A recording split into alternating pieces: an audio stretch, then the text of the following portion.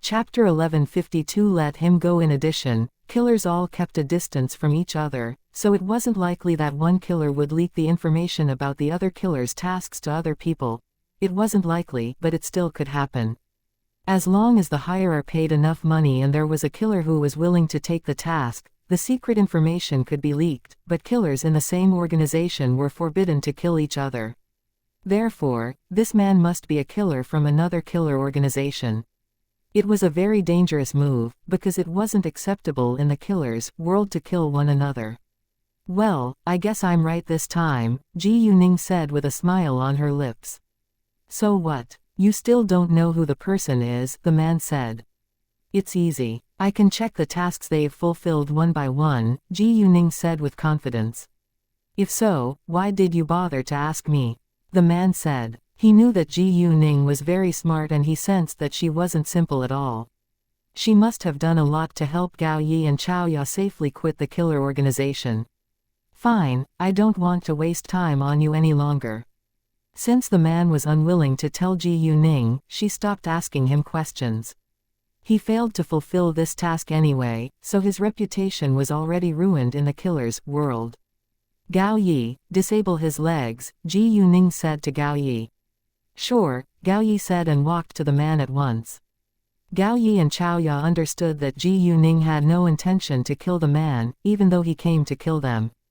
They didn't blame Ji Yuning for it, because it wasn't good for Ji Yuning to be involved in a murder, because it might affect her life and business. Moreover, they were also aware that this man had no future in the killer's world from now on. Even if they didn't kill him today, he wouldn't end up living a good life. Without delay, Gao Yi disabled the man's legs, making it impossible for him to get them back to normal. After that, they drove away and left the man behind. Although it was a remote place, some vehicles still passed there every day. Ji Yuning didn't kill the man and wasn't worried that he would sue them either. Once he sued them, his real identity would be exposed and he would be arrested by the police. As for the surveillance cameras along the road, Kay could handle them. The second Ji Yuning got in the car, she took out her phone and found Satuyi's missed calls and message. She called Satuyi back at once, and gave the excuse that her phone was out of power earlier. Luckily, Satuyi didn't mind. Afterwards, Ji Yuning went to the restaurant. Will you blame me for letting him go? Ji Yuning asked Gao Yi and Xiaoya all of a sudden. Although she knew they wouldn't, she still needed to ask for their opinions. Of course we won't, Gao Yi and Xiaoya said with sincerity. Lady Ning, we understand that you did that for our good, and we're no longer killers, so we can't deal with it in a killer's way, Gao Yi said. Xiaoya added, right, and we also know that he won't end up living a good life with a pair of broken legs. Shortly after Ji Yuning left, someone found the seriously injured man and called the police and hospital at once. Everything happened as Ji Yuning thought. The man didn't tell them Ji Yuning's name, but simply said that his enemy had broken his legs. He didn't give the police any other details. When the police went to check the surveillance cameras, they found that the surveillance cameras were hacked. As a result, there were no clues left.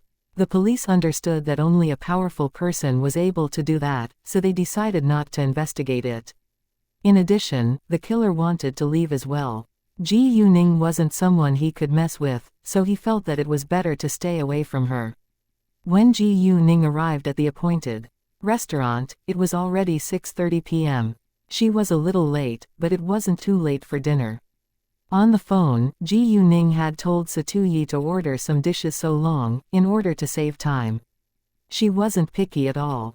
Satuyi had dined with Ji Yuning several times, and he paid special attention to her, so he remembered what she ate more of and what she didn't eat at all. Therefore, he ordered many dishes that Ji Yuning liked. Chu Xuanfeng witnessed everything, but he only had deep sympathy for Satuyi because Ji Yuning already had a boyfriend. Anyway, Satuyi enjoyed it, and as Satuyi's subordinate he could say nothing about it. Chapter 1153 I miss you too, Satu, I'm so sorry that I'm late, Ji Yuning said and apologized to Satuyi once she arrived. It's fine. You're not very late after all, Satuyi said. He actually disliked it when Ji Yuning was too polite to him, because it made him feel like they weren't close. He hoped that Ji Yuning could see him as a close friend. However, although they weren't strangers, they weren't very familiar with each other either. "Oh, I heard that the first film produced by your company was a great success. Congratulations," Satu Yi said. Even though he was very busy these days, he still read a lot of news about Ji Yuning on the internet. "Thanks," Ji Yuning politely said. Peihan always wanted to join the entertainment industry, and her performance in the movie has helped her get many fans, Chu Xuanfeng said. Although Chu Peihan didn't have as many fans as the leading actors, it was a success for her to be remembered by many people because of the film. No matter what Chu Peihan wanted to do, Chu Xuanfeng would support her as long as she didn't join the Qing gang or fought all day. In addition, the Qinghua organization owned an entertainment company too, so Chu Xuanfeng could protect Chu Peihan from being hurt by unspoken rules. As for what chances or roles Chu Peihan could get, that depended on her. Peihan really is suitable for this industry, because she's beautiful, smart, and talented, Ji Yuning said. Ji Yuning didn't know much about acting, but Luzon had made positive comments about Chu Peihan's talent. Luzon had even asked Ji Yuning whether this was the first time Chu Peihan had acted in a film, because she had done a very good job. At the beginning, Chu Peihan made some mistakes, but she soon corrected them under Luzon's guidance. Because of Ji Yuning, Luzon had added more time to Chu Peihan's part in the movie. Hearing Ji Yuning's approval of his younger sister, Chu Xuanfeng was satisfied. They chatted for a short while, before the dishes were placed on the table. They didn't care much about manners, so they ate while talking with each other. "Ji Yuning, I heard from Adam that you went to the public jade bid in Burma. How was it? Did you get a lot of good jade raw materials?" Satu Yi asked. "Yeah, it's not bad, and I indeed bought many high-quality jade raw materials," Ji Yuning said. When Ji Yuning met Adam and Amy at the public jade bid, she did nothing to punish Amy because she was busy back then. She didn't see Amy afterwards, so she gave it up. However, if she ran into Amy next time, she wouldn't promise that she would let her go again. It was impossible that Ji Yuning would forgive her, but she couldn't kill her either. After the meal, they separated. Satu Yi was still occupied with his work, so he had to go back as soon as he finished the meal with Ji Yuning. It was still early, but Ji Yuning wasn't interested in entertaining herself outside so late at night. Therefore, Ji Yuning told Gao Yi to drive her back to clean water blue sky, and Gao Yi along with Chao Ya went to stay in a hotel. Gao Yi and Chao Ya didn't have an apartment there after all. The car they drove today was a rented car. Ji Yuning already told Zhou Zhenghong to prepare a car for her the next day. Since Ji Yuning was in City Ji now, she definitely had to invite Master Bai and Master Fu to share a meal together, so she decided to call them tomorrow morning. Once she was back in her apartment, she sent Leng Xiaoting a message. About 5 minutes later, Ji Yuning's phone rang, and the caller was Leng Xiaoting. "Hi, Xiaoting, what are you doing now?" Ji Yuning picked it up without hesitation.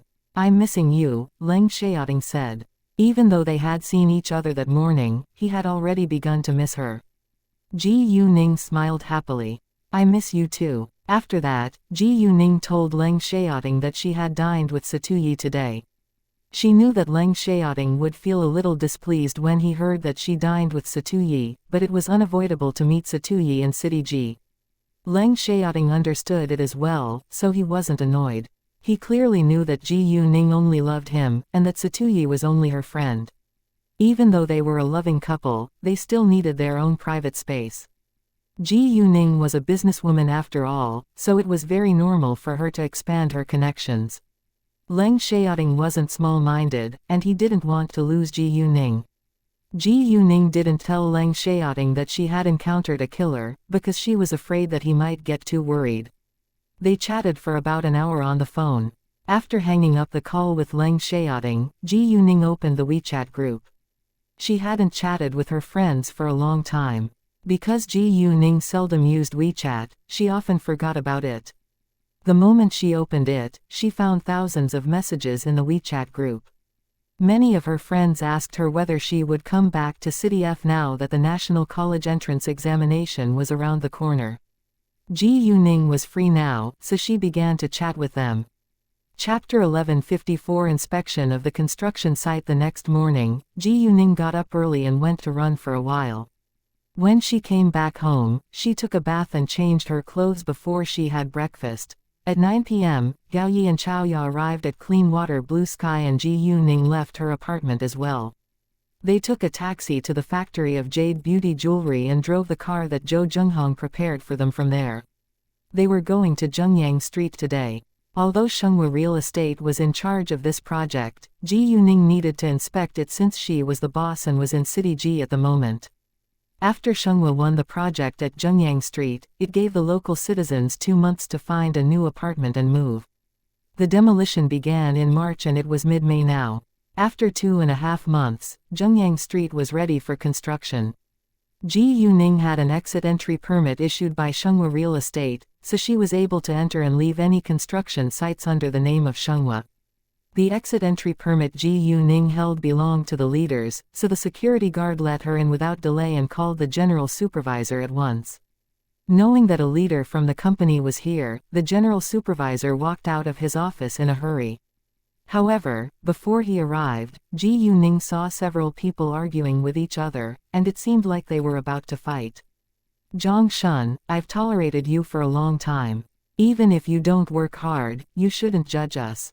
Who do you think you are? Are you a supervisor?" A young man around 20 years old shouted at a man who was about 27 angrily. "I'm not a supervisor, but the supervisor is my uncle. My uncle told me to keep a close eye on you." The man named Zhang Shun was quite arrogant. "Do you think that you're a professional? You know nothing about construction, so you should stop giving orders," the young man said. "Besides, you never take responsibility for your mistakes at work. Do you think that you can get away with it forever?" "Right." Several people beside the young man supported him. Zhang Shun panicked a little and argued at once, "Don't blame me for it. You didn't listen to me, so you deserve the punishment." Other people were mad, because Zhang Shun was playing the blame game. "It was your fault. So what? What can you do to me? If you don't want to work with me, you can quit." Zhang Shun raised his voice. The others were all furious, but they indeed could not do anything about it, because Zhang Shun was the supervisor's nephew. They couldn't stand his behavior, but they needed a job, especially when Xianxia paid them a high salary. The young man was actually in 12th grade this year, but his family was caught by a terrible tragedy 2 months ago. His father, who was the breadwinner in their family, broke a leg at the construction site, and his family couldn't afford his education in university, so he had to quit school and started to work right away. While they didn't know what to do to Zhang Shun, a girl's voice sounded close to them. "He can do nothing to punish you, but I can." Hearing that, they all turned to look at Ji Yuning and were impressed by her beauty. "Who are you?" Zhang Shun asked. "You don't need to know who I am, but I have the right to fire you because you've disobeyed the rules of this construction site," Ji Yuning coldly said. Zhang Shun was scared. This girl in front of him could be a person of power. However, it was hard for him to believe it. "I'm the supervisor's nephew," Zhang Shun said. He still tried to put pressure on Ji Yuning with his identity. In his eyes, a supervisor was very powerful, but it was nothing in Ji Yuning's eyes. Ji Yuning wouldn't take grassroots lightly, but she wouldn't accept any black sheep. If she didn't witness it, she might ignore it, but she had to do something since she already found out about it. Ji Yuning didn't bother to argue with Zhang Shun, because she saw the general supervisor coming. Seeing the general supervisor, they fell into silence. The general supervisor was a man about 34 years old, and he was assigned here by the Xianxia organization, so he knew Ji Yuning. Although he didn't know that Ji Yuning was the founder of the Xianxia organization, he was aware that Ji Yuning had a close relationship with An Guangyao. No matter who she was, he knew that she was an important figure. Moreover, he also knew that Ji Yuning was the boss of Jade Beauty Jewelry. However, that was all he knew about Ji Yuning. Even though he seldom read the news and didn't know more of her achievements, he already admired Ji Yuning deeply. Therefore, when he saw Ji Yuning in real life, he was excited. "It's so nice to meet you, Miss Ji Yu." Zhang Shun got nervous when the general supervisor was so polite to Ji Yuning. General Supervisor Chen, where is the supervisor of this construction site? Ji Yuning asked. The general supervisor was responsible for the whole construction site, while the supervisor was the head of construction workers. General Supervisor Chen frowned and looked around, but he didn't see Supervisor Zhang. Where is Supervisor Zhang? He asked a worker. I just heard Supervisor Zhang tell Zhang Shun that he was going to play mahjong, so he left Zhang Shun to supervise us, the young man said. In fact, they all knew that Supervisor Zhang was very lazy and often absent, but they didn't dare to complain about it. However, Ji Yuning's appearance and attitude changed everything. Chapter 1155 Play Mahjong During Working Hours. It was obvious that this girl sided with the construction workers and she had the power to make the decisions here. He went to play mahjong during working hours. That's insane. General Supervisor Chen was mad at once. Supervisor Zhang always did a good job in front of him, so he didn't pay much attention to him, but it turned out that Supervisor Zhang was negligent in supervising this construction project. General Supervisor Chen blamed himself for this mistake. Zhang Shun was scared when General Supervisor Chen was mad, and he didn't dare to side with his uncle now. Does it often happen? Ji Yuning asked the young man. Yeah, we rarely see the supervisor these days, the young man said. Hearing that, General Supervisor Chen was even angrier. A supervisor should keep a close eye on the construction project, otherwise he didn't deserve such a high salary. We can't keep him. General Supervisor Chen, please directly fire Supervisor Zhang and Zhang Shun, and I'll talk to Chairman and later, Ji Yuning said. Sure, General Supervisor Chen said. Even if Ji Yuning didn't give that order, he would still fire Supervisor Zhang. He didn't understand why Ji Yuning wanted to fire Zhang Shun as well, but he knew that Ji Yuning had to be doing it for a reason. The other people were all delighted when they heard that both Supervisor Zhang and Zhang Shun were fired, because nobody liked them. Miss Ji Yu, please give me another chance. I promise I won't do it again. Zhang Shun begged Ji Yuning in a hurry. He got paid a higher salary here, so he was unwilling to leave.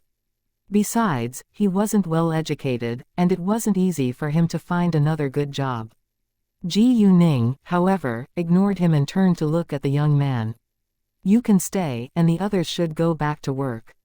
The young man then stayed and the other people all walked away. General Supervisor Chen, please take Zhang Shun to finish the legal procedures for his dismissal, Ji Yuning said to General Supervisor Chen. No problem. Miss Ji Yu, please feel free to tell me if you need me to do anything for you, General Supervisor Chen said before he left with Zhang Shun. Zhang Shun was reluctant to leave, but he was left no choice. Miss Ji Yu, may I help? The young man asked, feeling nervous when he was alone with Ji Yuning. What's your name? Ji Yuning asked. She had a good impression of this young man. He should be studying in a school at his age, but he was doing physical work here. There had to be a reason for it. Ji Yuning told him to stay in order to find out more about him. She had a strong feeling that this young man was very promising, and Ji Yuning believed in her feelings. If she didn't have that feeling, she wouldn't waste much time on a stranger. My name's Yuan Mao, Yuan Mao answered. How old are you? Ji Yuning asked again. I'm 19. Yuan Mao didn't understand why Ji Yuning asked that, but he still answered her questions. You're 19. You're supposed to study in a school at this age. Why are you already making a living? Ji Yuning asked. Yuan Mao instantly looked upset, but soon composed himself. He didn't want other people to think that he was weak. Ji Yuning knew that he ached to study from his expression, but he couldn't do that because of some difficulties. She was right. I'm in 12th grade this year and I should be attending the National College Entrance Examination, but my father was caught in an accident 2 months ago. He was the only breadwinner in my family, so I had to quit school and support my family by working here, Yuan Mao said. Although he wanted to keep on studying, his family mattered more in his eyes. How's your performance in your grades? Ji Yuning asked. I'm always among the top 20 in my grade, Yuan Mao said with pride, then wore a resigned look. He was proud of himself because he was very academic. However, no matter how good he was at studying, he had to give it up. Knowing that, Ji Yuning was slightly surprised. She didn't expect that Yuan Mao was an excellent student in his school. In that case, it would be a shame for him not to finish his education. Well, have you ever thought about what major you will choose if you can get into a university? Ji Yuning asked. Yuan Mao was confused when Ji Yuning kept asking him questions about his studies. He was unwilling to talk much about it because he felt sad every time he thought of it. Nevertheless, Ji Yuning was the boss, so he had to answer her questions. Building design, I think, he said. Can you tell me why? Ji Yuning asked. Yuan Mao stopped for a second, then continued, my father used to be an architect, and I learned a lot from him, but a man stole a design from my father several years ago and even slandered my father. Because the man has a powerful family as support while my family is very ordinary, my father failed to get his design back and his reputation was also ruined in the industry. My father couldn't work as an architect any longer, so he had to earn some money at construction sites. Saying that, Yuan Mao felt like crying. Ji Yuning nodded after hearing the story. No matter what level Yuan Mao's father was at as an architect, his father must be outstanding since his father could become an architect. Yuan Mao had also learned a lot from his father, which meant that he was better than his peers in this industry. His father had to quit this industry, but he still chose to join it, which proved his determination. Well, if you can keep studying, do you still want to major in building design? Ji Yuning asked. Of course. Yuan Mao blurted it out, but soon lowered his head. I don't think it's possible though. Chapter 1156. Except one condition. It is possible as long as you agree to one condition I lay down, Ji Yuning said. I can support you to finish your education and cure your father's leg. Ji Yuning thought that it wasn't a bad idea if Yuan Mao could work for her in the future. He could be very loyal to her since she was willing to support him. Yuan Mao rounded his eyes in shock and couldn't believe his ears. Miss Ji Yu, are you sure? Yuan Mao asked. Ji Yuning smiled. Of course, I'm willing to solve these problems for you and help you out. Really? I can't believe it. Yuan Mao was thrilled and astonished. He indeed ached to go back to his school, but he wanted his father to get good treatment first. Although his father only broke one leg, his father couldn't work as usual to make enough money. And because his family wasn't rich, and they could barely afford the medical fee. Well, what's the condition? Yuan Mao asked. He wanted this chance, but he was afraid that Ji Yuning might tell him to do something illegal. He was very cautious and wouldn't easily be tempted. Although he was young and lacked social experience, he remained calm. You must sign a labor contract of 10 years with Xianxia Real Estate after your graduation, which means that you must work for Xianxia for at least 10 years in the future. You'll get a decent pay and you can choose to stay or leave after 10 years, Ji Yuning said. 10 years weren't short, nor was it too long. If Yuan Mao thought that Xianxia Real Estate was a great platform to put his skills into practice, he would stay. If he wanted to leave for a better company, Ji Yuning wouldn't force him to stay either. Ji Yuning appreciated talented people, but she hoped that they would work for her voluntarily. She wasn't sure whether Yuan Mao would agree with it, because it was a little strict. Yuan Mao was surprised again after hearing the condition. What? I must sign a labor contract of 10 years with Xianxia Real Estate. Yuan Mao didn't think that it was an unreasonable condition, but thought it was to his advantage. After all, it was difficult for graduates to find a good job nowadays.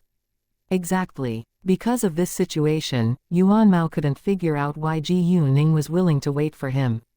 Even if he was successfully accepted by a university, it didn't mean that he would be an outstanding architect. Yuan Mao asked, Miss Ji Yu, this condition is totally to my own advantage, so I don't understand why you're willing to do that. There are plenty of skilled architects in the world. Why don't you hire them? If I can't become an outstanding architect in the future, I'll be useless for Xianxia. Ji Yuning smiled. She liked smart people who valued personal loyalty above money, and she believed that Yuan Mao was one of them. She also understood that it took time to test one's loyalty, and she was patient. You're right. It probably won't do my company any good in the future, but I have confidence in my decision and you, Ji Yuning said. You can think of me as a kind person who's willing to give you a helping hand. Yuan Mao was struck dumb for a second. He didn't expect that a stranger would be so kind to him when he had nothing to offer. After all, there were more good people than bad people in this world. Since Ji Yuning was willing to help him, Yuan Mao didn't ask further about it. "Thank you so much, Miss Ji Yu. I accept the condition you lay down," Yuan Mao said. Yuan Mao was grateful to Ji Yuning, and he realized that he met a generous benefactor. Yuan Mao never doubted whether Ji Yuning was able to make the decision to let him sign the contract with Xianxia Real Estate, because he could see that Ji Yuning was a very important figure in the company. Although Ji Yuning looked young, she wasn't ordinary at all. Afterwards, Ji Yuning went to General Supervisor Chen's office together with Yuan Mao. Once they were gone, the others began to discuss it. "Who's that girl? She seems to be an important figure. She must be, since she could easily fire Supervisor Zhang and Zhang Shun." "Right, but what did she say to Yuan Mao just then? Will Yuan Mao be fired too?" "I don't think so, because Yuan Mao looked very excited. He must have heard some good news." Did the girl decide to help Yuan Mao? They talked about it for a long while, but nobody knew the answer. Ji Yuning told General Supervisor Chen to pay Yuan Mao his salary before she left with him. Although Ji Yuning didn't explain it at all, General Supervisor Chen understood that Yuan Mao was super lucky today and was picked by Ji Yuning. He actually also had a good impression of Yuan Mao. Zhang Shun was already fired, but he didn't leave yet, because he was waiting for Supervisor Zhang. Therefore, he saw Ji Yuning walking out with Yuan Mao. However, Zhang Shun wasn't as smart as General Supervisor Chen, and he didn't understand why Ji Yuning did that. Chapter 1157. I can make the decision. He thought that Yuan Mao had been fired too, but it didn't seem to be true. However, then why did Yuan Mao walk out with Ji Yuning? Zhang Shun was curious but didn't dare to ask them. He could only stand still, watching them leave. At this moment, Supervisor Zhang arrived in a hurry, and Ji Yuning stopped to look at him. Supervisor Zhang was a man who was about 40 years old, and he argued once he walked into General Supervisor Chen's office. "Why did you fire me? I just left for a short while to play mahjong. I won't do it again. It's not a big deal." He made it sound as if it wasn't his fault at all. "You just left for a short while." General Supervisor Chen glared at Supervisor Zhang. "It's not the first time that you've been absent from work for too long. You're the supervisor, and you're supposed to be at the construction site all day. We don't pay you so that you can play mahjong as you like." Hearing that, Supervisor Zhang panicked a little. He realized that it was a very serious problem. "You can't fire me just because of that, and I won't do it again," Supervisor Zhang said. He was unwilling to leave here. "It's not up to you, and Chairman An is already aware of it now, so you have to be fired," General Supervisor Chen said. "What? How is it possible?" Supervisor Zhang was shocked. General Supervisor Chen just called An Guangyao a while before Supervisor Zhang arrived, and An Guangyao was furious after knowing about it. An Guangyao told General Supervisor Chen to obey Ji Yuning's order, and it was obvious that An Guangyao respected Ji Yuning very much. General Supervisor Chen was more curious about Ji Yuning's title now, but it wasn't appropriate for him to ask about it at this time. He had worked for Xianxia Real Estate for many years, and he knew that it almost went bankrupt last time, so An Guangyao wasn't its owner now. He began to think that the person who took over Xianxia Real Estate could be a member of Ji Yuning's family. He didn't think that Ji Yuning was the person, because she was too young. "I can make the decision to fire you," Ji Yuning said all of a sudden and walked back into the office. She didn't want General Supervisor Chen to bear the blame for her.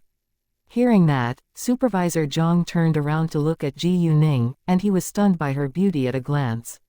Not only was he addicted to gambling, but he was also lecherous. "Who is this beautiful girl?" Thinking of that, he asked, "Who are you?" "I'm a shareholder of Xianxia Real Estate, and I made the decision to fire you and your nephew," Ji Yuning said. "What? You're a shareholder of Xianxia Real Estate?" Both Supervisor Zhang and Zhang Shun were shocked.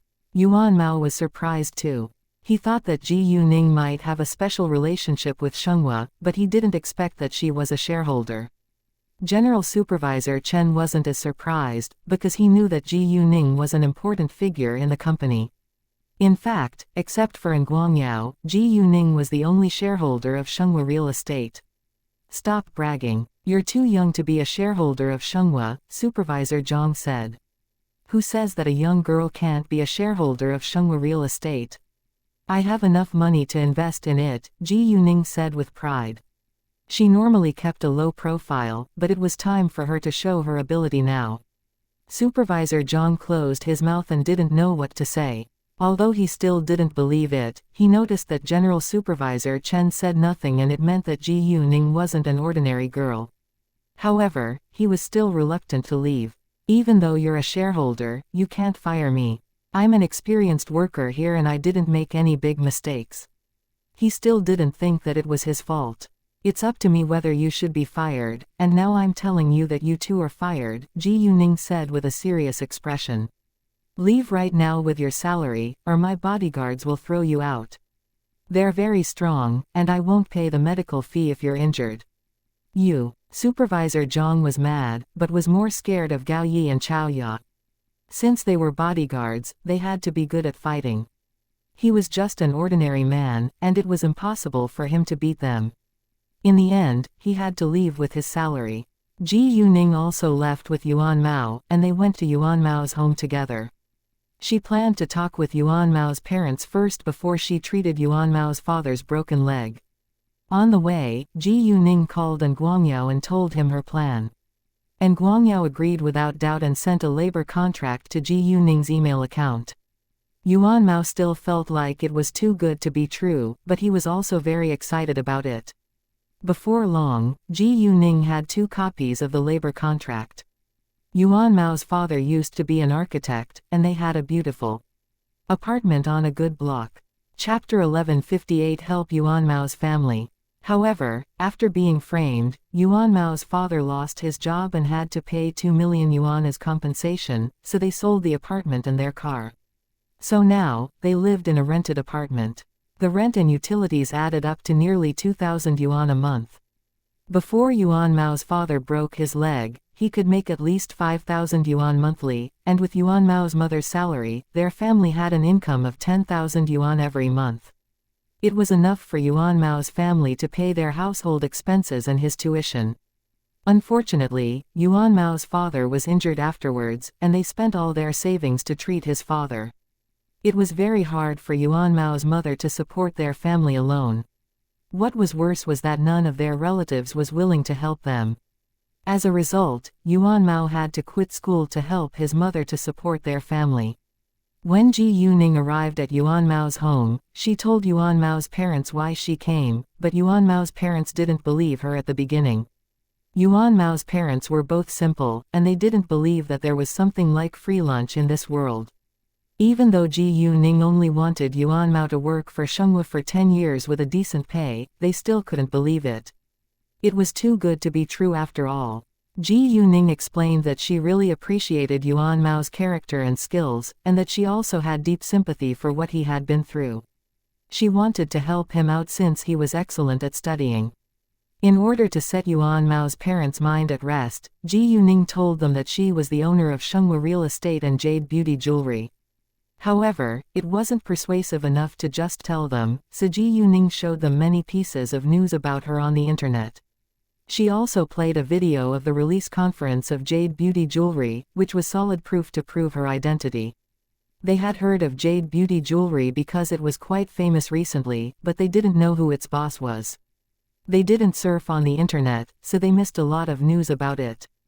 To their surprise, the owner of jade beauty jewelry was a young girl, who was less than 20 years old.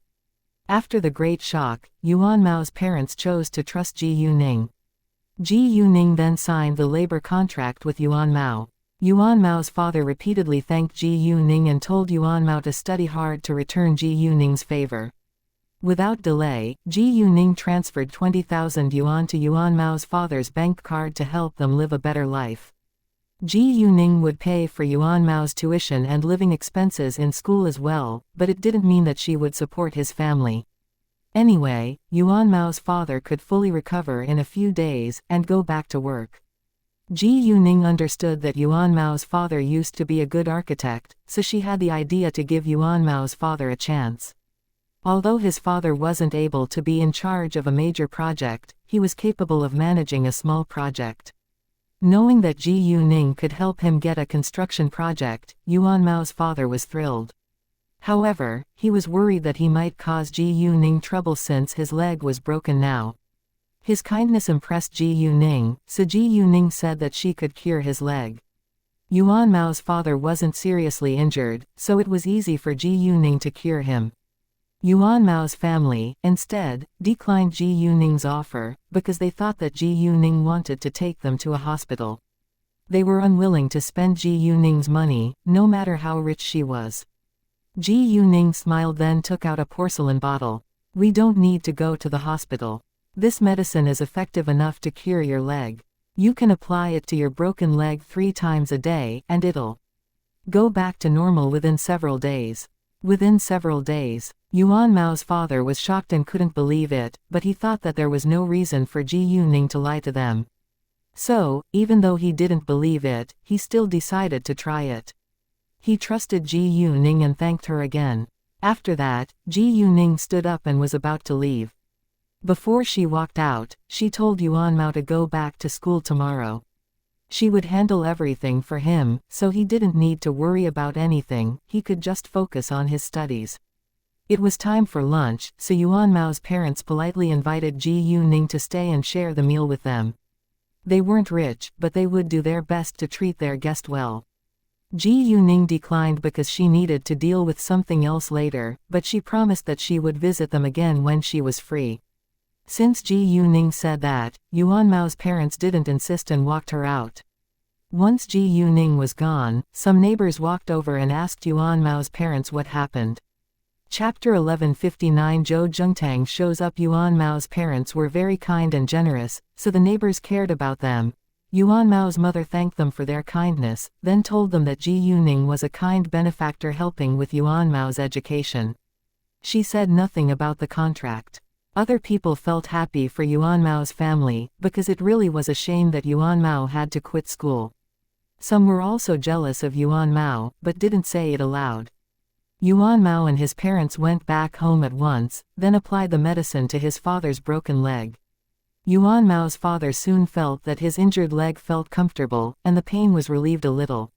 It would take time for Yuan Mao's father to make a full recovery, but he was still amazed by the obvious effect of Ji Yuning's medicine. Yuan Mao and his parents finally saw hope, and they believed that their family was going to live a better life in the future. Ji Yuning called Yan Zhengelin in her car on the way to a restaurant. She briefly explained the situation Yuan Mao was in to him, and asked him whether he could help. Yan Zhengelin agreed since Ji Yuning needed his help. He also had sympathy for Yuan Mao after knowing what Yuan Mao had been through. Yan Zhengelin called the principal of the No. 2 high school without hesitation. Although there was no need for him to do that in person, he wanted to do that personally for Ji Yuning's sake. The principal of the No. 2 high school had Yan Zhengelin's phone number, but they had never talked with each other on the phone before. Even though they knew each other, they weren't familiar with one another. Therefore, the principal was surprised when he saw the caller's name. He picked it up at once. After hearing the reason why Yan Zhengelin called him, the principal was surprised again. Since Yan Zhengelin called him in person, it meant that it was very important, so he agreed without doubt.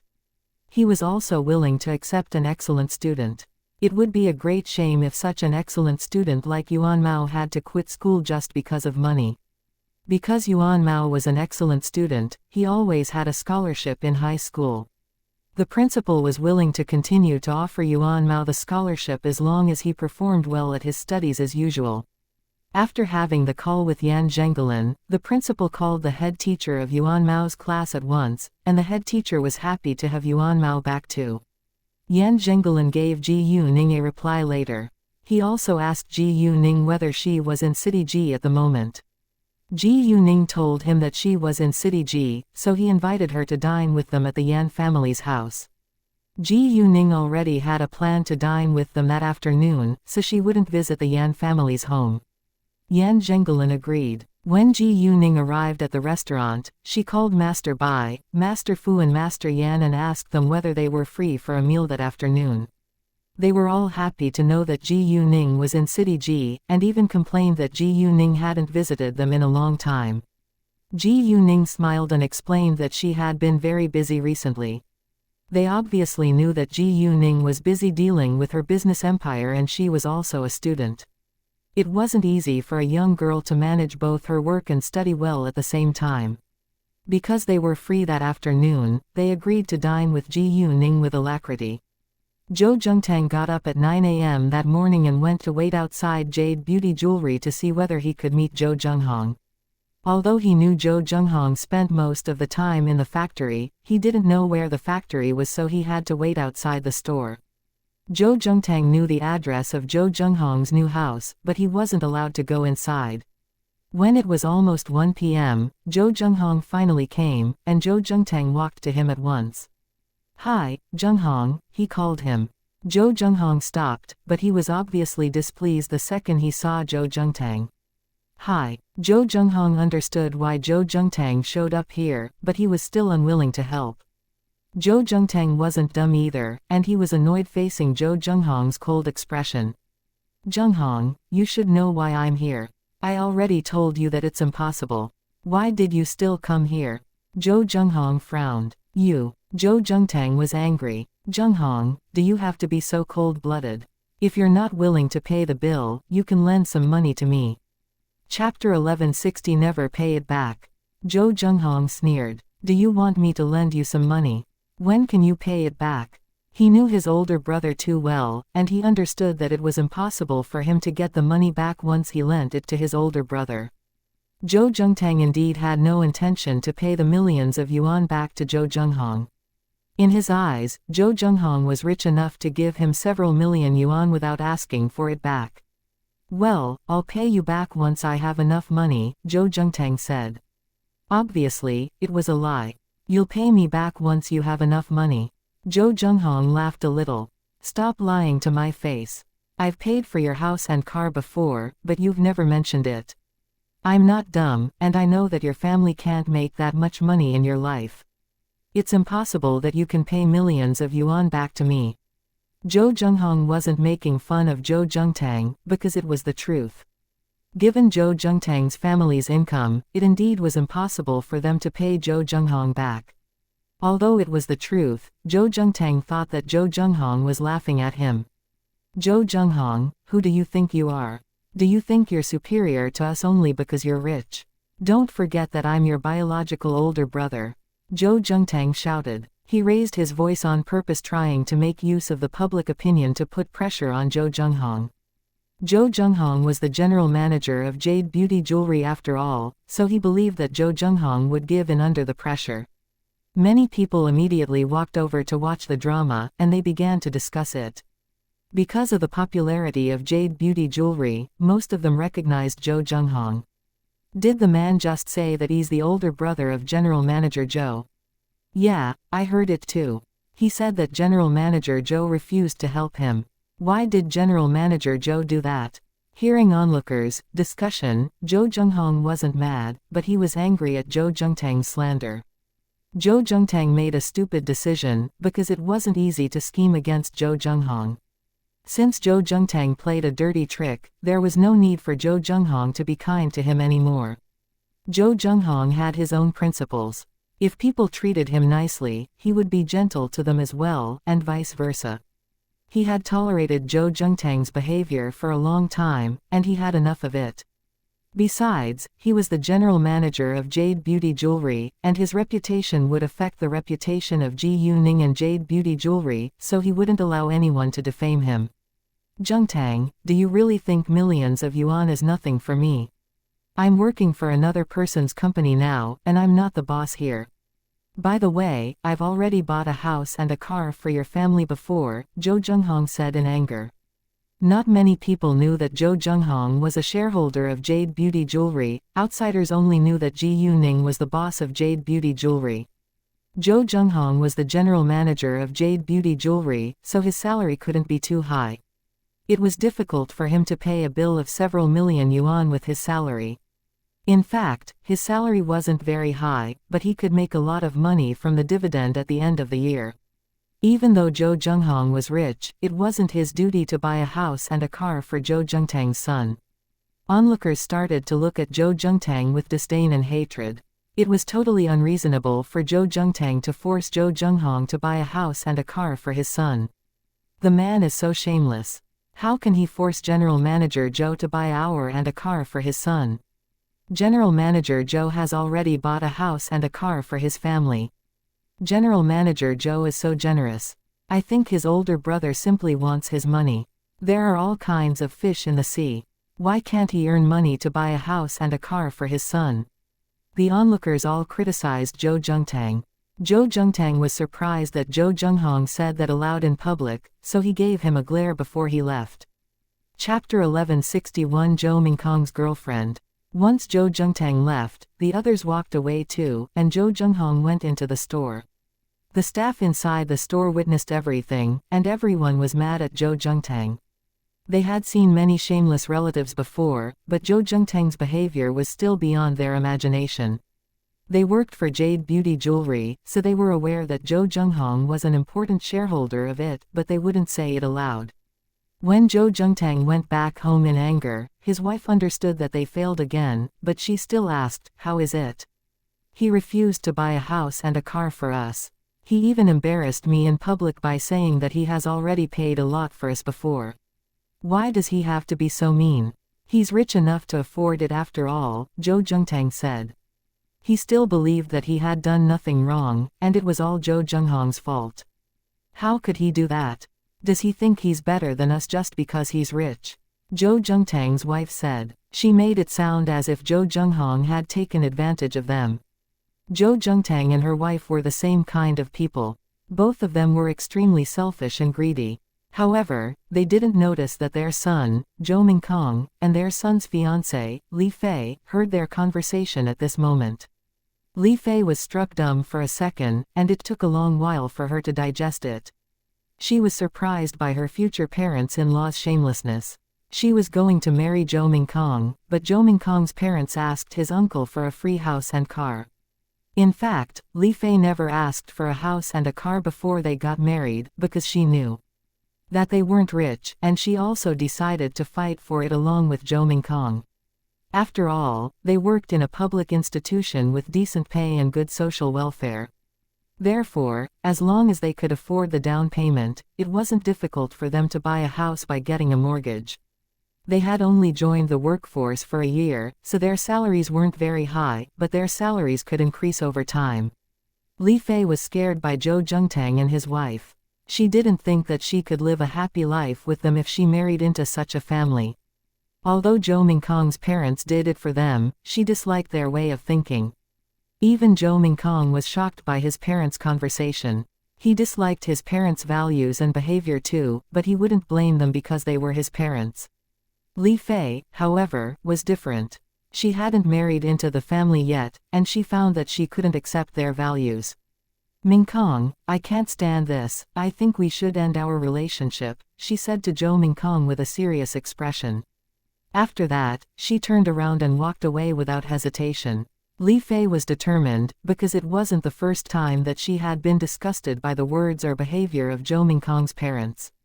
Although Zhou Mingkong's parents already accepted her as their future daughter-in-law, she sensed that there was something wrong with his parents' values when they spent some time together.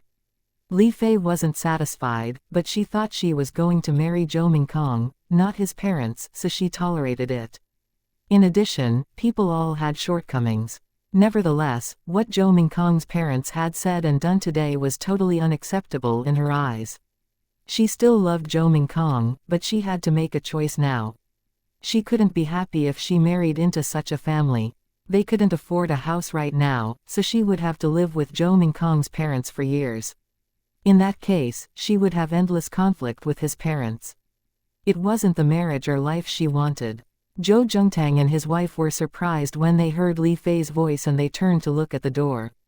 They didn't think that they were wrong, and they were annoyed by Li Fei's attitude. "Fei Fei." Zhou Mingkong stopped Li Fei at once by pulling her hand. He also loved Li Fei very much, and was unwilling to lose her. "What did you just say?" Zhou Mingkong's mother questioned her. She accepted Li Fei as her future daughter-in-law, but it didn't mean that she would treat Li Fei very well as a member of her family. In her eyes, a daughter-in-law was always an outsider. Besides, she believed that she was more important than her daughter-in-law.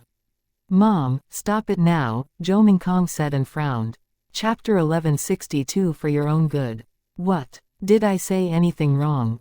She hasn't married into our family yet, and she already dares to criticize me. Zhou Mingkong's mother said. "Mom, don't say that." Zhou Mingkong tried to stop his mother. He was displeased because of his mother's words, and he didn't want his girlfriend to dump him right before their wedding. Zhou Mingkong thought that it was nothing personal, and it was obviously his parents' fault. "You don't need to worry about that, because I'm not going to marry into your family," Li Fei said with determination and struggled to get rid of Zhou Mingkong's hand. "Fei, don't." Zhou Mingkong held Li Fei's hand tight. "Mingkong, let her go. You can find someone better than her," Zhou Mingkong's mother said with arrogance. In her eyes, Li Fei didn't deserve her son. "Mom." Zhou Mingkong was mad. He didn't understand why his mother became so unreasonable all of a sudden. Actually, it only proved that Zhou Mingkong didn't know his parents well. The truth was that Zhou Zhenghong had helped his parents a lot before, so Zhou Mingkong wasn't aware of how greedy his parents were. Once Zhou Zhenghong lost everything, his parents kept a distance from Zhou Zhenghong. And when Zhou Zhenghong got rich again, their parents finally showed their real colors. Zhou Mingkong knew nothing about what his parents had done before, or he would feel utterly embarrassed. "Enough, let her go. We don't welcome her here," Zhou Zhengtang said in anger. He was in a terrible mood now, and Li Fei's attitude irritated him. "Dad." Zhou Mingkong felt helpless. "Zhou Mingkong, let me go." Li Fei was furious. "Mingkong, let her go." Zhou Zhengtang and his wife gave an order. "I'll go with you, and we can have a talk in private," Zhou Mingkong said. He knew that they couldn't stay at his home any longer. However, his mother stopped him. "You should stay, and let her go. If you dare to leave with her, you're forbidden from coming back again." "Mom." Zhou Mingkong raised his voice. "Mingkong, stay home today, and don't go anywhere," Zhou Zhengtang said and pulled Zhou Mingkong over with great force. "Dad." Zhou Mingkong almost had a breakdown at this time. He even blamed himself for going back home today. Li Fei seized this chance and got rid of his hand, then left without turning around at all. Zhou Mingkong could only watch her leaving. "Mom, Dad, how could you ask my uncle for a house and a car? Fei didn't ask for that, and my uncle already bought this apartment for us. He's very nice to us," Zhou Mingkong said when Li Fei was gone. Hearing that, Zhou Zhengtang shouted, "He's my younger brother and he has enough money to buy an apartment for me." Zhou Mingkong thought that it was ridiculous. It wasn't a younger brother's duty to support his older brother even if he was rich. However, his father took it for granted. Zhou Mingkong didn't know what to say, because his father was too old to change his way of thinking. "We want a house for your own good. Don't you know the housing price is incredibly high right now? We can't afford a house ourselves." Zhou Mingkong's mother argued. Although they had an apartment, they still wanted a house. "Enough. Why don't you simply admit that you're greedy? Do you think your behavior is reasonable? It's amoral. I don't want my colleagues or friends to know I have such parents. They'll despise me." Zhou Mingkong lost his temper. He didn't want his parents' behavior to affect his job. He could tolerate his parents, but other people wouldn't. Zhou Zhengtang and his wife closed their mouths at once, because they knew how powerful rumors were. Actually, Zhou Mingkong's mother loved gossiping, and she always talked about other people's private lives with her friends. If other people knew what they had done, their family's reputation would be damaged. What was worse, it would affect her son's career in the public institution as well. Therefore, Zhou Mingkong's mother stopped arguing. Zhou Mingkong was full of anger. Since Zhou Zhengtang forbade him to leave home, he could only lock himself in his room and called Li Fei at once, but Li Fei refused to answer his calls. Zhou Mingkong had to give up calling in the end, then threw his phone on his bed. Because his bed was soft, his phone wasn't damaged at all. Chapter 1163 Han Wenling calls. He didn't blame Li Fei for breaking up with him, because he couldn't tolerate his parents' behavior either. he only felt like he probably wasn't that important in Li Fei's eyes. He thought that it was enough that they loved each other, but Li Fei had a different opinion. They had to live with Zhou Mingkong's parents after getting married, and it was unavoidable to have conflict. Li Fei went straight back to her own home, and talked about it with her parents. Although her family weren't as rich as Zhou Mingkong's family, her parents had principles. Li Fei didn't want to marry Zhou Mingkong, and her parents supported her. At 2 p.m., Ji Yuning received a call from an acquaintance. "Miss Ji Yu, this is Han Wenling. We met each other at your parents' wedding last time," a woman said once Ji Yuning picked up the call. Han Wenling was very polite to Ji Yuning, and she didn't take Ji Yuning lightly just because she was very young, because she knew that Ji Yuning was too outstanding to be despised. Han Wenling. Ji Yuning was a little surprised that she would call her. She was curious to know why Han Wenling suddenly called her. Because it was very easy for Han Wenling to get her phone number, Ji Yuning didn't feel like it was strange. "Hi, Miss Han, may I help?" Ji Yuning asked nicely. She thought that Han Wenling wasn't a bad person. Although Han Wenling had mocked Ji Yuman and annoyed Ji Yuning before, it wasn't unforgivable. Ji Yuning actually didn't mind, because Han Wenling was a smart woman. "Well, I tried the ointment you sent me last time, and it's quite effective. I found out that Kalain is yours afterwards, and I have an idea to cooperate with you," Han Wenling said. In fact, when she found out that Ji Yuning was the owner of Kalain, she was really surprised. Kalain was a very successful medical brand on the market after all. Its customers all left positive comments about it. It was the right way to make a fortune. Han Wenling knew the competition to cooperate must be fierce, but she still wanted to try. "Miss Han, can you tell me your plan?" Ji Yuning asked. She was willing to sell Han Wenling some products if Han Wenling wanted to open a store, but she wouldn't allow Han Wenling to produce the products. "I plan to establish a factory in City Q to produce the medical and skincare products of this brand," Han Wenling said. Ji Yuning frowned. She actually had the feeling that Han Wenling would say that, so she wasn't surprised. Han Wenling was a successful entrepreneur herself, and a small pharmacy couldn't satisfy her need of making a fortune. I'm sorry, Miss Han. If you want to open a pharmacy and purchase products from my company, we'd love to cooperate with you, but I can't agree with you wanting to establish a factory," Ji Yuning said. "Why? It's a win-win for both of us." It wasn't a surprising answer, because Han Wenling had called Ning Chengkai before, and Ning Chengkai turned her down too. Ning Chengkai didn't tell her the specific reason, but just told her that cooperating with another company to produce their products was not allowed. Ji Yuning had set the rule for Ning Chengkai, so Ning Chengkai worked according to it. Han Wenling called Ji Yuning afterwards only hoping that Ji Yuning might change her mind. Even though she wasn't familiar with Ji Yuning, they had met each other once before. She wasn't confident that Ji Yuning would agree, but she was unwilling to give up. "I don't want other people to share the brand founded by me," Ji Yuning said. Ji Yuning's attitude was quite obvious, so Han Wenling didn't insist. "Fine, I understand." Since Ji Yuning disagreed, Han Wenling didn't say anything further about it. "Miss Ji Yu, I do admire your skills of running a business, and I hope that you can forgive me for my previous behavior. If you don't mind, we can stay in touch," Han Wenling said. Han Wenling indeed wanted to make friends with Ji Yuning. She wasn't annoyed at Ji Yuning just because Ji Yuning was Tang Yunfan's daughter. "Miss Han, I don't mind it at all, and it's my honor to be your friend," Ji Yuning said. Han Wenling was a woman of high social status, and it wasn't a bad thing for Ji Yuning to have a good relationship with her. Although she didn't know much about Han Wenling, she was willing to get familiar with her. Han Wenling was cheered up. "Great, Miss Ji Yu, please do call me if you visit City Q next time. We must meet up sometime." "Sure, no problem," Ji Yuning said. After that, they hung up the call. Chapter 1164. Not an advertisement. A short while later, Ji Yuning received Bai Shuiyan's call. Bai Shuiyan called Ji Yuning because she had obviously heard that Ji Yuning was in City G. It was a Sunday, and Bai Shuiyan was free from school, so she hung out with her friends that morning. When she came home, she found her grandfather, Master Bai, in a very good mood, so she asked for the reason. Master Bai then told her that Ji Yuning was in City Ji now and Bai Shuiyan went to call Ji Yuning at once.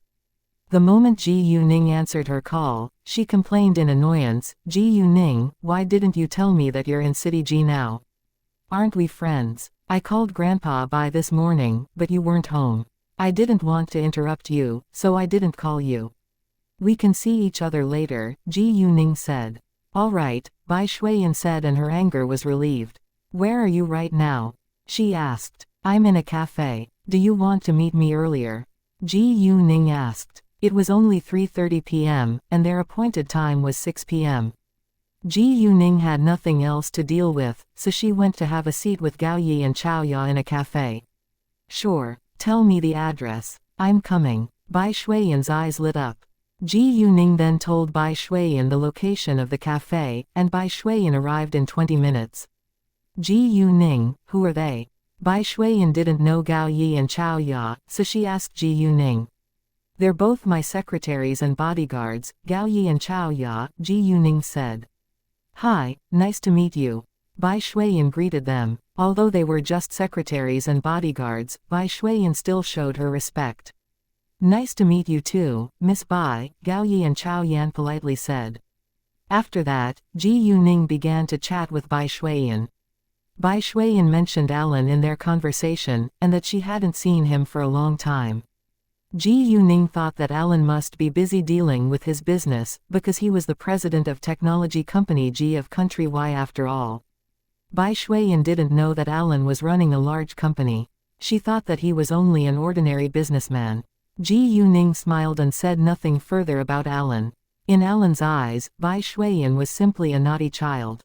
When it was almost the appointed time, they went to the restaurant together.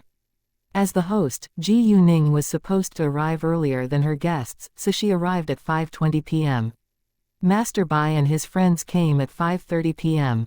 They greeted each other the second they met one another. "Girl Ji Yu, I heard your business is growing increasingly big, and the famous clothing brand, Charm, is also yours, right?" Master Fu asked. They had learned about it from the news conference.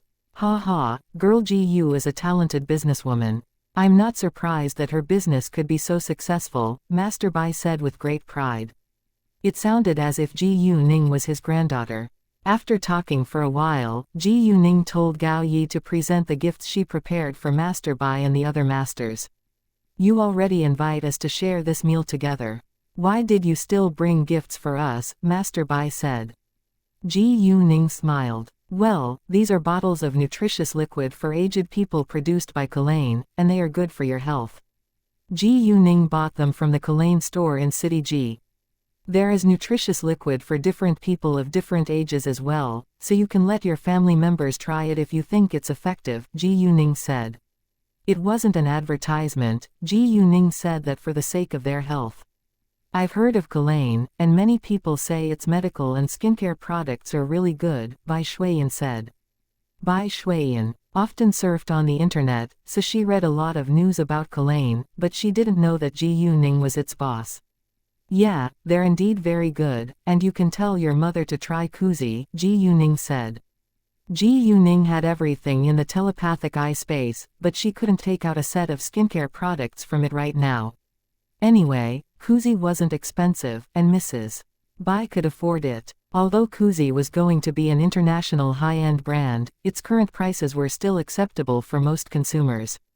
"Sure," Bai Shuiyan said. Since it was Ji Yuning's recommendation, Bai Shuiyan easily accepted it. "Girl Ji Yu, does Kulain belong to you too?" Master Yan suddenly asked. Hearing that, the others turned to look at Ji Yuning with surprise. Ji Yuning smiled and said, "Right, Kulain belongs to me, but I didn't come here today to do an ad for it. It really is very effective, so I recommended it to you all." She sincerely hoped that her friends could be healthy and beautiful at the same time. Chapter 1165. A body thrown into the river. The others were surprised, not because Kulain belonged to Ji Yuning, but because Ji Yuning owned another company within such a short time. Her business empire grew too fast. "Wow, you own another company so quickly," Master Bai said in surprise. Right, and it seems quite profitable, Master Fu said. You're indeed a talented businesswoman. Master Yan said. Since it was Ji Yuning's company, they believed that this product had to be very effective. During the meal, they enjoyed talking with each other in a relaxed atmosphere. At the beginning, Bai Shuiyan could join their conversation, but she was gradually ignored, so she turned to enjoy the food by herself. When they were about to separate, Bai Shuiyan asked Ji Yuning, when will you leave City G? Tomorrow. I'll go to City B and stay there for a few days before I go back to my school for the National College Entrance Examination, Ji Yuning said. Hearing that, Master Bai and the others realized that Ji Yuning was still a student and that she was about to attend the National College Entrance Examination. They wished Ji Yuning all the best before they left. Ji Yuning then told Gao Yi to drive her to Clean Water Blue Sky before they went back to the hotel. She got out of the car at the gate of Clean Water Blue Sky, but she didn't want to go back to her apartment right away. Instead, she took a taxi and headed to a river. The Zhao hadn't touched water for a long time, and Ji Yuning thought that she should let it out to have some fresh air. It was May, and it was still a little hot, so there were many people wandering by the river to cool themselves down.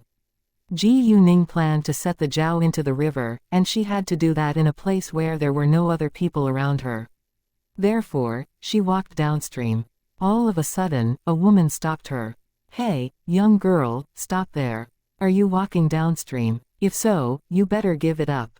It's not safe there. A girl did the same thing not long ago after being dumped by her boyfriend, but she was raped by a man and her body was thrown into the river. Nobody knows where the criminal is right now. Knowing that, Ji Yuning put on a serious face. She hated rapists, and had sympathy for the victim. Thank you so much for your kindness. I won't go there, Ji Yuning said. The woman felt relieved and kindly reminded Ji Yuning to go home early. After the woman was gone, Ji Yuning continued to walk downstream. Ordinary people might be scared of a place where a person was just killed, but Ji Yuning didn't mind it at all. She let the Zhao out once there was nobody around her. The Zhao swam into the river without delay and Ji Yuning went to have a seat by the river. However, the Zhao emerged from the river after a short while and said to Ji Yuning, my master, there is a female ghost under the river, but she was scared away by me. Ji Yuning was struck dumb for a second. The female ghost could be the innocent girl's ghost. It was just Ji Yuning's guess, and it could be other people's ghosts. However, since there was a female ghost in the river, Ji Yuning decided to check it herself. As time went by, Ji Yuning began to take it as her duty to wipe out all kinds of monsters and ghosts. It was kind of her destiny. She always ran into monsters and ghosts, and they were bad for ordinary human beings. In addition, she found that there was a strong energy inside her body that increased every time she eliminated a monster or a ghost. She couldn't figure it out, but felt that it was beneficial.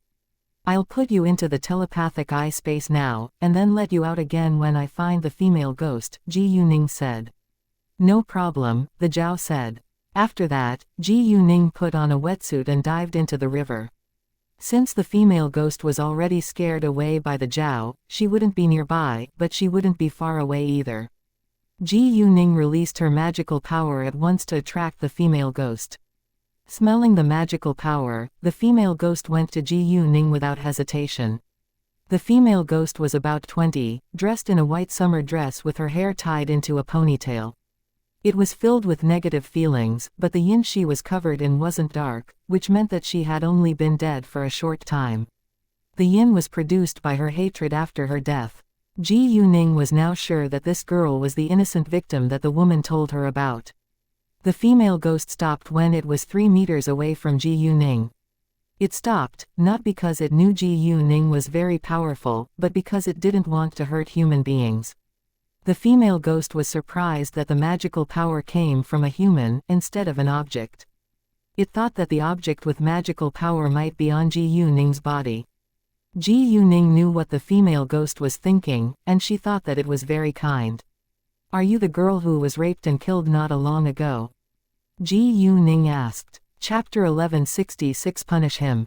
Ji Yuning understood that it might hurt this girl if she was so straightforward, but she needed to do that to get the answer. The female ghost was surprised that Ji Yuning could see her and talk to her. It wondered how Ji Yuning was able to speak in the water. The female ghost became alert and asked, "Who are you? How can you see me and talk to me in the water?" "It's not important, but you can tell me what happened to you because I can help you," Ji Yuning said. "Can you really help me?" Maybe because it ached to take revenge, it didn't ask Ji Yuning why she wanted to help it, but only felt excited. "Yeah, but I need you to tell me the story behind your death," Ji Yuning said. "No problem." The female ghost didn't think too much and decided to tell Ji Yuning everything. "It wasn't an accident that I was raped and killed, but a scheme made by my boyfriend, because I caught him taking and selling drugs. I wanted to break up with him, but he disagreed, so I threatened to call the police. He agreed at the beginning and let me go, but then arranged for someone to rape and kill me in case I called the police." Knowing that, Ji Yuning was annoyed. "Tell me some basic information about your boyfriend." "His name's Wan Chao, he is 28. I met him in a bar and fell in love with him at first glance because he's very tall and handsome. My friend told me that Wan Chao also had a good impression of me and that he works in a big company with a good salary. I don't care that much about money actually. Anyway, we got together afterwards. We often hung out in a bar with our mutual friends, but then I suddenly found out that he had always been lying to me. He doesn't work in a big company at all, but is a member of the Qing gang," the female ghost said with hatred in her voice. Ji Yuning squinted. If the man was a member of the Qing gang, it would be much easier for her to deal with it. "What bar is it?" Ji Yuning asked. "Wind Bar," the female ghost said. "How do you want to punish him?" Ji Yuning asked. The female ghost clenched its teeth. "I want him to be tortured for the rest of his life." "Sure, as you wish." Ji Yuning agreed. "I can take you to see him." "Really?" The female ghost was excited, because it wanted to witness what would happen to Wan Chao. It would only feel pleased when it saw the punishment handed out to Wan Chao with its own eyes. "Yeah," Ji Yuning said. "Let's go now," the female ghost said. "Oh, by the way, what's your name?" Ji Yuning asked. "My name's Lin Xiaoyu," the female ghost said. After that, Ji Yuning put the female ghost into the telepathic eye space and left. She couldn't let the Zhao out again today, and planned to let it out tomorrow when she was in City B. Ji Yuning changed her clothes and called Satuyi.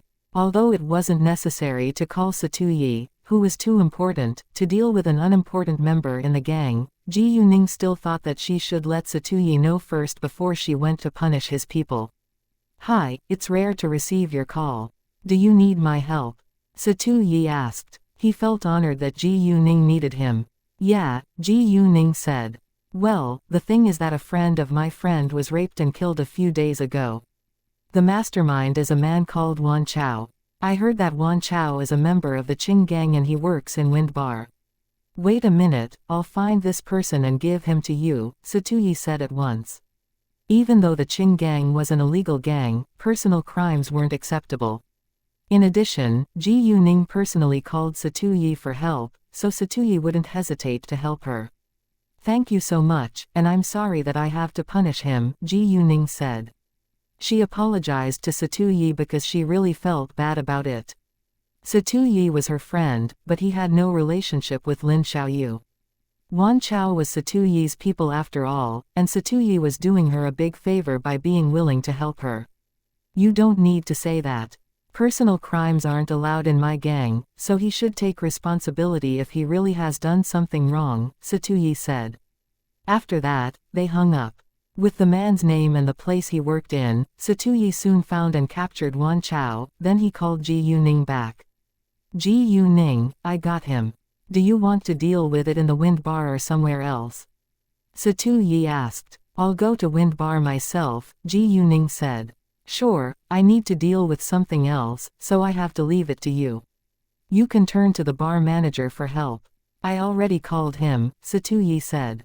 Chapter 1167 Wind Bar. "Great, thanks," Ji Yuning said. After that, Ji Yuning took a taxi and went straight to Wind Bar. Wind Bar was a nightclub and it was very noisy and crowded at night. It was 9 p.m., and it would be full of frantic activity after 10 p.m. Because Wind Bar was too popular, guests had to make reservations in advance. Ji Yuning walked inside and directly told a waiter that she came here to meet their manager. The waiter nodded and was about to guide the way for Ji Yuning. However, just as they moved, a woman stopped them. "Wait, didn't you say that your manager is very busy? Why can she see him?" The woman questioned in anger. She was scantily clad and wearing heavy makeup, and looked younger than 30. Most of the women who came to a nightclub dressed like that, so it wasn't strange. It was obvious that this woman wanted to meet the manager of Wind Bar too. "Miss Ma, I'm sorry, our manager is really busy, but this miss has an appointment with our manager," the waiter explained with patience, even though he disliked this woman. Hearing that, Miss Ma's sight fell on Ji Yuning. She got jealous when she saw that Ji Yuning was younger and prettier than her, and she believed that the manager of Wind Bar was willing to see Ji Yuning because of Ji Yuning's outstanding appearance. "What's your relationship with Wu Sen?" The woman questioned Ji Yuning, as if Ji Yuning was the vixen who seduced her man. Wu Sen was the manager of Wind Bar, and the person Ji Yuning was going to meet. "It's none of your business," Ji Yuning said. She had a bad impression of this rude woman. Miss Ma was mad. She regarded herself as Wu Sen's girlfriend, so Ji Yuning was an enemy in her eyes. "Wu Sen is my man," Miss Ma said with arrogance. Nevertheless, a touch of disdain flashed on the waiter's face. Obviously, it wasn't the truth. Miss Ma had only slept with Wu Sen once, and she was unwilling to leave him. Wu Sen was a playboy, but he only played around with women who didn't care about a serious relationship. Miss Ma agreed at the beginning, but regretted it afterwards and kept annoying Wu Sen. Wu Sen had slept with countless women, and Miss Ma was just one of them. They disliked Miss Ma's behavior, but they could understand why she did this, because Wu Sen was very handsome and humorous. Many of the waitresses who worked here admired him too. However, those waitresses didn't have the courage to only have sex with Wu Sen, because they were afraid that they might fall in love with him. "Miss Ma, please stop saying that. Our manager doesn't think that he's your man, and Miss Ji Yu is our manager's distinguished guest. Please show some respect, or we have to chase you out," the waiter said politely. Their manager had told them to treat Miss Ji Yu with great respect, so they believed that Ji Yuning must be a very important figure. Miss Ma was furious, but she didn't dare to argue with the waiter again. She was unwilling to be chased out after all. If she was put on the blacklist, she wouldn't be able to see Wu Sen again. The waiter then turned to Ji Yuning. "Miss Ji Yu, I'm so sorry to keep you waiting. Please follow me this way." "Thanks." Ji Yuning left with the waiter. Miss Ma watched Ji Yuning leaving in anger, but she didn't dare to follow them. Since she couldn't see Wu Sen right now, she decided to have some fun in the bar herself. Wind Bar was very large and there were some private rooms with great insulation. Wan Chao was being kept in one of these private rooms, and Wu Sen was inside as well. Only the two of them were in it. Wu Sen was a handsome and tall, 27-year-old man. It was no wonder that girls and women all fell in love with him at first glance. Actually, many women came to Wind Bar every day in order to see him. However, although Wu Sen was a playboy, he was very picky. He only had sex with sexy women. Chu Xuanfang was the person who called Wu Sen and gave the order to capture Wan Chao. He told Wu Sen that a girl called Miss Ji Yu would come later, and that she was allowed to do anything she wanted. Wu Sen was very curious, but he didn't ask any questions. He only knew that this girl called Miss Ji Yu was very important. It seemed Wan Chao was in big trouble. Chapter 1168 Why hurt her? Wu Sen understood what he could and couldn't ask, so he didn't ask Wan Chao whether he had offended someone recently. Wan Chao, on the other hand, was in a panic because he had no idea what had happened. He asked Wu Sen, but Wu Sen only told him that a girl called Miss Ji Yu would come later. Wan Chao knew that it couldn't be good news, because Wu Sen took his phone away and personally guarded him here. However, Wan Chao thought that he behaved normally, and he hadn't annoyed anyone lately. No matter how he reflected, he didn't connect it with Lin Xiaoyu, because he believed that no one could find out what he had done to her. After all, it wasn't the first time that he had done such a thing. At this moment, someone knocked on the door. Wu Sen guessed that Ji Yuning came, so he stood up at once to open the door. "Hi, Manager Wu, Miss Ji Yu is here," the waiter said. The second Wu Sen saw Ji Yuning, he was impressed by her beauty, but he didn't dare to flirt with her. "Nice to meet you, Miss Ji Yu. Please come in," he said. Although Wu Sen didn't know Ji Yuning, Chu Xuanfeng had told him that Ji Yuning was a very beautiful young girl who was about 19 years old. "Nice to meet you, Manager Wu," Ji Yuning said and walked inside. "Miss Ji Yu, I'll stay outside. Please feel free to tell me if you need any help," Wu Sen said.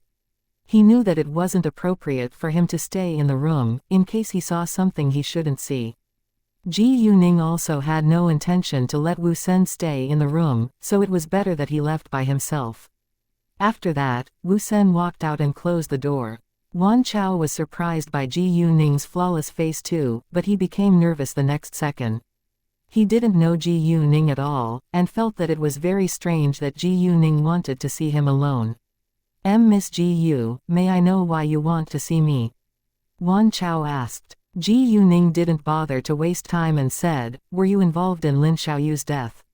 Even though Lin Xiaoyu blamed Wan Chao for everything, Ji Yuning wanted to check it first to see whether it was the truth.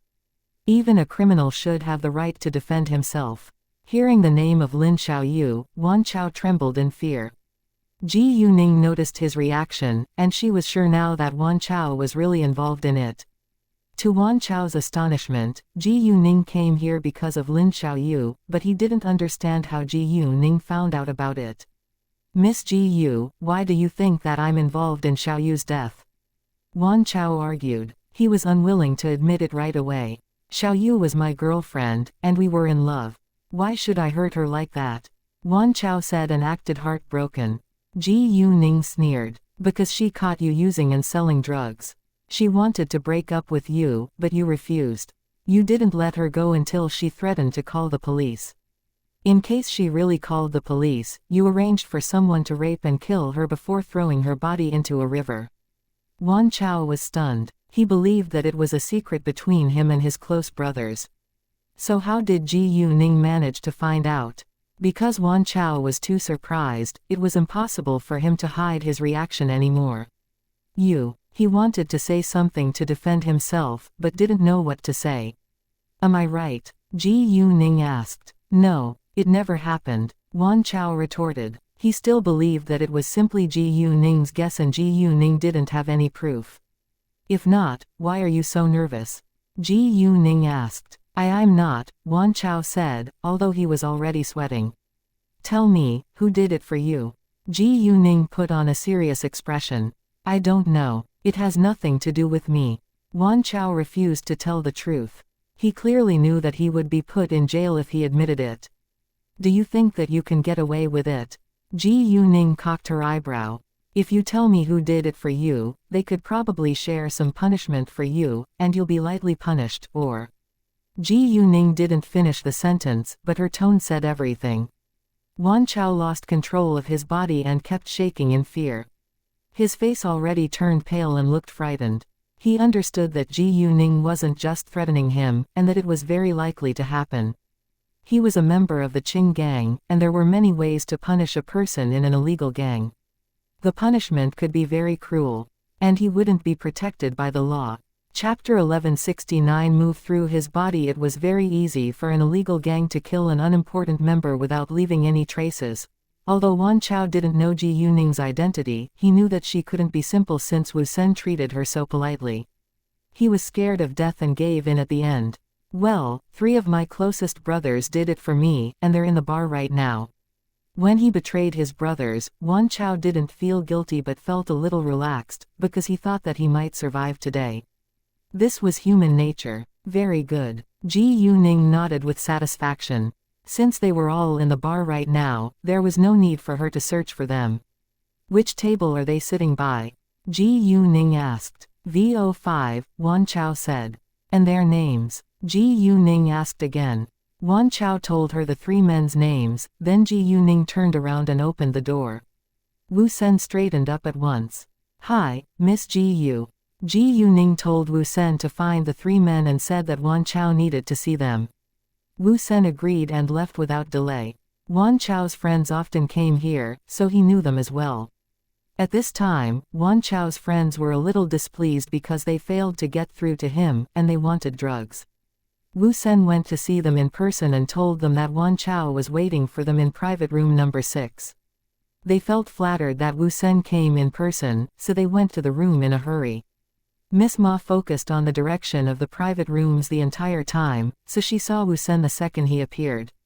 "Hi, Wu Sen. Miss Ma, I'm busy now." Wu Sen turned around and walked back at once. "Hey." Miss Ma wanted to stop him, but it was too late, and it seemed like Wu Sen was indeed very busy, so she had to give up. Ji Yuning let Lin Xiaoyu out when Wu Sen left. Once Lin Xiaoyu's ghost was out, it lost control of itself and ran to attack Wan Chao. However, it couldn't touch Wan Chao at all, because it was a ghost, not a human being. Therefore, when it threw itself to Wan Chao, it directly moved through his body. Wan Chao felt icy when Lin Xiaoyu's ghost moved through his body, which was very uncomfortable. He didn't understand what happened, nor did he think further about it. He thought that he was too scared and so felt cold. If a ghost stayed by an ordinary human being's sides for a long time, the person's body would be damaged by yin. Why? Lin Xiaoyu's ghost was looking at itself with surprise. It then turned to glance at Wan Chao. It couldn't believe that it just moved through his body. After thinking for a while, it realized that it was a ghost now and couldn't touch an ordinary human. Knowing that, Lin Xiaoyu's ghost stopped doing anything, but glared at Wan Chao with hatred. Lin Xiaoyu had fallen in love with a wrong person, so this tragedy happened. Nevertheless, even though Lin Xiaoyu's ghost hated Wan Chao deeply, it still had no intention to kill him. Because it kept glaring at Wan Chao felt uncomfortable and strange. A while later, Wu Sen came back with the 3 men. The moment Lin Xiaoyu's ghost saw them, it couldn't wait to tear them to pieces, but it knew that it couldn't touch them. The 3 men were attracted by Ji Yuning's beautiful face and ignored Wan Chao's unusual expression. "Oh, what a beauty. No wonder you were absent for so long. Hey, Chao, what's your name, beauty? Come on and join us." The 3 men got excited when they saw Ji Yuning, who was a great beauty, but they didn't know that this beauty was going to kill them. Wan Chao could barely protect himself now, so he didn't dare to say a word. Afterwards, they sat down on the sofa at ease. Wu Sen closed the door when they were all in the room. They wanted to drink with Ji Yuning but suddenly found there were no drinks on the table. One of them asked, "Haven't you ordered any drinks?" "Let's talk about business first," Ji Yuning said. The 3 of them were struck dumb for a second. Ji Yuning continued, "Did you rape and kill Lin Xiaoyu, and even throw her body into a river?" Hearing that, the 3 men were shocked. They couldn't believe that Ji Yuning was aware of it. The next second, they turned to look at Wan Chao with one accord. Except for them, only Wan Chao knew the secret. However, Wan Chao was the mastermind behind the scheme, so they didn't believe that he would expose this secret himself. Wan Chao lowered his head and didn't dare to meet their eyes. It was obvious that he had betrayed them. The 3 men were furious in an instant. They regarded Wan Chao as their closest brother, but Wan Chao easily betrayed them. They didn't know what Ji Yuning was going to do, but they were almost sure that Ji Yuning came here today to get revenge for Lin Xiaoyu. "Since you aren't denying it, I'll take it as an admission," Ji Yuning said. Chapter 1170 Kill Each Other. Normally, a person would do his best to defend himself if he believed that he was innocent, but the 3 men stayed silent. "Oh, by the way, Wan Chao already admitted it," Ji Yuning added. The 3 men were annoyed. They knew that it was useless for them to deny it right now, and a man asked, "Who are you? What do you want to do?" Although they knew they were guilty, they still tried to get away with it. If Ji Yuning didn't have proof, they might survive. "Lin Xiaoyu was a friend of my friend, and I'm going to avenge her death," Ji Yuning said. Hearing that, the 3 men were scared. "It's all Wan Chao." A man opened his mouth and planned to blame Wan Chao for everything. However, the second he opened his mouth, another man interrupted him. "Do you have any proof? Why do you believe Wan Chao's words?" There were no surveillance cameras along the road, and Lin Xiaoyu was already dead. Her body was also thrown into the river. It was impossible for Ji Yuning to put them in jail without solid proof. Although Wan Chao admitted that they committed the crime together, it wasn't enough to sentence them to prison. Lin Xiaoyu's ghost was anxious. It's them. It's them. Unfortunately, only Ji Yuning could hear her. Even though Ji Yuning didn't have proof, it was still easy for her to punish him. Therefore, Ji Yuning said airily, I don't have proof, but I know you're guilty. It's meaningless to deny it. Ji Yuning respected the law, but she couldn't tolerate crimes. She never thought that she was a kind person, but she wasn't a bad person either. The three men were astonished because Ji Yuning didn't care about the law. Since Wu Sen didn't stop her from coming here, it meant she was an important figure. Besides, Wan Chao was a member of the Qing gang, but he didn't dare fight back. It was all Wan Chao's idea, so you should punish him. A man said. They couldn't get away with it, so they pushed Wan Chao out to take the blame. Right, it's Wan Chao's fault. He's the killer. The other two men agreed at once. Wan Chao remained silent. He didn't argue, nor criticize his friends, because he knew that it was meaningless to struggle now. You're also guilty for raping and killing Miss Lin, so none of you can get away with it, Ji Yuning said. Do you want to kill us? It's illegal. Illegal. Ji Yuning thought that it was ridiculous. You raping and killing Lin Xiaoyu is also illegal. Well, the three men didn't know what to say. Relax, I won't kill you because I don't like doing that, but you must pay for what you've done, Ji Yuning said, as if it wasn't a big deal. What should we pay for it? They asked next. They felt scared facing unknown punishment. Only one of you won't be put in jail, the other three of you will be put in prison. Whoever can leave this private room first, can survive, Ji Yuning said with a smile. It was obvious that Ji Yuning planned to let them kill each other. Do you understand? They absolutely understood it, but they were willing to do that to avoid being thrown in jail. Really, the three men were ready to run away from here. None of them wanted to be put in jail. The second she said that, the three men dashed forward and began to fight against each other. Wan Chao was also in the fight. They all wanted to get out of this room, but none of them were able to get rid of the other three people. Lin Xiaoyu witnessed the scene and felt satisfied. It wasn't necessary for Ji Yuning to kill them with her hands, because they could kill each other. As time went by, the fight became increasingly violent, and they had to kill one another in order to leave the room in the end. Wu Sen heard some noises outside the door, so he knew that they were fighting, but he said nothing. He only opened the door to check whether Ji Yuning was fine, and soon closed it again. Ji Yuning didn't blame him for doing that, because she knew that he was worried about her safety. Chu Xuanfang gave him a call in person, so it was his duty to protect Ji Yuning properly. Chapter 1171 Break a Promise. Because of the good insulation, nobody outside could hear any noise from inside the room. At the beginning, Lin Xiaoyu's ghost thought that the punishment wasn't severe enough, but they gradually became more violent, so it was satisfied. There were no bottles of drinks, but there were 2 ashtrays in the private room, so the 4 men began to use an ashtray to hit each other. 2 of them took control of the fight, and the other 2 men were beaten down on the ground. When there were only 2 men left standing in the room, they started to fight against each other. Wan Chao was out of strength, lying on the floor now, but he was still breathing. At this moment, Ji Yuning walked over and heavily stepped on his knee. With a clear sound, Wan Chao's leg was broken and he passed out at once. Ji Yuning used her magical power when she stepped on Wan Chao's knee, so his knee was frozen. She had done the same thing before when she went to rescue Master Yang's grandson last time in the capital. Once Wan Chao's knee was injured by her magical power, it was impossible for it to be cured again. She also put a little magical power into his brain to keep him alive. Lin Xiaoyu's ghost had said that it hoped that they could all be disabled one day and live the rest of their lives in torture. Another man was also hit in the head by an ashtray, but the injury wasn't as serious as the one on Wan Chao's head, so Ji Yuning didn't bother to help him with her magical power. She then did the same thing to break the man's leg. Maybe it was too cruel, but Lin Xiaoyu had suffered more than that.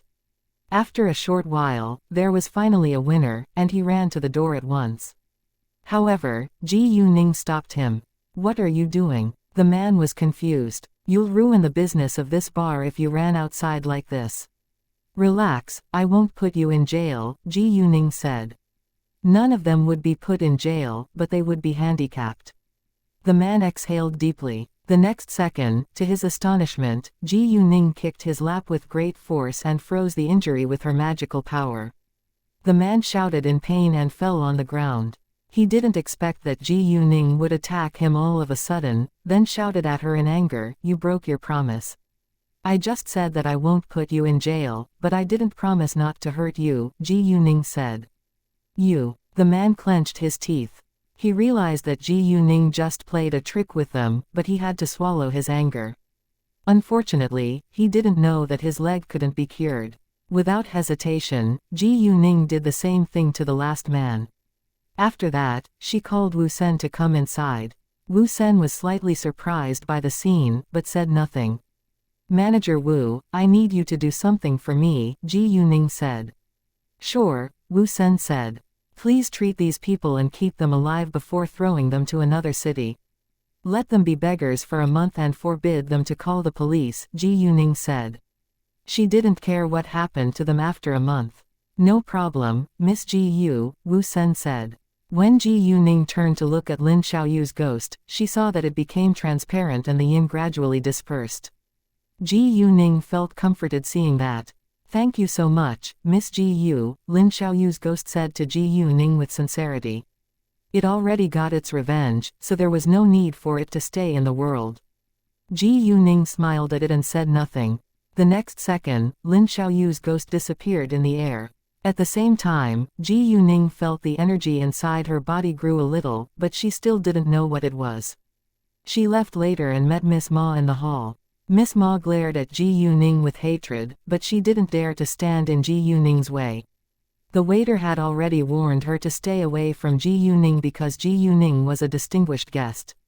Miss Ma didn't know why Wu Sen had to meet Ji Yuning in a private room alone, so she was worried that they might be doing something bad inside. Ji Yuning ignored her and left Wind Bar. She called Satuyi at once and thanked him for his help. She told Satuyi that she was leaving for City B tomorrow and they could dine together again next time. Satuyi agreed. Chapter 1172 Show Off. Satuyi wouldn't turn down a girl he liked. Wu Sen called Chu Xuanfang as well and told him what had happened. Although Ji Yuning already gave Satuyi a call, Chu Xuanfang still reported it to Satuyi again, because it was his job. Ji Yuning called Tang Qingyang next, because she had missed his call earlier. "Hi, what's up?" Ji Yuning asked. "Hi, I just received a call from the Tang organization this afternoon, and I need to go back to work at its headquarters in a few days," Tang Qingyang said. Ji Yuning smiled. "They got nervous because you're developing towards a better direction. You're a threat in their eyes now. Well, it's not a bad thing anyway. The National College entrance examination is only half a month away, and I'll be going to the capital afterwards to start our plan. During this time, you should keep a low profile to protect yourself. Don't worry, I don't think Tang Bingsun wants to hurt you for the time being." Ji Yuning was aware of Tang Qingyang's will, so she knew that Tang Bingsun wouldn't hurt Tang Qingyang now. If Tang Qingyang was dead, he couldn't get the shares which belonged to Tang Qingyang. As long as Tang Qingyang was alive, the will could be changed at any moment. "I'm going back to City B tomorrow, so we can have a meeting at 3 p.m., Ji Yuning said. "Sure," Tang Qingyang said.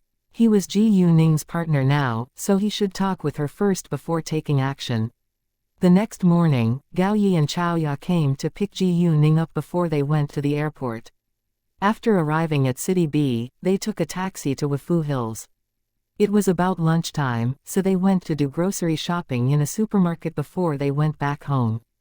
Xiaoya cooked when they got home, while Ji Yuning went to have a shower. Ji Yuning planned to visit her family at the Tang family's house later that afternoon. When it was 2 p.m., Ji Yuning left home with Gao Yi and Xiaoya to go meet Tang Qingyang. Because only her Lamborghini was left in her garage, they had to take it even though Ji Yuning thought that it was too noticeable. Gao Yi drove, with Xiaoya sitting in the front passenger's seat, and Ji Yuning sitting in the rear seats. A luxury car was always the focus of people's attention, so Ji Yuning could hear people's exclamations once in a while. Even though City B was an affluent city with many luxury cars, it was still rare to see a luxury car which cost over 10 million yuan, because the amount of super luxury cars was limited. Therefore, it took more than just money to get one. Ji Yuning soon arrived at the appointed cafe. The car was parked outside the cafe, and it immediately attracted a lot of attention. Ji Yuning got out of it first and told Gao Yi and Chao Ya to park it in the parking lot. Many of the girls there were envious of Ji Yuning the second she showed up. Most of them wanted to marry into a super rich family, but only few of them could actualize this dream. Super rich families would usually only marry people from families of equal social status. Therefore, it wasn't easy to live a relaxed and happy life in a super rich family. It's just a luxury car. I don't think that such a young girl can afford it herself. There is nothing to show off. A woman who was dressed in all kinds of designer brands said. However, it was just sour grapes. The woman didn't know that the car was actually Ji Yuning's. Ji Yuning heard her comment, but didn't bother to waste time arguing with the woman, so she walked inside alone. There were two other women beside the woman who was jealous of Ji Yuning. Woman A said, "Do you know her? Why do you think the car isn't hers?" It was obvious that woman A disliked that woman. The woman frowned and said with obvious disdain, "Who is she then?" "She's the founder of Jade Beauty Jewelry and Charm, Ji Yuning. She's also a billionaire, and a sports car is nothing in her eyes." Woman A said. Woman A recognized Ji Yuning, and she admired Ji Yuning's ability too. "What? She's the founder of Jade Beauty Jewelry and Charm." The woman was surprised and felt embarrassed. She gave Woman A a glare and closed her mouth. Woman A pulled her lips and looked away. Chapter 1173. Amid criticisms, "All right, let's go inside now." Woman B wore a resigned look. She didn't want them to argue again, so she immediately stopped them. They never got along with each other and argued every time they met one another, but Woman B could do nothing about it. Woman A didn't care much about it and went ahead first. After that, they went into the same cafe that Ji Yuning just entered. Tang Qingyang was already there when Ji Yuning came, because he lived nearby. "Hi, Ji Yuning, have a seat." Tang Qingyang greeted her with a broad smile. Ji Yuning sat down and a waitress handed her a menu, then she ordered a cup of coffee. The three women followed Ji Yuning inside. They saw Ji Yuning and Tang Qingyang. The woman who was jealous of Ji Yuning was displeased when she saw Ji Yuning again. She hated Ji Yuning for no reason. Maybe because Woman A had embarrassed her, she blamed Ji Yuning for it. Although she was shocked by Ji Yuning's identity, she didn't admire Ji Yuning. Instead, she was even more jealous of Ji Yuning now, because Ji Yuning owned so many companies at such a young age. Ji Yuning sensed the woman's glare, and she was annoyed. She was unwilling to argue with the woman, but she couldn't tolerate the woman's unreasonable behavior. Therefore, she gave the woman a harsh look, which frightened the woman, causing the woman to move her eyes away at once. She was scared by Ji Yuning. Tang Qingyang followed the direction of Ji Yuning's look, and noticed the woman's expression. He cocked his eyebrow and asked, "What's wrong?" "Nothing, just a strange woman," Ji Yuning said and shrugged. Tang Qingyang didn't ask further and kept on talking about the business. The woman, however, was reluctant to give in. She felt like she had to do something to release her anger. After thinking for a while, she took out her phone and signed up a new Weibo account which was named Shui Feifei before she posted something. Shui Feifei, I saw Ji Yuning, the founder of Jade Beauty Jewelry and Charm, walking out of a hotel along with an old man today. They behaved like a couple. I was shocked by her abnormal relationship with that man. She also had mentioned many influential Weibo entertainment accounts. The woman's real name was Li Xiaoxiao. Because she had no proof attached to this post, nobody believed it. Some people didn't want to annoy Ji Yuning, so they directly ignored this post, but some still planned to attract public attention by using Ji Yuning's fame. Ji Yuning was already a famous person on the internet, and her name could help them get more attention. However, because they were afraid of Ji Yuning's influence, they didn't leave any comments but simply reposted the message. Once they reposted it, more and more internet users noticed it. Even though Ji Yuning was very famous, not everyone was aware of her achievements, so many internet users jumped to conclusions from insignificant evidence. Within a short while, Ji Yuning's fans read this post and immediately criticized the original Weibo account that sent the message out. Ji Yuning's fans were loyal to Ji Yuning without doubt, and they knew her very well too, so they trusted Ji Yuning and believed that it was a piece of fake news. Li Xiaoxiao's Weibo account was amid criticisms afterwards. As Ji Yuning's fans continued to defend her, more people began to believe that the message wasn't true. Li Xiaoxiao felt much better when many internet users criticized Ji Yuning, so she was surprised when the situation soon made a U-turn. As time went by, some aggressive internet users started to curse her and her family. Li Xiaoxiao trembled in anger and suddenly hit her phone against the table. It caused a loud sound, which scared Woman A and Woman B. "Xiaoxiao, what are you doing?" Woman B asked in an unhappy tone. "I need to use the ladies' room," Li Xiaoxiao said and stood up at once. After that, she left for the washroom. Other people in the cafe frowned with annoyance, but said nothing. "Well, I think you should pay more attention to your own safety during this time, although he might not hurt you behind your back again. Your bodyguards are too weak, and I can recommend someone to you if you don't mind," Ji Yuning said. It was some kind advice from Ji Yuning, and she wouldn't force him to follow it. She had no intention to take advantage of Tang Qingyang, but Tang Qingyang wasn't very familiar with her right now. "Sure, thanks." Tang Qingyang accepted Ji Yuning's advice. He thought that it was reasonable and he trusted Ji Yuning as well. Even if Ji Yuning wanted someone to spy on him, he didn't mind it, as long as it wasn't a threat to his life. He wasn't ambitious to take over the Tang organization, he simply wanted to take revenge. Chapter 1174 Cammy grows more successful. Even if Ji Yuning took over the Tang organization, he wouldn't disagree with it, because Ji Yuning had done a lot for their plan, and he already had 20% shares. Given his own ability, it was very hard for him to obtain the whole Tang organization. He just wanted to find evidence that Tang Bingsun had caused his father's death so that Tang Bingsun could be punished according to the law. If he could punish Tang Bings more severely, it would be better. That was Tang Qingyang's aim. If Ji Yuning kept her promise and let him take over the Tang organization, he would accept it too and manage it well. "Great, I'll give you his number and you can call him when you go to the capital tomorrow." "I'll talk to him about it later," Ji Yuning said. "Thanks," Tang Qingyang said. After dining with Tang Qingyang, Ji Yuning called Ba Tianyang from her car and told him what he should do next. Ji Yuning planned to send Ba Tianyang to protect Tang Qingyang. Although she wouldn't charge Tang Qingyang any fees, her company would still pay Ba Tianyang. After that, Ji Yuning called Tang Haifeng, because Tang Haifeng was the most respected figure in the Tang family. Tang Haifeng was very happy when Ji Yuning said that she would be having dinner with them that afternoon in the Tang family's house. Ji Yuning also asked Tang Haifeng whether Ji Yuman was home.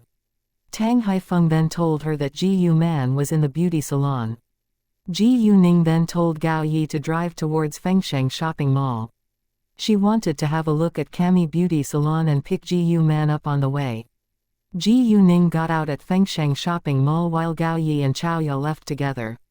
There was nothing else for them to do, so Ji Yuning allowed them to enjoy some private time. They were a couple after all. Ji Yuning walked to Cammy Beauty Salon by herself later. At the beginning, Cammy Beauty Salon was only relatively popular, but it had become super popular now.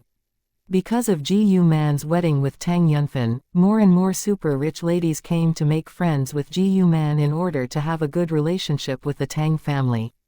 In addition, it was also undeniable that the skincare products that Cammy Beauty Salon used were quite effective, and they truly liked to spend money in Cammy.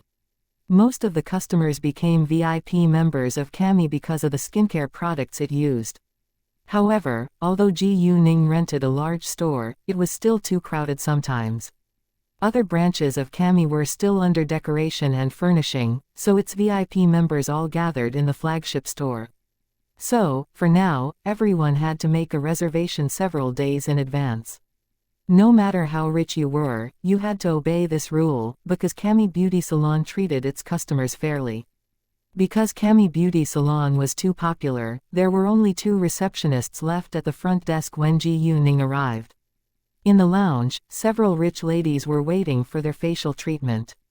Normally, they needed to wait for 10 minutes for their turn. If they were absent, other people might take their places. Ji Yuning was the person who bought this store, so all the staff members had a deep impression of her. Once she showed up, the 2 receptionists greeted her politely. "Nice to see you, Miss Ji Yu." They were excited to see Ji Yuning because Ji Yuning had changed their lives. Given Cami's popularity, their salaries increased rapidly. They could only get 7,000 yuan a month in the past, but now they could have nearly 20,000 yuan. And the beauticians in Cami could have even higher salaries than them. With such a decent pay, they were able to live a good life in a first-tier city. "Hi, where is my mom?" Ji Yuning asked them with a smile. "She's in the office now," a receptionist replied. Afterwards, she walked towards Ji Yuman's office. She heard Ji Yuman talking with someone about business in the office, so she waited outside the door. Because Cami developed so well within a short time, many people sought cooperation. Most of them wanted to open franchises, but Ji Yuman turned them down. Although Ji Yuman wasn't experienced in business, she knew that she should build and develop her brand properly first. She could make more money in the future, but it was very important to gain a good reputation now. If she allowed other people to open franchises, she wouldn't be able to manage them. As a result, the quality of their products and service couldn't be guaranteed. Chapter 1175 He is your son. Many franchises only wanted to make as much money as possible, so they might sell fake products under the name of real products. In that case, customers could have a bad impression of the skincare brand, which would affect the business. It wasn't a secret that Cami Beauty Salon only used Kuzi. Therefore, once the reputation of Kuzi was damaged, Cami Beauty Salon would be affected too. In addition, Ji Yuman could make enough money by herself and she didn't rely on the fees of the franchises to make a living. Because Ji Yuman remained adamant, the conversation ended in the office after a short while, and Ji Yuman walked several people out. "Ningning, when did you come back? Why didn't you tell me earlier?" Ji Yuman's face lit up the second she saw Ji Yuning. Ji Yuning hugged Ji Yuman's arm and said, "I wanted to give you a surprise." "Are you surprised?" She only behaved like a little girl in front of Ji Yuman. "Ha ha, I am surprised." Ji Yuman laughed a little with happiness. "Manager Ding, please help me walk our guests out," Ji Yuman said to Manager Ding. Ji Yuman was the boss after all, and there was no need for her to walk the guests out to the door. As time went by, Ji Yuman had gradually become a strong woman. When Ji Yuning was just reborn, Ji Yuman was a weak woman. At that time, Ji Yuning had promised to give Ji Yuman an affluent life and she achieved that now. "Sure," Manager Ding said, then walked out with their guests. Ji Yuman and Ji Yuning walked into the office afterwards. "The National College entrance examination is around the corner now. When do you plan to go back to your school?" Ji Yuman asked. As Ji Yuning's mother, she was worried about Ji Yuning's studies. "In a couple of days," Ji Yuning said. "Your Aunt Qing has a key to our home, and I'll tell her to hire a cleaner to clean the house for you tomorrow. We haven't lived there for a long time, so there must be a thick layer of dust," Ji Yuman said. When it was about 5 p.m., Ji Yuning and Ji Yuman left together. Before they left, Ji Yuman said, "Oh, I need to call your dad first to tell him not to pick me up today." Ji Yuman didn't drive, and Tang Yunfan would come to pick her up once he was free even though she had a personal chauffeur. Ji Yuning beamed at Ji Yuman and Ji Yuman flushed a little. She turned her head and went to call Tang Yunfan at once. "Man, are you off work now?" Tang Yunfan said in a very gentle voice, which surprised a director sitting in front of him. Chairman Tang was always wearing a serious face at work, but he looked totally different when talking to his wife. "Ningning's back, and she's with me now. I'll go back home with her, so you don't need to pick me up today," Ji Yuman said. "Sure, see you then," Tang Yunfan said. After that, Ji Yuman went back with Ji Yuning. However, when they were walking out of this shopping mall, they heard a loud noise not far from them. Ji Yuning and Ji Yu Man looked over and found a group of people surrounding a sportswear shop. Ji Yuning had no intention to watch the drama, but she suddenly heard a familiar name. Ning Ning. Ji Yu Man wanted to stop Ji Yuning. "Mom, it's fine. We can have a look," Ji Yuning said. Ji Yu Man had to follow Ji Yuning up. "Feng Pinghui, how could you divorce me for this woman? Do you want to raise another man's son? He's a bastard," Lu Chuting yelled at Feng Pinghui. Once Feng Pinghui found out that Wang Zesheng was his biological son, he divorced Lu Chuting. He told her that he knew that she had set Wang Yunping up, but didn't tell her that Wang Zesheng was his biological son in order to protect Wang Zesheng. After the divorce, Lu Chuting was in a very bad mood, and she wanted to relax by shopping at this shopping mall. Accidentally, she ran into Feng Pinghui and Wang Yunping. Wang Yunping's son even called Feng Pinghui father.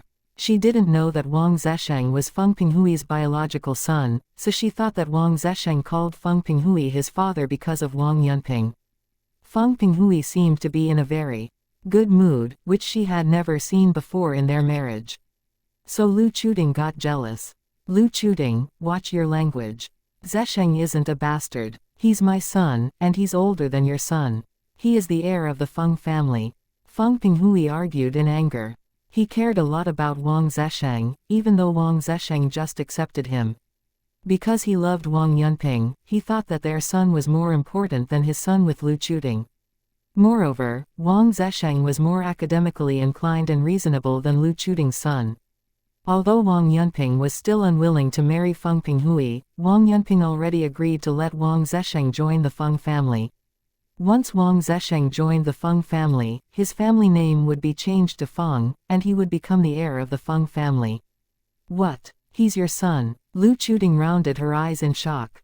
Chapter 1176. The Feng family's family affairs. Wang Yunping was already pregnant with Feng Pinghui's son when she left him. "How is it possible? If this boy is really Feng Pinghui's son, he'll replace my son as the heir of the Feng family. No, I can't allow it to happen.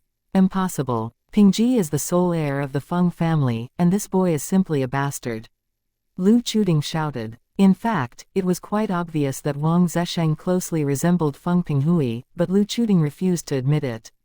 "Enough." Before Lu Chuting could finish, Feng Pinghui interrupted her, because he was afraid that Wang Yunping would feel embarrassed. Wang Yunping indeed felt quite embarrassed as it was in public. After all, it wasn't easy for her to move on after being through so much during the past years. She didn't know whether it was a good thing that Feng Pinghui appeared all of a sudden. If she was alone, she wouldn't agree to meet him again, but she already had his son. She agreed to let Wang Zesheng acknowledge his roots and ancestors, so he could receive better education. However, it was unavoidable for her son to have conflict with Lu Chuting's son. Even though Feng Pinghui promised to take good care of Wang Zesheng, it was difficult for him to do that all the time. Feng Pinghui's father also wanted Wang Zesheng to join the Feng family, but Feng Pinghui's father was too old to take care of Wang Zesheng. Therefore, Wang Yunping hesitated over whether she should go to the Feng family along with Wang Zesheng. "Lu Chuting, I divorced you because of your own bad behavior, not because of Yunping.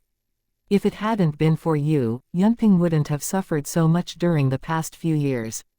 You should disappear now, or I'll turn to the law for help," Feng Pinghui threatened. At the beginning, onlookers had sympathy for Lu Chuting, but then began to side with Feng Pinghui. Everyone looked at Lu Chuting with hatred. Lu Chuting was astonished and closed her mouth at once. She had indeed broken the law by setting Wang Yunping up that year. If Feng Pinghui wasn't kind, she could have been put in jail. If she didn't want to end up in prison, she couldn't annoy Feng Pinghui. However, she was reluctant to accept reality. "Pinghui, please, I'm begging you. Pingji grew up in the Feng family and he should be its heir." Lu Chuting almost cried. She only wanted her son to take over the Feng family's wealth. "You're an outsider now, and you have no say in the Feng family's family affairs," Feng Pinghui said. In his eyes, Wang Zesheng was the sole heir of the Feng family. He would do his best to train Wang Zesheng too. "Pinghui." Lu Chuting was unwilling to leave. Disappear, now. Feng Pinghui lost his patience. Wang Yunping didn't want to see Lu Chuting again because of what Lu Chuting had done to her, but she still tolerated it. Actually, Lu Chuting wasn't put in jail partially because Wang Yunping was very kind. Although she hated Lu Chuting, so many years had passed, and it would damage the Feng family's reputation if the dirty secret was exposed. Chuting, let's go now. A woman beside Lu Chuting pulled her. Lu Chuting already divorced Feng Pinghui, and Feng Pinghui also had ammunition against her, so she shouldn't offend Feng Pinghui again.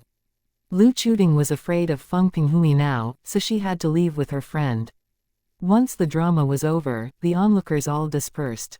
Because of Lu Chuting's sudden appearance, Feng Pinghui lost interest in shopping, but he still needed to comfort Wang Yunping and Wang Zesheng. On the way back home, Ji Yuman said, I heard some of my customers talking about Feng Pinghui these days.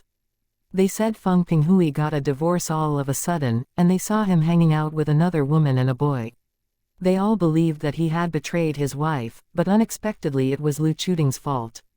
The Feng family was a rich family in this city, and news about it went abroad soon. Ji Yuning didn't know much about it, because she had only focused on dealing with Feng Shuichen back then. If I guess correctly, the woman who stood by Feng Pinghui's side must be his ex-girlfriend. Lu Chuting schemed against her before marrying Feng Pinghui. However, Feng Pinghui still loves his ex-girlfriend. He treats their son so well precisely because he still loves his ex-girlfriend. The same thing goes for my father. Mom, my father loves you deeply, so he's willing to accept me, Ji Yuning said. Hearing that, Ji Yuman flushed again. We're talking about them. Why did you suddenly mention this? Ji Yuman said. Ji Yuning put on a broad smile. She knew that her mother felt a little shy. Chapter 1177 Have another child. Even though Ji Yuman felt shy, Ji Yuning was going to talk about something that might make her feel more nervous. Mom, you and my dad are still young. Why don't you seize this time and have another child?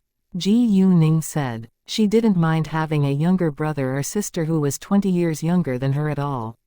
I'm going to the capital soon, and I'll be busy dealing with my business in the future, so I don't have much time to stay by your side. In addition, Ji Yuning's body was still Ji Yuman and Tang Yunfan's daughter, but her soul wasn't. Although Ji Yuning treated them as her own parents, she still hoped that they could have a child which completely belonged to them. Ji Yuman flushed red at once. We already have you, and we don't want to have another child at such an old age.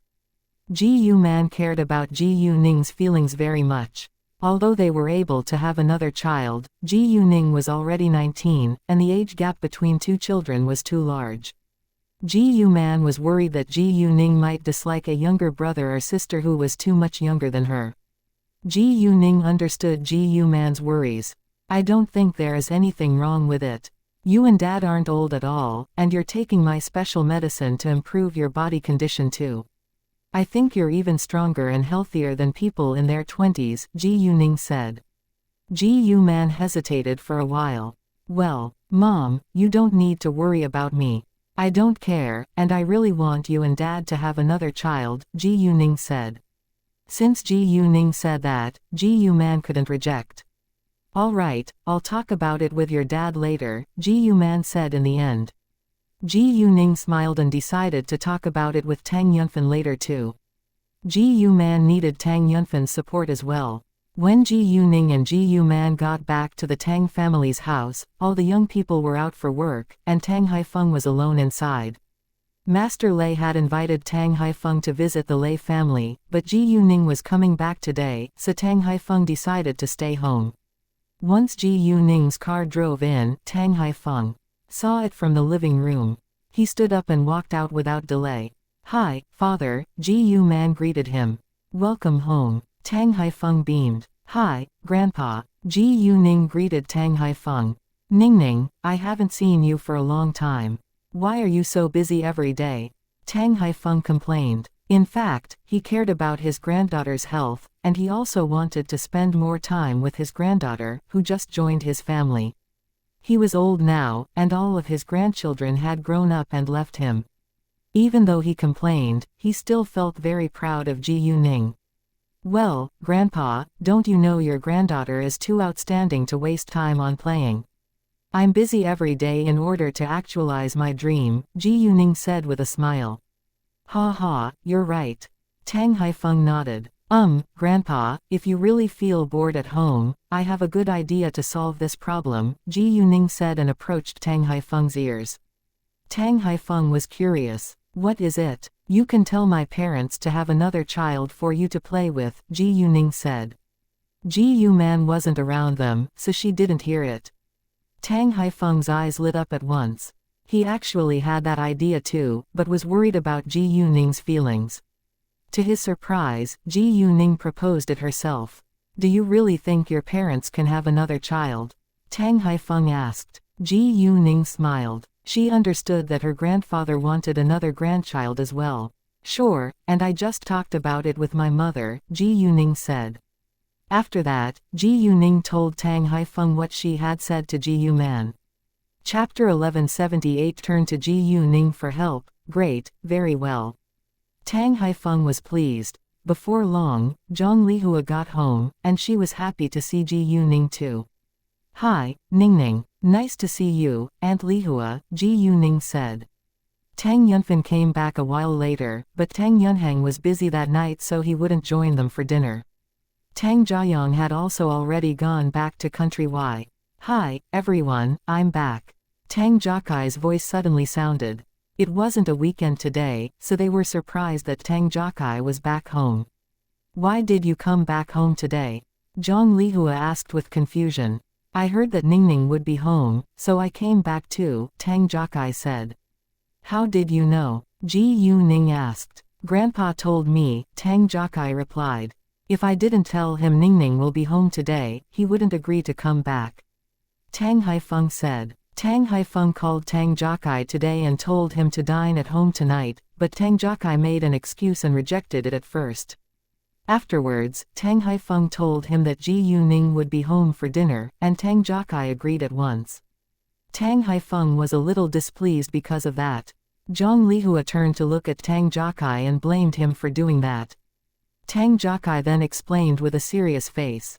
I did have an appointment with my friends, but I need to talk to Ningning about something, so I came back. It's very important. Hearing that, Tang Haifeng asked, what do you want to talk to Ningning about? The others also looked at Tang Jiakai for the answer. One of my close friends broke his leg when he played basketball, but their team is going to attend the final round next week. If they can win the game, they can go abroad and take part in the international basketball competition for college students. It's a great chance for them to get into the national team. My friend is a key member of their team, and I hope that Ningning could help him, Tang Jiakai said. Well, since he's a close friend of yours, I'm willing to help. We can go visit him after dinner, Ji Yuning said. Tang Jiakai was a member of the Tang family too, so she would definitely help him.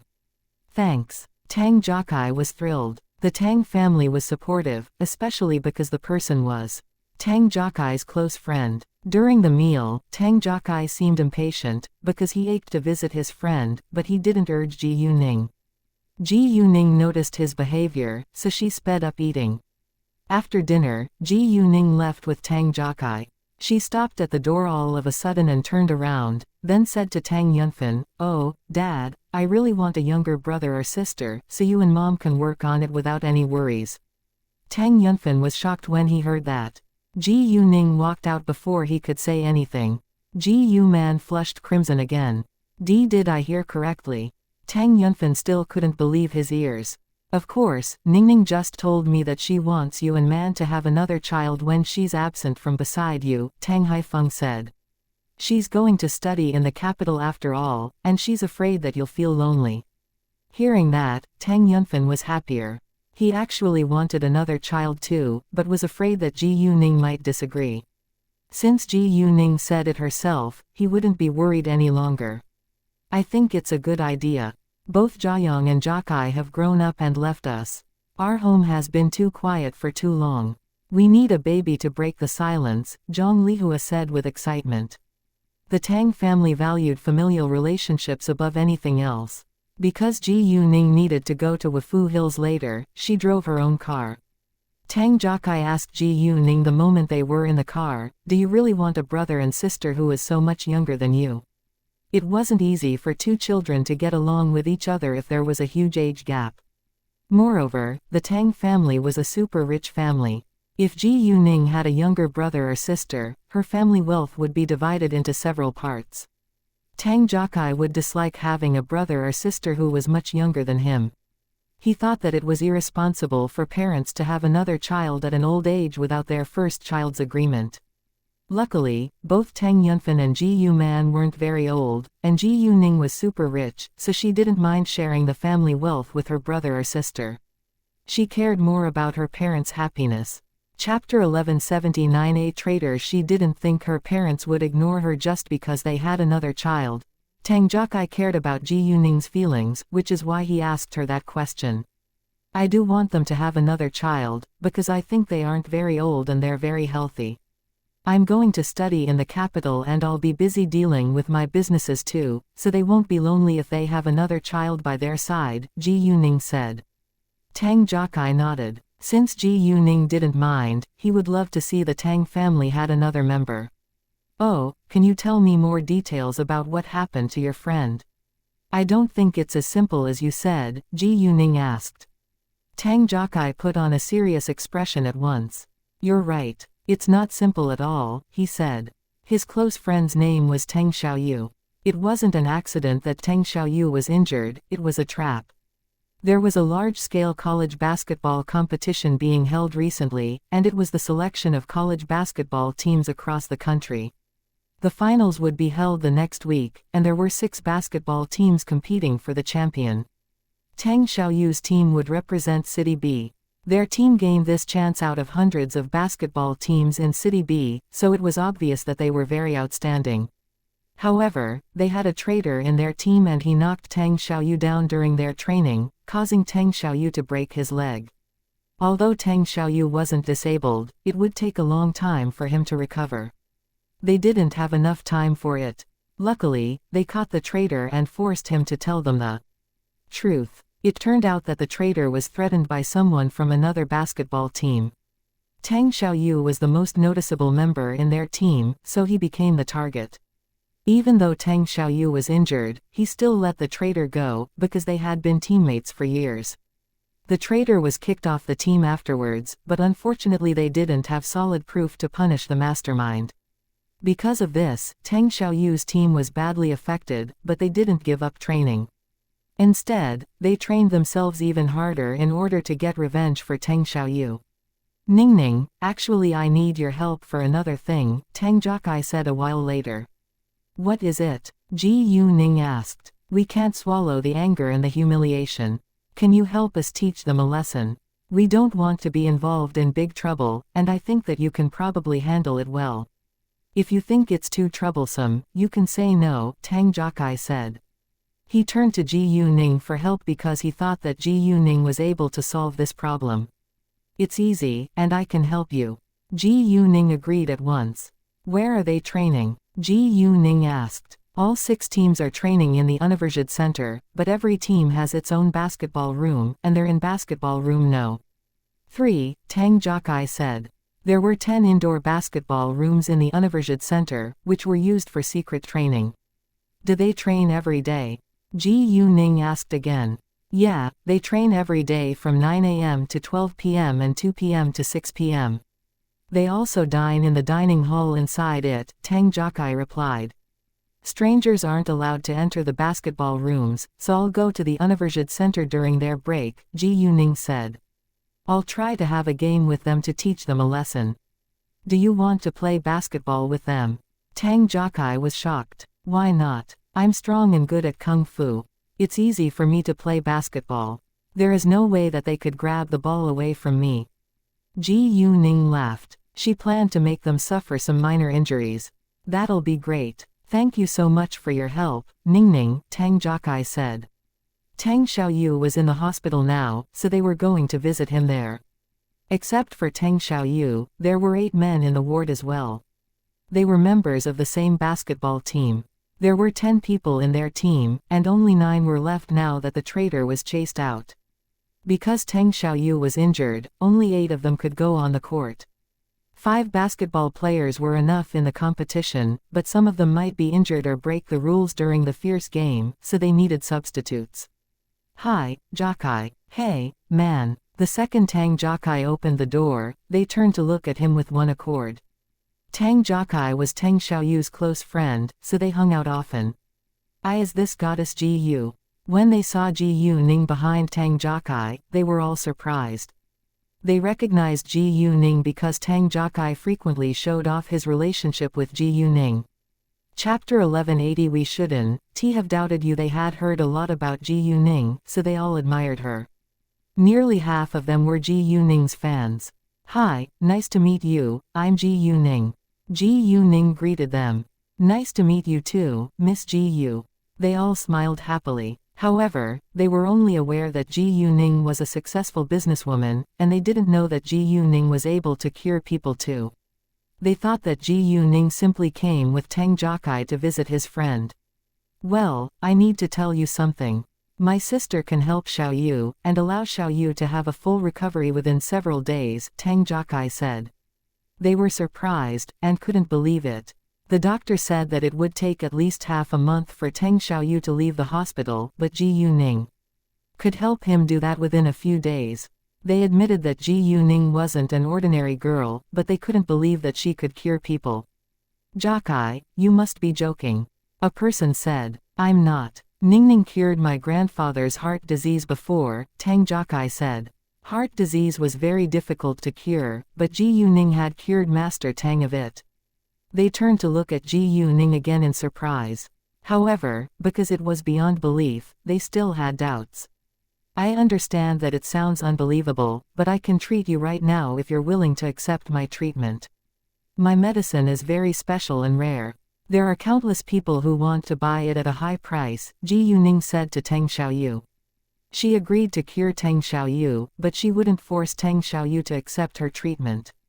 I trust you, and I'm willing to accept your treatment, Tang Xiaoyu said at once. As long as there was a chance that he could recover, he would have a try. Since Tang Xiaoyu agreed, other people said nothing. Ji Yu Ning then took off her backpack and handed 2 porcelain bottles to Tang Xiaoyu. Take a pill 3 times a day, and apply the liquid to your injury every day. I promise that you can leave this bed tomorrow and go back to normal after 3 days. If Tang Xiaoyu took and applied the medicine at the same time, he could recover sooner. The others in the room were astonished. Even Tang Jakai, who knew that Ji Yu Ning was very incredible, was shocked. Tang Xiaoyu took a power crystal without delay, and he felt cold and comfortable. After that, he applied some liquid medicine to the injury on his knee. One of his teammates wanted to clean the wound for him, but was stopped by Ji Yu Ning. There was no need for Tang Xiaoyu to clean the wound at all. The second the liquid touched his injury, he felt like something was different and rounded his eyes in shock. Wow, I can't. He didn't know what to say all of a sudden. How do you feel? How is it? Tang Xiaoyu's friends asked him in a hurry. Tang Xiaoyu did his best to calm himself down and said, I feel my injury is a little itchy and cold. It isn't as painful as before either. Really? His teammates were greatly surprised and excited. Miss Ji Yu, thank you so much. Tang Xiaoyu thanked Ji Yu Ning. He believed that he could make a full recovery within several days just as Ji Yu Ning just told him. I told you that Ningning is unbelievable and that she can cure Xiaoyu. Tang Jakai said. He was actually a little displeased when his friends doubted Ji Yu Ning. The others understood that Tang Jakai was slightly annoyed by their attitude just then, so they felt embarrassed. One of them apologized to Ji Yu Ning without hesitation. Miss Ji Yu, I'm sorry. We shouldn't have doubted you. Please accept our apologies, the others said at the same time. It was understandable that they doubted Ji Yu Ning before they knew her ability of curing people, but they still thought that they should apologize to her. You don't need to apologize to me. I understand your worries seeing as we aren't familiar with each other. I don't mind it at all, Ji Yu Ning said. Her kindness left a better impression on them. They hadn't met Ji Yu Ning before, but now they found that she was very easygoing. In addition, she didn't act or pretend in front of them. Although they had just spent a short time with Ji Yuning, they felt like Ji Yuning was tolerant and gentle. Chapter 1181 3-point field goals. Ji Yuning was willing to help Tang Xiaoyu without asking for anything in return, which was enough to prove her kindness. Although she said that she came here just because of Tang Jiakai, it was still undeniable that she was helpful. Oh, by the way, Ningning is going to punish those guys for us tomorrow, Tang Jiakai said with excitement and anticipation. Hearing that, they turned to look at Ji Yuning with surprise. They didn't doubt Ji Yuning's ability this time. However, they thought that Ji Yuning was going to beat those people. Even though they also hoped that those bad people could learn a lesson, they were worried that Ji Yuning might get in trouble. Well, I don't think it's a good idea. What if Miss Ji Yu is caught and gets in trouble? Right, Miss Ji Yu is a celebrity now. It might affect her reputation. They weren't selfish people, and they cared about Ji Yuning's reputation. Ji Yuning felt touched by their argument, and was more than willing to help them punish those people now. You don't need to worry about that. Ningning isn't going to punch them, but Tang Jiakai then told them Ji Yuning's plan. Afterwards, they all agreed with it. Ji Yuning stayed in the ward for a while, then left with Tang Jiakai. Because Tang Xiaoyu didn't live in City B and his family wasn't here, 2 of his teammates stayed to take care of him. When they left for training during the days, a nurse would come to replace them. They went to the parking lot together, but they all had their own cars. However, they were stunned by Ji Yuning's limited edition Lamborghini when they saw her getting in it. They weren't surprised by its price, because they knew that Ji Yuning was super rich. They were surprised because it was hard to buy this car. There were only a dozen of them in the world, so only a few people could get one. Boys all loved cars, so they were attracted to it at once. Wow, this is so amazing. Miss Ji Yu, you're so awesome to be able to get this car. I didn't get it myself, it was a gift from my uncle and aunt, Ji Yuning said with a smile. They nodded and realized that Cao Wenxin's parents were Ji Yuning's uncle and aunt. They had seen Cao Wenxin's Lamborghini before, so they weren't surprised by Ji Yuning's answer. After appreciating the car for a long while, they unwillingly walked away and let Ji Yuning drive away in it. They were going back to their school, so Tang Jiakai left with them. Ji Yuning, on the other hand, went back to Wufu Hills by herself. She went to take a bath once she was home. As she was walking out of the bathroom, she received Leng Xiaoting's message. She called him back and chatted with him for nearly an hour on the phone. The next day, Ji Yuning went for a run in the morning before she came back home and put on sportswear. When it was almost 11 a.m., Ji Yuning told Gao Yi and Chao Ya to do their own things because she needed to go out. Chao Ya got curious seeing Ji Yuning's sportswear. Lady Ning, where are you going in this sportswear? I'm going to play basketball with my friends today, Ji Yuning said. It was nearly 12 p.m. when Ji Yuning arrived, and she bought a basketball halfway. Tang Jiakai was already waiting for her at the gate. He ran forward once Ji Yuning's car showed up. The car stopped in front of him, and Ji Yuning got out of it. Hi, Ningning, have you eaten? Tang Jiakai asked. Yeah, how about you? Ji Yuning asked. Me too, Tang Jiakai said. After that, they walked inside together.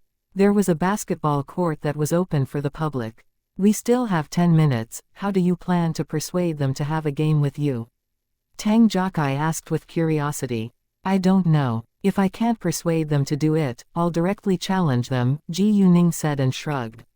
Well, Tang Jiakai was surprised and felt nervous. We can play on the basketball court near the exit, which is too noticeable to be ignored. You can have a round with me, and I'll beat you by a wide margin to attract their attention, then I'll challenge them, Ji Yuning said. People who were in the stadium were all basketball lovers, and they would stop to watch if the game was exciting. Tang Jiakai, however, was a little scared because he knew that he was no match for Ji Yuning. However, in order to take revenge, he had to work with Ji Yuning. A while later, Ji Yuning and Tang Jiakai began to play against each other on the court. Tang Jiakai played basketball in his daily life because it was good for him to grow taller, so he wasn't bad at it.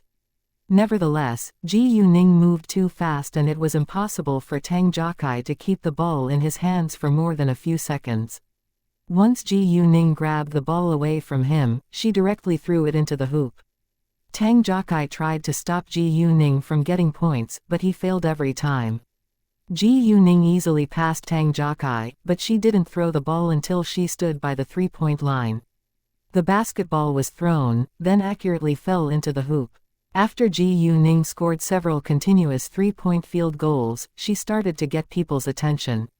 More and more people surrounded the basketball court they were on. Chapter 1182 tempt them into the game. In the following minutes, Ji Yuning continued to easily avoid Tang Jiakai and throw the basketball into the hoop.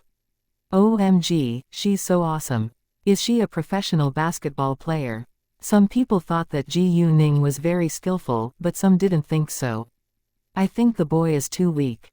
She's short and slim. I don't think she's a professional.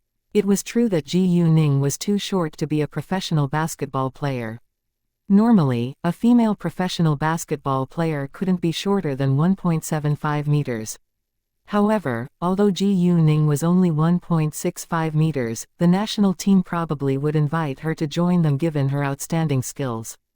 Therefore, rules were only set for ordinary people, and Ji Yuning was an exception.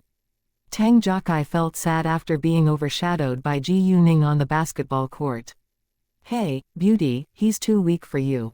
Can I help him? Someone shouted at Ji Yuning all of a sudden. Sure, I don't care how many of you want to help him, Ji Yuning said. Hearing that, two other men walked forward. Tang Jiakai was already exhausted, so he left at once and let the three young men compete against Ji Yuning. Are three of you going to play together against the girl? It's not fair, someone said. It's fine. I don't think they can win, Ji Yuning said with confidence. Even though the three young men were displeased by Ji Yuning's attitude, they could see that she wasn't an ordinary girl. All right, I can be the judge, a man said. He had a whistle hanging on his neck. No problem. Ji Yuning agreed. The next second, the basketball game began, and other people all began to take a video of it. Ji Yuning was alone, so she held the ball at the beginning of the game. The three young men were confident to win against a girl, but they soon found out that they couldn't grab the ball away nor stop Ji Yuning from getting points. The spectators were all surprised. In the second round, the three young men held the ball, and they directly passed it among them. However, Ji Yuning suddenly jumped and stole the ball away. The moment she got the ball, she ran away fast. No matter how the three young men tried to catch her and stop her, she was still able to throw the ball into the hoop with unerring accuracy. Within a short while, Ji Yuning successively threw 6 balls into the hoop, with the three young men failing to touch the ball even once. In the end, they failed without doubt. Right at this moment, it was 12 p.m. and many professional basketball players walked out. Oh, look, there are 3 men playing against a girl. Jesus, the girl just scored a 3-point field goal. It's just a 3-point field goal. Nothing impressive, someone said with disdain. He was a member of the basketball team that Ji Yuning was going to punish today. The team was named the Bulls. It's not impressive that she just scored a 3-point field goal, but she's competing against the 3 young men, another member said. I think she's good. That's because the 3 young men are too weak. Well, I don't think any of us can easily defeat her alone, Tang Xiaoyu's teammate said. Their team was called the Warriors. She's just a girl. She can't be better than us at playing basketball. I agree. She's no match for us. The members of the Bulls took Ji Yuning lightly. They were as arrogant as usual. In fact, only the Warriors were better than them in the basketball matches this time, and they ranked second, so they decided to scheme against Tang Xiaoyu. Since Tang Xiaoyu was injured now, they believed that they would be the champions. Really? Do you dare to have a try? I don't think any 3 of you can defeat the girl. A member of the Warriors challenged them. It was just a trap. Why should we listen to you? A member of the Bulls said. You're just a bunch of cowards, a member of the Warriors said. What did you just say? That's insane. Any of us can easily defeat the girl by themselves, but what can we get if we win? The Bulls were annoyed by the Warriors. If you win, 2 of us will quit the game and only 7 of us will play the finals. If you lose, you should do the same thing, a member of the warriors said. No problem. The bulls agreed, because it was exactly what they wanted. Although Tang Xiaoyu was the most important member of the warriors, the rest of its members were highly skilled too. Chapter 1183 ends in total failure. Other basketball teams were very interested in the competition between the bulls and the warriors, because it was beneficial for them no matter which one won. As long as there were fewer competitors, they were more likely to be in the top 3 teams. Although people only paid most attention to the champions, they could still have a bright future as the second or the third on the list. Without further ado, a group of them went to the basketball court together. Ji Yuning noticed them when they had just walked out. Because of the distance, she couldn't hear their conversation, but she knew that the bulls were attracted by the trap from their expressions. It was easier to get them into the trap than Ji Yuning thought. When they reached the basketball court, Ji Yuning was still playing the game, and they had to admit that Ji Yuning was indeed very skillful. However, even though Ji Yuning's performance on the court was quite impressive, the bulls still didn't think that she was a threat. "Hey, would you please stop for a while?" a member of the warriors shouted. Ji Yuning smiled and stopped at once, so did the 3 young men. The 3 young men felt utterly embarrassed now. However, they didn't hate Ji Yuning because of that, but admired her very much. "May I help?" Ji Yuning asked and pretended that she knew nothing. "Well, we've noticed your skills on the court, and we think that you're very good at playing basketball. Would you mind having a round with us?" a member of the warriors asked. "Sure, I haven't enjoyed myself yet." Ji Yuning agreed with alacrity. "How do you want to play the game?" she asked. 1 versus 1, the leader of the bulls said with obvious disdain. He didn't think that Ji Yuning was a strong competitor. "Are you sure?" Ji Yuning asked. It was also obvious that she didn't think that he was a match for her. Members of the bulls were annoyed and glared at Ji Yuning, but Ji Yuning didn't care at all. The leader of the bulls said, "Any of us is enough to defeat you." It sounded as if it was true. Tang Jokai and the members of the warriors sneered. They thought that Ji Yuning could easily defeat the bulls by herself. "Well, I don't think so. Why don't you send out a member to play a match with me first? Whoever scores 3 baskets wins. If I win, I'll pick 5 of your team to play another round with me. If you win, you can ask me to do anything as long as it's acceptable," Ji Yuning said. "No problem." The leader of the bulls agreed. He hated hesitating and he was arrogant too. He didn't think that he would lose, so he thought that it wasn't a big deal to accept Ji Yuning's challenge.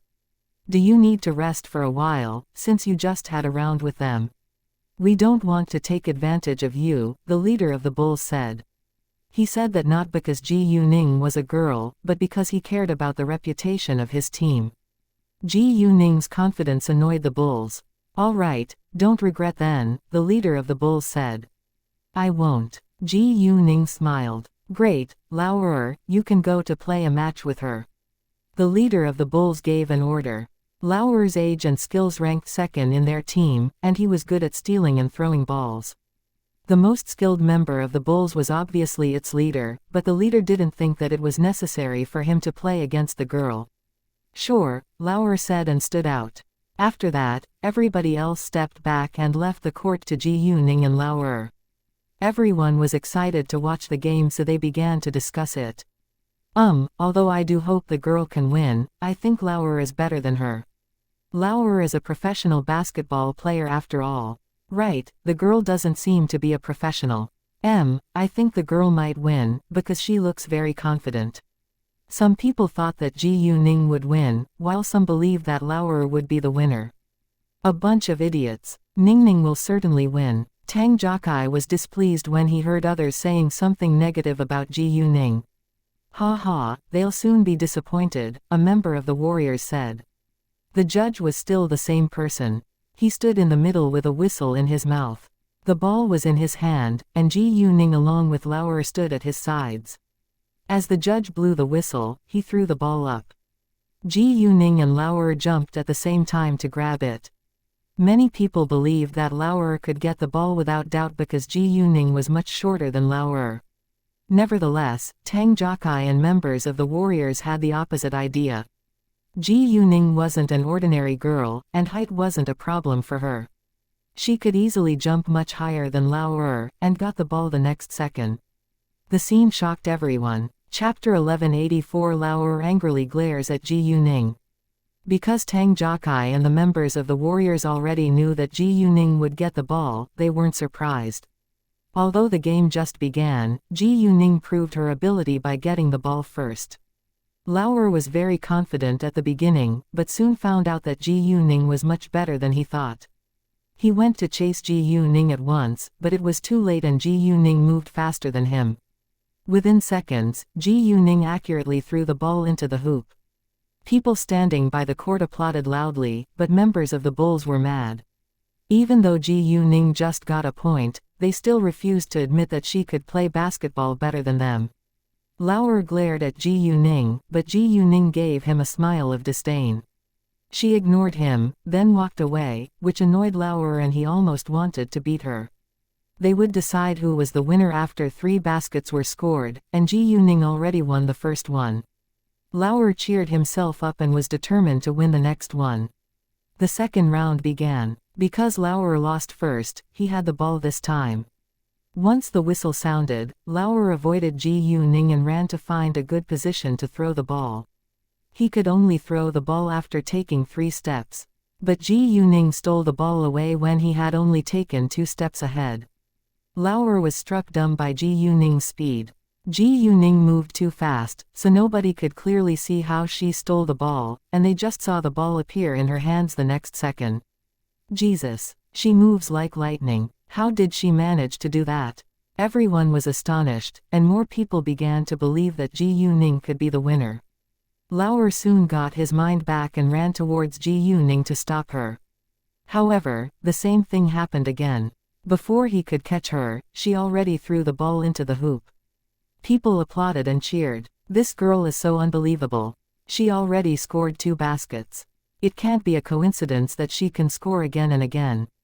Damn it. The members of the Bulls were furious now, especially its leader, but he didn't blame Lao Er for it. Instead, he thought that it was Ji Yuning's fault. Other members of the Bulls were getting worried that Lao Er might really lose, which would be super embarrassing. The leader of the Bulls hadn't thought that it would be necessary for 5 of them to play a match against Ji Yuning, but now he had to accept it, because he wanted to win. If they lost, they had to do what they had said they would when they bet with the Warriors. Lao Er could do nothing about it, but gave Ji Yuning another glare. Ji Yuning snorted, "Is this all you can do? I thought that you are somebody since you have the courage to play the match against me by yourself. You haven't scored 3 points yet," Lao Er said in anger. He was arrogant, but wasn't dumb, and he knew that he was in a very dangerous situation now.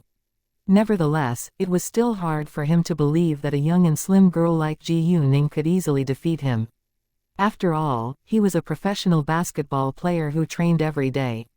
"Let's see," Ji Yuning said, then directly started the third round. Lao Er had the ball again this time. Ji Yuning didn't stop him from reaching the hoop this time, but she suddenly stole the ball from him when he wanted to throw it into the hoop. Everyone was shocked by the scene. OMG, I thought that he finally had a chance to score a point. The girl jumped so high. I can't believe my eyes. They kept complimenting Ji Yuning, but it was totally unacceptable in Lao Er's eyes. Given his ability, he should have thrown the ball into the hoop, but Ji Yuning stole the ball halfway. The members of the Bulls were stunned, and didn't know what to say. Tang Jiakai and the members of the Warriors, on the contrary, felt satisfied. They were looking forward to watching the game when Ji Yuning played against 5 members of the Bulls later.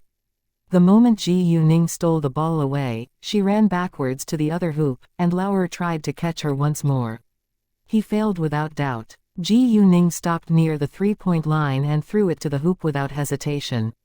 Lao Er couldn't stop her, and the ball smoothly went into the hoop. It was a 3-point field goal. People were amazed and Ji Yuning got another round of loud applause. The members of the Bulls and members of the Warriors were in completely different moods right now. Lao Er clenched his fists in anger, glaring at Ji Yuning. Ji Yuning disliked Lao Er's glare. He always glared at her when he lost. Chapter 1185 1 verses 5 Ji Yuning pulled her lips and ignored him, then she turned to the leader of the bulls. Hey, your teammate just lost. Do 5 of you want to play against me? Ji Yuning's expression and tone were full of provocation. Sure, 5 of us will play together against you, the leader of the bulls said in anger. All he wanted to do now was to defeat Ji Yuning.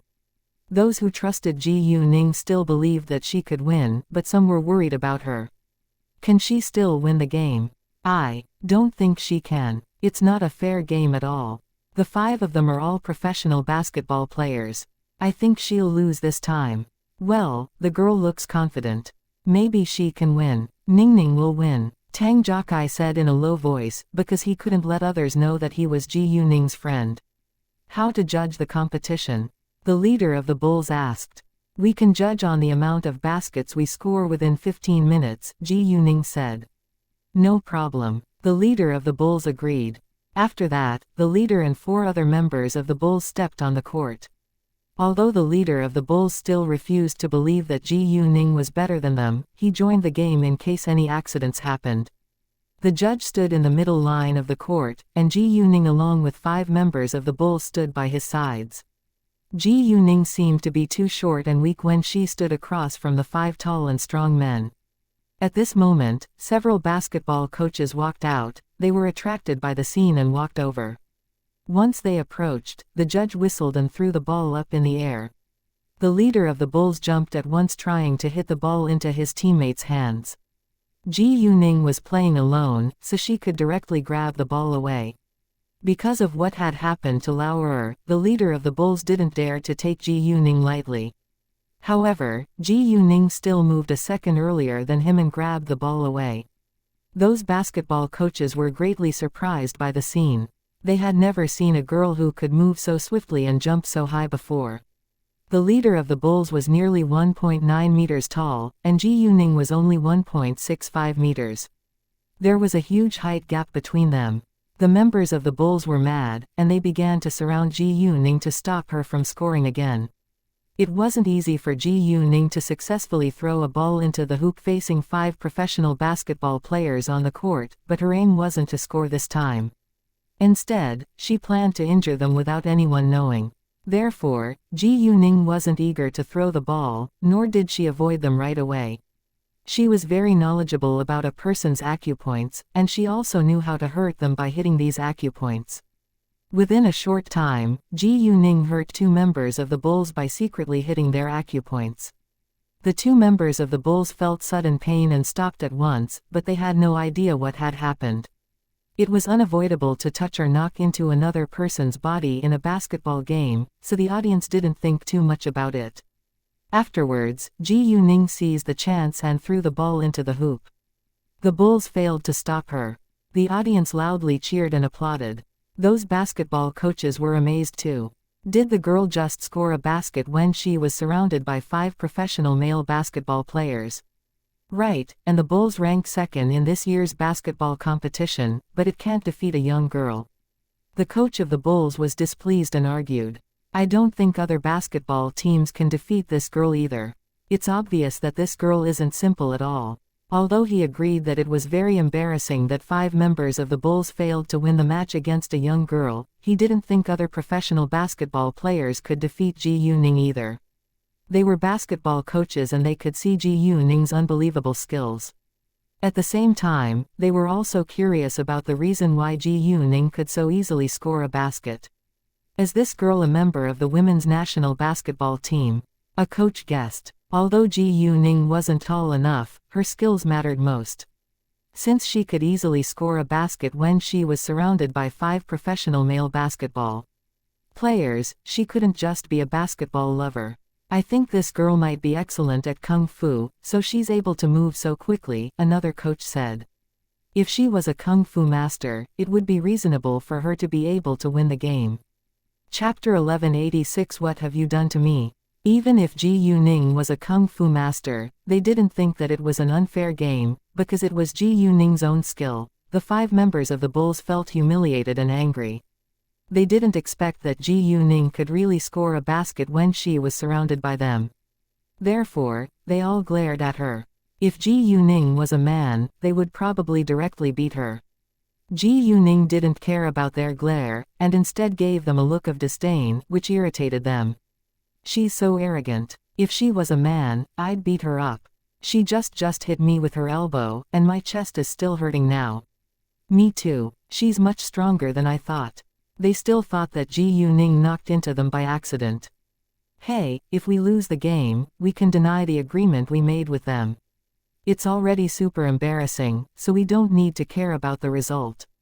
By the way, we can secretly hurt her to stop her from winning as well, the leader of the Bulls said in a low voice. Sure, his teammates all agreed. After that, the game continued. Because the Bulls lost the ball in the first round, they had the chance to start the second round. The 5 members of the Bulls tightly surrounded Ji Yuning again to stop her from touching the ball. The onlookers were annoyed, because they thought that it wasn't fair. Go for it, my goddess. A person among the crowd suddenly shouted to support Ji Yuning. He didn't know Ji Yuning's name, so he directly called her his goddess. Actually, it was a very suitable word to describe Ji Yuning, because she was very pretty and good at playing basketball. Go for it, my goddess. Other people began to encourage Ji Yuning as well. Nearly 2/3 of the audience were Ji Yuning's supporters. The 5 members of the Bulls were mad, and they turned to vent their anger at Ji Yuning. They glared at her as if they were going to swallow her raw and whole. As the whistle sounded, a member of the Bulls started the second round. Ji Yuning didn't grab the ball right away this time, and let the Bulls have it. She had no intention to grab the ball this time, but to the audience it seemed like she couldn't do it because she was surrounded by the 5 men. The other members of the Bulls didn't move away from Ji Yuning, but still surrounded her as usual. However, it wasn't allowed to surround a person too tightly for more than 3 seconds on the court, so they didn't stand in Ji Yuning's way, but kept stopping her when she wanted to chase their teammate who had the ball. However, it was difficult for them to stop Ji Yuning by doing that. Ji Yuning swiftly got rid of them and it looked as if she disappeared out of their arms all of a sudden, which shocked the 3 men who surrounded her. Even the audience was surprised by Ji Yuning's speed. At this time, the leader of the Bulls was about to throw the basketball. Right at this moment, Ji Yuning jumped up high and stole the ball halfway in the air. It had happened once before, but it still shocked everyone when it happened again. Those basketball coaches were stunned this time. Wow, my goddess is so amazing. She's perfect. The audience got extremely excited. The leader of the Bulls was shocked when the ball was stolen away by Ji Yuning, and the next second he got furious and began to attack Ji Yuning. His teammates ran over at once. They were prepared to secretly hurt Ji Yuning. Because all of them were tall and strong, other people outside the court couldn't see their movements clearly, which gave them a great chance to do whatever they wanted. Nevertheless, facing their aggressive movements, Ji Yuning didn't panic. She stayed calm and filled her arms with magical power to make them as stiff and cold as ice blocks. As a result, once they knocked Ji Yuning's arms, they were the ones who felt hurt and pain. They were surprised, but were unwilling to give up. In the following minutes, they kept trying to hurt Ji Yuning, but Ji Yuning did the same thing to fight them back. What have you done to me? One of them finally sensed that something wasn't right. The other members didn't understand what had happened, and they continued to compete for the ball against Ji Yuning, but they all failed. You just heavily knocked against my arm, so you should ask yourself what you've done, Ji Yuning sneered.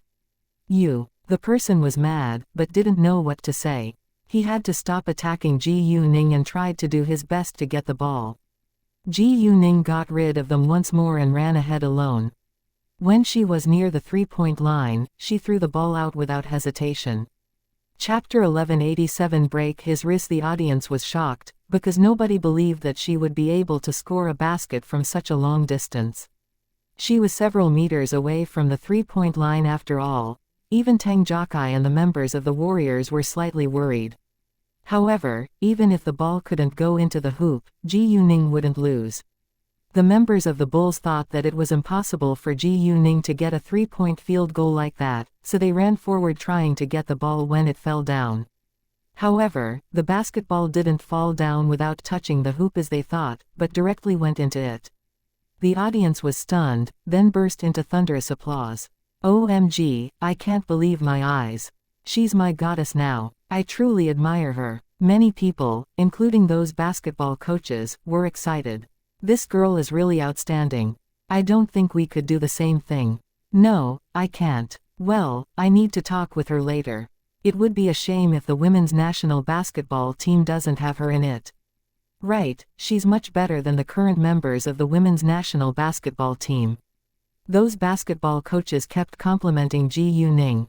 The coach of the Bulls felt utterly embarrassed, but he had to admit that Ji Yuning was indeed unbelievably good at playing basketball. Wow, Ningning is so incredible. Tang Jiakai cheered with excitement. Jiakai, I'm a fan of your younger cousin right now.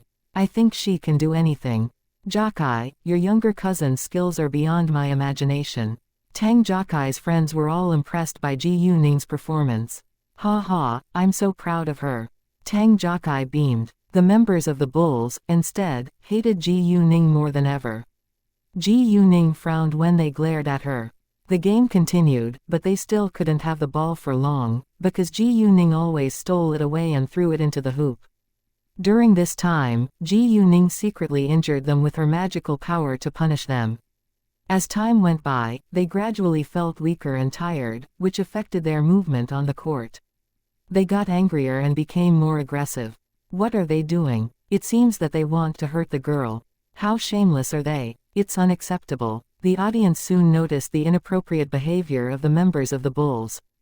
Tang Jiakai and members of the Warriors were mad at them, but they could do nothing now. Fortunately, Ji Yuning looked fine when they bumped her. On the contrary, they seemed to be hurt afterwards. Those basketball coaches saw it as well, and they were confused. Why did Ji Yuning look fine when those tall strong men bumped her? Was her body as tough as an iron wall? At the end, the 5 members of the Bulls were all injured by Ji Yuning and they could barely continue to play the game. The leader of the Bulls lost patience, and raised his fist to punch Ji Yuning's forehead. Everyone was shocked by the scene, because it happened too fast and sudden. Before the audience could shout out, the leader's fist stopped 30 centimeters away from Ji Yuning's face. He didn't stop it himself, Ji Yuning caught it. Right after Ji Yuning caught his fist, she used a lot of strength and broke his wrist.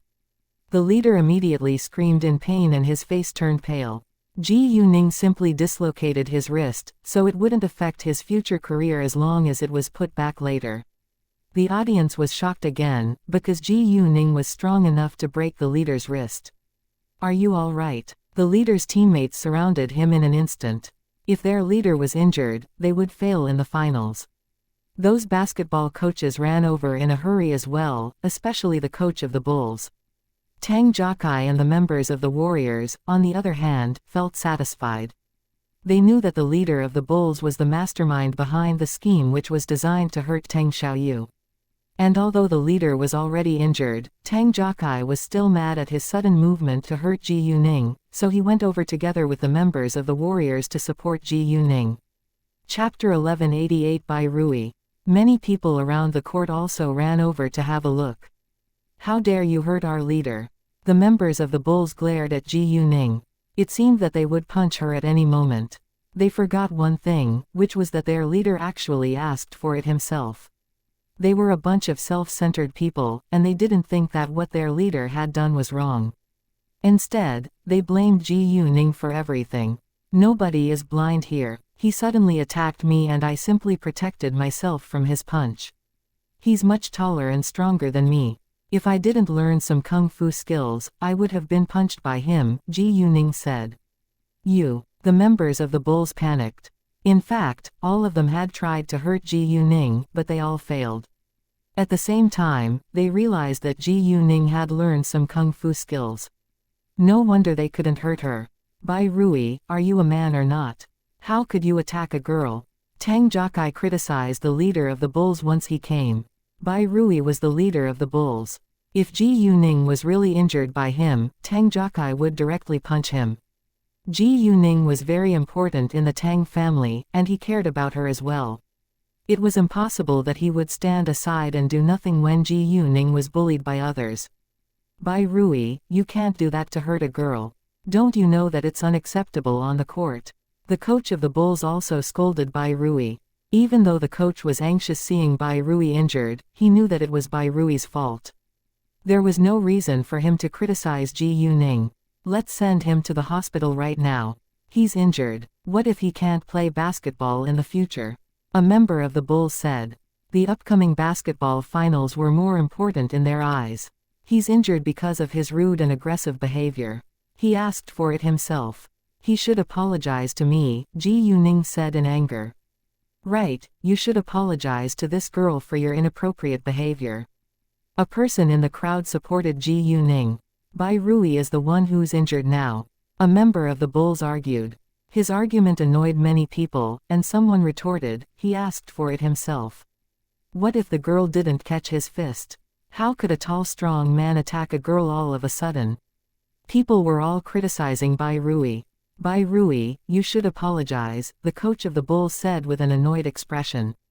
He didn't want the reputation of the Bulls to be ruined. My hand is already injured. Isn't it enough? Bai Rui was reluctant to apologize, because he didn't think that he had done anything wrong. It was obvious that Bai Rui didn't listen to their criticisms. The other coaches couldn't stand it any longer.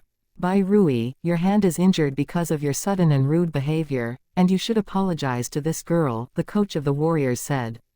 Actually, the coach of the Warriors was aware of what Bai Rui had done to his team, but he didn't have solid proof. As a result, the coach of the Warriors hated the Bulls, and he felt pleased when Ji Yuning defeated them on the court. Bai Rui, it's your fault, and you should take responsibility for your own behavior. We just want you to apologize for your inappropriate behavior. If you refuse to do so, your own career will be affected.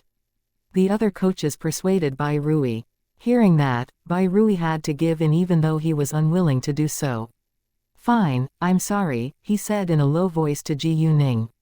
However, his voice was too low and not many people could hear it.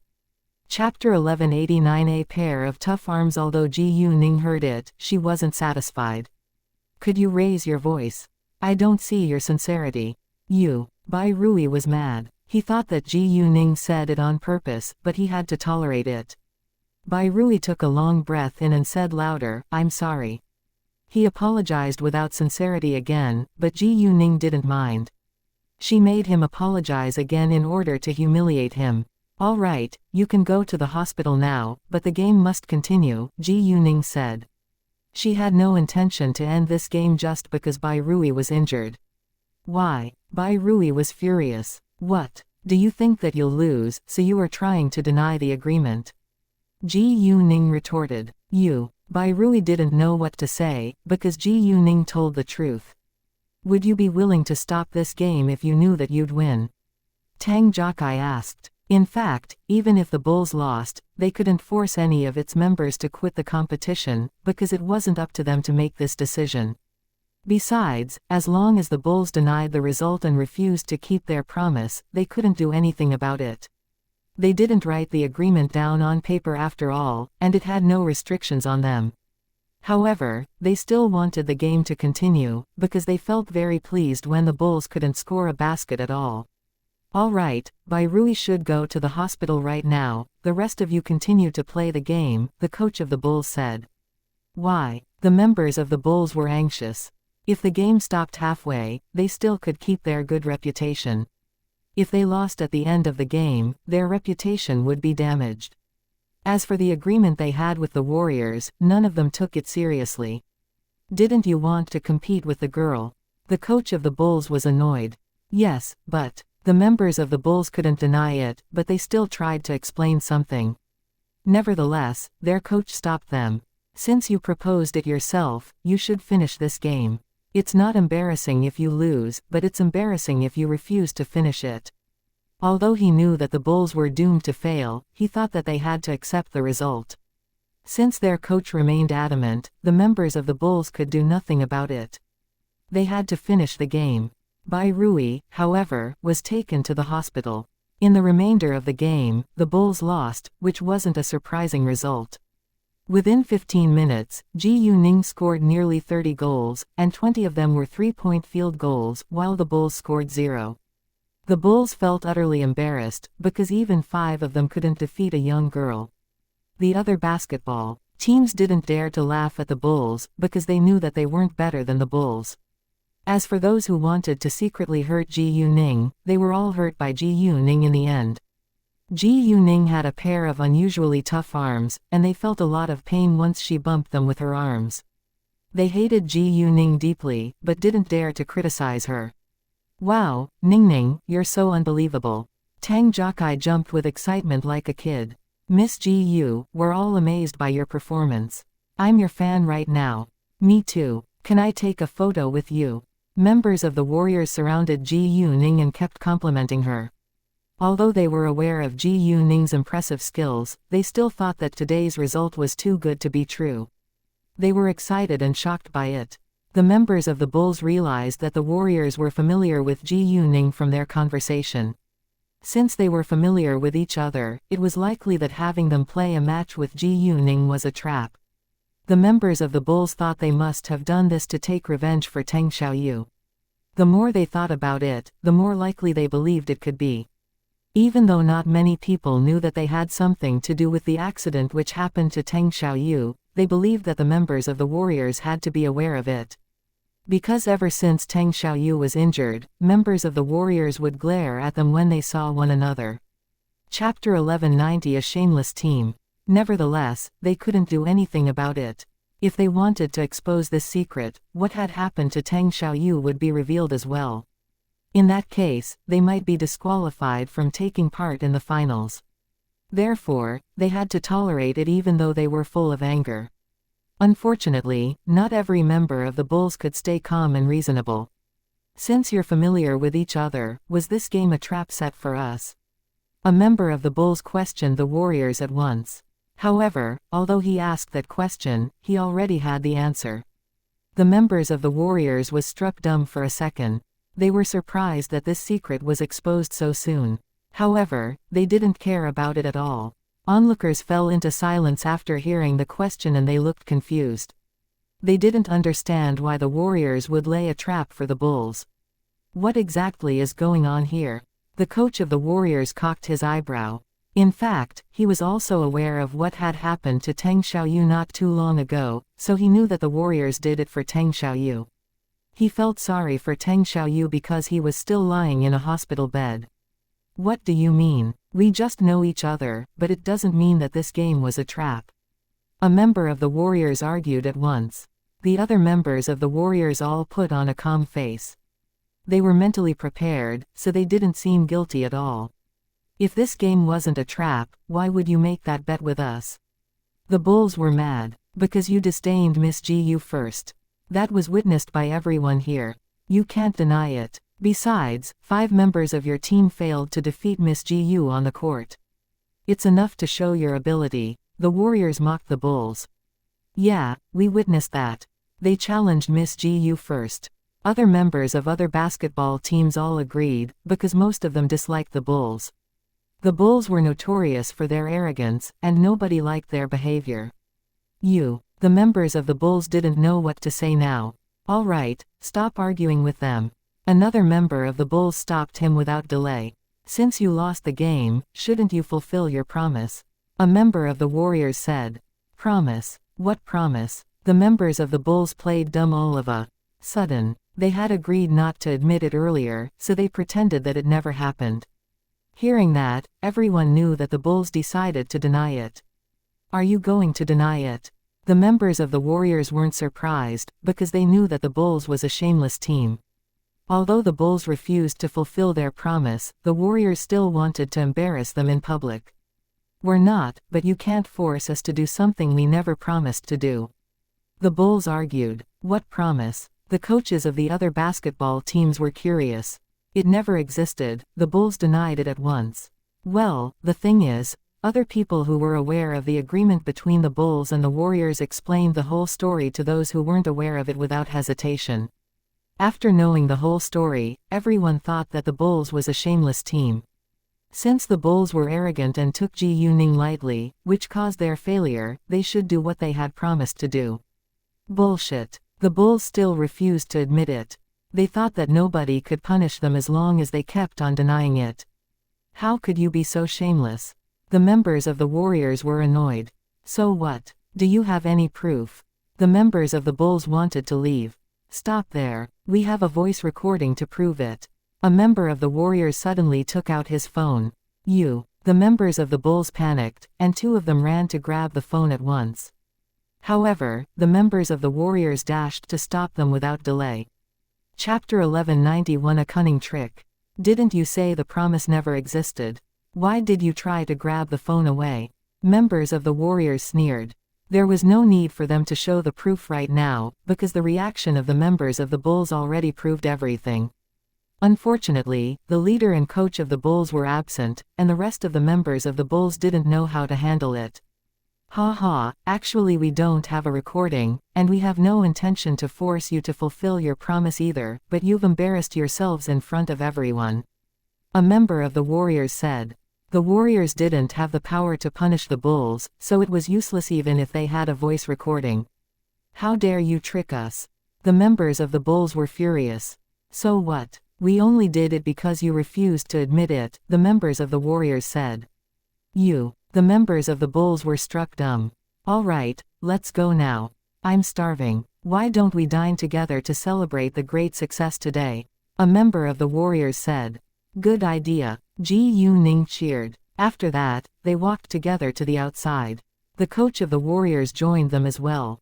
Although Ji Ning won the game with the help of her kung fu skills, he still admired her. Oh, Xiaoyu is supposed to pay the bill today, but he couldn't come because he's injured. He already told me to do it for him. Miss Ji Yu has done us a great favor, and we should thank her, a member of the warriors said. They normally ate in the canteen, because the food there was very cheap. And when they dined outside, they tended to split the bill. Even though they weren't poor, they were already used to it. Miss Ji Yu, thank you so much for treating Xiaoyu's leg. He's very important in our team, another member of the warriors said. What? She treated Xiaoyu's leg. Their coach was very surprised hearing that. Yeah, Miss Ji Yu just treated Xiaoyu's leg yesterday, and Xiaoyu told me that he feels much better today. He can walk now, but it will still take time for him to make a full recovery, a member of the warriors said with excitement. They were confident that Tang Xiaoyu would be well again in a few days. Really? Their coach couldn't believe his ears. After all, the doctor said it would take at least half a month for Tang Xiaoyu to recover, but Ji Yuning was able to cure him within several days. Ji Yuning didn't seem to be an experienced doctor in his eyes. Although he knew that Ji Yuning wasn't an ordinary girl after watching the game, he still couldn't believe that she could easily cure Tang Xiaoyu. It is true. The members of the warriors confirmed it. Miss Ji Yu, thank you so much. Their coach turned to thank Ji Yuning at once. Tang Xiaoyu was indeed very important to the warriors, so it was good news for them if he could recover soon. The coach was curious about how Ji Yuning was able to cure Tang Xiaoyu, but he didn't ask further about it. He knew that he shouldn't ask for more details if Ji Yuning didn't tell them of her own accord. It's not a big deal. Xiaoyu is a close friend of my older cousin, so I'm more than willing to help, Ji Yuning said with a smile. If it hadn't been for Tang Jiakai, Tang Xiaoyu wouldn't have been treated by Ji Yuning. Your older cousin. The coach was curious. Miss Gu's older cousin is Tang Jiakai, a member of the warriors said. Their coach was aware of Tang Jiakai's family background, but he didn't know much about the Tang family's family affairs. In addition, Ji Yuning and Tang Jiakai didn't share the same family name, so the coach didn't know that they were relatives. Oh, thank you so much, Jiakai. The coach thanked Tang Jiakai at once. My pleasure. Xiaoyu is a close friend of mine, so I must do something to help him if I can. By the way, the bulls are really hateful, and we should teach them a lesson. Tang Jiakai said. Tang Jiakai hated people who played dirty tricks, especially when the victim was his close friend. After that, they began to casually chat with each other. Although the coach didn't ask for details about how Ji Yuning cured Tang Xiaoyu, he was curious about Ji Yuning's medical level. Therefore, he asked Ji Yuning whether she was a medical student. Ji Yuning knew nothing about medicine, and she was very honest. However, she could see that the coach wanted to ask her something about illnesses. Accordingly, Ji Yuning told the coach to ask her anything he wanted to know and she was willing to give him some advice if he needed it. Chapter 1192 Don't Mess with Ji Yuning. The coach told Ji Yuning that his wife had always been short of energy for the last 2 years and her face was always pale too. They had done many checks in different hospitals, but his wife's condition didn't improve at all. Ji Yuning then told him to visit Kulain to buy some medicine for his wife's condition. Yeah, Kulain is really famous for its effective medicines, Tang Jiakai said, in case the coach didn't believe her. The coach thanked Ji Yuning at once and decided to buy some Kulain medicines later. He didn't ask Ji Yuning for her background, so he missed the chance to know her real identity. Actually, he still had doubts about Kulain, because his wife had already taken so many different kinds of medicines. However, he still had hope. Since Ji Yuning was able to cure Teng Xiaoyu, it was possible that she could help his wife too. When they were leaving for the restaurant, some onlookers uploaded videos of Ji Yuning playing the basketball match against several professional basketball players to the internet. They didn't know Ji Yuning's name, so the videos spread out slowly. After a short time, however, someone recognized Ji Yuning and soon reposted the videos to Weibo, and it mentioned many entertainment influencers. Followers of those entertainment influencers noticed this news at once. Within minutes, the videos went viral and Ji Yuning's name gained a lot of attention once more. Some haters were jealous of Ji Yuning and criticized her for continuously attracting public attention. Some also said that as a high school student, she should study hard for the national college entrance examination. Nevertheless, Ji Yuning's fans defended her without hesitation. Because Ji Yuning was already super popular and famous, there was no need for her to deliberately attract public attention. Besides, the title made it very clear that someone challenged Ji Yuning, so Ji Yuning had the match against them. In addition, Ji Yuning was well known to be an excellent student in her school, and she could easily pass the national college entrance examination with high scores. At the same time, the Bulls were amid criticisms.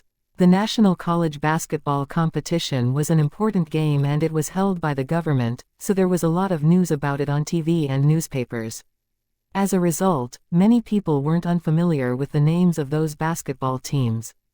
The finals were divided into 3 levels: the preliminary finals, semi-finals and finals.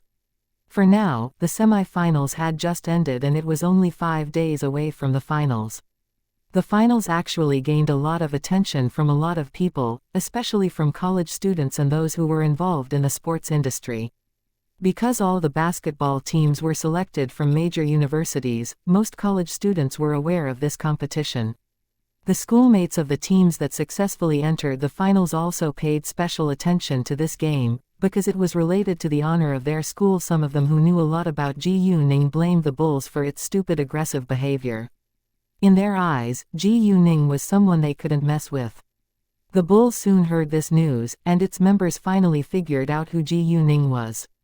They were surprised by Ji Yuning's influence, but hated her more, because they believed that it was Ji Yuning who damaged the reputation of their team. Therefore, they began to attack Ji Yuning on the internet, but were attacked back by Ji Yuning's fans. They were annoyed and didn't understand why Ji Yuning had so many loyal fans to defend her. They thought that Ji Yuning was only a beautiful girl who had several profitable stores. In fact, they didn't know much about Ji Yuning and now they were full of hatred against her as well. Nevertheless, even though they were furious, they could do nothing to hurt Ji Yuning. All in all, the Bulls lost the game and its reputation was damaged too. Ji Yuning didn't pay much attention to the news, and she left after having a meal with her new friends. Tang Jiakai also had to go back to his school, so Ji Yuning drove him there. Tang Jiakai normally didn't drive, unless he needed to go home on weekends by himself.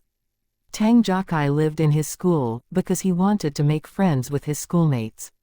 Moreover, the Tang family's house was a little far from Tang Jiakai's school. Although he was born in a super rich family, he still kept a very low profile. He was studying in a highly prestigious university, so his schoolmates all had a bright future. When the members of the Warriors got back, someone asked them whether they had noticed the latest trending news on the internet. They shook their heads, then read the news at once. After reading the news, the members of the Warriors were only surprised that it caused a great sensation on the internet. Their coach, on the other hand, was shocked by Ji Ning's influence and real identity. He had heard a little about jade beauty jewelry and kuzi, and he knew that their founder was a very important figure.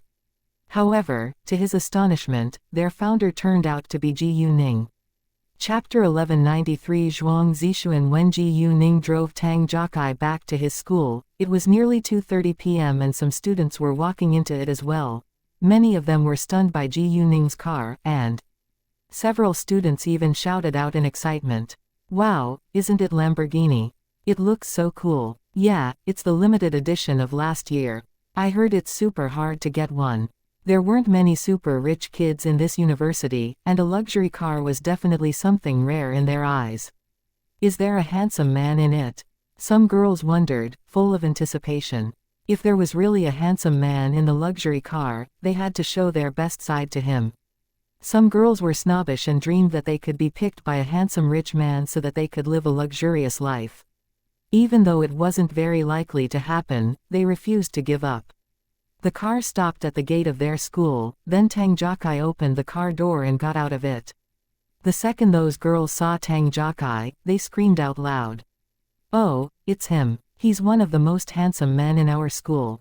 Not many people knew Tang Jiakai's family background in their school. However, although Tang Jiakai's family background was a secret, his schoolmates were aware that his family had to be either rich or powerful. Because most of the students in this university came from cities around this country, they weren't familiar with the dominant families in the high society of City B. In fact, only people from the high society were clear about the dominant families in City B. The richest Tang family was famous in City B, but Tang Jiakai's schoolmates didn't connect him with it right away. However, Tang Jiakai showed up in a luxury car this time, which made his schoolmates believe that his family must be very rich. Tang Jiakai was already used to their reaction, so he directly ignored them and walked into the school. Ji Ning was amused and drove away. Because of Tang Jiakai, many people didn't pay attention to Ji Ning. When they turned around to see the driver, the car was already gone, so nobody knew that the driver was actually Ji Ning. Hey, Tang Jiakai. Tang Jiakai didn't walk far and was stopped by a female voice, which sounded a little displeased. Tang Jiakai stopped and looked at the person who called him. It was a stunning girl, who was the most beautiful girl in their university, Zhuang Zixuan. Nevertheless, Zhuang Zixuan seemed to be in a bad mood. Hi, Tang Jiakai called her but kept a distance from her. Zhuang Zixuan walked up to him and questioned him, who's the girl in the car? Tang Jiakai was confused. How could she question him like that? It had nothing to do with her after all. Just my friend, Tang Jiakai said with a frown. What kind of friend? Zhuang Zixuan asked again. Zhuang Zixuan, what's wrong with you? Tang Jiakai lost patience. Zhuang Zixuan was struck dumb for a second. Tang Jiakai had chased Zhuang Zixuan before, but Zhuang Zixuan chose another handsome man in their school because she knew that the man was from a rich family in City B. Zhuang Zixuan's family was rich too, but wasn't famous at all in City B. She was arrogant because of her family and beauty, and she believed that only rich heirs could match her. As a result, she rejected Tang Jiakai and became the other man's girlfriend. Because of that, Tang Jiakai clearly understood what kind of person Zhuang Zixuan was, and he lost interest in her. Zhuang Zixuan broke up with Zhou Haoyan, which was the man's name, so she thought of Tang Jiakai now. Despite his family background, Zhuang Zixuan liked Tang Jiakai more, because Tang Jiakai was a real gentleman. I've gotta go. Tang Jiakai was unwilling to waste time on Zhuang Zixuan, so he turned around and walked away without delay. Wait a second. Zhuang Zixuan stopped him again. What? Tang Jiakai was annoyed. Zhuang Zixuan stammered. I'm sorry. If you don't have anything else to say to me, I really need to go now. My class is about to begin, Tang Jiakai said. Zhuang Zixuan was anxious and blurted it out. I just broke up with Zhou Haoyan. Zhou Haoyan was another of the most handsome men in their university. I don't care. Tang Jiakai continued to walk away. He had heard of it earlier on, and he knew that Zhou Haoyan was a playboy. Zhuang Zixuan broke up with Zhou Haoyan because she found out that he slept with another woman behind her back, and she couldn't accept it. Actually, Zhou Haoyan had no intention to be in a serious relationship with Zhuang Zixuan for long, so he agreed to break up with her with alacrity. He only felt a little shame that their relationship didn't last longer than he thought it would, because Zhuang Zixuan was very beautiful and sexy. Although she looked arrogant on the surface, she was totally different in bed, which greatly satisfied Zhou Haoyan. Zhou Haoyan could easily satisfy his sexual needs without making much effort, but Zhuang Zixuan was still a virgin when he was with her. Tang Jiakai had some friends who were also Zhou Haoyan's friends, so he heard about it from some of them. Chapter 1194 Pan Ziqi Tang Jiakai took it as gossip and soon forgot it. Seeing Tang Jiakai staying so calm, Zhuang Zixuan was angry. "Don't you have anything to say to me? What do you expect me to say?" Tang Jiakai sneered. "It has nothing to do with me." Tang Jiakai wasn't dumb, and he clearly knew why Zhuang Zixuan said that to him. She simply wanted him to accept her. However, he was reluctant to do that. He didn't mind whether his girlfriend was a virgin as long as he loved her and she was loyal to him. In addition, the girl couldn't be the ex-girlfriend of someone he knew, otherwise it would be very embarrassing. Zhuang Zixuan obviously didn't satisfy any of the above requests. She had rejected him because she was snobbish, so she already lost the qualification to gain his affection. Besides, she already had sex with Zhou Haoyan, who was a well-known playboy in Tang Jiakai's friend circle. Tang Jiakai only felt disgusted when seeing her face now. Zhuang Zixuan was annoyed, and she could see that Tang Jiakai was unwilling to talk to her now. However, she didn't realize that Tang Jiakai hated her now. She thought that Tang Jiakai was still mad at her because she had rejected him before. Therefore, Zhuang Zixuan softened her voice and said, "Jiakai, I'm sorry for what I did to you before. I know it's my fault. Could you please forgive me?" She tried to persuade Tang Jiakai to accept her. Tang Jiakai only showed disdain on his face. "Zhuang Zixuan, I know what you want to do, but it's impossible. I have no interest in you now, so please take me as a stranger if you see me next time," Tang Jiakai said, then walked away from Zhuang Zixuan without giving her a glance. Zhuang Zixuan was struck dumb this time. She only rejected him 3 months ago. Could he give her up within just 3 months? In fact, Tang Jiakai gave her up within 3 days. Once Tang Jiakai knew the real reason why she rejected him, he decided to give her up and felt lucky that she didn't become his girlfriend. Zhuang Zixuan had a robust self-esteem. Since Tang Jiakai had made it very clear, she didn't stop him again, otherwise she would humiliate herself.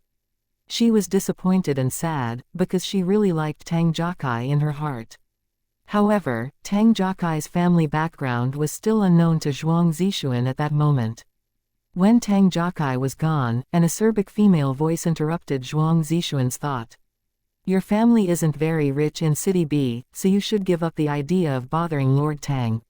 Hearing that, Zhuang Zixuan turned to look at the person with confusion.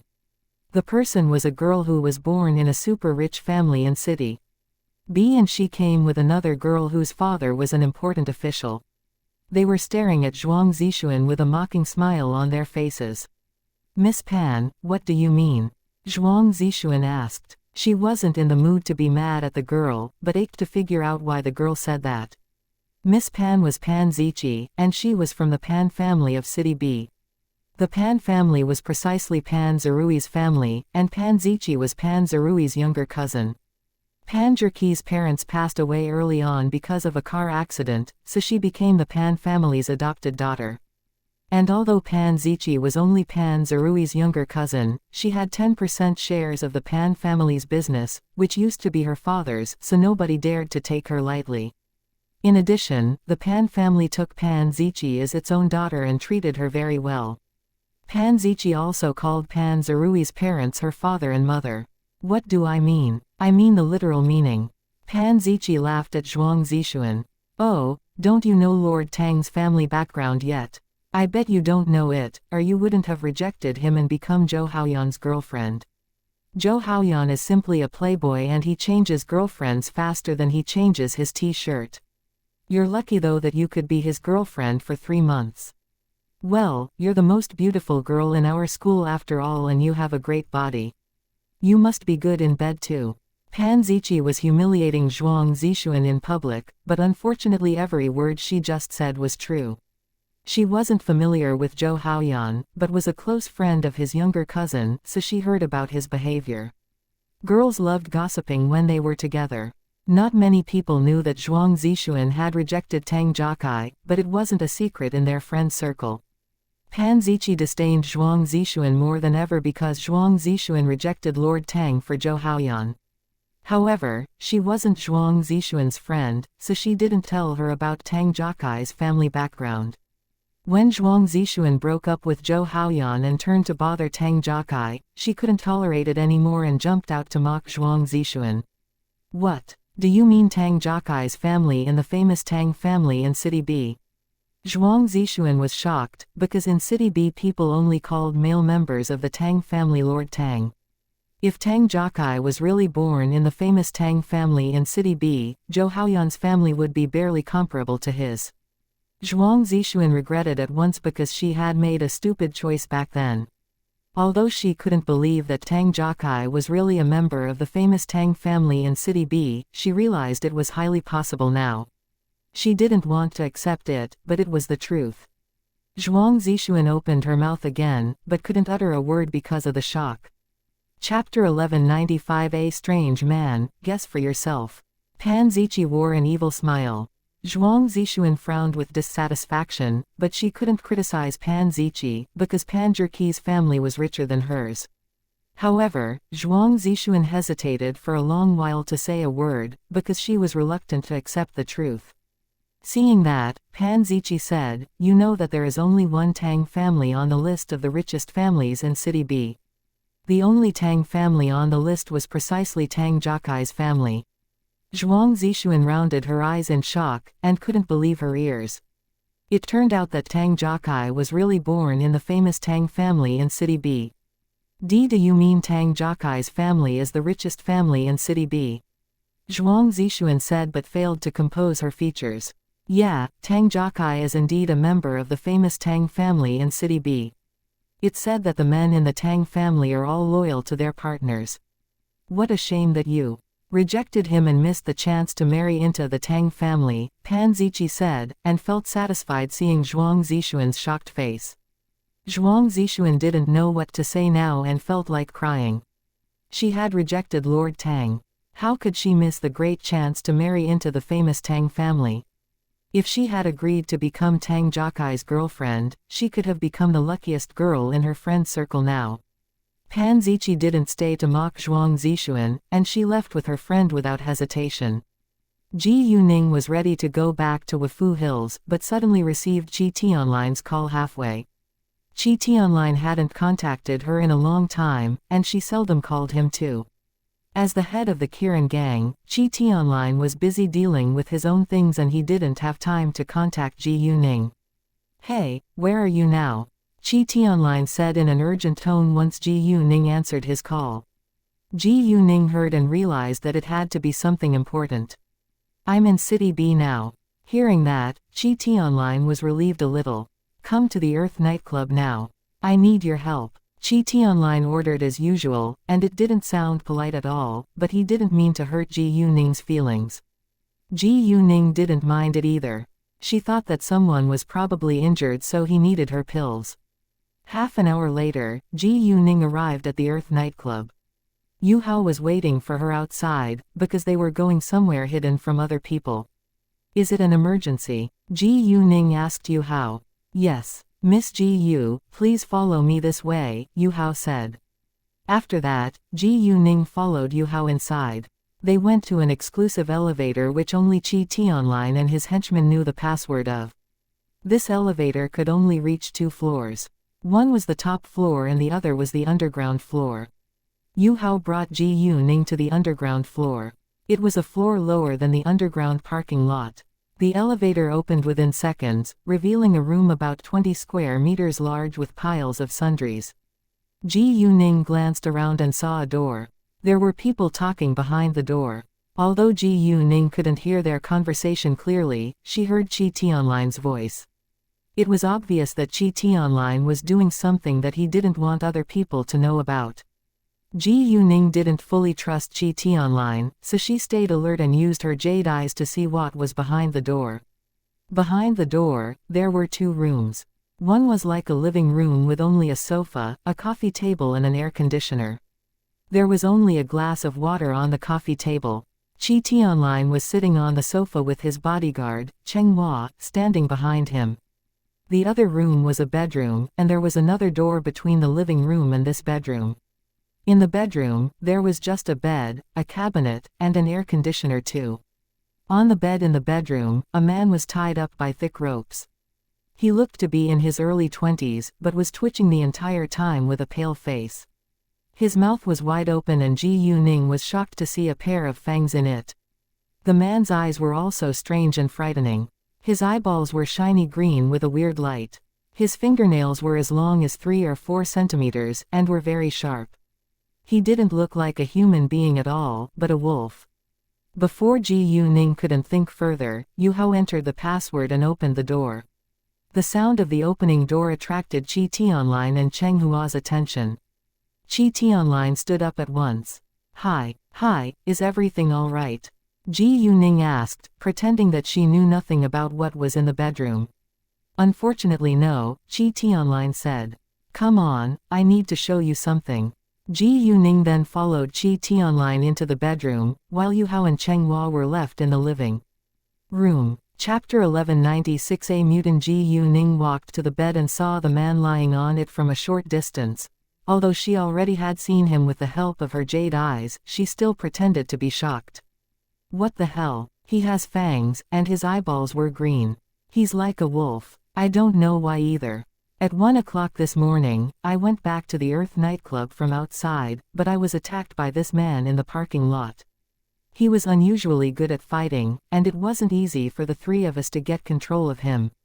Now he is under anesthetic, but strangely the anesthetics fail within a few minutes. We have to inject a large amount of anesthetic into his body every 5 minutes, Qi Tianlin said. Because he's always in a crazy condition, I don't know how to find out why he's like this. Will your medicine be effective on him? Have you done any research on the internet? Ji Yuning asked. Yeah, but I only found some ridiculous answers, like he could be a werewolf, a mutant, or something like that. I don't believe those things exist in this world. Qi Tianlin said. Qi Tianlin only felt that those answers were ridiculous, but actually it was quite possible for those answers to be true. The man couldn't be a normal human being after all. Ji Yuning, on the contrary, believed in those unbelievable creatures. A werewolf or a mutant were merely the same.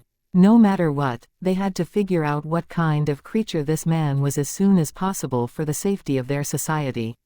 I need to have a look first, Ji Yuning said and went closer to size him up. There were dense pinholes on the man's neck, which were obviously left by frequent injections, and it made Ji Yuning think of mutants. Ji Yuning had watched movies about mutants. Although it couldn't be true in other people's eyes, it could be used as a useful reference for Ji Yuning. The mutated person in the movie was a result of long-term injections of certain drugs and the blood of a certain murderous animal, who then slowly mutated in a special radiation environment for a long time. After the mutation was successful, the appearance of the person would have the features of that animal. Moreover, the mutants not only surpassed ordinary people in physical strength, but also in self-healing ability, because their bodies would form a cuticle under the pustule on the skin after radiation, which greatly increased its defense ability. Even if they were injured, they would soon recover. However, their brains were also damaged by radiation, so their IQ wasn't high and they felt no pain at all. They weren't afraid of death, and only knew to obey commands. These hadn't been confirmed yet, and they were all guesses, so Ji Yuning needed further verification to determine them. She then took out a Snickersnee one from her backpack. Qi Tianlin didn't feel strange at all when she did that. Ji Yuning had a gun with her, so it wasn't surprising that she had a Snickersnee too. The next second, Ji Yuning cut the man's arm with it and gray-black blood flowed out at once. Nevertheless, within 10 seconds, the blood stopped flowing and the wound healed quickly, which was even faster than what Ji Yuning's magical power could do. Ji Yuning was sure now that this man was a mutant. Although she believed in those unusual creatures, she was still astonished when she saw it in real life. She had a feeling that this world was getting increasingly dangerous. Qi Tianlin, however, rounded his eyes in shock. What? Maybe it's hard for you to believe it, but I still need to tell you that this man is a mutant, Ji Yuning said with a serious expression. Qi Tianlin already saw this mutant, so it was impossible to hide this secret from him. Qi Tianlin couldn't believe his ears. He was shocked that mutants really existed. Are you sure? Qi Tianlin asked. Why do you think he's a mutant? Mutants are different from ordinary human beings, and they're better than us in both physical strength and self-healing ability. I just cut his skin deeply, but it healed within seconds, Ji Yuning said. Well, if you doubt that, I don't know what else I can say. Qi Tianlin still thought that it was unbelievable, but he chose to trust Ji Yuning. I'm surprised that mutants really exist, he said. There are all kinds of creatures in this world, and you'll probably meet more of them in the future, Ji Yuning said. All of a sudden, Qi Tianlin thought of something and asked Ji Yuning, have you always believed in such creatures? Why aren't you surprised at all? If I tell you that I've met ghosts before, will you believe it? Ji Yuning asked Qi Tianlin, half joking. Even though Ji Yuning was half joking, Qi Tianlin felt that she meant it and his body stiffened a little. He had never seen ghosts before. Well, I didn't believe it, and would have thought that it was ridiculous if someone told me that, but now I think I should change my mind, Qi Tianlin said. Qi Tianlin still had doubts, but tended to believe that it was possible that ghosts and monsters really existed in this world. What should we do now? He asked later. They had to figure out a good way to deal with this mutant. Qi Tianlin had no idea what they should do, so he could only ask Ji Yuning. The moment Qi Tianlin finished that, the mutant suddenly broke all the ropes and the anesthetic wasn't working, so he got his strength back. The next second, the mutant jumped up and attacked Qi Tianlin without delay. It was obvious that his target was Qi Tianlin. No wonder he appeared out of the blue and attacked Qi Tianlin in the underground parking lot.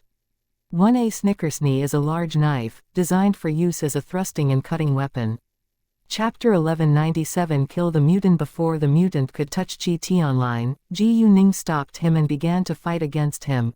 Because Qi Tianlin was no match for the mutant, there was no need for him to fight against the mutant. It would be a total waste of time.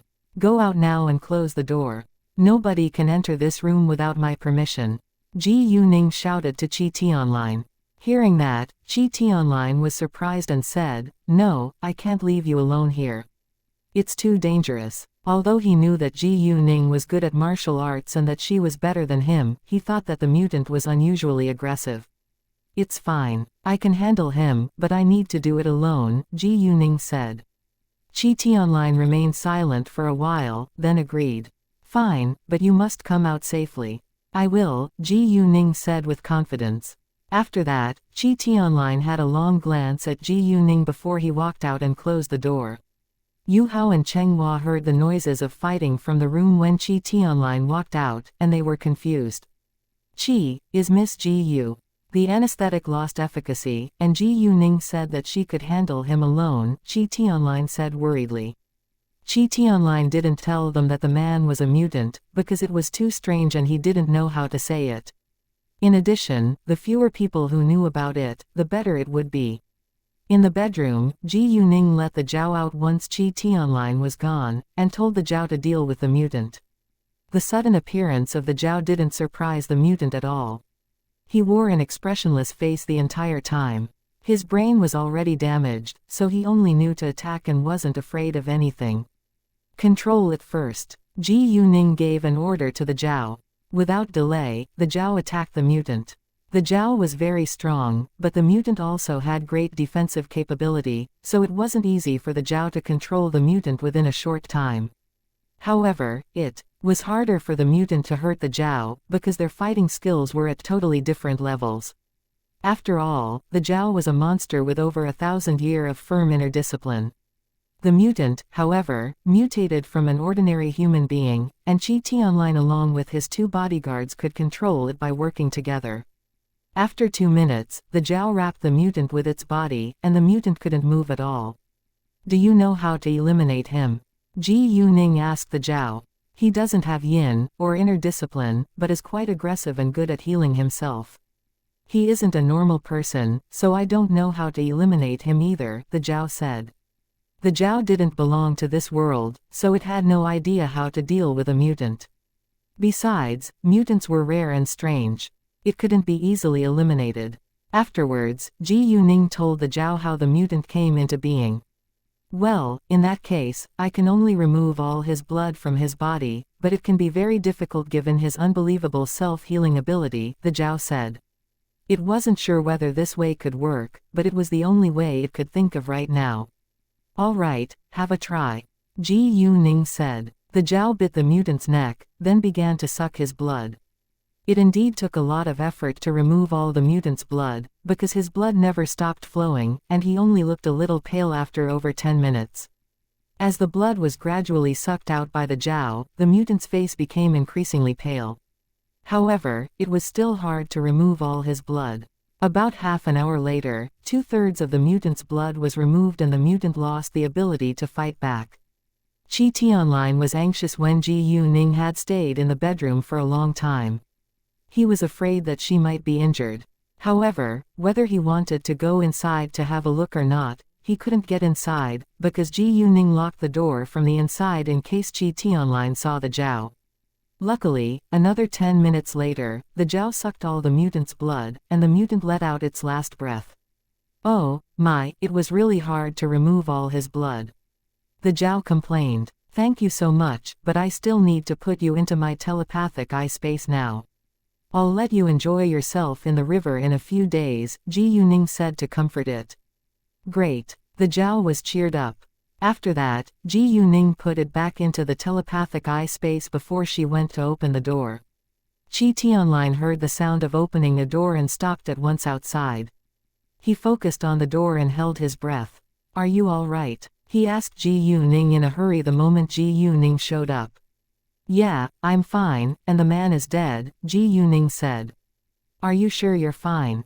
Qi Tianlin asked Ji Yuning again. Ji Yuning understood that Qi Tianlin was worried about her, so she said again, I'm really fine, and you don't need to worry about me. Look at my face. I'm fine and safe. Chapter 1198. A man follows Ji Yuning. Qi Tianlin felt relieved and smiled. He remembered that Ji Yuning had her magical pill, so she should be fine. Oh, I'll leave the mutant to you, but this mutant was controlled by someone else, and the controller must be somewhere nearby or right in the Earth nightclub. I'm going to City F in 2 days, so you must take care of yourself, Ji Yuning said. Nobody knew whether there was another mutant, so Qi Tianlin's life was still in danger. Thanks, I will, Qi Tianlin said. He wasn't sure whether he was able to defeat another mutant. Even though he could tie the mutant up for a while, it was troublesome if the mutant stayed beside him. Since the mutant came to kill him but failed, it was very likely that he was still the target. Qi Tianlin didn't know who the mastermind behind this was, because he had too many enemies. Countless people had tried to murder him before, but this was the first time that he had been attacked by a mutant. Anyway, a mutant was indeed much stronger than a normal killer. How about you? Will you be safe after you helped me out this time? Qi Tianlin asked all of a sudden. If Ji Yuning's life was in danger because of him, he would feel guilty. It wasn't easy to make Qi Tianlin feel guilty, but he was truly worried about Ji Yuning. It's fine, I can handle it and protect myself well, Ji Yuning said. With the help of the Zhao, Ji Yuning had nothing to be worried about. Even if she didn't have the Zhao's help, she wasn't weak either. Qi Tianlin nodded, then dropped this topic. Why don't we dine together this afternoon? Qi Tianlin said. Thanks, but I need to deal with something else today, Ji Yuning said. All right. Qi Tianlin was a little disappointed, but didn't insist. He knew that Ji Yuning was very busy. After that, Qi Tianlin told you how to walk Ji Yuning outside. Once they walked out of the elevator, Ji Yuning used her jade eyes to glance around to see whether she could find anyone who could be guilty. However, she found nobody who could be guilty till she drove away. Although she failed to do that, she didn't think that the controller of the mutant didn't exist. Since the person could control a mutant, he couldn't be simple at all. In addition, the person probably hid himself away very well so that Ji Yuning couldn't find him. No matter what, Ji Yuning believed that she had to be more careful from now on. In fact, the controller of the mutant had already watched Ji Yuning walking into the Earth nightclub, and he also had noticed Yu Hao, who was Qi Tianline's bodyguard.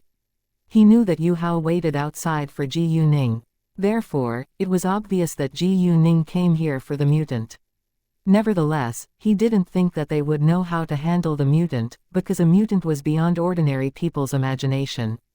Although the mutant was under the control of Qi Tianline now, he believed that the mutant would be fine because the mutant was unbelievably strong.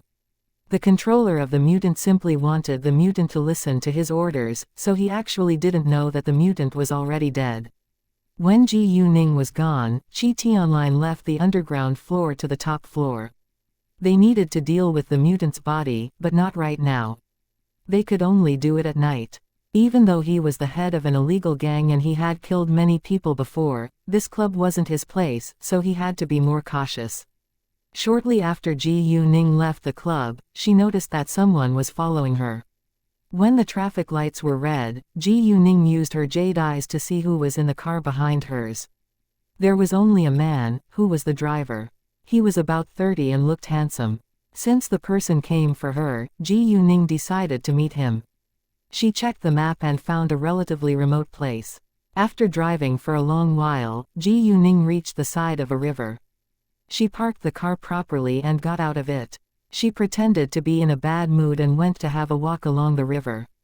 The man also stopped his car not far from Ji Yuning's, then he walked straight towards Ji Yuning. "Hey, beauty, are you having a walk alone here?" The man struck up a conversation with Ji Yuning. It seemed like he was kind and had no intention to hurt Ji Yuning. However, Ji Yuning sensed something different from his eyes, and she knew it was a complete act. "Yeah," Ji Yuning said and didn't pay much attention to him. Chapter 1199 Li Zongwei. "Can we chat for a while?" The man asked all of a sudden. "What do you want to talk to me about?" Ji Yuning asked. "Well, actually you noticed me following you early on, right?" The man said. Ji Yuning was slightly surprised.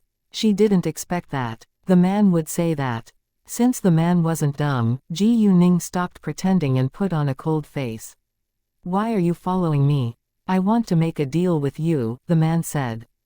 The man opened his mouth, but didn't say anything. Instead, he suddenly attacked Ji Yuning and wanted to knock her unconscious. Ji Yuning was alert, so she defended herself at once and began to fight against the man. The man didn't seem surprised at all when Ji Yuning fought back, but he was excited. The man wasn't weak, but Ji Yuning still got control of the fight very soon and easily locked the man tight so that he couldn't move. The man was astonished by Ji Yuning's skills, but he looked pleased at the same time. Ji Yuning didn't miss his expressions, and felt confused. She didn't understand why the man still seemed kind to her after following her and attacking her. "Tell me, who sent you?" Ji Yuning coldly asked. "Miss Ji Yu, I have no intention to hurt you. I just read a lot of news about you and I know you're excellent at martial arts, so I simply want to have a competition with you for fun," the man said. He sounded sincere, but Ji Yuning didn't believe him. Because Ji Yuning thought that he had something to do with the controller of the mutant, she was unwilling to let him go. She wasn't afraid of the mastermind directly coming to her, but she was worried that her family or friends might be threatened. "For fun? I don't think so," Ji Yuning sneered. The man felt slightly embarrassed. In fact, he attacked Ji Yuning of his own accord just to have a game with her, and he indeed had no intention to hurt her. He saw Ji Yuning in the Earth nightclub just then and he recognized her, so he followed her. "Miss Ji Yu, I'm terribly sorry. It's my fault, but please trust me. I really have no intention to hurt you, and I actually need your help," the man said with sincerity again. Although Ji Yuning still stayed suspicious, she gave him a chance after seeing his sincere attitude. She let him go later but fixed her eyes on him, in case he ran away. The man stretched his arms and hands to relax his muscles, then said to Ji Yuning with a serious face, "Miss Ji Yu, please allow me to introduce myself first. My name's Li Zongwei, and I'm a member of the SWAT team of City B." Saying that, he quickly took out his certificate from his inside pocket and handed it to Ji Yuning. Ji Yuning checked it, and it said that he was a team leader. However, she wasn't sure whether the certificate was real or not. Is it real? Ji Yuning asked. Li Zongwei replied seriously, of course it is. It's illegal for me to make this up. Ji Yuning nodded, and decided to trust Li Zongwei. What do you want me to help you with? Ji Yuning asked him. Li Zongwei said, our team is in the middle of a very important task, but we need a female to sneak into the enemy camp and get close to the enemy. This female must be extremely powerful, or else it'll be very dangerous. There are female SWAT members in our team, but they couldn't even beat me, so I am worried that they can't complete the task. After all, our opponents are very strong. I saw you in the Earth nightclub by chance, and I think that maybe you can help because I've heard a lot about what you've done before. Well, it is the best if you're willing to help us, but we won't force you to do so. It's very dangerous after all. Li Zongwei believed that only Ji Yuning could help them right now. Ji Yuning knew that it had to be an emergency, and they did their job to protect this country and its people, so she didn't have the heart to turn him down. May I know why you need a female to approach your target? Ji Yuning asked. Li Zongwei hesitated for a short while, then said, because the person we are going to catch will hold a private drug party on a cruise, but only those who receive the invitation letter can enter it. It isn't allowed for any guest to bring extra people into it. Luckily, they asked for 10 prostitutes from a certain club to accompany them, so we can send an undercover agent to join them. We simply want the undercover agent to control our target. There is no need for her to kill him, she just needs to threaten him to sail back to the shore so that we can take further action. Li Zongwei told Ji Yuning everything, but he wasn't worried that Ji Yuning would leak the information. Ji Yuning was a girl who had a strong sense of justice, so he chose to believe her. Anyway, he needed her help. Chapter 1200. I'm willing to help. I am willing to help. Well, aren't you afraid that I'll leak this important information? Ji Yuning asked. Miss Ji Yu, I trust you, and I don't think that you're a bad person. By the way, you better not leak any information about this important task, or you'll be arrested by the police. No matter how powerful you are, you would probably have to spend the rest of your life in jail, Li Zongwei said. What if I fail to finish this task? Ji Yuning asked. She didn't mind Li Zongwei's threat. Miss Ji Yu, I need to be honest with you about it. If you fail, it won't cause great damage to us, but your life might be in great danger, so I hope that you can carefully think about it before you make your decision, Li Zongwei said. We don't want you to be hurt. No problem, I'm willing to help, Ji Yuning said without hesitation. She didn't bother to think about it because she thought that this task was meaningful to their country. If Li Zongwei forced her to do it, Ji Yuning wouldn't agree, but she was more than willing to help since he cared about her life too. Really? Li Zongwei's eyes lit up at once. Thank you so much, Miss Ji Yu. You don't need to thank me. I'm willing to do something that is helpful to our country, Ji Yuning said. Action spoke louder than words. Li Zongwei admired Ji Yuning more than ever now. Oh, Miss Ji Yu, are you free this afternoon? Can we share a meal together? Li Zongwei said. Sure. Ji Yuning understood that Li Zongwei was going to bring her to meet his teammates, so she agreed. It was past 4 p.m. now, and it was almost time for dinner. Afterwards, Ji Yuning drove her car and followed Li Zongwei. They were going to meet the SWAT team, and wouldn't go to the wharf until 7 p.m. that night. When it was about 5:30 p.m., Ji Yuning and Li Zongwei arrived. They normally got off work after 6 p.m., so Li Zongwei's teammates were still at work. They didn't need to sit in the office all day, and they could walk around in the yard if there was nothing to deal with. Therefore, at this time, there were many people chatting in the yard.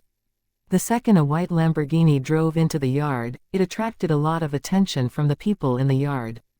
The next second, a black Land Rover, which was Li Zongwei's car, drove in too. They got curious and walked to the Lamborghini. When Ji Yuning got out of it, they were amazed by her beauty and greeted her at once. Hi, beauty.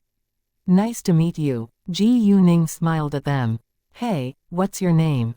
Someone asked Ji Yuning. Ji Yuning. It sounds familiar, Swat A said. I think it sounds familiar too, but I can't remember where I've heard it before, Swat B said. Many of them were familiar with Ji Yuning's name. That's such an ancient pickup line. Swat C mocked them. Ha ha, Swat D laughed out loud. I mean it, Swat argued. Fine, I believe you, Swat C said. What? Do you want a fight? Swat A was annoyed. They were used to joking and playing with each other like that, and they practiced their fighting skills frequently in this way. They weren't really going to beat one another. Ignore them. Let's go inside now, Li Zongwei said to Ji Yu Ning. Although they wanted to talk more with Ji Yu Ning, they knew that Ji Yu Ning came there for something serious, so they didn't stop her. Ji Yu Ning. After Ji Yu Ning and Li Zongwei were gone, Swat A was still repeating Ji Yu Ning's name, trying to remember something. Hey, Chin, what are you mumbling? Are you too amazed by the beautiful girl? Swat D hit Swat A's shoulder all of a sudden. Swat A was scared and raised his head. I'm not, he argued. I need to check her name on the internet, Swat B said. He also wanted to figure out why he thought Ji Yu Ning's name sounded familiar. The others were confused by their reaction. They thought that maybe Ji Yu Ning was a famous person. Oh, no wonder her name sounds so familiar. Swat B suddenly shouted with excitement. It's her, he said after reading several pieces of news about Ji Yu Ning. Other people were surprised by Swat B's reaction. They ran to have a look at his phone, but Swat A grabbed it away. Chapter 1201 Du Jingtong vs. Ji Yu Ning. Swat A realized he was right after reading the news about Ji Yu Ning. Hey, how can you grab the phone away? Fine, I'll check it myself, Swat C said and took out his phone at once. Several other Swats did the same thing. When they found out what Ji Yu Ning had done with the help of the internet, they were all shocked. Jesus, are these pieces of news real? Swat C couldn't believe his eyes. Of course they're real, Swat A said. She's only 19, but she's unbelievably successful. She's still a high school student. Wow, she's so amazing that she can beat so many people up in such a short time. All of them got excited and kept on reading more news about Ji Yu Ning. She is a goddess. She is. Every internet user calls her Goddess Ji Yu. She's my goddess too now. At that moment a group of strong men became Ji Yu Ning's fans. I want to compete against her in fighting, a Swat said with anticipation. However, his colleagues looked at him with disdain. Forget it, I don't think you can beat a bunch of security guards up alone. Can you? While they were arguing with each other, Ji Yu Ning and Li Zongwei went to the office of Team Number 1. In their organization, every team consisted of 7 or 8 people. If it was a normal task, it required fewer people, so they only took action together when it was necessary and important. This time, it was a very important task, so many SWATs worked together in order to catch their target. Team Number 1 was on the front line, so its members knew the situation better than others. However, people who supported Team Number 1 all had to listen to Li Zongwei's orders. Team Number 1 was the best team among SWAT teams, and it normally went to the front line when it was needed. Other than Li Zongwei, who was the team leader, there were 5 men and a woman in the team. In the office room, all 5 male teammates were present but the female teammate was absent. When they saw Ji Yu Ning, they were surprised by her beautiful appearance. Where is Du? Li Zongwei asked. Du was the only female member in their team. I don't know. She just left, a SWAT replied. Li Zongwei didn't ask further and introduced Ji Yu Ning to them. This is Ji Yu Ning, Miss Ji Yu, and she'll be helping us sneak into the cruise. Everyone was surprised, because Ji Yu Ning was a stranger. Since Li Zongwei found Ji Yu Ning in person, they wouldn't doubt Ji Yu Ning's ability, but... Leader, isn't that Du's job? A SWAT said. He thought that it wasn't fair for Du. Right. Other people agreed. Li Zongwei turned to Ji Yu Ning for help for a reason, but Du was very important in their team as well. Du isn't capable of completing the job properly, and Miss Ji Yu is much better than her at martial arts. If Miss Ji Yu does this for us, it raises the possibility that we can succeed to over 90%, Li Zongwei said. He understood that the others were arguing for Du, but they had to make sure that the task would be successfully completed. Hearing Li Zongwei's explanation, everyone was surprised again. In order to make them believe in Ji Yuning, Li Zongwei added, I just had a fight against Miss Ji Yu, and Miss Ji Yu was able to control me within just 5 minutes. Du is excellent in our team, but she can't beat me. Do you think she can defeat Miss Ji Yu? If their team leader couldn't win the fight against Ji Yuning must be much better than the rest of them. However, it wasn't easy for them to believe it, because Ji Yuning looked too young and she was slim. Why don't you try yourself if you have doubts? Li Zongwei proposed. He had talked about it with Ji Yuning before they came here, and Ji Yuning agreed.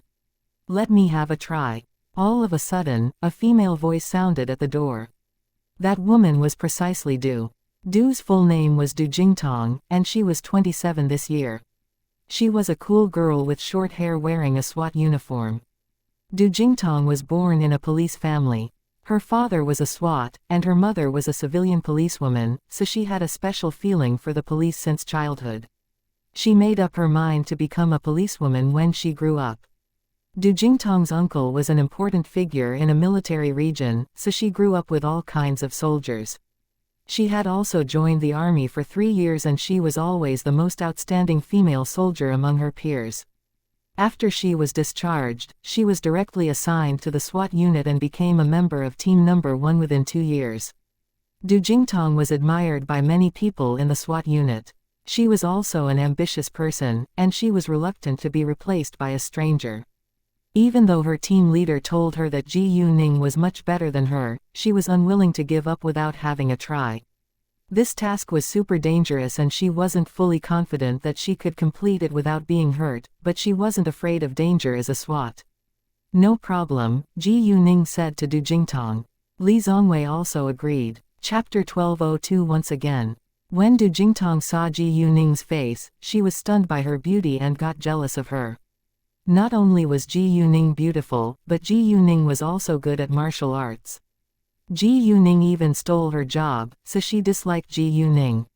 Seeing Du Jingtong's expression, Li Zongwei understood that she didn't like Ji Yuning, but he wasn't worried that she might hurt Ji Yuning because she didn't have the ability to do that.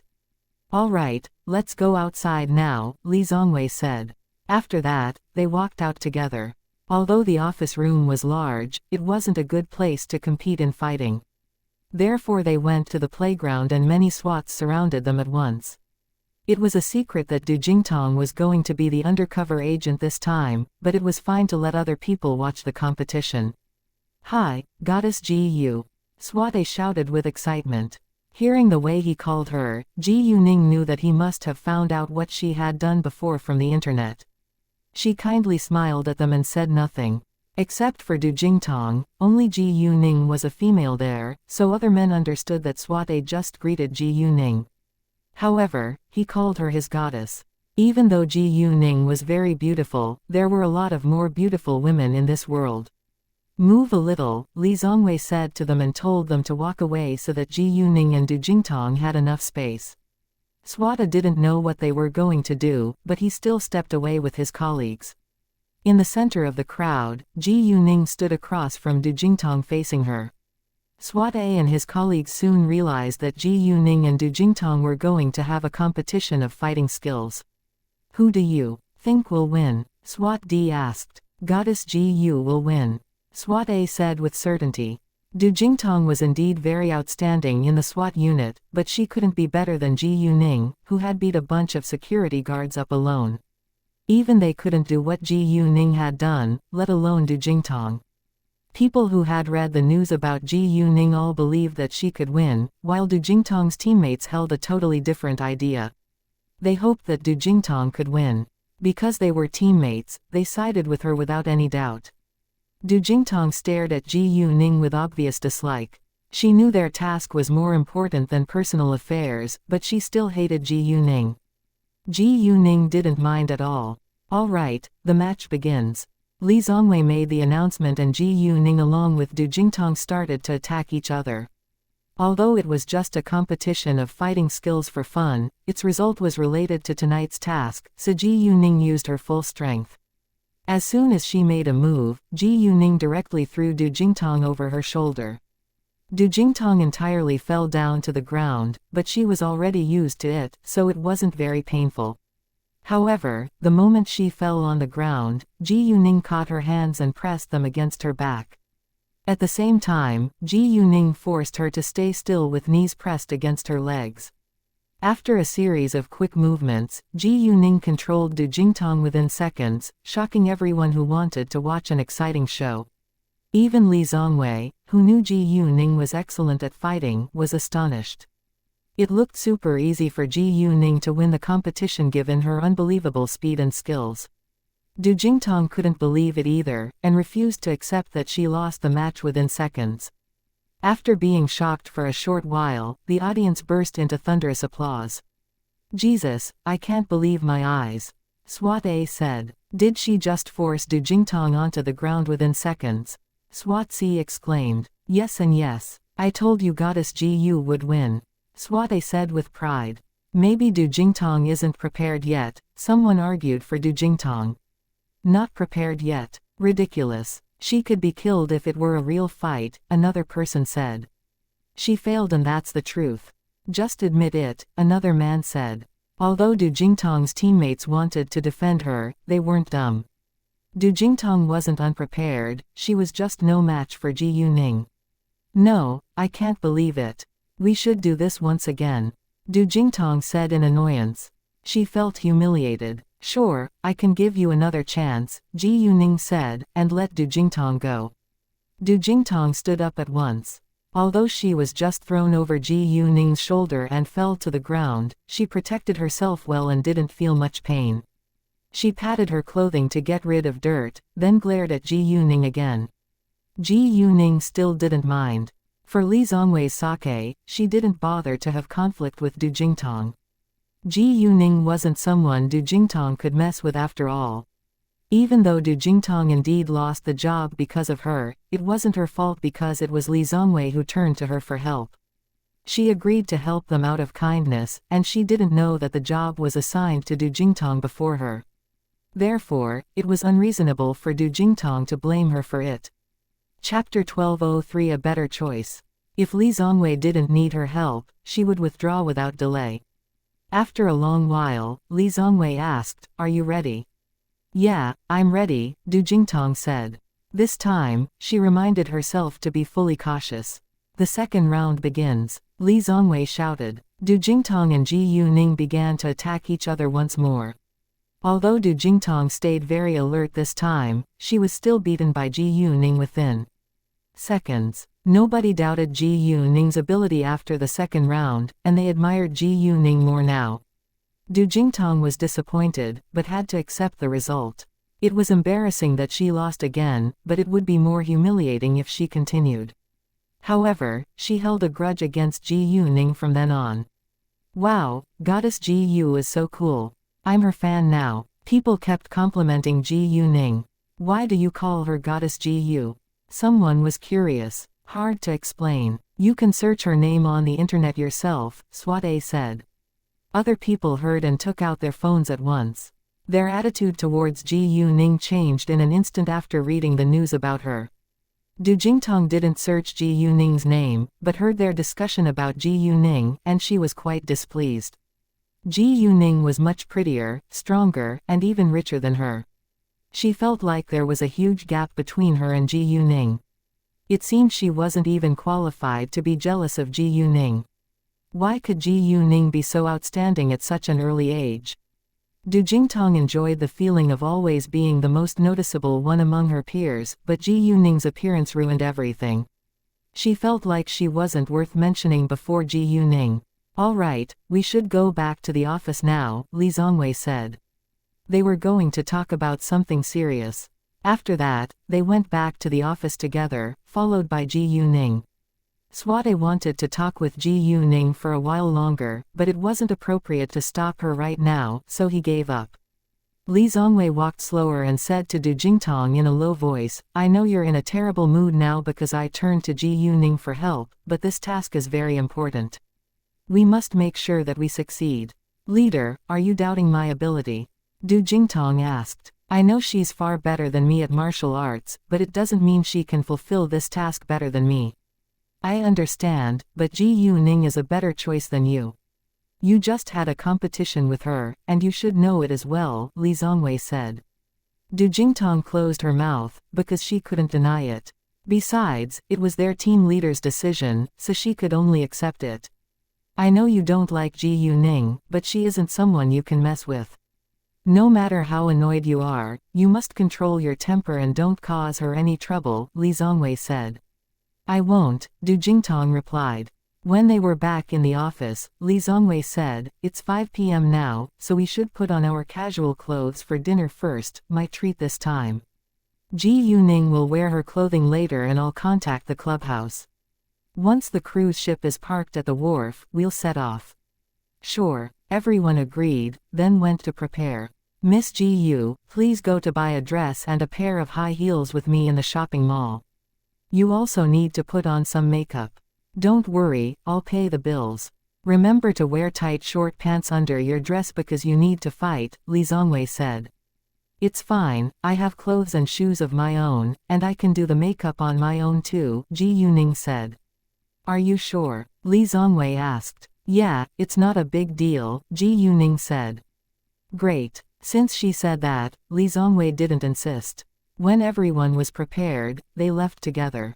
Miss Ji Yu, do you want anything specific to eat? Li Zongwei asked Ji Yuning, because Ji Yuning was their guest. I'm not picky, and you can decide, Ji Yuning said. All right. Li Zongwei didn't ask further. Since they had a guest today, Li Zongwei thought that they should go to a fine restaurant tonight. Therefore, Li Zongwei brought them to a famous fancy restaurant. Oh, thank you so much, Miss Ji Yu. It's because of you that we can dine in such a fancy restaurant tonight. We only dined in street diners before. They kept joking about it. Chapter 1204 Totally different, stop joking about it. Li Zongwei said and laughed. Aren't you afraid your wife will be displeased if she finds out? A SWAT asked. Don't worry, my wife isn't mean at all, Li Zongwei said. All right, we'll enjoy it tonight, another SWAT said. All right, let's go now. Li Zongwei said. There were 8 of them in all, so they drove 2 cars. Because Ji Yuning needed to do her part tonight, she left her car at the SWAT unit. Du Jingtong didn't sit in the same car as Li Zongwei, so her teammates all comforted her knowing that she wasn't in a good mood. They didn't want Ji Yuning to replace Du Jingtong before they knew about Ji Yuning's ability, but now they thought that Ji Yuning was indeed a better choice. If Ji Yuning helped them complete the task, it was more likely for them to succeed and Du Jingtong would be safe too. They were worried about Ji Yuning's safety as well, but Ji Yuning was a stranger to them while they had worked together with Du Jingtong for years after all. As long as they could successfully finish the task, they thought that it was not a big deal for Ji Yuning to replace Du Jingtong that once. Du Jingtong felt better afterwards and began to chat with her teammates in the car. The restaurant wasn't far away, and they arrived about 10 minutes later. They parked their cars, and got out at once. The second Du Jingtong saw Ji Yuning's face, she was displeased again, but she had to learn how to deal with her emotions during her work. No matter how unhappy she was, she had to tolerate it. Shortly after they walked into the hall, Ji Yuning met an acquaintance. The person was a manager working for a company under Tang Guang, and he had seen Ji Yuning several times before at some important events. Oh, hi, Miss Ji Yu, what a coincidence. He greeted Ji Yuning with a smile. Although he knew Ji Yuning was Tang Yunfan's biological daughter, he knew that Ji Yuning was unwilling to change her surname, so he still called her Miss Ji Yu instead of Miss Tang. Hi, Manager Ma, nice to see you, Ji Yuning politely said. Did you come here for dinner? Miss Ji Yu, if you don't mind, please allow me to pay the bill for you, Manager Ma said. He seized every chance to please Ji Yuning. Thanks, Manager Ma, but my friend will pay the bill. Maybe we can dine together next time, Ji Yuning said with a smile. She couldn't directly turn him down, so she made an excuse. Ha ha, all right. Miss Ji Yu, please do give me a chance to dine with you next time, Manager Ma said. See you, Ji Yuning said. See you then, Manager Ma said and walked away. Ji Yuning and her new friends walked ahead afterwards. Oh, I thought I could have a free meal tonight. Li Zongwei joked. Ji Yuning smiled but said nothing, because she knew that Li Zongwei was joking. Why? Leader, don't be so mean, a SWAT said. You can't do that. You promised to pay the bill, another SWAT said. They were determined to make Li Zongwei pay the bill. All right, I'm just joking. Li Zongwei said. When the dishes were placed on the table, it was already 5:30 p.m. They had to finish the meal before 6 p.m., because Ji Yuning needed some time to put on makeup before she went to the clubhouse. They had all served in the army, so they were able to eat fast and nobody talked during dinner. Before 6 p.m., they finished dinner and Ji Yuning went to put on her makeup. Ji Yuning already took out the clothes and makeup products she needed from the telepathic eye space so that she could quickly wear them. She then went to the washroom of the private room where they dined because the mirror inside was big. Ji Yuning was unwilling to show her real face later, so she slightly disguised herself as another woman. She put a clay mold on her chin and the tip of her nose to make the chin sharpen. Turn her oval face into a melon seed face. She also made her lips thicker. With heavy makeup and curly hair, she looked completely different and looked like a mature woman now. Those who were familiar with Ji Yuning would probably think that they looked a little similar, but none of them would believe that they were exactly the same person. Her knee-length dress was black with a sleeveless top and a shallow V-neck. Although this dress didn't look very sexy, it became quite attractive on Ji Yuning's body with the help of her face. When Ji Yuning walked out of the washroom, she amazed everyone. Chapter 12:05 Choose to trust Ji Yuning. They weren't very familiar with Ji Yuning, so they looked at Ji Yuning as if they were staring at another woman. After being shocked for a long while, they finally got their mind back. Wow, I can't believe my eyes. You look totally different now, Li Zongwei said with surprise. Why do I think your face type also changed? A SWAT said. It indeed changed. Goddess Ji Yu, how did you make it happen? Another SWAT asked. Even Du Jingtong was impressed by Ji Yuning's skills of using making up. As a result, Du Jingtong was getting increasingly jealous of Ji Yuning. It seemed Ji Yuning was able to do everything better than her.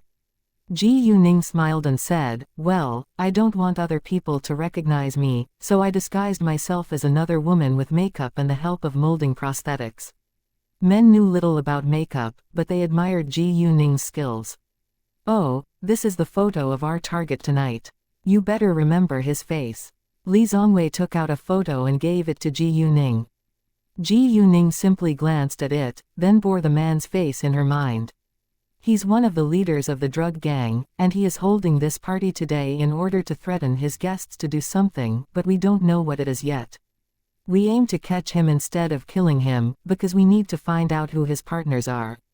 It's fine if you injure or even disable him as long as he stays alive, Li Zongwei said. After a second, he added, you have to do the security check before you get on the cruise, so you can't bring any weapons or electronic equipment with you. We'll lose touch with you once you're aboard, so we can only make the judgment that you've succeeded when the cruise goes back to the shore. They weren't sure where their target would show up, and they didn't know whether they would be able to spot him right away. Since they couldn't see him, there was no way for them to catch him. You can give me a miniature camera that is connected to you. I can bring it in, Ji Yuning said with confidence. Everyone was surprised. Can you bring a miniature camera inside? Du Jingtong didn't believe it. During the security check, anything that wasn't allowed to be brought inside could easily be detected even if it was hidden in someone's mouth. It was impossible for Ji Yuning to swallow a miniature camera. The others also couldn't believe it. Are you sure? Li Zongwei asked with doubts. I'm sure, Ji Yuning said. In order to persuade Li Zongwei to believe it, Ji Yuning made a promise. If it causes any problems, I'll take responsibility. They have guns. Do you think you can survive if they find you have a camera? If you're caught, our task will be ruined and we'll be punished too. Can you take responsibility for that as well? Du Jingtong criticized. Jingtong. Li Zongwei stopped her at once. Although Du Jingtong said nothing wrong, her tone was too unkind. It was true that Li Zongwei and his teammates would be in trouble if Ji Yuning failed this time. Li Zongwei might lose his job because he was the one who turned to Ji Yuning for help. Ji Yuning was a little displeased, but she stayed calm. She understood that they had to be very cautious. They were ordinary people, so it was understandable that they didn't believe that Ji Yuning was able to bring a camera inside without being caught. However, Ji Yuning wasn't an ordinary person, and she had telepathic eye space. She could bring anything inside as long as the telepathic eye space could accommodate it. I'm afraid I can't tell you more details, but I can promise that I'm able to bring it in as long as you trust me, Ji Yuning said, staring at Li Zongwei. If I'm really caught by them, I'll directly dash inside to catch the target person. If I fail, you can do whatever you want to punish me. Li Zongwei didn't say anything, but thought about Ji Yuning's words carefully. Leader, do you really think she can do that? Du Jingtong was annoyed. If Li Zongwei wasn't married, she would be suspicious of his behavior and attitude towards Ji Yuning. She didn't understand why he indulged Ji Yuning. Du Jingtong disliked Ji Yuning, so she tended to think badly about Ji Yuning. Leader, I think you should consider it seriously. If Miss Ji Yu fails, her life could be in danger.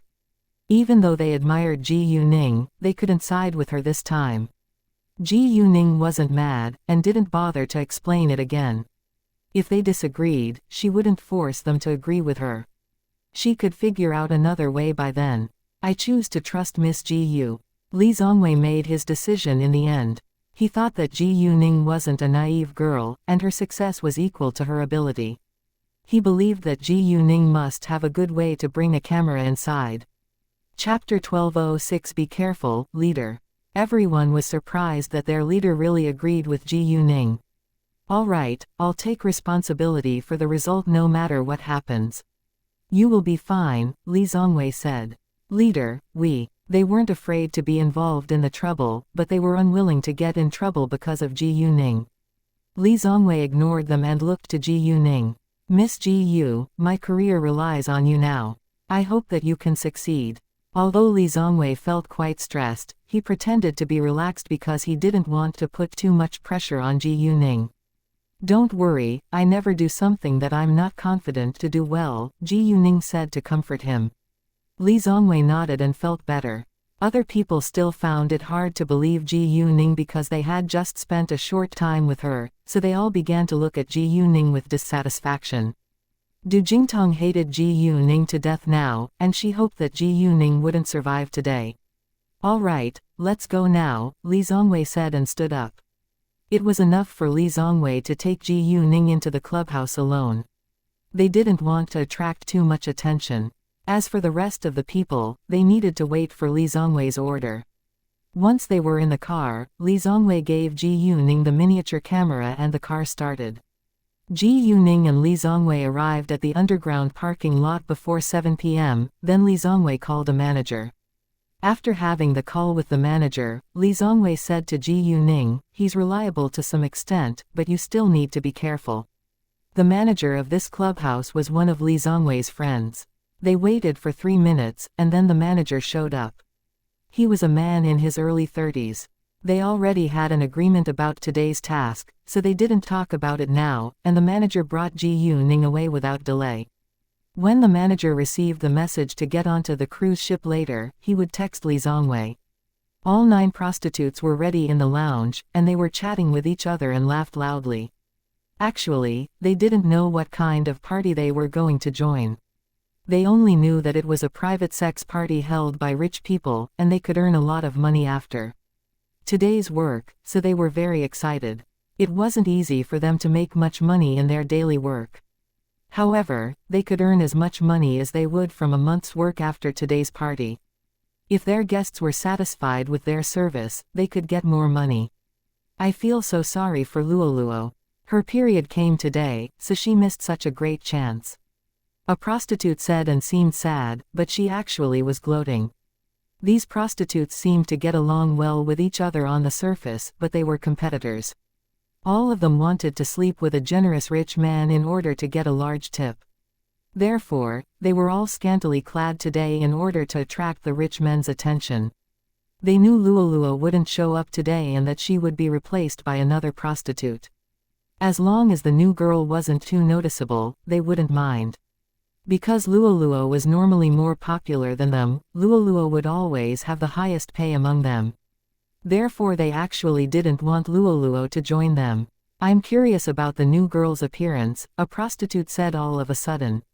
"She's no different from us," another prostitute said. They all hoped the new girl would be uglier than them, but it wasn't very likely that the new girl would be too ugly. At this moment, the door of the lounge was pushed open. The prostitutes stopped chatting at once and turned to look at the door. The manager walked inside first, and a woman followed him. The second those prostitutes saw the women, they got jealous. This woman was even prettier than Luoluo. Her body was also the best among them. They didn't understand why the manager found such a beautiful woman to replace Luoluo. "This is Ai Li, and she'll replace Luoluo at the party with you later," the manager said to them. Ai Li was Ji Yuning's new name in this operation. The manager noticed the prostitutes' jealousy towards Ji Yuning, so he warned them. "Today's party is very important, and you have to obey the rules. Don't cause me any trouble." "Yes, manager," those prostitutes said. Although they disliked Ai Li, they didn't dare to cause trouble today. Chapter 1207 Take Action. Today was a great chance to make a lot of money, and none of them wanted to miss it. A few minutes later, the manager received a call from the host of the party, and he was informed to get to the cruise ship which was docked at the number 7 wharf. They had to be aboard before 8 p.m. After hanging up the call, the manager immediately sent Li Zongwei a message before leaving for the cruise ship with the prostitutes. The prostitutes kept chatting and bragging along the way. They were all busy comparing themselves with one another, and nobody paid attention to Ji Yuning. Ji Yuning didn't care at all, because she didn't want to talk to them either. She disliked prostitutes and kept her distance from them. Li Zongwei and his teammates went to number 7 wharf without hesitation. When it was 7:40 p.m., they arrived at number 7 wharf. There were many luxurious cars parked in a parking lot nearby. About 15 people were invited to attend tonight's party, and they were all partners in business. However, they didn't know that there would be drugs in the party, so they weren't aware of the real aim behind tonight's activity. Li Zongwei learned the real purpose of tonight's party with the help of an undercover agent in the organization that held the party. Their target was on the cruise right now, but they couldn't use violence to try to catch them in case he ran away. They had to send another undercover agent to control their target before they took action. Ji Yuning followed the other prostitutes and got off the small bus at an appointed passage. The cruise ship was relatively small with a width of 7 or 8 meters and a length of 30 meters. It had 3 floors. The first floor was the lobby, rooms were on the second floor, and there were all kinds of recreation facilities on the third floor. The people who organized the party didn't know that they already caught the attention of the police, so they did the security check carelessly. However, all the guests and the prostitutes' phones and bags were left at the front desk.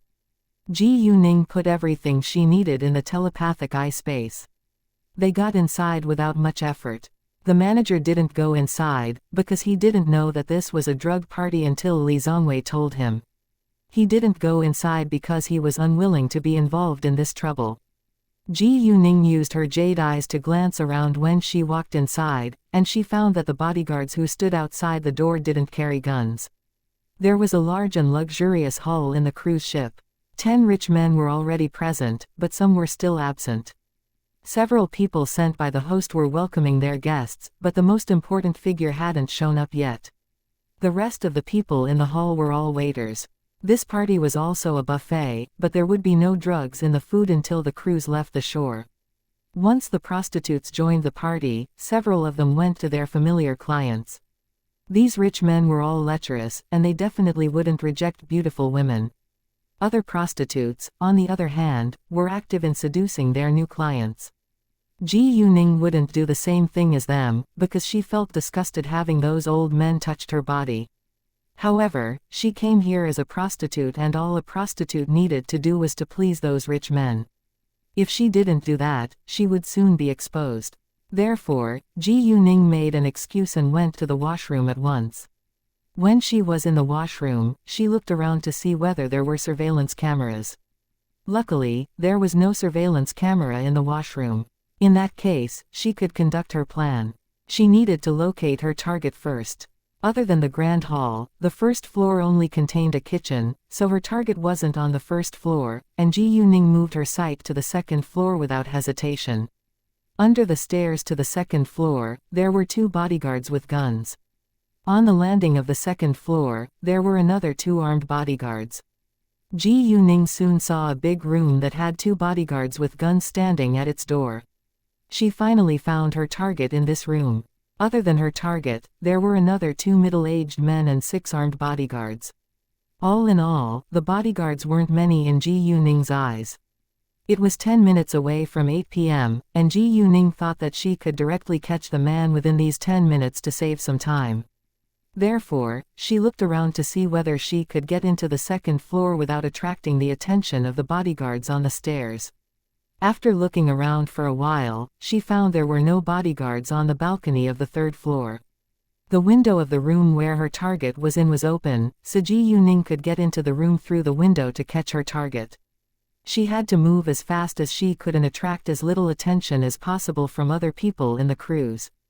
Ji Yuning then let the Zhao out and told it to move her up to the 3rd floor.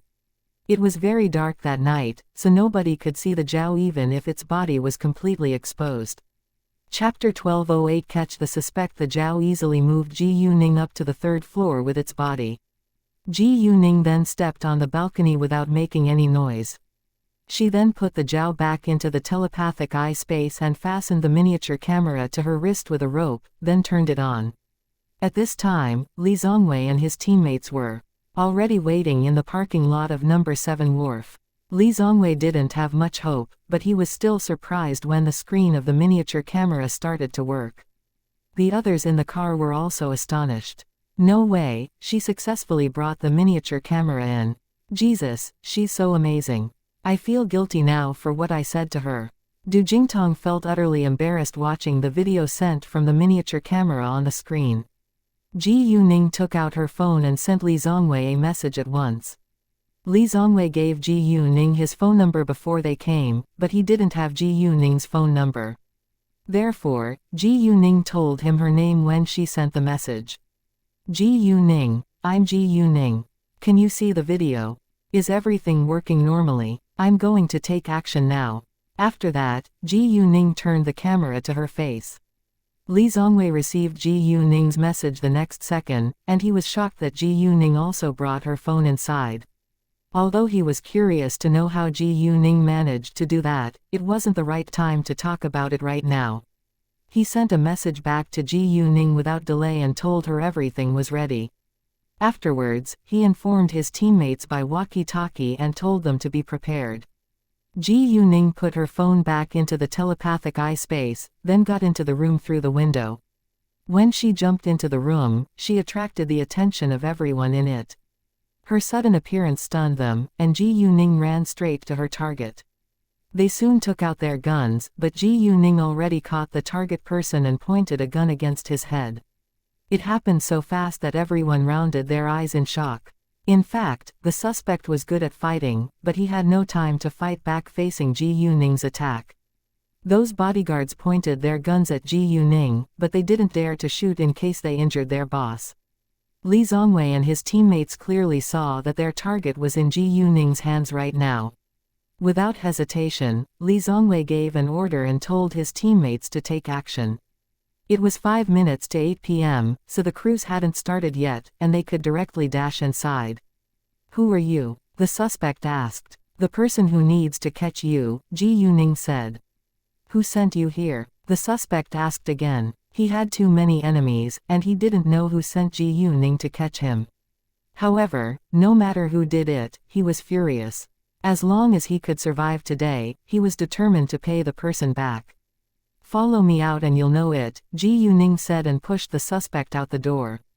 Because there was a gun pointed against his head, the suspect had no choice but to move forward. His bodyguards followed them the whole way.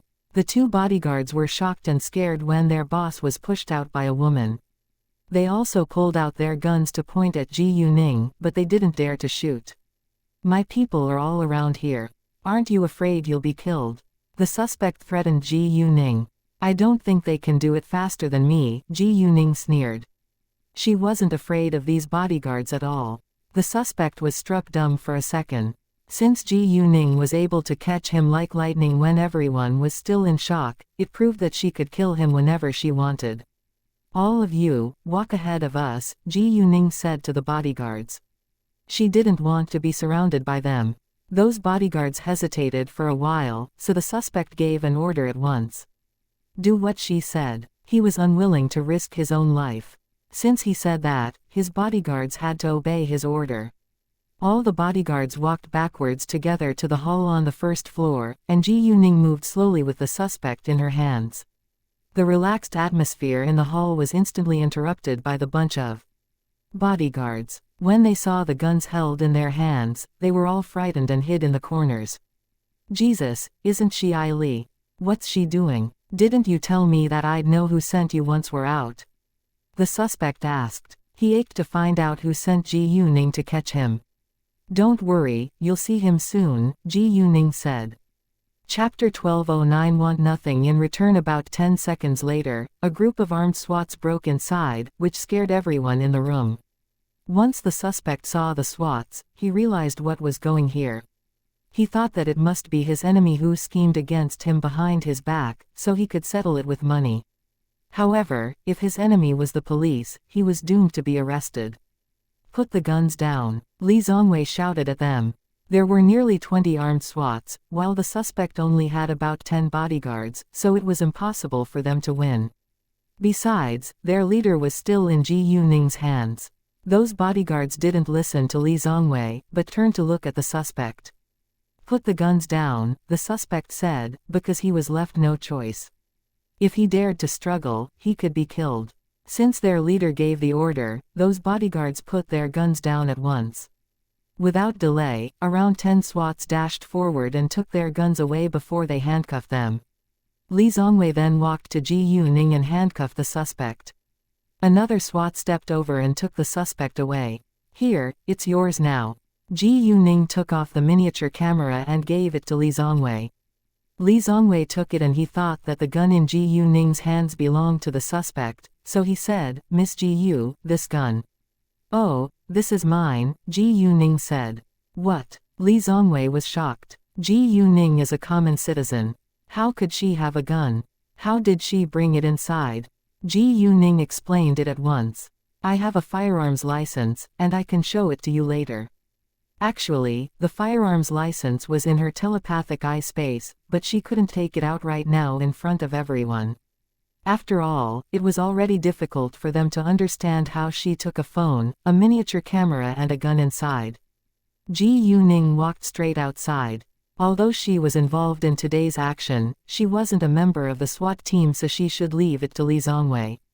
Since Ji Yuning said that she had a firearms license, Li Zongwei didn't ask further. An ordinary person normally couldn't have a gun, but Li Zongwei thought that Ji Yuning was probably picked by a special department of the government, so she had the privilege. Li Zongwei thought that it was highly possible. Du Jingtong didn't hear Ji Yuning's conversation with Li Zongwei, so she stopped Ji Yuning when Ji Yuning walked out with a gun. "May I help?" Ji Yuning coldly looked at her. "You can't take this gun away," Du Jingtong said. She also thought that the gun belonged to the suspect. It was illegal for a common citizen to carry a gun. Ji Yuning understood that it was a misunderstanding, so she wasn't annoyed and smiled. "This is mine, and I have a firearms license. I can show you later." After that, she ignored Du Jingtong and left. Du Jingtong, on the other hand, was stunned. She couldn't believe that Ji Yuning was allowed to carry a gun as a common citizen. It seemed Ji Yuning was a girl who was full of surprises. Since Ji Yuning could carry a gun with her, she couldn't be a common citizen. No matter what, Du Jingtong couldn't stop Ji Yuning now. Not only was Du Jingtong shocked, but several other SWATs who also heard it were very surprised too. The suspect and his bodyguards were brought back to the police station. As for the rest of the people at the party, they needed to go give an oral statement, so Li Zongwei told 5 SWATs to stay to guard them. Afterwards, he went back with the other teammates. Ji Yuning didn't go to the parking lot once she left the cruise ship. She went to the river when nobody was paying attention to her and let the Zhao out. She would pick it up tomorrow night. Li Zongwei drove Ji Yuning back to the SWAT unit, while Du Jingtong and the others shared a small bus.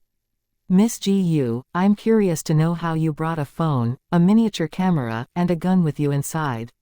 Li Zongwei asked. I'm sorry, I can't tell you more details, Ji Yuning said. Since Ji Yuning was unwilling to tell him, Li Zongwei stopped asking. Miss Ji Yu, thank you so much for what you've done for us today. I'll report it to my leader. You deserve a reward, Li Zongwei said. Thanks, but I don't need it, Ji Yuning said. I agreed to help you because this action is meaningful. She didn't lack any rewards. Why? You've done us a great favor, Li Zongwei said. He understood that Ji Yuning wasn't greedy at all, and she agreed to help them because she was very kind. Ji Yuning was indeed a girl who had a strong sense of justice.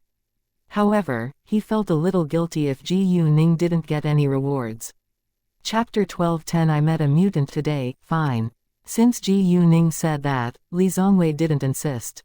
When they were back in the SWAT unit, Ji Yuning showed Li Zongwei her firearms license. Although Li Zongwei already believed Ji Yuning's explanation, it was safer to make sure and have a look. There were fake firearms licenses, but Li Zongwei didn't think that Ji Yuning would do that, because it wouldn't do her any good. Ji Yuning was a celebrity now, and she was also a famous and successful woman after all. Li Zongwei checked the firearms license before he gave it back to Ji Yuning. Ji Yuning turned to ask Du Jingtong, do you want to have a look? Du Jingtong remained silent and turned her head away. It was obvious that she believed it and didn't bother to have a look. Since Li Zongwei already checked it, it couldn't be fake. Du Jingtong was less jealous of Ji Yuning now, because Ji Yuning's skills were far better than hers. When a person's ability was far beyond your imagination, you wouldn't be jealous of them anymore. Du Jingtong was still annoyed at Ji Yuning because Ji Yuning had stolen her job, but she was a smart girl, and she knew that this task was very important. Miss Ji Yu, please accept our apologies. We shouldn't have doubted you before. Several SWATs apologized to Ji Yuning. Although they knew what they had done wasn't wrong, they had to admit that Ji Yuning wasn't an ordinary girl. Ji Yuning proved her ability with her action, so they should stop doubting her. You don't need to say that. I don't think you've done anything wrong, because it is indeed very hard for ordinary people to bring any stuff inside, Ji Yuning said. She didn't mind it at all. If she didn't have the telepathic eye space, she wouldn't have been able to do it. Since Ji Yuning didn't mind, the others were relieved. All right, it's not early now, and I should go home, Ji Yuning said. She waved goodbye to Li Zongwei and left. It was a long day for Ji Yuning, and she felt a little tired now. Li Zongwei didn't stop Ji Yuning and watched her leave. Once Ji Yuning was gone, several SWATs began to talk about her curiously. I'm so surprised by Ji Yuning, and I'm curious to know more about her. I think her family must be very powerful. Yeah, I'm also amazed by what she just did. If she was a criminal, none of us would be able to catch her. Oh, hey, boss, did you ask Ji Yuning how she managed to bring a miniature camera, a phone, and a gun into the cruise ship? A SWAT asked. Yeah, but she didn't tell me, and I didn't ask further about it, Li Zongwei said. Since Ji Yuning was unwilling to tell them, they couldn't force her to do it. Ji Yuning went back to her house later. When she was about to take a shower, Leng Xiaoting called her. I just came back home, Ji Yuning said. How about you? I was also busy, and called you once I was free, Leng Xiaoting said. Ningning, I miss you. He hadn't seen her for several days. Ji Yuning smiled with happiness. I miss you too. They were already used to saying sweet nothings to each other, so neither of them felt embarrassed. Are you in City B, or City F? Leng Xiaoting asked. I'm still in City B, I'll go back to City F the day after tomorrow, Ji Yuning said. Great, my grandfather said we'll visit your family for our engagement once you finish the National College Entrance Examination, Leng Xiaoting said with excitement. Master Leng always wanted to visit the Tang family in City B, but Leng Xiaoting wasn't free and Ji Yuning needed to prepare for the National College Entrance Examination, so it was delayed. It was for the formal engagement, so Leng Xiaoting and Ji Yuning had to be there. They chatted for a while longer, and Ji Yuning suddenly said, "Xiaoting, I need to tell you something serious." Hearing that, Leng Xiaoting became serious too. "I met a mutant today," Ji Yuning said. She wouldn't keep it a secret from Leng Xiaoting anymore ever since Leng Xiaoting learned her secret. "What? A mutant?" Leng Xiaoting was surprised. "Are you all right?" Leng Xiaoting read many books about ghosts and monsters after he found out that they really existed. Although he hadn't seen a mutant with his own eyes yet, he believed Ji Yuning. A mutant was even harder than a ghost to be dealt with. Leng Xiaoting understood that Ji Yuning had the help of the Zhao, but he was still worried about her safety. She was his girlfriend after all. Chapter 12:11 An intruder at midnight. "I'm fine, and I already destroyed the mutant," Ji Yuning said.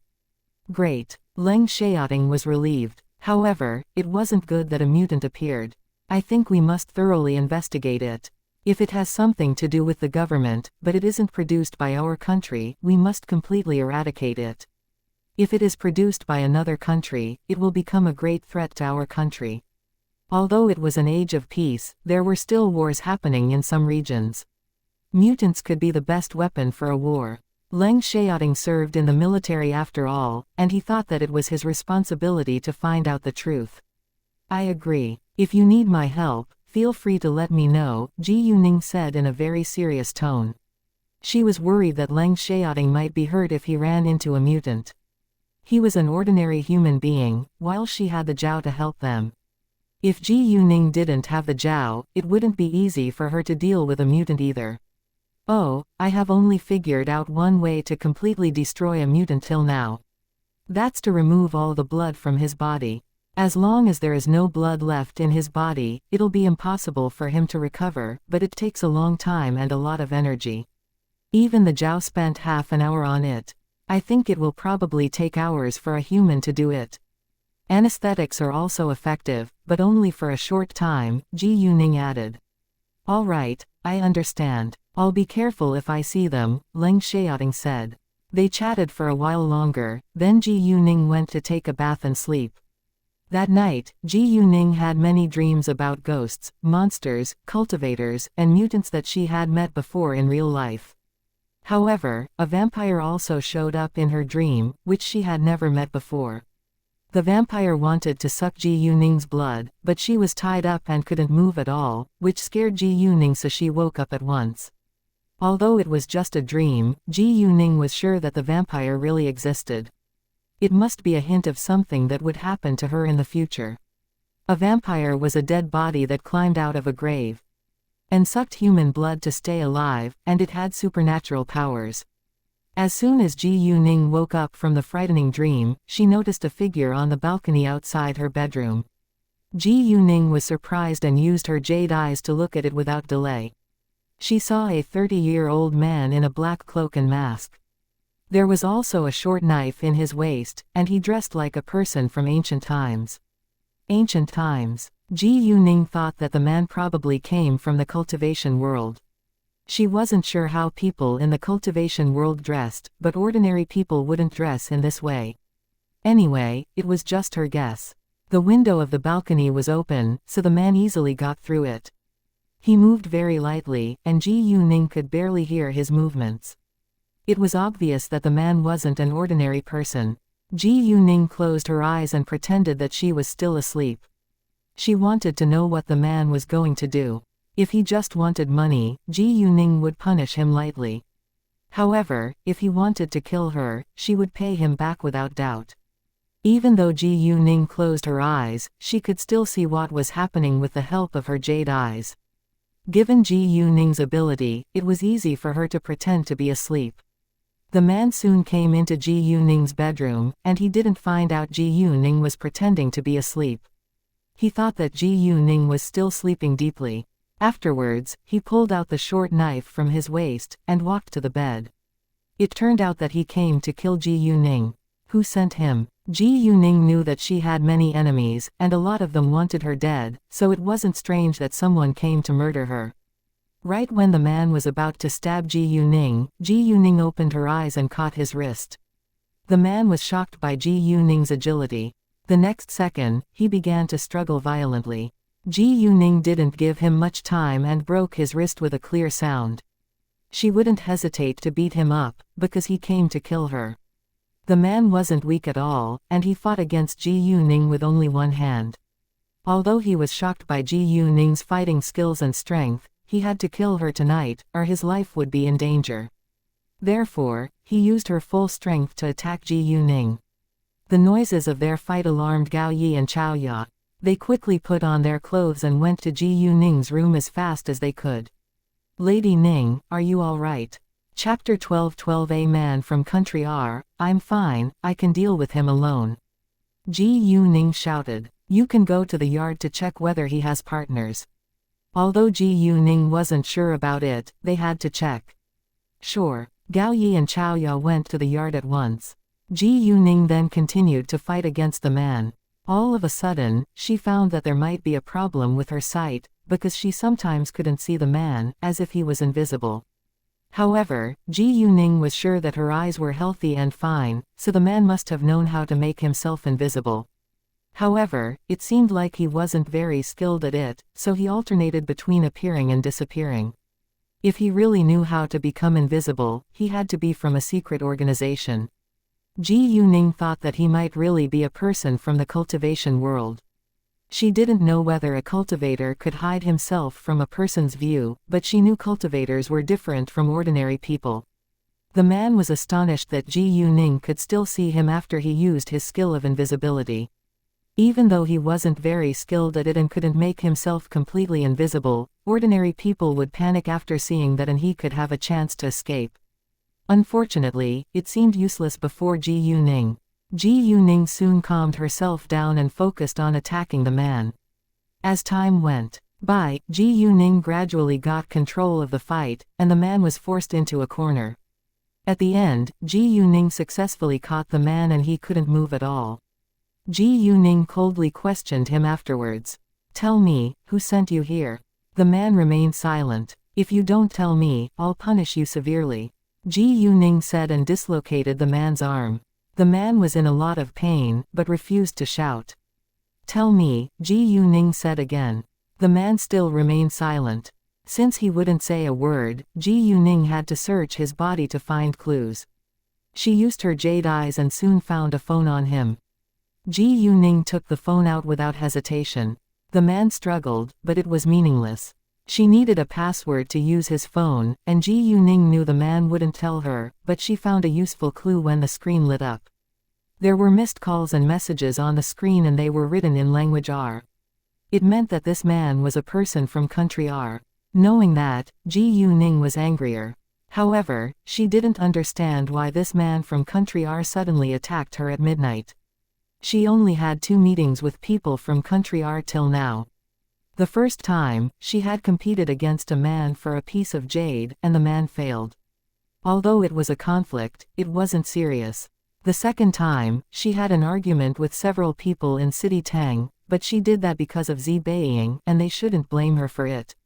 After thinking for a while, Ji Yuning thought that this man could be a professional killer from country R who was hired by another person who was her enemy. In that case, Ji Yuning understood why the man suddenly showed up in her bedroom.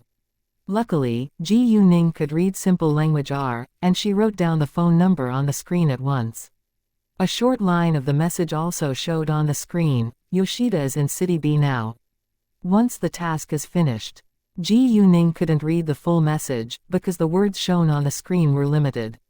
Once Ji Yuning found out this man came from country R, she thought he might be a ninja given his features. A ninja was a covert agent or mercenary in feudal Japan. The functions of a ninja included espionage, deception, and surprise attacks. If the ninja was at a high level, he could be invisible in the dark, but they couldn't do that in a bright place.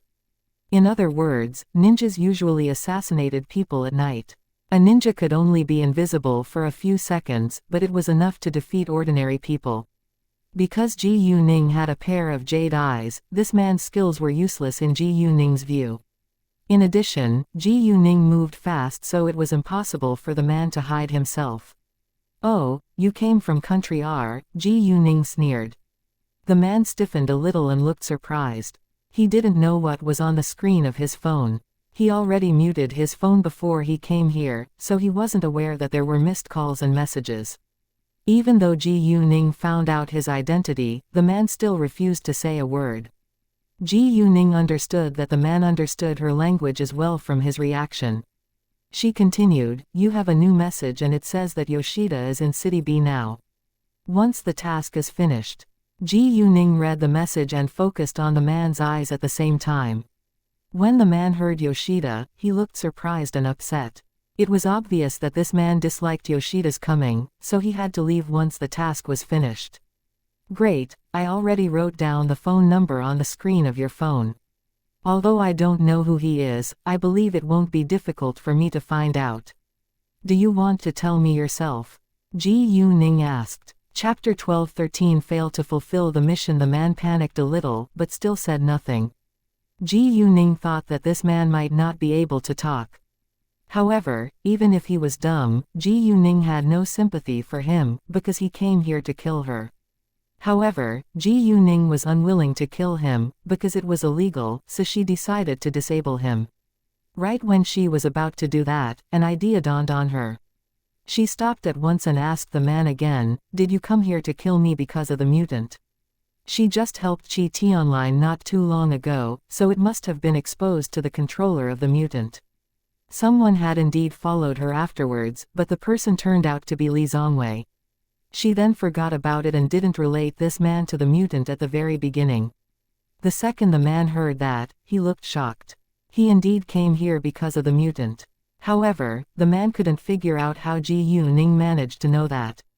Seeing the man's reaction, Ji Yuning was sure that his sudden appearance had something to do with the mutant. It seemed Country R was researching and developing mutants. Ji Yuning was furious and released her cold magical power to attack the man. The man's body froze at once. He was stunned and couldn't believe it. "What did you do to me?" He finally said something. This time, Ji Yuning remained silent. She was unwilling to answer his question. "You." The man was mad at Ji Yuning's attitude, but he found it was difficult for him to speak right now. He was terrified, but still didn't give in.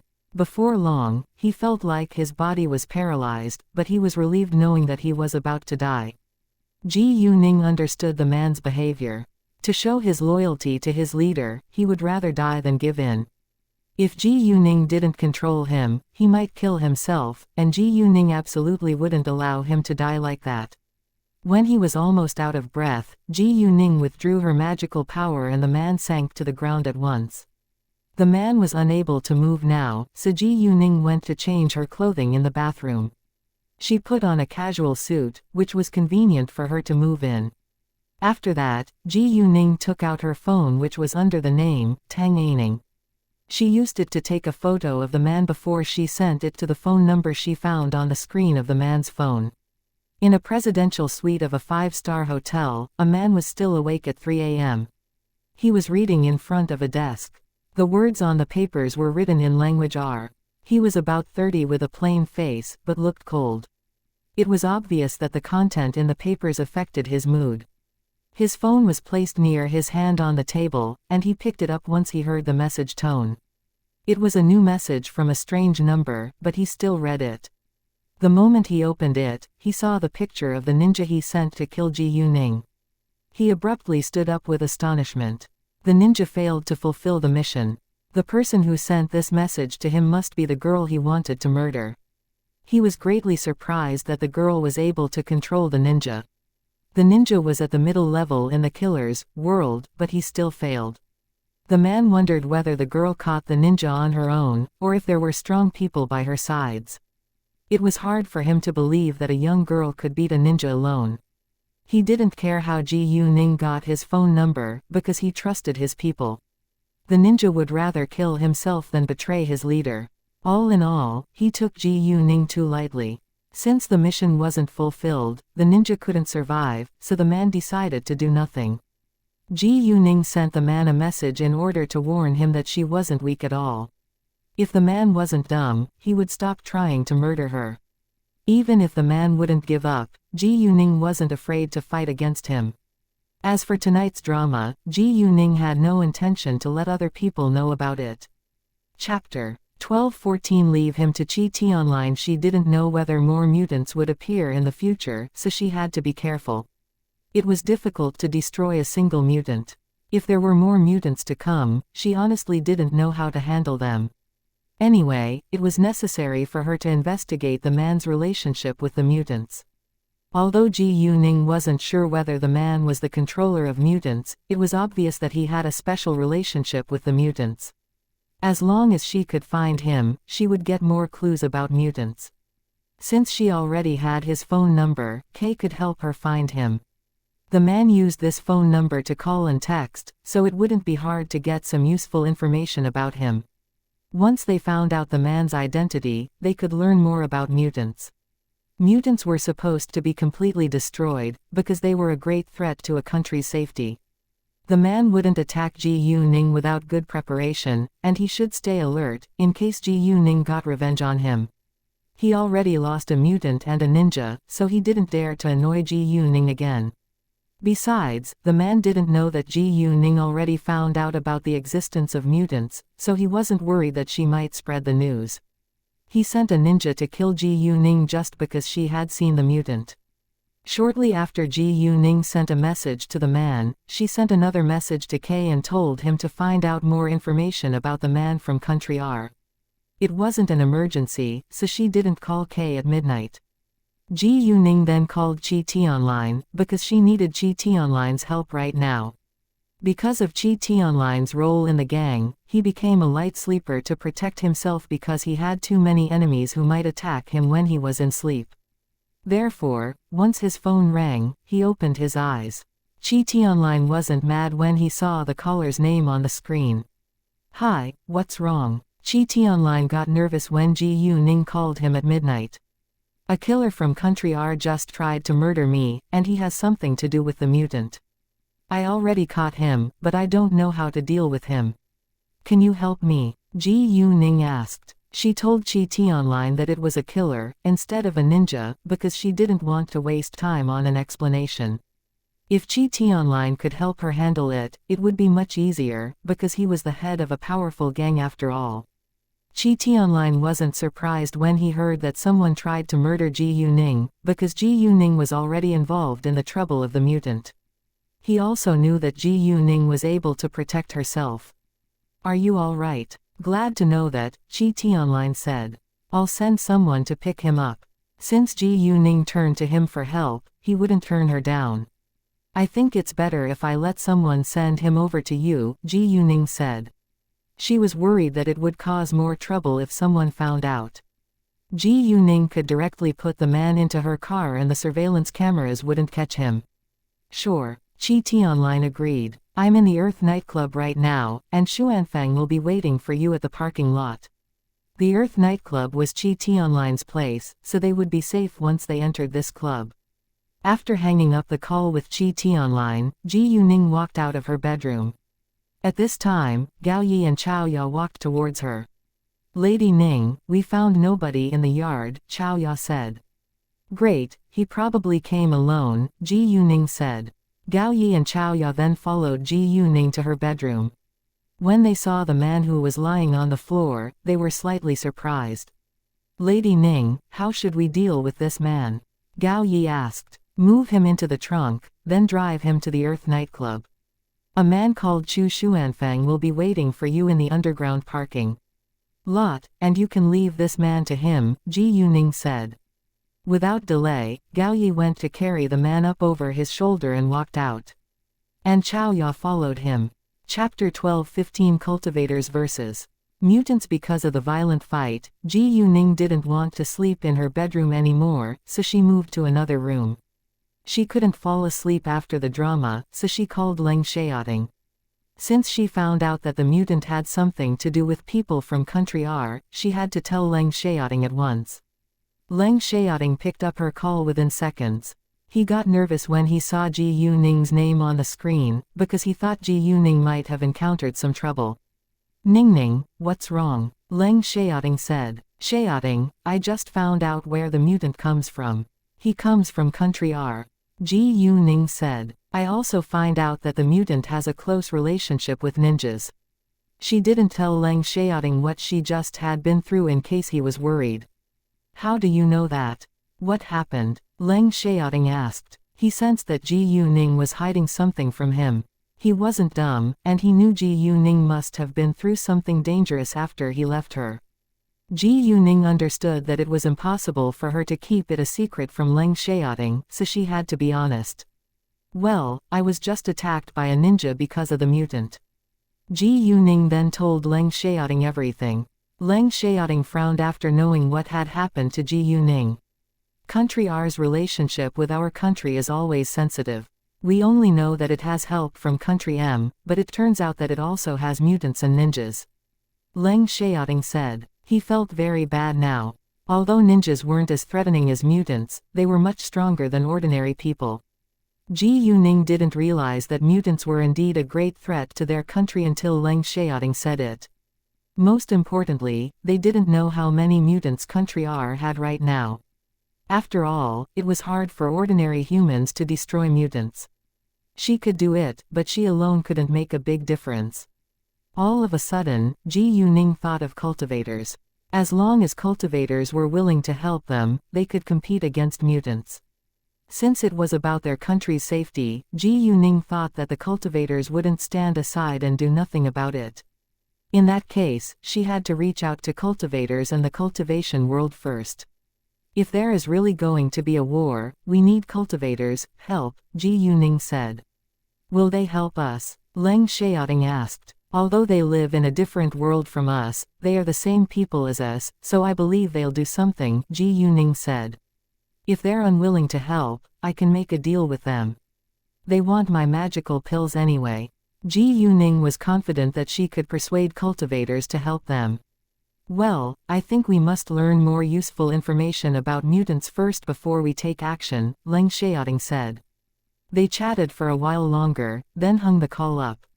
Leng Xiaoting couldn't sleep now after knowing the shocking news. As a senior officer in the military, he thought it was his responsibility to guard their country. Therefore, Leng Xiaoting got up and searched for information about mutants on the internet. He had only seen mutants in science fiction movies and read about them in novels before, so he referred to those things now. An excerpt of a novel gave Leng Xiaoting a piece of important information. It said that there was a lab built by Country R under a remote mountain in their country, and Country R kept illegally buying people to do their mutant research. Although it was a fictional story, Leng Xiaoting thought that it was quite possible for it to be the truth. In that case, they could start their investigation from missing people and patrol those desolate and uninhabited mountains to see whether they could find any suspects. The next day, Kay read Ji Yuning's message after he got up and he called Ji Yuning back at once. Ji Yuning told him that it wasn't an emergency, so he could do it slowly. Even though it wasn't an emergency, Kay still did the job for Ji Yuning right away. After a few minutes, Kay got the result. However, it wasn't what Ji Yuning wanted, because that phone number wasn't connected to an ID card. It seemed the man was well prepared.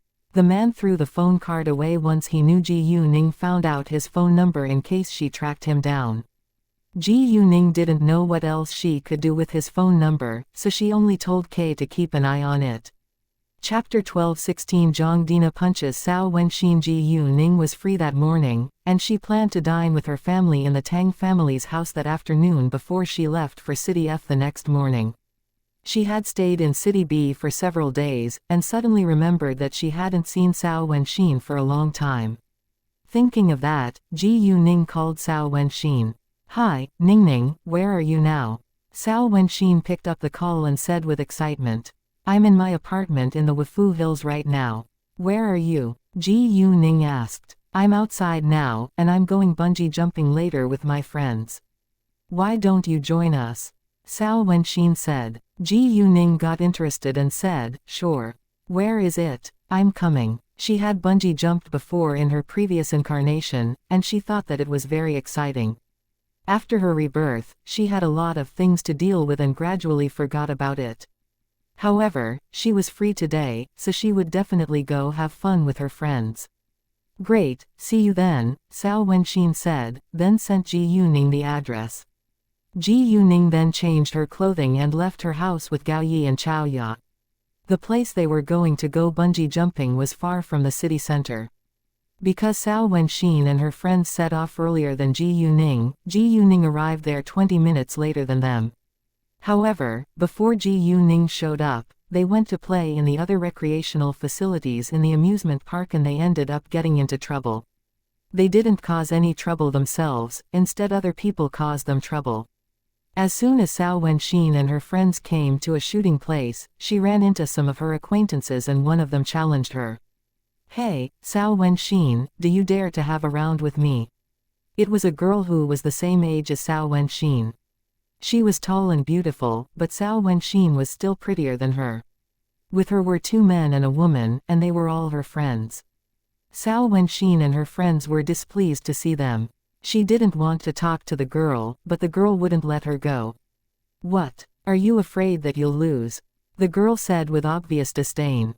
Her name was Zhang Dina, and her father was also an important figure in a military region.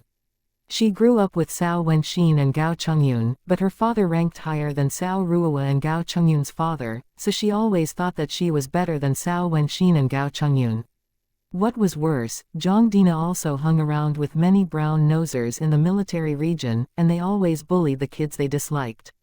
Cao Wenxin and Gao Chongyun refused to listen to Zhang Dina, so there were 2 groups of kids in the military region and they often fought against each other. Now, even though they already grew up, they still hated one another as usual. In fact, Cao Wenxin never bothered to pay much attention to Zhang Dina, but Zhang Dina started trouble every time because she was jealous of Cao Wenxin. Cao Wenxin wasn't as good as Zhang Dina at shooting and martial arts, and she lost to Zhang Dina every time. However, Cao Wenxin was much prettier than Zhang Dina and her performance in school was also more outstanding than Zhang Dina. As a result, Cao Wenxin was very popular among the boys, and their parents had a good impression of her too. "I know you're better than me at shooting, but I don't think you're as charming as me, because you have a bad temper," Cao Wenxin said. Zhang Dina was actually good-looking as well, and she had many admirers, but her bad temper scared many men away from her. Cao Wenxin's words annoyed Zhang Dina and she shouted, "Cao Wenxin, how dare you say that to my face?" Cao Wenxin ignored Zhang Dina's anger and continued, "Zhang Dina, you'll know how happy a woman with good temper can be once you have a boyfriend one day." She purposely said that to irritate Zhang Dina, because she had a loving boyfriend now. The happier Cao Wenxin was, the angrier Zhang Dina was. Zhang Dina was impulsive and raised her fist to punch Cao Wenxin without hesitation. Cao Wenxin was used to Zhang Dina's bad temper, so she could normally protect herself well. However, she was distracted when she thought of Xin Bei, so she failed to avoid Zhang Dina's fist. Gao Chongyun, who stood by Cao Wenxin's side, went ahead to protect Cao Wenxin at once, but he was stopped by one of Zhang Dina's male friends. The man was Qin Zifang, and his father was a senior colonel in the military. They all grew up together in the same military region, so they all had learned many fighting skills. Because of Qin Zifang, Gao Chongyun wasn't able to protect Cao Wenxin. Zhang Zezheng, and Ran, and Zhu Yuanzhen hadn't practiced kung fu before, so they were all stunned and stood still. The next second, Zhang Dina directly punched Cao Wenxin in the face. Cao Wenxin felt great pain and there was blood flowing out from her nose. Wenxin. Cao Wenxin's friends were shocked, and Zhang Zezheng ran forward without delay because he was a man. Unfortunately, Zhang Dina easily threw him over her shoulder and he fell to the ground. Even though Zhang Zezheng was a man, he was no match for Zhang Dina. Cao Wenxin was ablaze with fury and attacked Zhang Dina at once. Zezheng. Zhu Yuanzhen felt like crying and ran to help Zhang Zezheng get back to his feet. Zhu Yuanzhen and Zhang Zezheng were like a couple now, but they weren't really together yet. They still needed more time. Chapter 12:17. A rib breaks. Zhang Zezheng defended Cao Wenxin, not because he still liked her, but because he was her good friend. Zhu Yuanzhen understood that, so she wasn't jealous, but she felt heartbroken when Zhang Zezheng was injured. "I'm fine," Zhang Zezheng said to comfort Zhu Yuanzhen. Zhu Yuanzhen didn't believe Zhang Zezheng could be fine after being kicked so heavily, but she said nothing. The noises of their fight attracted attention from tourists and workers in the amusement park, but nobody dared to stop them, because they were obviously kung fu lovers and quite aggressive. Some staff members of the amusement park shouted at them to tell them to stop right now, and some reported it to their leader without delay. However, they refused to listen and kept on fighting. Cao Wenxin wasn't a match for Zhang Dina, but it still took time for Zhang Dina to beat Cao Wenxin. At this time, Ji Yuning, Gao Yi and Chao Ya arrived, and Ji Yuning called Cao Wenxin once she walked into the amusement park.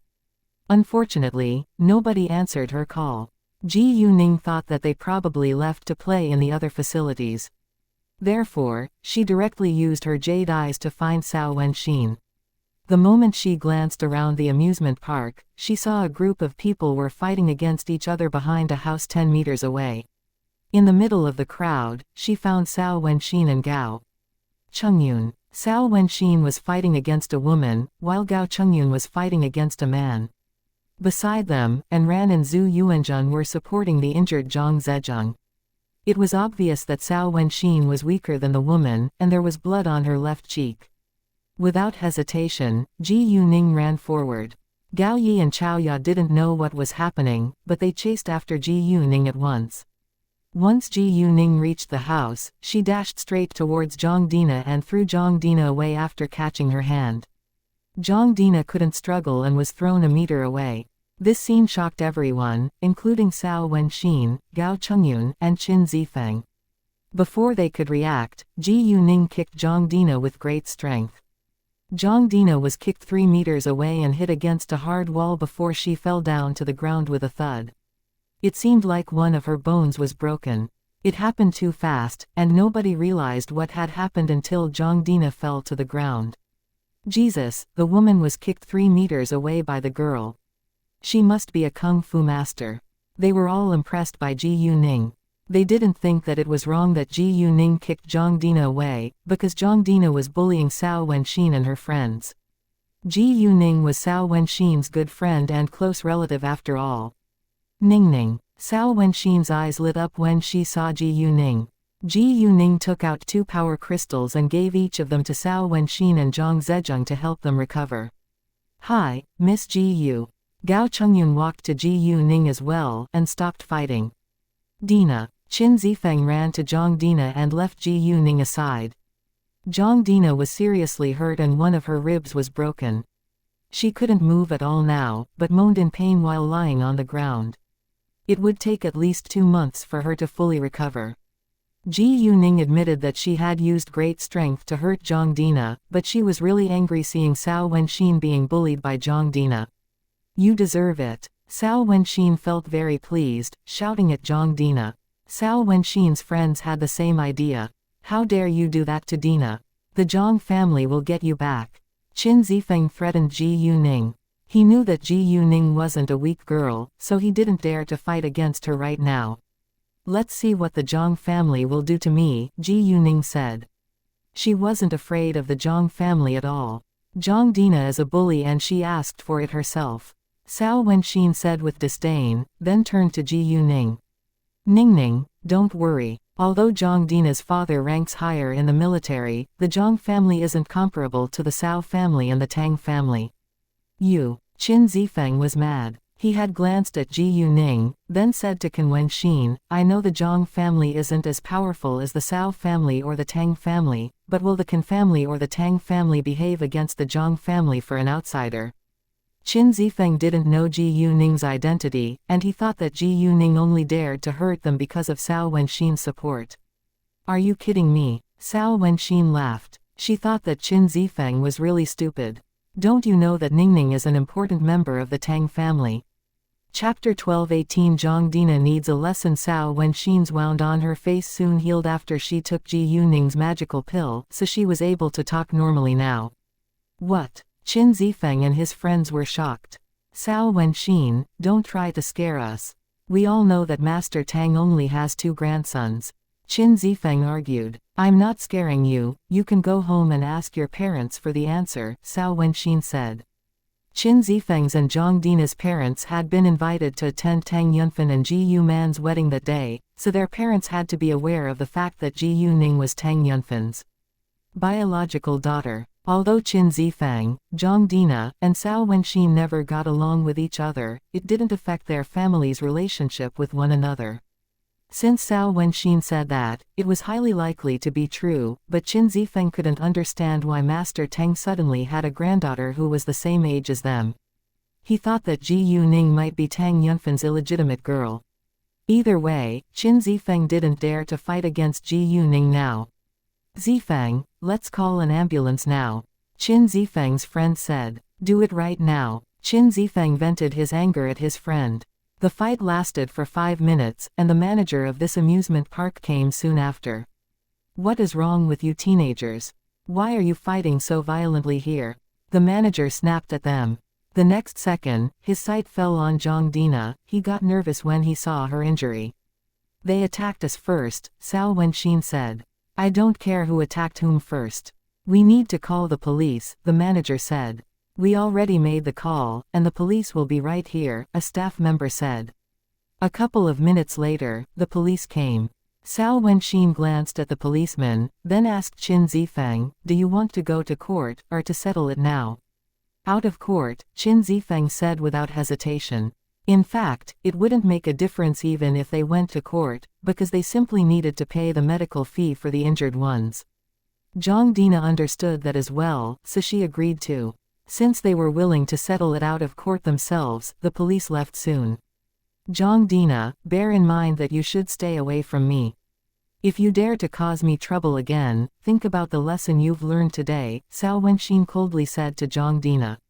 I don't lack money at all, so I don't mind paying for your medical fees if you want to lie in a hospital bed for a few months. Because of the rules in the Cao family, Cao Wenxin didn't have much allowance in the past, but now she had 500 million yuan after going to the Earth nightclub with Ji Yuning. With this large amount of money in her pocket, Cao Wenxin could afford anything she wanted to. She was pleased and satisfied when Zhang Dina learned a lesson today, and she was more than willing to pay the medical fee for her. It didn't cost much anyway. Zhang Dina was out of strength now, so she could only glare at Cao Wenxin. She blamed Cao Wenxin for everything, and didn't think that she had done anything wrong.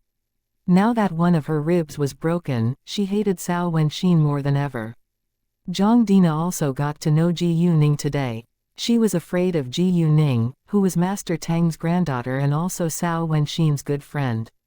Anyway, she was determined to pay Cao Wenxin or Ji Yuning back. All right, let's go enjoy ourselves now, Cao Wenxin said and walked away with her friends. When they walked far away, Cao Wenxin was still excited. Ningning, you showed up at the best time. Cao Wenxin said. I felt so good when Zhang Dina was injured. I don't think she will dare to cause trouble for me in the future. Does she do this often? Ji Yuning asked. Yeah, she's been a bully ever since we were kids, but I refuse to give in so we often fight, Cao Wenxin said. If Qin Zifeng isn't with her, or my older brother is with me, I am usually fine. In that case, Zhang Dina indeed needed a lesson. Ningning, given my understanding of Zhang Dina, it's impossible that she'll give up after this. I know you're smart and strong, but you still need to be careful, Cao Wenxin said. Wow, Miss Ji Yu, your special medicine is really unbelievable. Zhang Zhejiang said. Chapter 12-19 Extreme Sports, haha, I know. Ji Yuning smiled. Is there anything you can't do? Zhang Zhejiang said. Well, Ningning is good at everything in my eyes. Cao Wenxin joined their conversation. I feel so blessed and lucky to have Ningning as my family member. Not only you, I also feel so lucky to be Miss Gu's friend, Zhang Zhejiang said. They laughed together with joy. Once Ji Yuning and her friends were gone, Qin Zifeng called his mother. Mom, does Master Tang have a biological granddaughter?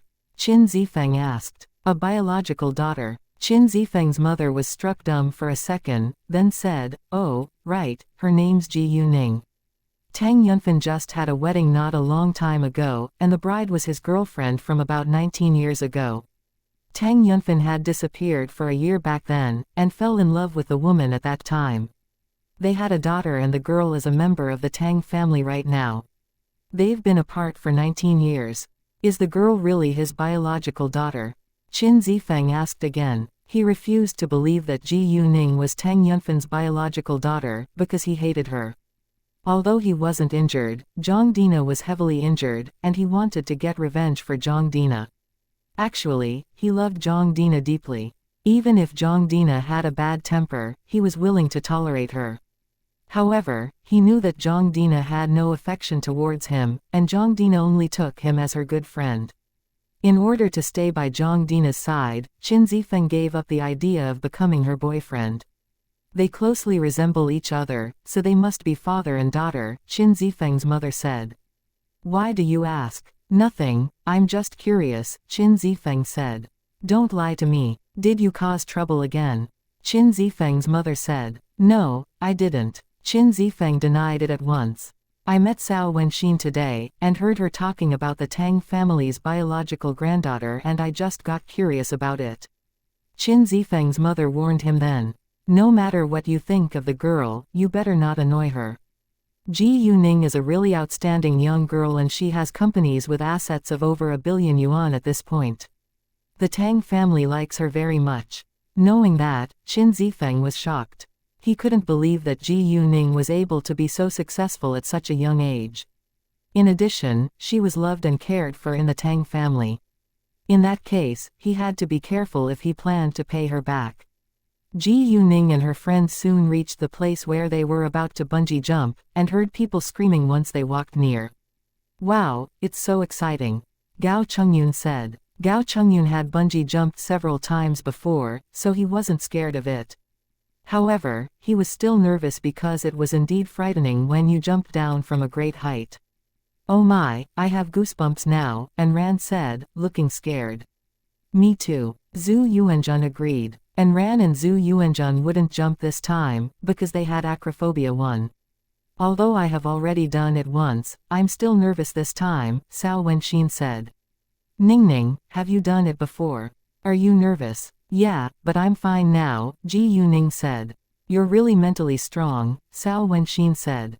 Actually, Cao Wenxin almost cried the first time. However, she still wanted to do it again. All of you have done it at least once before, but I've never tried it, Zhang Zezheng said. He almost wanted to escape right now. Nevertheless, he was afraid that his friends might laugh at him, so he had to summon up his courage to do it. Because Ran and Zhu Yuanzhen wouldn't jump, they stayed under the launching pad. Will you jump? Ji Yuning asked Gao Yi and Chao Ya. Gao Yi and Chao Ya exchanged a glance of interest with each other, and Ji Yuning noticed it, so she said, Great, you two can join us. They used to be professional killers, so they were very interested in extreme sports. I'll pay the bill today, and no one should compete against me for it. Cao Wenxin said. Nobody will. Gao Chengyun laughed. Are you laughing at me? Cao Wenxin pretended to be mad. I'm not. I'm just joking, Gao Chengyun said. Cao Wenxin snorted and closed her mouth. There were the fewest people waiting to bungee jump at this amusement park. Bungee jumping was one of the extreme sports, but it was safe. However, it was also very dangerous in the aspect of medical issues. 1. The fear of heights. Chapter 12:20. It may cause shock because of the strong stimulation or shock caused by the sudden weightlessness of the body during bungee jumping. The human body was suddenly in a state of high stress, and a large amount of adrenaline and other substances were secreted instantaneously, which would adversely affect the heart and other organs, making the heart beat faster and blood pressure increase. Therefore, people with a bad heart or high blood pressure were absolutely forbidden from bungee jumping. In addition, some people with poor physical fitness, such as joint pain, lumbar vertebral disc protrusion, or fractured bones, couldn't participate in bungee jumping either. People with eye diseases, such as glaucoma and deep myopia, shouldn't do bungee jumping either, because it would increase the intraocular pressure and could seriously cause retinal detachment when the head was down for a long time. There were also restrictions on age. People under 15 and over 45 years of age shouldn't participate in bungee jumping. Because the nervous system of minors who were under 15 years old hadn't yet fully matured, and the sudden shock might affect their normal growth and development in the future. As for the middle-aged people over 45 years old, their internal organs were already aging and they could have hidden heart disease or cerebrovascular disease. Under the effect of gravity, it was easy to induce the above diseases, resulting in accidents. Moreover, people with poor psychological qualities should not be forced to test their will. Accidents could happen at any time. Therefore, people had to fill out a chart about their physical condition, weight, blood pressure, etc. when they bought tickets. After that, bungee jumpers had to measure their blood pressure before they did anything further. Cao Wenxin and her friends finished filling in the chart and walked inside to prepare. The bungee jumping platform was 56 meters high with the world's highest hydraulic sightseeing elevator aside, which was 39 meters tall. From the elevator, people could watch others bungee jumping. There were only 3 people standing in front of Cao Wenxin, and they were soon about to jump. The whole process from the jump to the end of the bounce was only about 2 to 3 minutes, so they wouldn't wait for long. Halfway through the elevator, they saw a boy jumping. His cry was loud and scary, which made Cao Wenxin and Zhang Zhejiang feel even more nervous. "Are you nervous?" Cao Wenxin turned to ask Gao Yi and Chao Ya. "Not at all," they said. Instead, they were looking forward to it. Cao Wenxin shut her mouth at once and remained silent. In fact, she didn't know that Gao Yi and Chao Ya used to be professional killers and they lived with danger. Although bungee jumping looked very scary, it was safe. In addition, they had strong hearts. Gao Chengyun was full of anticipation too, but he was slightly nervous. When they finally reached the launching pad, the second person in front of them was about to jump, so they sat behind them to wait for their turns. The lounge near the launching pad wasn't large, and it could accommodate 10 people at the most. No, I'm terrified now. I'm not going to jump from here." The girl who was about to jump was around 20, but she was too scared to move a step forward. "Fu Lin, you can't step back at this moment. If you do, you'll lose the game you have with Zhang Zi. Zhang Zi already jumped, and now it's your turn." Another girl about 20 secretly pushed the girl forward. Ji Yuning somehow sensed that something must be wrong. She gave the girl a glance, and indeed found something strange. "No, I'm too scared, and I have acrophobia," Zhao Fulin said and almost cried. The second Ji Yuning's sight fell on Zhao Fulin, a picture emerged in her sight, and she saw that Zhao Fulin went into shock after jumping from the launching pad. "Hey, wait a second." Ji Yuning abruptly stood up, trying to stop Zhao Fulin. Cao Wenxin and other people were surprised and turned to look at Ji Yuning. A staff member and the 2 girls standing at the edge of the launching pad also turned around. The girl who persuaded Zhao Fulin to jump was annoyed when she saw Ji Yuning. "Since she's reluctant to jump, you shouldn't force her to do it," Ji Yuning said. Since she already knew that the girl would be in danger, she thought that she should stand out and save a life. "Who are you? It's none of your business," the girl snapped at Ji Yuning, and she looked very unkind. She said she's scared. What if anything terrible happens to her if she jumps? Who can take responsibility? Ji Yuning walked up to the girl. She now realized that this girl aimed to push Zhao Fulin. "It's not a big deal. People who come here all say that they are sacred, but it's fine once they jump. Actually, it's safe even if I push her down right now," the staff member said, and suddenly pushed Zhao Fulin, which shocked Ji Yuning. "Hey, stop." Ji Yuning ran ahead, but Zhao Fulin was already pushed down. Zhao Fulin screamed at once, and Ji Yuning was furious. However, it wasn't the time to argue with them right now, so Ji Yuning told Cao Wenxin to wait here and she needed to help Zhao Fulin. She got in the elevator and went down without delay. Luckily, it didn't take a long time for her to get to the ground. Gao Yi and Chao Ya understood that the girl was in danger after seeing Ji Yuning's reaction. Cao Wenxin and the others, however, were confused. Chapter 12:21 Who do you think you are? They had bungee jumped before, and it wasn't uncommon that bungee jumpers would be pushed down, although it was indeed a bit much. The girl who came here with Zhao Fulin put on a satisfied smile. She didn't care about Ji Yuning's reaction now. Ji Yuning focused on Zhao Fulin once she got into the elevator, and Zhao Fulin stopped screaming halfway, which wasn't strange, because many people wouldn't scream too. However, Zhao Fulin was different. She was in shock now. A person might die within 2 to 15 minutes after going into shock, and Ji Yuning could only hope that Zhao Fulin would survive. Within a minute, Ji Yuning reached the first floor. She dashed outside without hesitation. Because she ran too fast, she surprised everyone in the hall. Jesus, she runs so fast. Ji Yuning went to the riverside under the bungee jumping platform as fast as she could, but she could only wait there for Zhao Fulin. After bungee jumping, the bungee jumper would be brought back to the shore by a boat. The moment Ji Yuning reached the shore, Zhao Fulin finished the jump and she saw Zhao Fulin being moved onto the boat. At the same time, she also noticed a good-looking young man in his early 20s. He was looking at Zhao Fulin with obvious disdain. Ji Yuning immediately remembered what the two girls had talked about at the launching pad, and she realized that this young man must be Zhongzi. Besides, Zhao Fulin came here to bungee jump because of him. Although Ji Yuning didn't know why they agreed to do this together, she knew that this young man wasn't a good man. Ji Yuning had sympathy for Zhao Fulin and was mad at this young man. Right. At this time, Ran and Zhu Yuanjun ran over and asked, "Miss Ji Yu, what's wrong?" "I need to deal with something," Ji Yuning said and didn't explain further.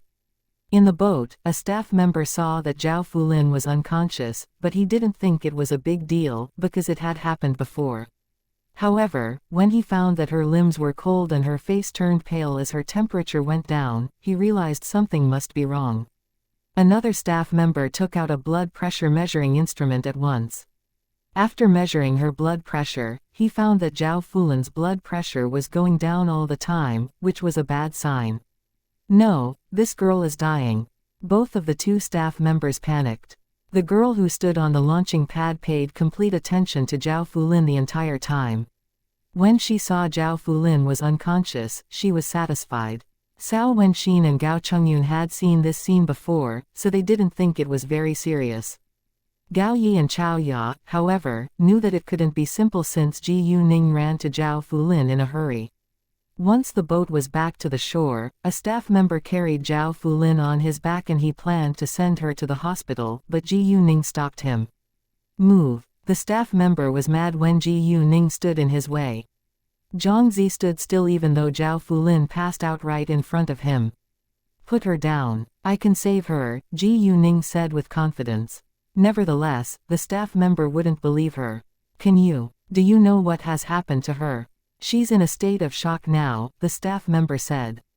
He knew that Ji Yuning wanted to help, so he remained kind.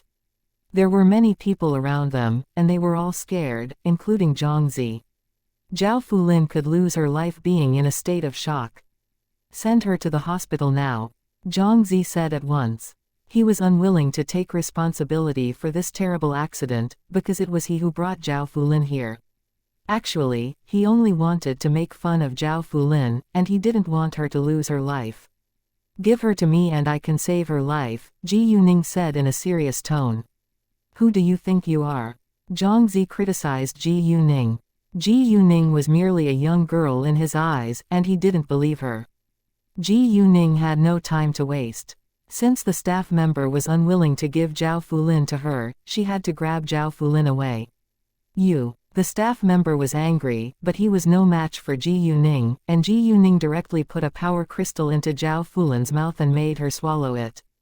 At the same time, she secretly put her magical power into Zhao Fulin's body to protect Zhao Fulin's organs.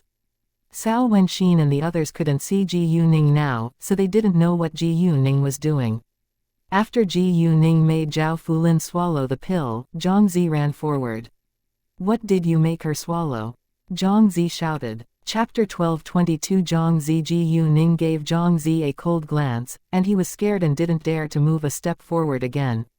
Ji Yuning then said with a serious face, "I told you that I can save her life.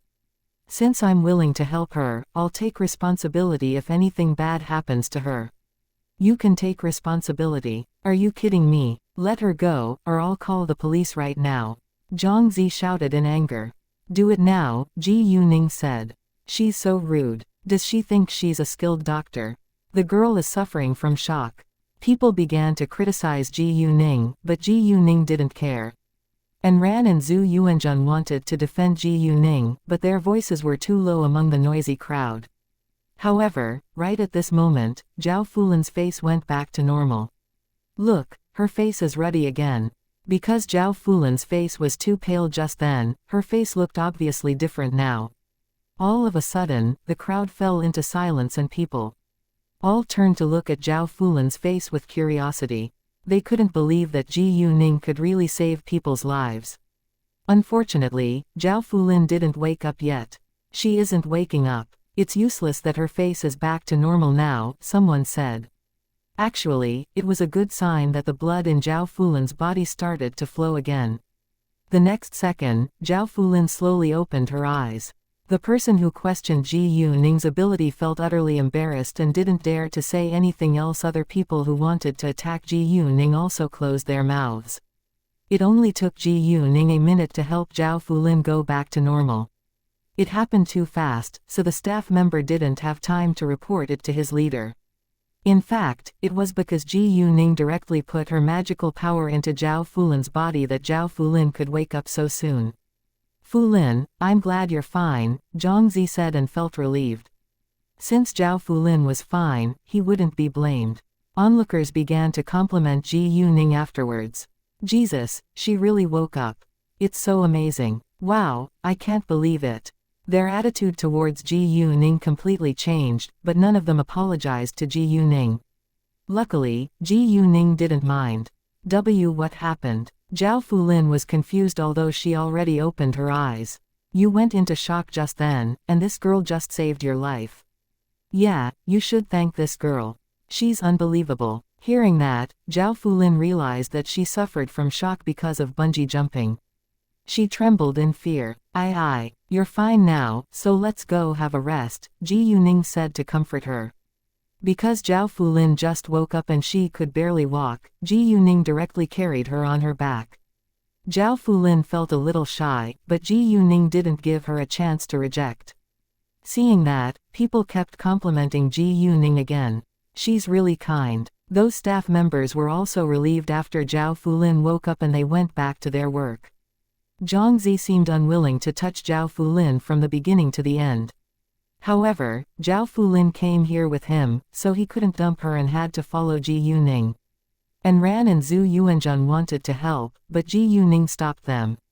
You can wait here. I'll handle it alone. Since she said that, and Ran and Zhu Yuanjun stayed. There was a nearby tea house, so Ji Yuning carried Zhao Fulin into it, followed by Zhongzi. Ji Yuning said to him, you can sit at another table and pay for yourself. Hearing that, Zhongzi was mad and embarrassed. Because this was a tourist attraction, everything was expensive and a simple cup of tea cost over 100 yuan in this tea house. Zhongzi was an ordinary college student, and he was unwilling to pay 100 yuan for Zhao Fulin although he could afford it. Therefore, he snorted and walked away. He didn't care what would happen to Zhao Fulin at all. Zhao Fulin didn't understand why Ji Yuning did that, and she felt disappointed when Zhongzi walked away, but she said nothing since Ji Yuning just saved her life. Besides, she was out of strength now, and she needed a rest. Ji Yuning already cured Zhao Fulin with her magical power, so her body was fine, but it would still take time for her to get her strength back. Chapter 1223 Zhang Yanni's scheme. Ji Yuning ordered a pot of tea for them after they sat down. May I know your relationship with the girl and the boy? Ji Yuning asked Zhao Fulin. The girl is my classmate, and the boy is a grade senior to us, Zhao Fulin said. Well, I'm probably going to tell you something you may not want to hear. The girl isn't really kind to you. At least I have that feeling. The boy isn't a good man either. I don't know why you came here with them to do such a dangerous activity, but I saw his face filled with obvious disdain after you went into shock, Ji Yuning said. What? Zhao Fulin was shocked. She couldn't believe that Zhongzi didn't care about her at all. Ji Yuning continued, whether you believe it or not, I'm saying this for your own good, and that's all I can say. You should protect yourself well. Zhao Fulin wasn't mad because of what Ji Yuning said to her. Instead, she was lost in thought. She was simple-minded, but wasn't dumb, and she was able to realize the truth as long as someone helped her point it out. Therefore, Zhao Fulin began to notice many problems she couldn't notice before. She had confessed her affection to Zhongzi before, and he told her that he only liked brave girls. He liked roller coasters, bungee jumping, and other extreme sports, and he hoped his girlfriend could do that with him. If she could do that, he might consider accepting her. Zhao Fulin had acrophobia, so she gave up back then. Zhang Yanni, her classmate, however, encouraged her to accept the challenge, and even told her bungee jumping wasn't as scary as she thought, and since she liked Zhang Zi, she should fight for Zhang Zi's love. Under Zhang Yanni's encouragement, Zhao Fulin agreed. Although she had agreed to do it, she now realized that it was simply Zhang Yanni's scheme. Other than that, Zhang Yanni had done many things behind Zhao Fulin's back to compete for Zhang Zi. There must be something wrong. Zhao Fulin was mad thinking of what Zhang Yanni had done to her. At this moment, Zhang Yanni was about to bungee jump on the launching pad. She had done it several times before, so she wasn't scared of it anymore, and she thought that it was very exciting. Ji Yuning knew that Zhao Fulin found out the truth after seeing her expression, so she stood up and was ready to leave. You can have a good rest here, and I already paid the bill.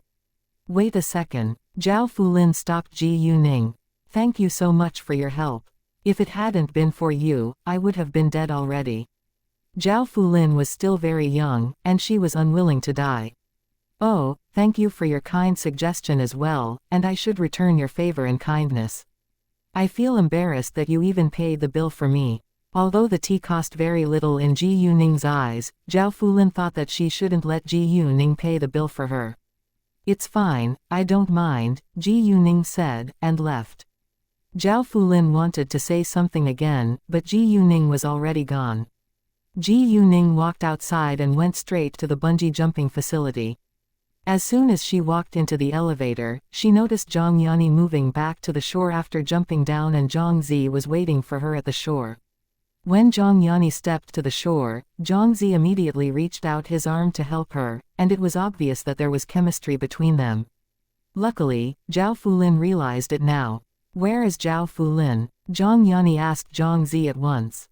If Zhao Fulin just passed out, Zhang Zi would think that it was funny and even gloat over her failure, but he wasn't in the mood to do that right now. Zhao Fulin suffered shock, and a girl saved her life. She's having a rest in the tea house right now, Zhang Zi said. What? Really? Zhang Yanni was scared too. Although she planned to make fun of Zhao Fulin, she had no intention to kill Zhao Fulin. If Zhao Fulin died, she would be blamed. Zhang Yanni schemed against Zhao Fulin because Zhao Fulin fell in love with the man she admired. It was true that Zhao Fulin liked Zhang Zi, but Zhang Yanni also admired Zhang Zi, however, Zhang Yanni wasn't aware of it. As a result, Zhao Fulin became Zhang Yanni's competitor in love. Zhao Fulin was prettier and better than her at studying, so she was jealous of Zhao Fulin. When they saw Zhang Zi together, Zhang Zi always paid more attention to Zhao Fulin, which made her even more jealous of Zhao Fulin. Therefore, she played some tricks to attract Zhang Zi's attention and defamed Zhao Fulin. Zhang Yanni was good at acting, so Zhang Zi gradually believed her and had a bad impression of Zhao Fulin. Chapter 12:24 Do It Later. Zhang Yanni wasn't as attractive as Zhao Fulin, but she was pretty too. After that, Zhang Zi invited Zhang Yanni to share a meal and watch a film together. Zhang Yanni understood that she successfully attracted Zhang Zi's attention, but she pretended to be shy and waited for Zhang Zi's confession. Zhang Zi invited her to have a drink once. He was drunk and finally confessed his love to Zhang Yanni. Zhang Yanni absolutely accepted his love. In addition, they went to book a room and slept with each other that night. However, they didn't tell Zhao Fulin that they were boyfriend and girlfriend now. Zhang Yanni was a mean girl, so she planned to make fun of Zhao Fulin first before she ended her friendship with her. Therefore, she teamed up with Zhang Zi to make Zhao Fulin a joke. Is the girl very beautiful and wearing a loose white t-shirt with a high ponytail? Zhang Yanni asked. She was describing Ji Yuning. Hearing that, Zhang Zi was surprised. Yeah, how do you know that? With his affirmative answer, Zhang Yanni suddenly felt like something wasn't right. When we were on the launching pad, Zhao Fulin was scared and didn't want to jump. I tried to persuade her to have a try, but the girl stood out and stopped me. Afterwards, a staff member directly pushed Zhao Fulin down and the girl ran into the elevator without delay. I didn't think further back then, but now I feel it's a little strange. How come the girl knew that Zhao Fulin was going to be in danger? Zhongzi realized that there must be something wrong too. Maybe because she saw that Zhao Fulin was so scared and she was worried that an accident might happen. It's possible. Zhang Yani shrugged. Do we need to find Zhao Fulin now? Zhang Yani asked. They came here together after all, and it wasn't appropriate to dump her here alone. You can go if you want to find her, I'll wait for you outside, Zhongzi said. He didn't say that he was annoyed by Ji Yuning in the tea house. Zhang Yani agreed and left. Even though Zhao Fulin hated them now, she still went back with them. She walked out of the amusement park along with them, then took a taxi home herself. Zhao Fulin said nothing along the way. Zhang Yani and Zhongzi didn't feel like anything was wrong, because they thought that she must be too scared. When Zhang Yani went to find Zhao Fulin, Ji Yuning and her friends went back to the launching pad. Gao Chungyun was the first one to jump. Gao Chungyun had done it many times before, but he still felt a little scared this time. He also screamed when he fell from such a high height. It was actually a good way to release his unpleasant feelings.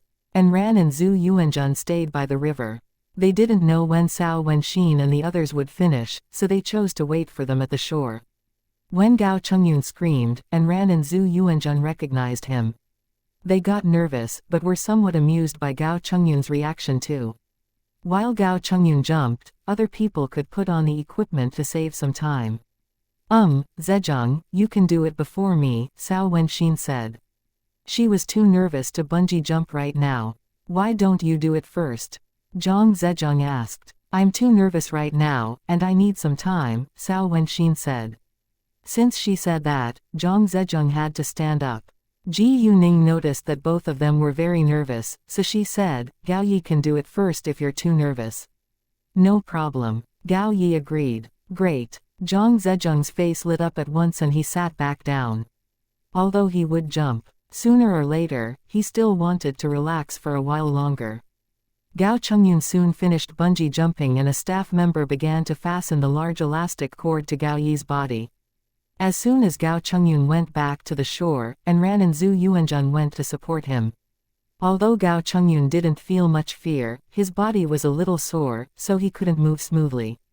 Luckily, it wasn't serious, and he would be fine as time went by, or he could take a warm bath or go to a spa. Gao Yi was ready to jump, and this was the first time he had tried this. On a staff member's instructions, Gao Yi jumped down without hesitation and he didn't shout aloud. Normally, people screamed during the jumping either because they were scared, or because they simply wanted to release their pressure. Gao Yi, however, didn't do that, because he wasn't scared and was introverted. Jesus, Gao Yi didn't scream at all. Cao Wenxin was very surprised. It seems that he isn't afraid of it, Zhang Zhejiang said. In their eyes, if jumpers didn't scream aloud, it meant that they weren't scared of it. Cao Wenxin was the next one to jump. Gao Yi was physically strong, so he didn't feel uncomfortable after jumping. His face looked as fine as usual, which surprised the staff members who were waiting for him in the boat. Chapter 12:25. Not exciting enough. Gao Yi felt like it was very exciting, but not exciting enough, so he wanted to do it again if they had enough time. When Gao Yi went back to the shore, Gao Chungyun looked at him with admiration.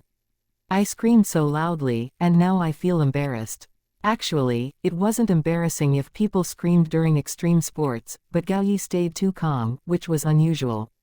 Cao Wenxin soon jumped down, and she screamed even louder than Gao Chungyun. After that, she sank to the ground. Zhang Zhejiang followed her to jump next. When he looked down from a great height, he couldn't help but move a few steps backwards. However, he didn't want to be a coward, so he summoned up his courage and jumped down. After the jump, he was in an even worse condition than Cao Wenxin, and he could barely get back to his feet. Ji Yuning was the last one to go.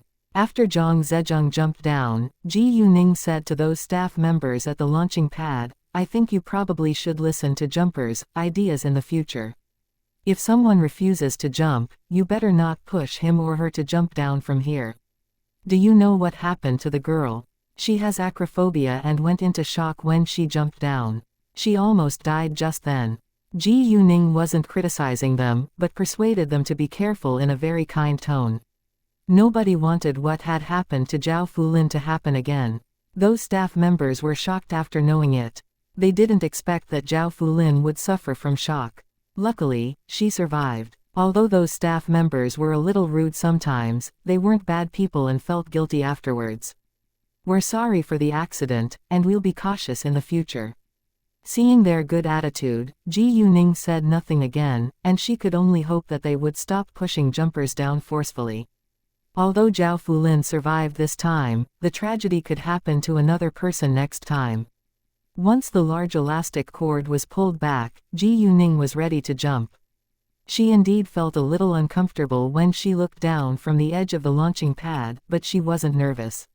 She had jumped down from a much greater height in her previous incarnation, which was really scary. As soon as Ji Yuning was prepared, she jumped down without screaming at all. She's very brave too, a staff member said. You're right. Another staff member agreed. Gao Chongyun and the others were impressed by Ji Yuning's performance. Gao Yi, on the other hand, thought nothing of it, because he was so used to the fact that Ji Yuning was excellent at everything. When Ji Yuning was about 2 meters away from the water surface, she saw a giant swimming animal in the river. She smiled when it met her eyes. It was the Zhao. The Zhao was swimming around this place, and it sensed Ji Yuning's magical power when Ji Yuning rescued Zhao Fulin, so it swam over to see Ji Yuning. Ji Yuning went back to the ground steadily, and she felt very good after the jump. The staff member who helped Ji Yuning get onto the boat recognized her and admired her more than ever. Ji Yuning was a kind and brave girl in his eyes. Ningning, how do you feel? Isn't it exciting? Cao Wenxin asked Ji Yuning. Yeah, but I don't think it's exciting enough, because the launching pad isn't very high, Ji Yuning said. What? It isn't very high? Cao Wenxin was shocked. It's high enough for me, Gao Chengyu said. Well, I actually think it's not exciting enough as well, Gao Yi said. Cao Wenxin and the others felt a little upset. We can go somewhere which is more exciting in the future, Ji Yuning said to Gao Yi. I'm in. Chao Ya was more than willing to join them. Great. Gao Yi was excited. Cao Wenxin and the others, however, didn't know what to say. I can't. I already had enough today, Cao Wenxin said. She jumped down from 40 meters high today, which was enough for her heart. She was afraid that she might be scared to death if the height became greater. I won't do it again, Zhang Zezheng said. He was now very sure that he was afraid of bungee jumping after trying it once. It wasn't humiliating to admit that bungee jumping was scary, because different people had different endurance. Let's go pick our bags up, and I'll give each of you a pill to help you recover, Ji Yuning said to Cao Wenxin and Zhang Zezheng. They seemed a little uncomfortable now. All the power crystals were stored in the telepathic eye space, not in her bag, but she couldn't let others know that, so she needed a bag to hide it. Great. Cao Wenxin and Zhang Zezheng were happy to hear that, because they couldn't tolerate their sore bodies any longer. Cao Wenxin had bungee jumped before, and she knew that her body would be affected in the following week. Although it wasn't serious, it wasn't comfortable either. Therefore, they could feel much better with Ji Yuning's pills. Afterwards, they walked to the hall together. Chapter 12:26 The Women's National Basketball Team. Even though Cao Wenxin and Zhang Zezheng had sore bodies, they could still walk, just slowly, and Ran and Zhu Yuanzhen went to help them, so it wasn't a big problem. After getting their bags back, Ji Yuning took out a bottle of power crystals and gave each of them a pill. Although Ran and Zhu Yuanzhen didn't bungee jump, they also took one because it was good for their health. Cao Wenxin and Zhang Zezheng soon felt much better and were full of energy again. Ran and Zhu Yuanzhen also felt very comfortable. At that time it was time for lunch, so they went to have lunch together. Ningning, we're going to climb a mountain later. Why don't you join us? We're also going to have fun in a bar tonight after dinner, Cao Wenxin said. She had no intention to go back home early today. In addition, they didn't gather together often, so they wanted to enjoy the whole day together. I'm afraid I can't, because I'm leaving for City F tomorrow. I need to go back to the Tang family house tonight. The national college entrance examination is around the corner after all, Ji Yuning said. Fine, Cao Wenxin said. She understood that Ji Yuning had more important things to do. Right, the national college entrance examination is around the corner. I almost forget that Miss Ji Yu is still a high school student, Zhang Zhejiang said. Because Ji Yuning stayed out of her school all the time, even she sometimes forgot the fact that she was still a student.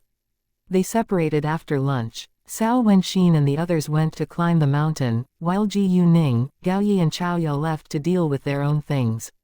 All of a sudden, Ji Yuning remembered the abandoned land she had bought and left to in Guangyao. She was curious to know how the construction was going there. Since she was free now, she decided to have a look. After months of construction, several stories of the large building had already been built. This project progressed faster than the one at Zhengyang Street in City Ji. Ji Yuning showed her exit entry permit issued by Shenghua Real Estate, before she was allowed to enter. And because it was a construction site, they had to wear a hard hat. No accidents or drama happened, and everyone was busy doing their own job. Once Ji Yuning walked into the construction site, the chief engineer named Mu Hai saw her. Hi, boss, welcome. He walked to Ji Yuning at once. Hi, I'm free today so I wanted to have a look around, Ji Yuning said. No problem, please allow me to lead the way for you, Mu Hai said. Thanks. Ji Yuning followed Mu Hai. Mu Hai guided Ji Yuning around the construction site and introduced the processes to her along the way. At this time, it was about 3 p.m., so she directly went to the Tang family's house with Gaoyi and Chaoya. When they arrived at the Tang family's house, Ji Yuning saw Tang Haifeng in a formal suit and it seemed that he was leaving. Grandpa, are you leaving?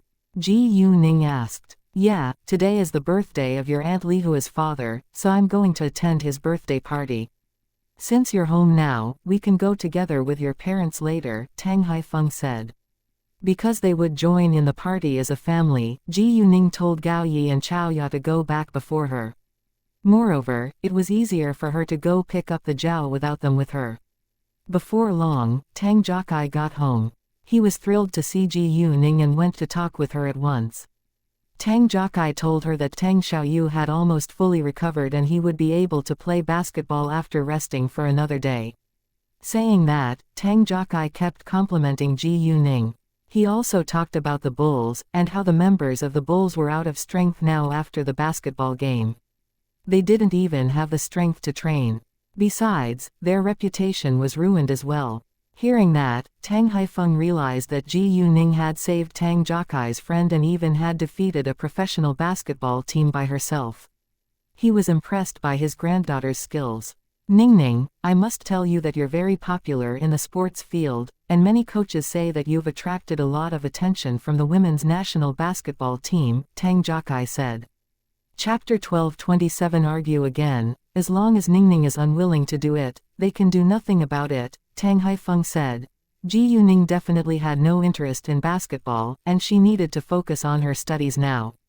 When it was almost 5 p.m., Tang Yunfen and Ji Yuman got home, followed by Tang Yunheng and Zhang Lihua. They came back home to put on formal clothes for the birthday party. The men were all in suits, while the women were in gowns. It was a party among people from high society, so everyone had to show up in formal clothing. Therefore, Ji Yuning also went to put on a beautiful dress. She had a room in the Tang family house. Although she seldom stayed in the Tang family house, there were many female clothes prepared for her in the room. Even if Ji Yuning married into another family in the future, her room would still be there in the Tang family's house. Ji Yuning was a young beautiful girl with slim build, so she already looked very attractive in a simple white dress. Ningning, you're really pretty, and you look very attractive even in a random dress. Tang Haifeng complimented Ji Yuning with a broad smile. Ji Yuning didn't wear any makeup. Because of her magical power, her skin was flawless, so there was no need for her to put on makeup. Ha ha, that's because I have a beautiful family.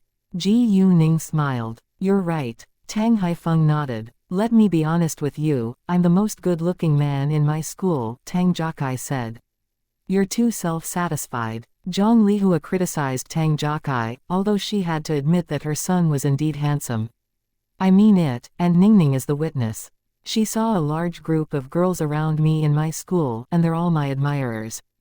Tang Jiakai argued. Zhang Lihua laughed and dropped the topic. After they were all prepared, they left together. They sat in a MPV with a private car at the front and back. There were bodyguards in the 2 private cars to protect them. They were super rich people in this city after all. The birthday party was held in one of the Zhang family's high-end houses. Normally, a rich family wouldn't split, and all the members would live together in a large house. Zhang Guangming was the eldest son of Master Zhang, so he was welcoming their guests with his wife now. Once the Tang family's car stopped at the gate of the house, the couple walked to welcome them with a warm smile. Hi, everyone, welcome. They were very familiar with each other. Nice to see you again, Zhang Lihua said. Glad to be here, Tang Jiakai said. Nice to see you all, Tang Yunhang said. Although the Zhang family wasn't as rich and influential as the Tang family, they got along with one another very well. Please come on in, Zhang Guangming said to them. When the Tang family arrived, all the invited guests were almost present. There weren't many people at the party, overall there were only 45 invited guests in all. And all of them were close to the Zhang family. The party was a buffet, and everyone enjoyed it. Other guests all moved forward to greet the members of the Tang family, because it was the most powerful family in the room tonight. Members of the Tang family were very kind and they wore a smile all the time. However, the Tang family's social status was much higher than other guests, so other guests still felt a little pressure. Jiakai, Miss Ji, if you feel bored chatting with the older generation in the hall, you can go to the backyard to have fun with Jiamen and Minhong, Mrs. Zhang said to Tang Jiakai and Ji Yuning. Although Ji Yuning already joined the Tang family, she kept her name as Ji Yuning, so other people still called her Miss Ji. Sure, Tang Jiakai said. Although he disliked Zhang Yutong, he got along with Zhang Minhong and Zhang Jiamen. Ji Yuning also agreed. After that, they went to the backyard. There was a tea pavilion in the backyard, and the younger generation were enjoying themselves at this time. Nevertheless, Zhang Yutong and Zhang Jiamen argued with each other again.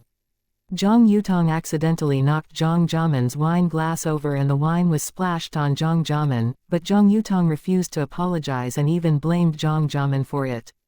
Zhang Jiamen was very angry and poured a glass of wine on Zhang Yutong, then they began to argue with one another.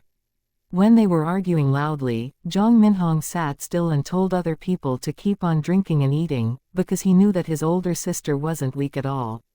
However, if Zhang Jiamen couldn't win, he would definitely stand up and help her.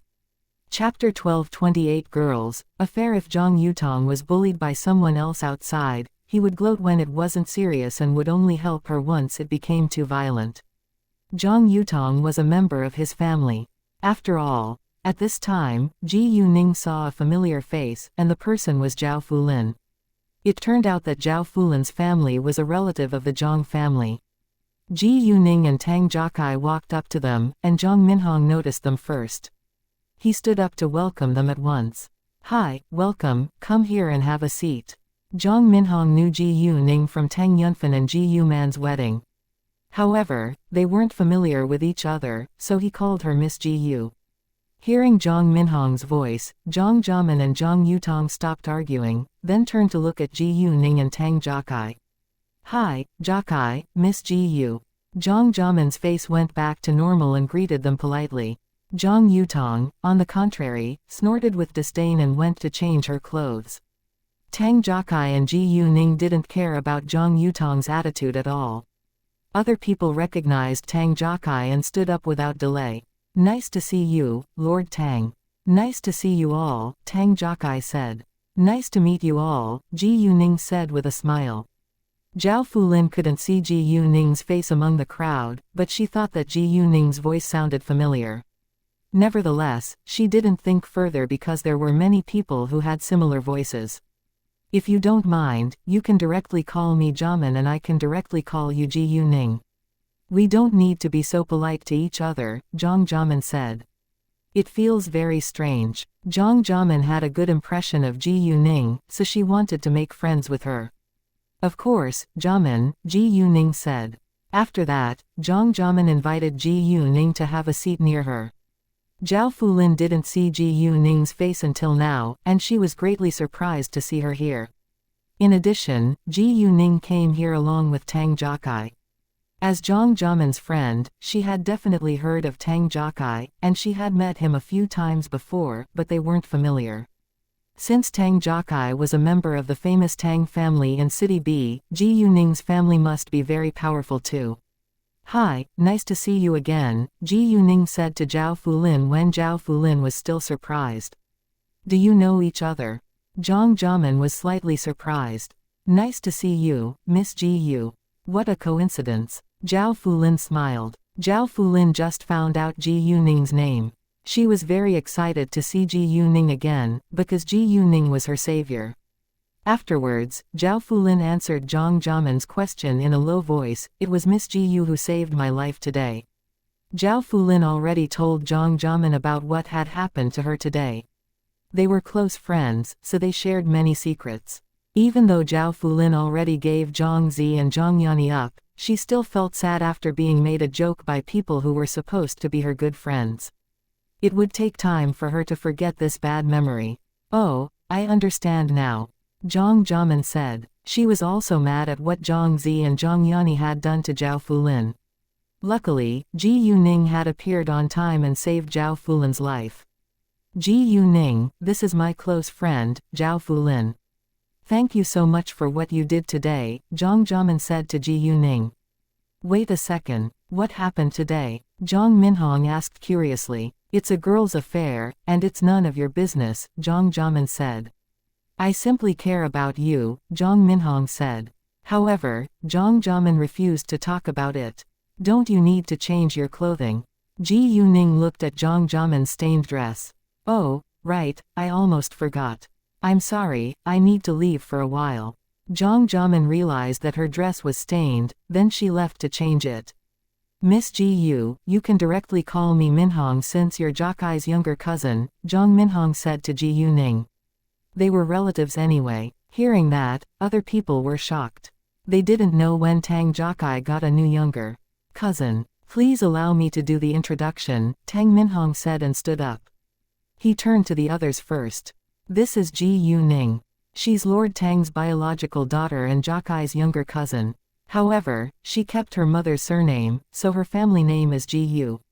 Because he didn't want other people to disdain Ji Yuning, he explained why Ji Yuning had a different family name from Tang Jiakai. It wasn't a secret in high society after all.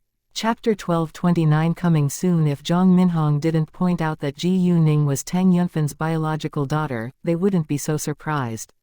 They all knew that Tang Yunfan never married before, and he just got married not long ago. Since Ji Yuning was Tang Yunfan's biological daughter, Ji Yuning's mother must be Tang Yunfan's wife now. They were curious to know why Tang Yunfan suddenly got married, but none of them asked this question. After that, Zhang Minhong introduced the other people to Ji Yuning. Some of them were his cousins, while some were children of his parents' friends. A short while later, Zhang Yutong came back to her seat, but she only talked with her own younger cousin. Zhang Jamin also came back after a few minutes, and she ignored Zhang Yutong too.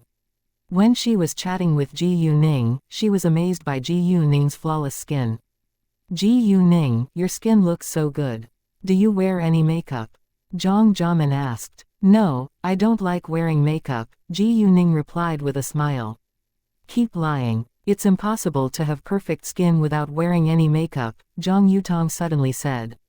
Ji Yuning, just ignore her. She's simply jealous of you. I think you're not wearing any makeup, because I can't see any. You can look at my face. I've put on some makeup and you can clearly see the foundation, Zhang Jamin said. She was unwilling to argue with Zhang Yutong, because it was a waste of her time. Zhao Fulin got interested at once. Ji Yuning, how do you take care of your skin in your daily life? It looks flawless. Women were all interested in skincare products. I only use Kuzi, Ji Yuning said. Kuzi. What a coincidence. I'm using Kuzi too, Zhang Jamin said with excitement. My skin was always dry before I used Kuzi, but it got much better after I used Kuzi. Cruelty is my favorite skincare brand now. Ha ha, Ji Yuning laughed. She felt happy when other women liked her brand. Tang Jiakai also felt satisfied. He was proud of Ji Yuning and felt happy for her. However, Ji Yuning didn't want too many people to know that she was the founder of Cruelty right now, so he couldn't tell them this secret. Jamin recommended Cruelty to me, and I'm using it as well. It is indeed very effective, Zhao Fulin said. If only Cruelty had a line of makeup. I want to replace all my makeup with Cruelty. Women were willing to spend a lot of money on their appearances as long as the products were effective.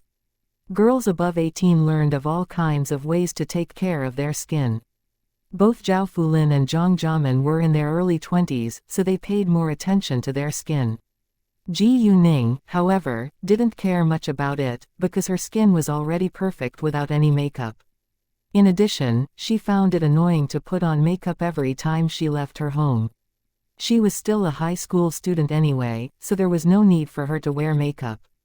Although Cruelty only had skincare products without a line of makeup, she was going to produce makeup products in the future, especially lipsticks, because lipsticks were women's favorite.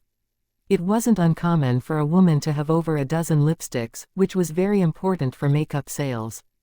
Ji Yuning told Ning Chengkai to be in charge of it, so she didn't know many of the details, but she planned to talk with Ning Chengkai later about the makeup line. Cruelty is still a new brand, and it takes time to produce so many kinds of products, but I believe the makeup line is coming soon, Ji Yuning said with confidence. She was the boss after all. Hearing that, Tang Jiakai smiled. Who do you think you are? Zhang Yutong argued against Ji Yuning. It's not up to you. Zhang Yutong disliked Ji Yuning because Ji Yuning was prettier than her and even became Zhang Jiamin's friend. She hated Zhang Jiamin and Zhang Jiamin's friends. However, Cruelty was a well-known brand, and she admitted that it was very effective, so she didn't criticize it. Tang Jiakai was annoyed when Zhang Yutong said that to Ji Yuning. To prevent Tang Jiakai from revealing the fact that she was the founder of Cruelty, Ji Yuning opened her mouth at once. Why don't we bet on it? I believe Cruelty will have a makeup line within a month. If not, I'll buy a 100 sets of Cruelty for you, and vice versa. Chapter 1230. Zhang Yani is more jealous of Zhao Fulin. It wasn't difficult for both of them to do that, because neither of them lacked money. Ji Yuning had no intention to make Zhang Yutong buy Cruelty for her, but she aimed to embarrass her. Why not? I don't believe Cruelty will have the makeup line within a month, Zhang Yutong said. Tang Jiakai felt like laughing, but controlled himself. Zhang Yutong was doomed to fail. Ji Yuning. Zhang Jiamin, however, was a little worried. Although she knew Ji Yuning was very rich, she thought that there was no need for Ji Yuning to have such a bet with Zhang Yutong. It's fine, it's not a big deal for me, Ji Yuning said airily. She still didn't want to tell them that she was the founder of Cruelty. After a while, Zhang Jiamin's mother called them to go to the hall. The party began at 6 p.m., and it ended at 7:30 p.m. The members of the Tang family left earliest, because other people didn't dare to leave if they were still here. When Ji Yuning was about to walk out, Zhao Fulin seemed to have something to talk to Ji Yuning about. Seeing that, Ji Yuning directly asked her, "Do you have anything you want to talk to me about?" Can we be friends on WeChat?" Zhao Fulin asked. "Sure." Ji Yuning smiled. Zhao Fulin beamed at once, and they added each other on WeChat. "I'm in. You can't leave me behind." Zhang Jiamin approached them and added Ji Yuning on WeChat. Although they had only gotten along with one another for a short time, Ji Yuning had a good impression of them and she was willing to be kind to them. It wasn't a bad thing to have more friends. A bunch of bored people, Zhang Yutong, who stood not far from them, said with disdain. Ji Yuning heard it, but she didn't care about it. "Oh, Fulin, why don't we take some photos with Ji Yuning?" Zhang Jiamin suddenly said to Zhao Fulin with a mysterious smile. Zhao Fulin didn't understand it, but wouldn't refuse to do it either, because she liked Ji Yuning. "Can we?" she asked Ji Yuning. "No problem." Ji Yuning smiled. She definitely understood why Zhang Jiamin said that, and she was amused. Afterwards, they took some photos together. When Ji Yuning was gone, Zhang Jiamin asked Zhao Fulin, "Have you heard of Ji Yuning's achievements?"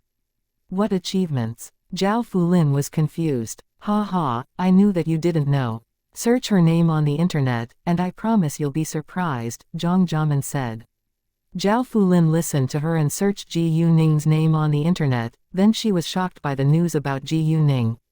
To her astonishment, Ji Yuning had done so many unbelievable things before.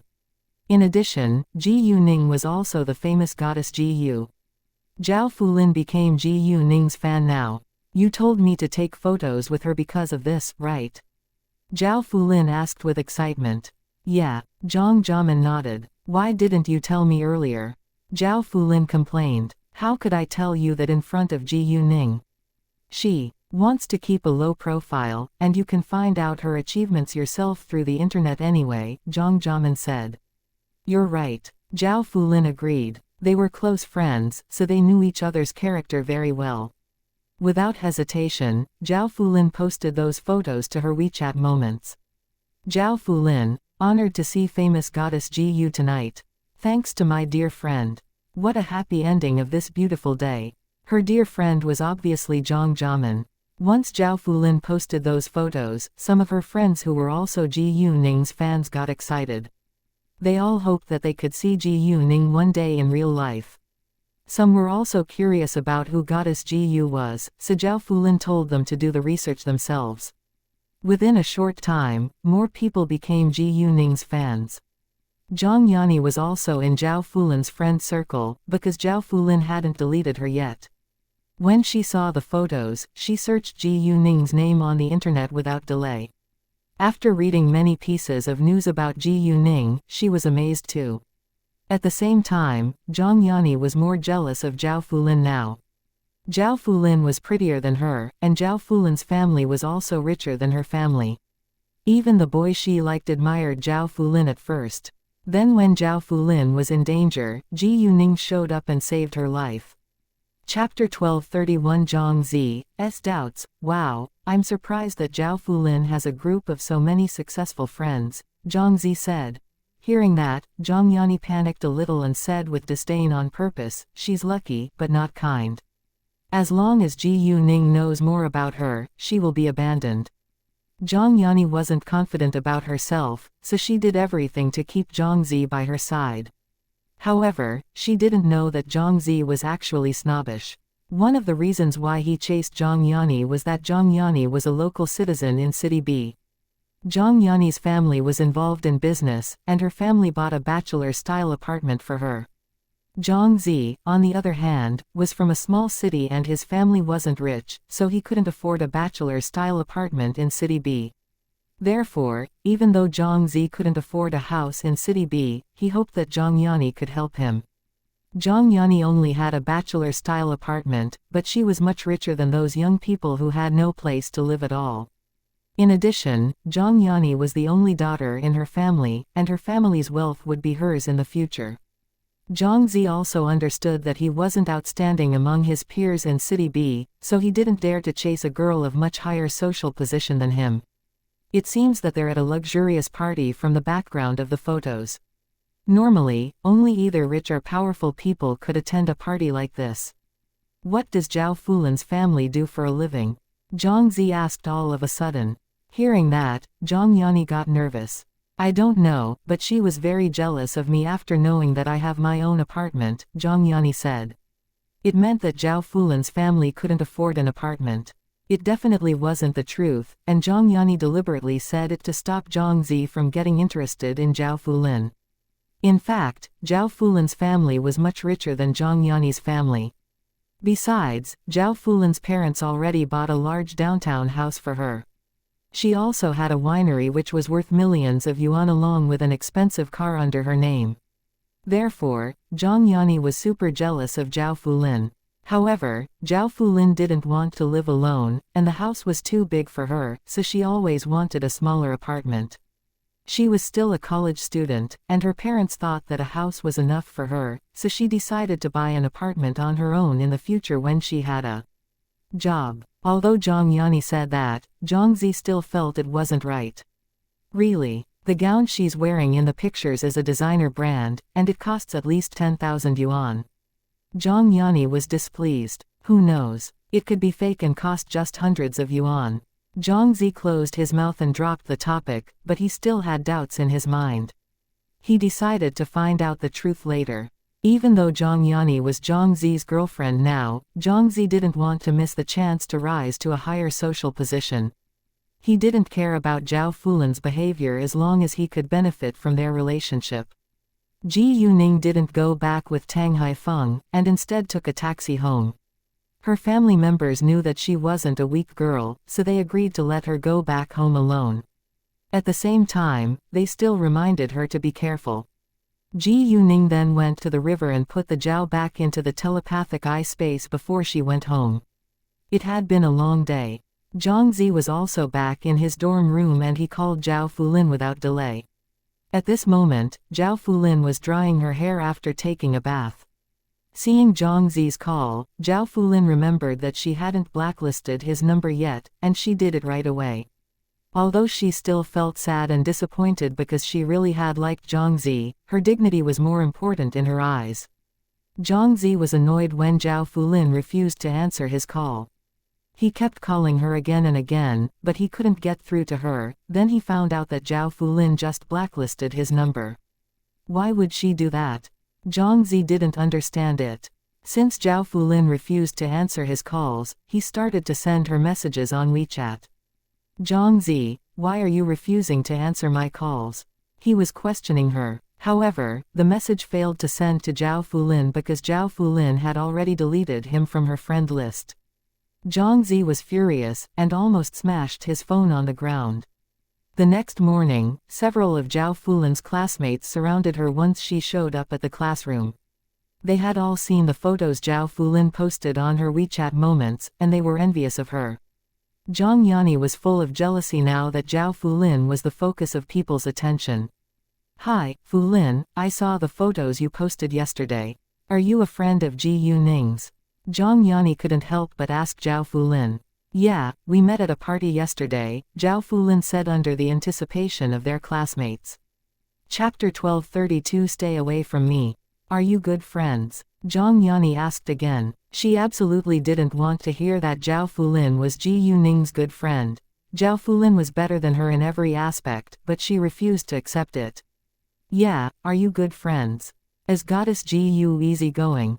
Several classmates were curious too. They asked those questions because Ji Yuning was a celebrity and she was too far removed from their lives. In ordinary people's eyes, famous people were mostly arrogant. She's very easygoing. I didn't know that she's so popular on the internet when I just met her at the party. She's younger than me, but behaves like a mature woman.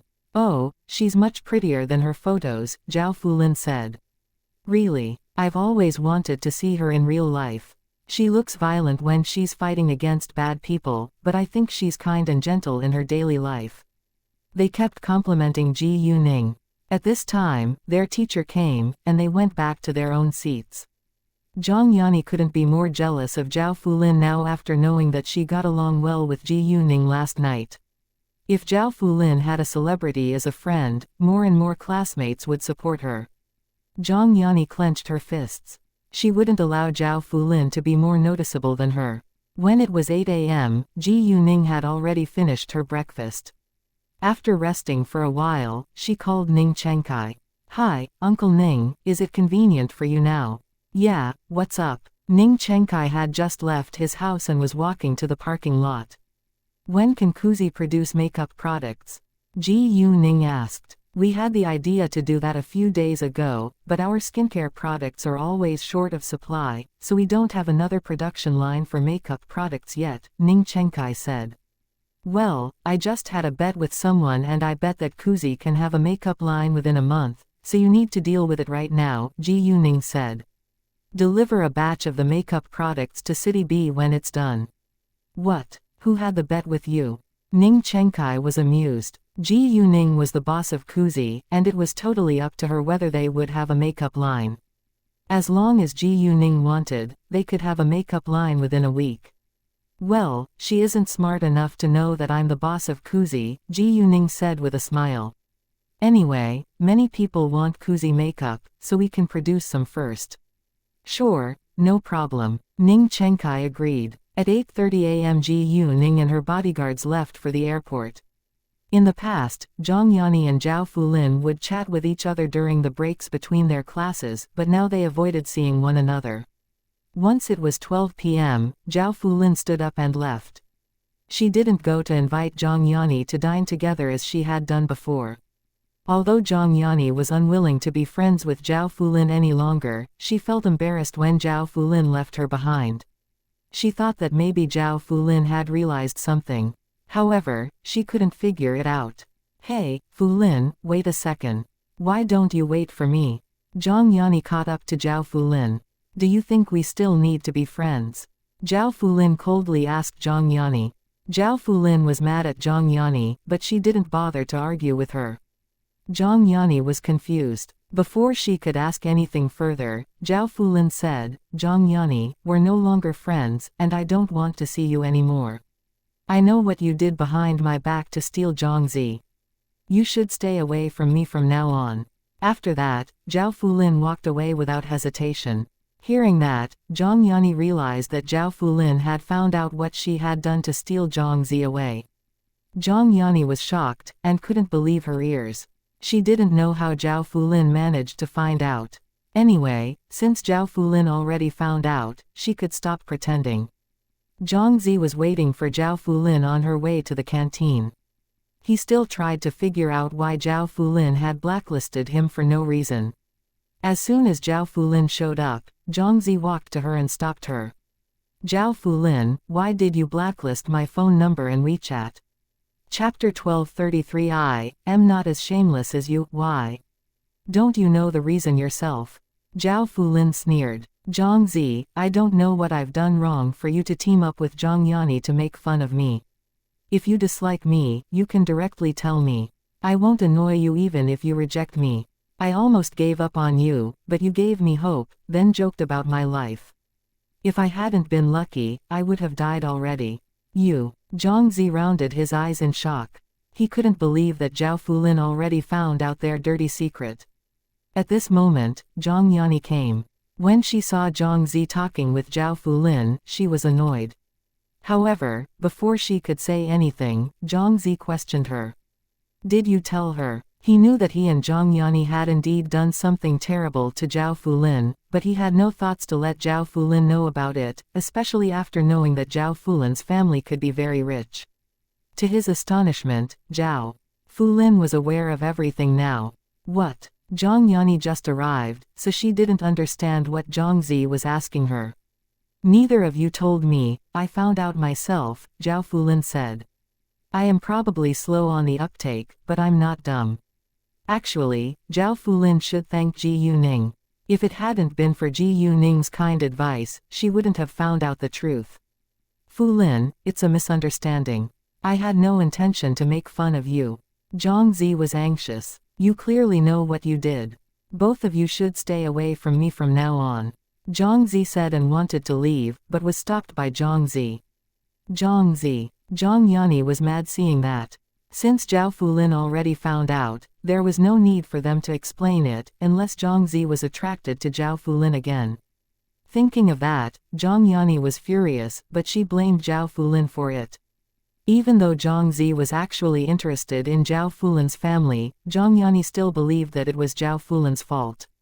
Because Zhang Yanni was so deeply in love with Zhangzi, she lost her reason. Let me go. Zhao Fulin was angry and shrugged Zhangzi's hand away. Fulin. Zhangzi panicked. Zhangzi, I'm not as shameless as you. You're the ones going to be embarrassed if it becomes a sensation, Zhao Fulin said in a cold tone and left.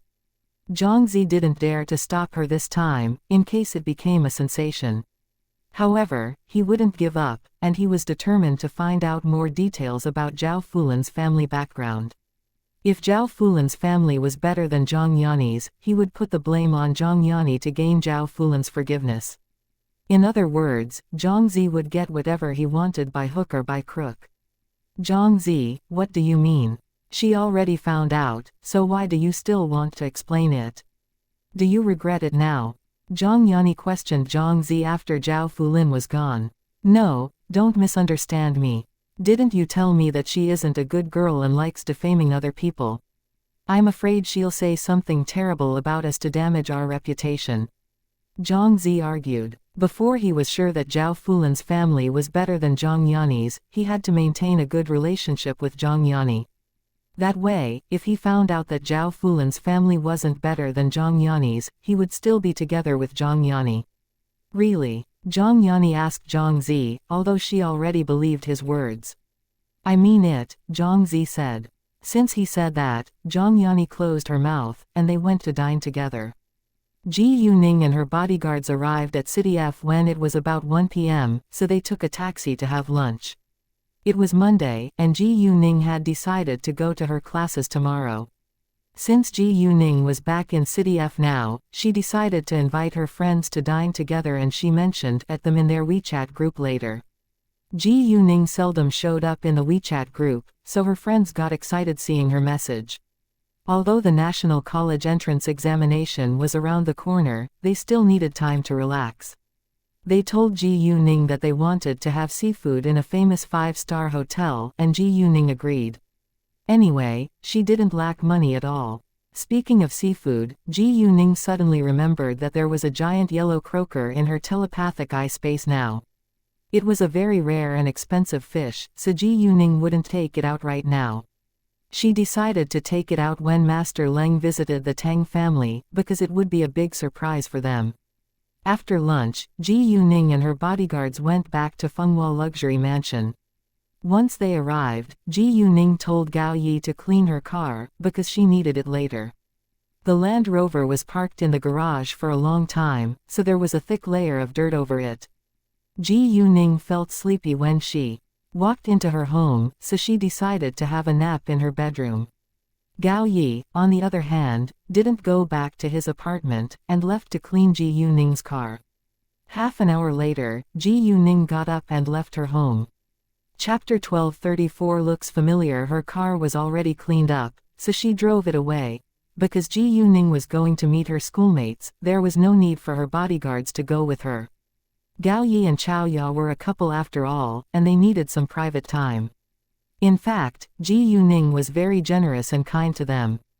They had a lot of free time to live their own life, and they didn't have to stay by her sides all the time.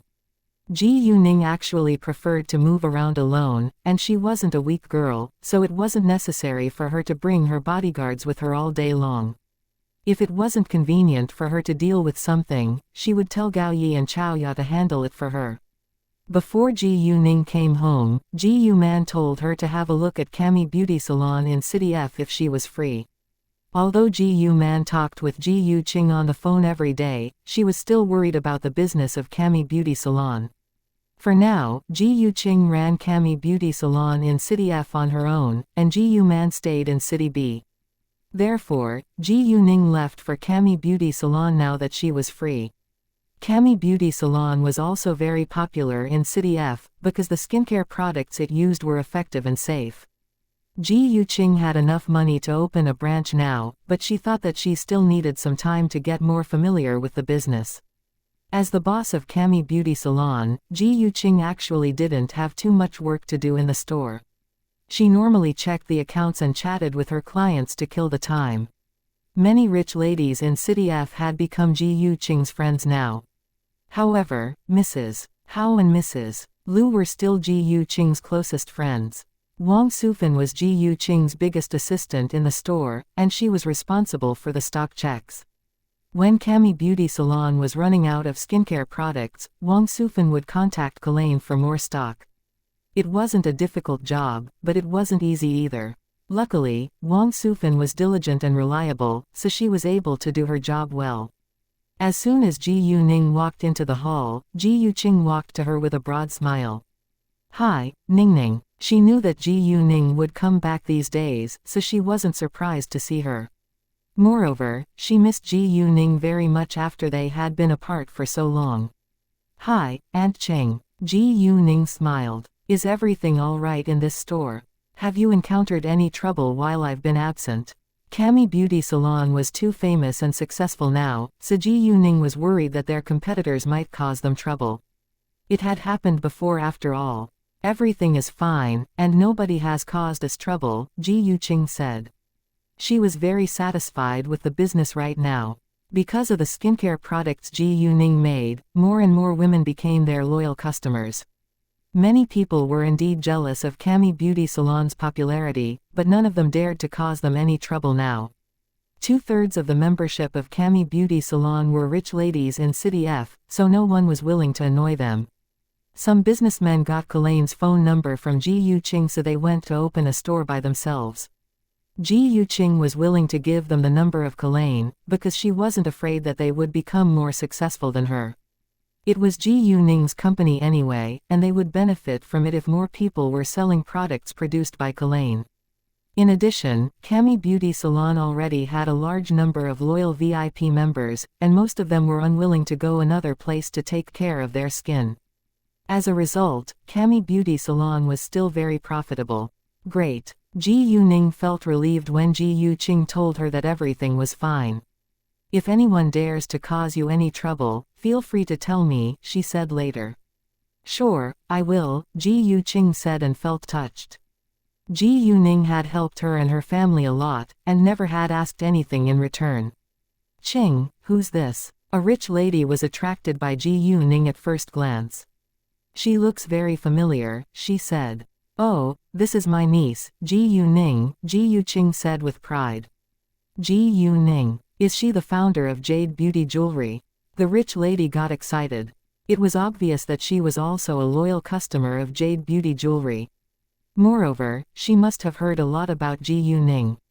"Yeah, she is," Ji Yuqing said. Since the rich lady recognized Ji Yuning, there was no need for them to deny it. Chapter 1235 Dao Jiayi, "Nice to see you, madam." Ji Yuning politely greeted the rich lady. "Miss Ji Yu, so nice to meet you. I've heard a lot about you, you're the pride of our city now."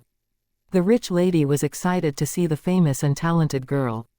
"Thank you so much for your compliment," Ji Yuning said with a smile. "Well, I wish my kids could be as outstanding as you," the rich lady said. Ji Yuning chatted with her for a while, then left the store. Chu Peihan and the others would leave their school at 5:30 p.m., but it was only 5 p.m. now, so Ji Yuning went to wait for them outside.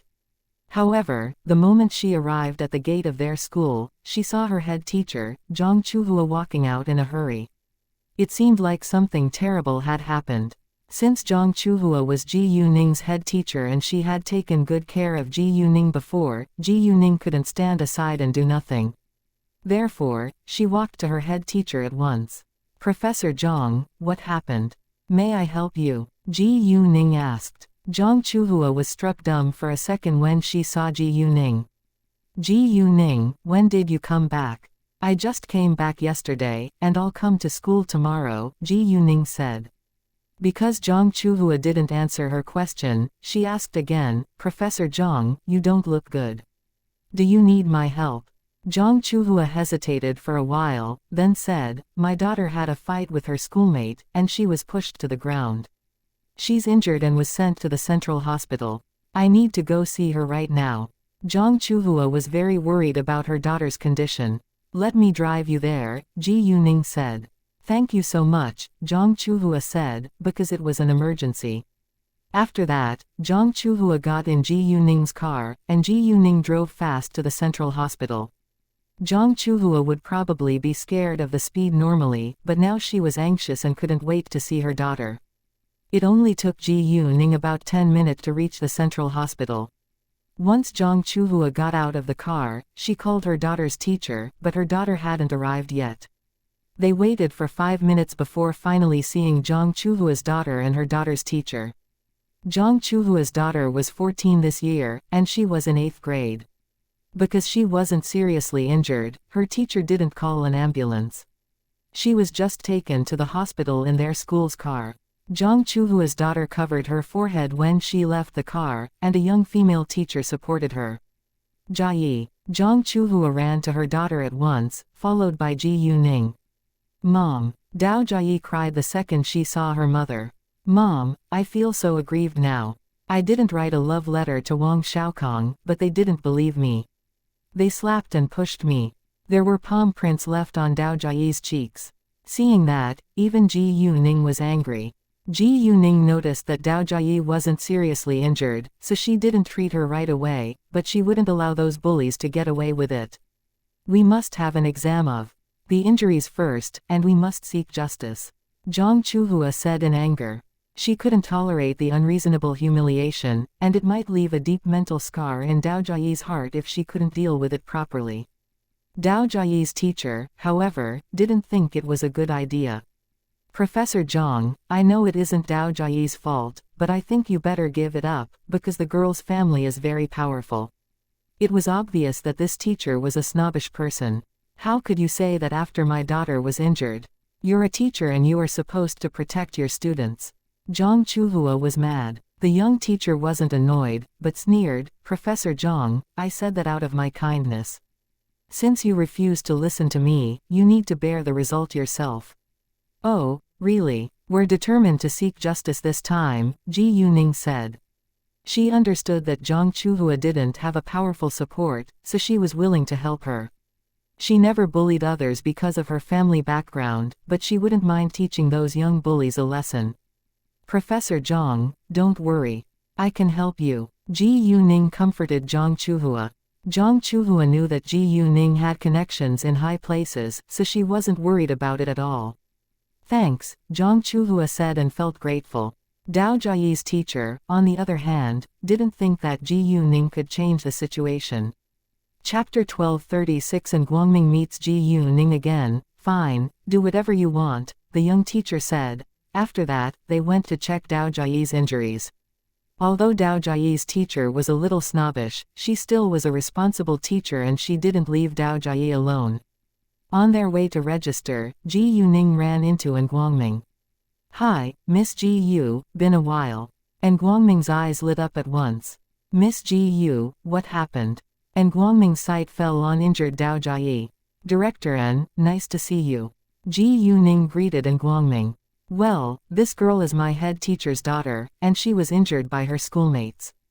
We need to do an injury check right now. Guangming nodded. When Ji Yuning mentioned the injury check, he understood what she was going to do.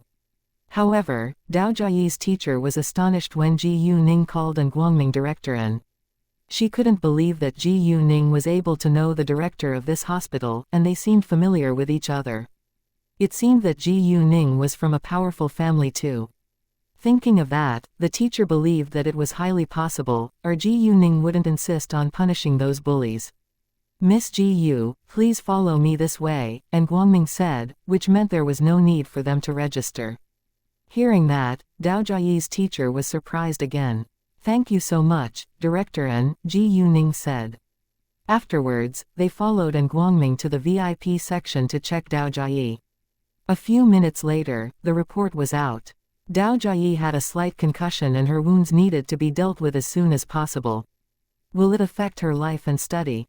Zhang Chuhua was nervous. Normally it's fine, but she needs to stay at home for at least a week. If she feels uncomfortable, she must come here for a further check, the doctor said. Actually, Ji Yuning could help Dao Jiayi to have a full recovery, but she couldn't tell Zhang Chuhua right now. After that, the doctor went to deal with Dao Jiayi's wounds. During this time, Ji Yuning asked Guangming, Director N, is Xian on duty today? Yes, Guangming said. Great, we haven't seen each other for a long time, and she's about to get off work now. I thought we could share a meal together, Ji Yuning said. Ji Yuning hadn't thought of Xian before she came here, but she wanted to invite her to have dinner together. If Xian knew that she came here but didn't tell her, she would be mad. Oh, she's in a bad mood these days, but she's unwilling to tell me the reason.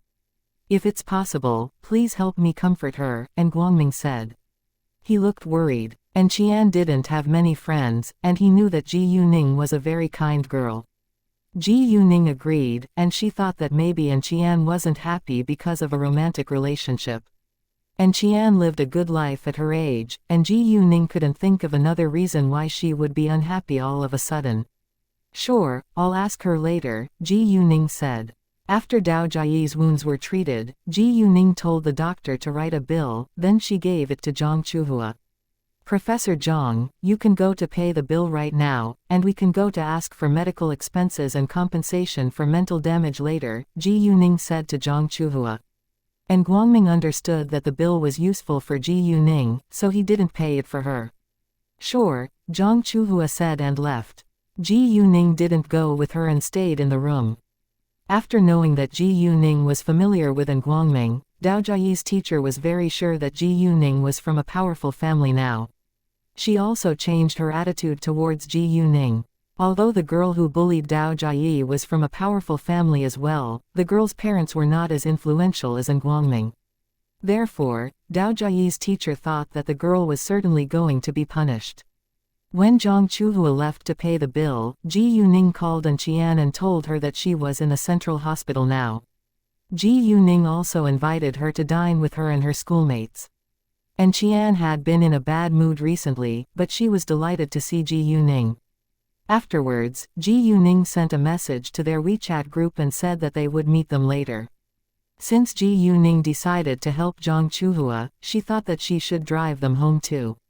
Professor Zhang, if you're willing to trust me, I need to tell you my idea, Ji Yuning said to Zhang Chuhua when Zhang Chuhua came back. Sure, Zhang Chuhua said. I hope that the girl's parents, especially her father, can go to the school at 9 a.m. tomorrow, Ji Yuning said. Dao Jiayi's teacher understood that Ji Yuning took it very seriously. Ji Yuning continued, Professor Zhang, you need to ask for leave for a day, and we'll meet them at the Academic Affairs office with the injury report. Sure, I can call the girl's teacher now, and the girl's teacher will contact her parents, Dao Jiayi's teacher said. Great, Ji Yuning said, and Dao Jiayi's teacher went to make the call. When Dao Jiayi's teacher was absent, Ji Yuning had some questions to ask Dao Jiayi. Chapter 1237 Thank you, Ji Yuning. After knowing the name of the school that Dao Jiayi studied at and the place where she had been bullied, Ji Yuning called K at once and asked him to help her get some useful surveillance videos. Ji Yuning didn't know the girl's family background, so it was better if she had evidence in her hands. About 5 minutes later, K sent the surveillance videos to Ji Yuning. Dao Jiayi's teacher came back later, and she told Ji Yuning that the girl's parents would be at the school at 9 a.m. tomorrow. Ji Yuning nodded with satisfaction. Professor Zhang, let me drive you home now, she said to Zhang Chuhua when everything was done. Thanks, Zhang Chuhua said. Her husband was on a business trip now, and Dao Jiayi was injured, so she needed Ji Yuning's help. It's not a big deal. Ji Yuning smiled. After that, Ji Yuning said goodbye to An Guangming and they left together. Zhang Chuhua also thanked An Guangming for his help. When they walked out, Ji Yuning called An Qian again. Although An Qian wouldn't be off work until 10 minutes later, she decided to leave earlier today.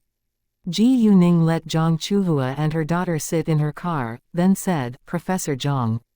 Please wait a moment. A friend of mine is leaving with us. No problem, Zhang Chuhua said at once.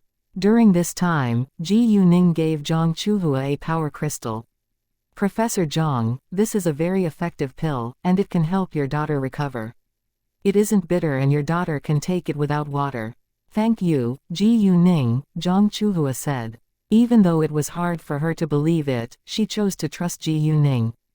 Dao Jiayi then took the pill without hesitation. Within 3 minutes, she felt much better and was amazed. Mom, my head stopped aching. Really? Zhang Chuhua was also surprised. At this time, An Qian walked out. Because Ji Yuning already told her the size and license plate number of her car, An Qian was able to find her within a short time. Hey, Ji Yuning, been a while. An Qian smiled at Ji Yuning the moment she saw her. I needed to come back for the National College entrance examination, and I'll be busy again afterwards, Ji Yuning said. You're the busiest high school senior I've ever seen, An Qian said and shook her head with a resigned look. Ha ha, Ji Yuning laughed. After that, An Qian got in Ji Yuning's car, and Ji Yuning introduced her to Zhang Chuhua. An Qian was surprised when she found out that Zhang Chuhua was Ji Yuning's head teacher. When An Qian was studying in her school, she always stayed away from her head teacher. Ji Yuning, however, had a close relationship with her head teacher. Ji Yuning was indeed very different from her peers. Without delay, Ji Yuning drove Zhang Chuhua and her daughter back to their home. A while later, Chu Peihan and the others finished their classes. They saw Ji Yuning's message in the WeChat group and understood why Ji Yuning would be late. Ji Yuning already booked a private room for them, so they left for it first. City F wasn't a very large city, so Ji Yuning arrived at Zhang Chuhua's home half an hour later. When Zhang Chuhua was gone, and Qian said, "Ji Yuning, I've never seen a student who could have such a close relationship with her head teacher before. You really surprised me. Most students were scared of their head teacher, it was an undeniable truth. I'm not afraid of my teachers at all, because I know that I'm an excellent student in my class," Ji Yuning said. In fact, Ji Yuning had never been afraid of any important figures or officials. She was an excellent student in her school, and a successful businesswoman in business. There was nothing and nobody she needed to be afraid of. "Fine, you're right." And Qian agreed. She knew that Ji Yuning had many unbelievable achievements. "Oh, I just met your father at the hospital, and he told me that you're not in a good mood these days. Would you mind telling me what happened?" Ji Yuning asked all of a sudden. Chapter 1238 Su Anya argues with Chu Peihan. Ji Yuning was straightforward with her friends, and Qian looked upset when Ji Yuning asked her that question. "Well, it's actually not something serious, but I just don't feel comfortable about it," and Qian sighed. Zhengyu's company needs a video ad done, and the editor of it is a young woman who admires Zhengyu. She keeps bothering Zhengyu all day long with the excuse of talking about business. Zhengyu can't turn her down, but I'm displeased. Besides, the woman even warned me to stay away from Zhengyu after knowing that I'm Zhengyu's girlfriend.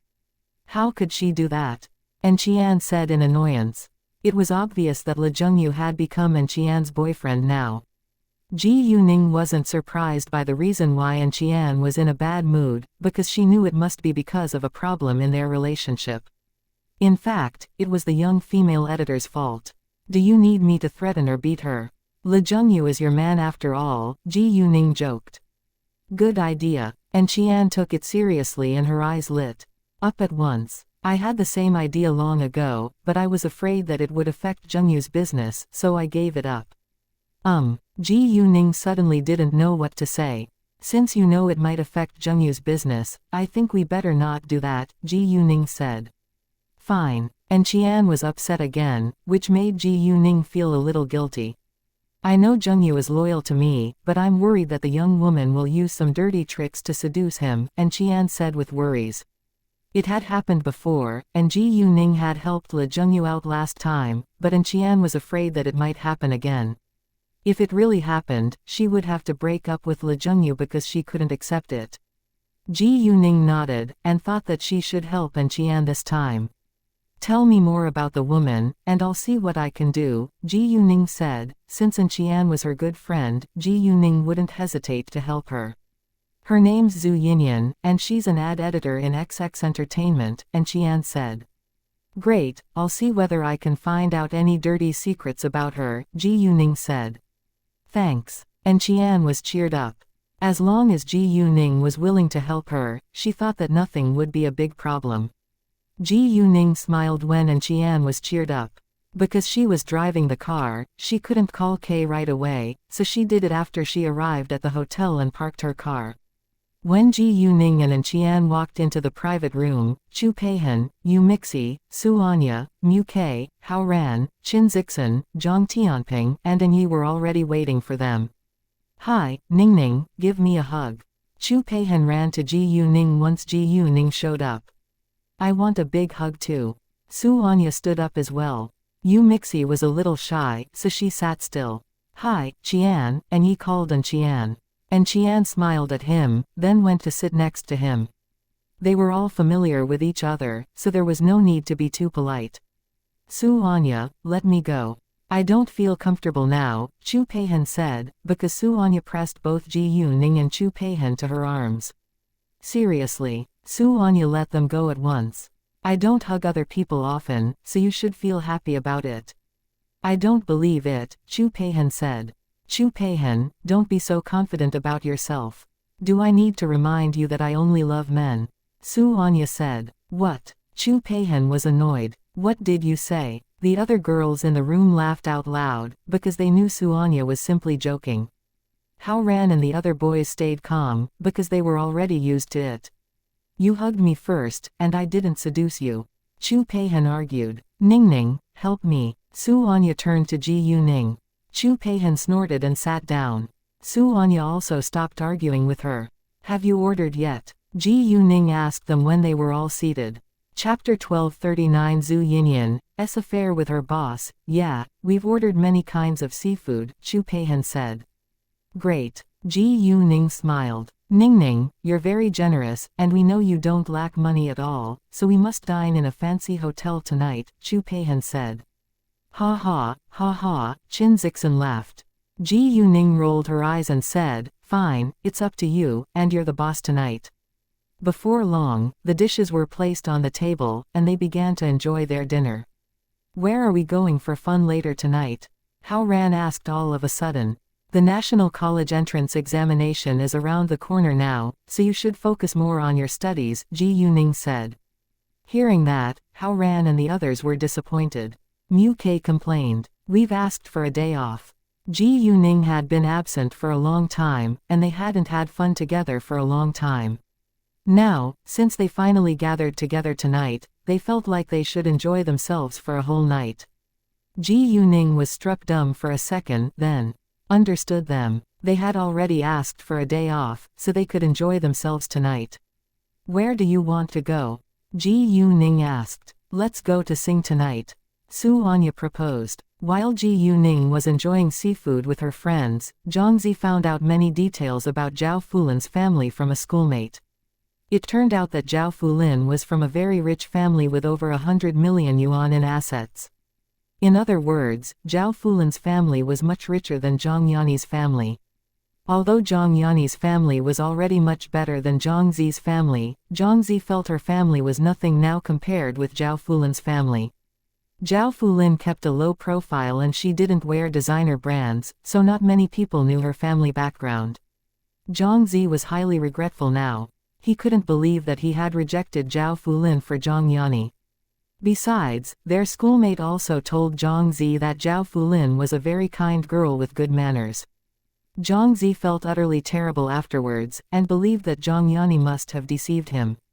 It was Zhang Yanni who told him that Zhao Fulin was an evil and unkind girl who came from a poor family. However, the truth was the exact opposite. Zhangzi was angry that Zhang Yanni cheated him as if he was an idiot. He wasn't dumb and soon figured out why Zhang Yanni did it. Although he ached to argue with Zhang Yanni right now, he still curbed his anger. He decided to get Zhao Fulin back before he went to question Zhang Yanni. After all, he was unwilling to lose both of them at the same time. Zhangzi called Zhao Fulin again and hoped that she would pick up his call. Unfortunately, he couldn't get through to her. Zhangzi was left no choice, so he borrowed his schoolmate's phone. Zhao Fulin didn't know that it was Zhangzi, so she answered the call. Hi, Fulin, this is Zhangzi. I have something really important to tell you. Can you meet for a while? I promise I won't waste much of your time, Zhangzi said and sounded sincere. Zhao Fulin, on the contrary, was unhappy to hear his voice. There is nothing I want to talk about with you. Stop calling me. After that, she hung up on him without hesitation. Actually, Zhao Fulin still felt very sad, because she had really liked Zhangzi before.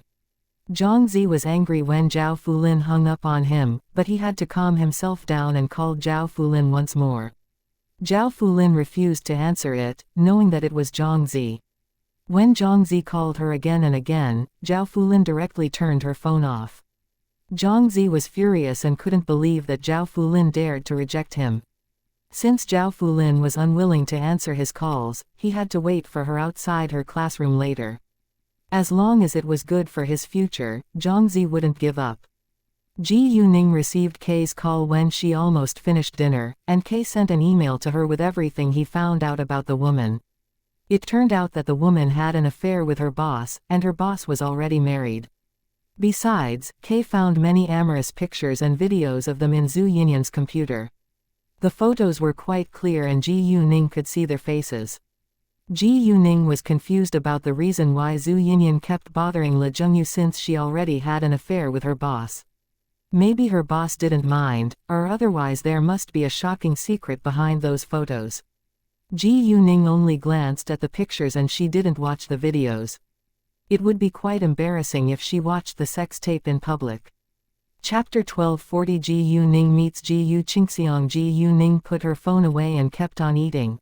After dinner, they stood up and walked out together.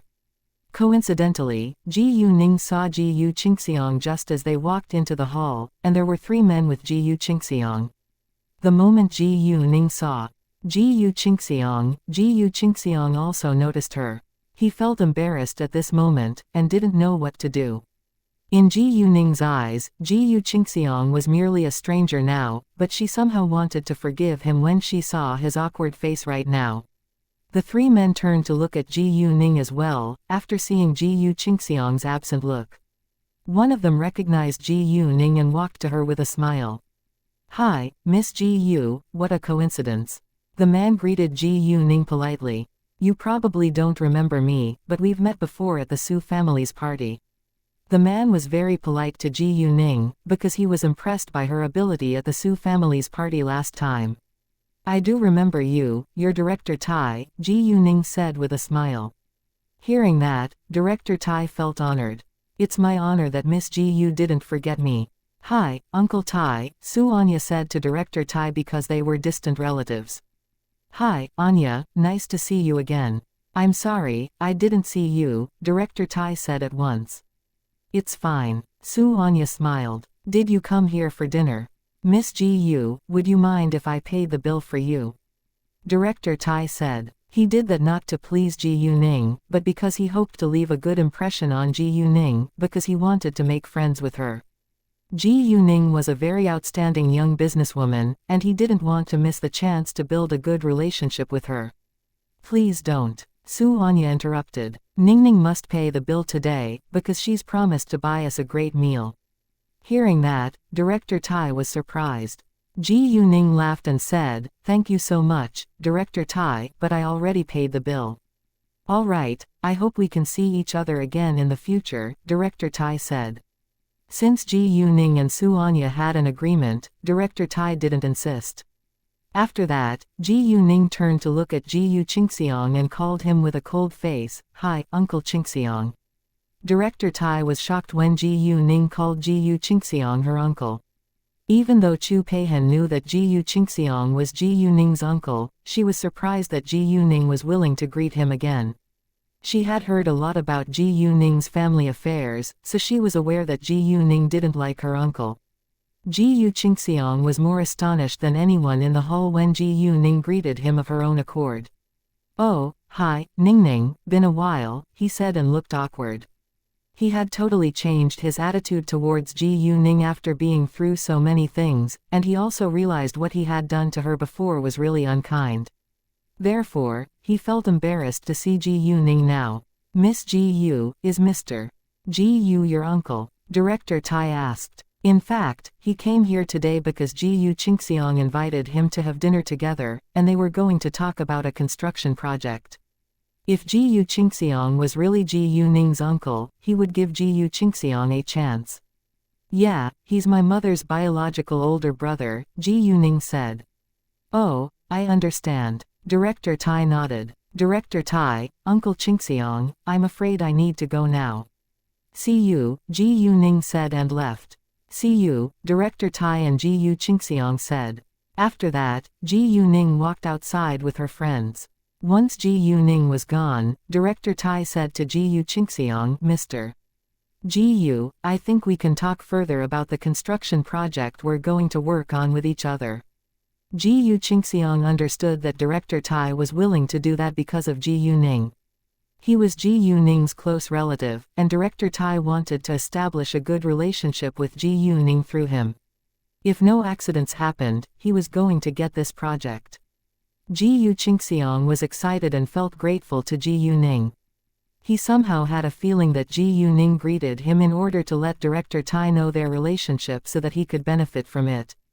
It was the truth, Ji Yuning was tired of hating him. She had a happy family now, and all the people she cared about were living a good life now, so she thought that it wasn't a bad idea to forgive some of her enemies. Ji Xianxia had already changed, so there was no need for her to continue to hate him. Besides, Ji Xianxia's family had received severe punishment because of what they had done before. Sure, Ji Xianxia agreed with a broad smile, and they went to an elevator together. When they walked ahead, Ji Xianxia turned around and glanced at Ji Yuning. He had mixed emotions at this moment. Chapter 1241 Zhu Yinyan's dirty sucker. Ji Yuning and her friends soon left. Only she and Hao Ran drove here, so they had 2 cars, but they could accommodate them. The girls all sat in Ji Yuning's car, while the boys shared Hao Ran's. After that, they headed to a KTV bar. On the way, Ji Yuning asked and Qian, "Is Zhengyu busy today?" "Yeah," and Qian said. Because Le Zhengyu was the general manager, he was always occupied by work, especially these days. "Is he going to meet the people who were responsible for the promo video?" Ji Yuning asked. And Qian understood what Ji Yuning meant, and she said, "No, he isn't." That night, they enjoyed themselves. However, because they needed to attend classes tomorrow, they didn't stay out very late and went home at 11 p.m. Ji Yuning drove and Qian home with her car. When they were alone, Ji Yuning said to An Qian, "I already found out Zhu Yinyan's dirty secret."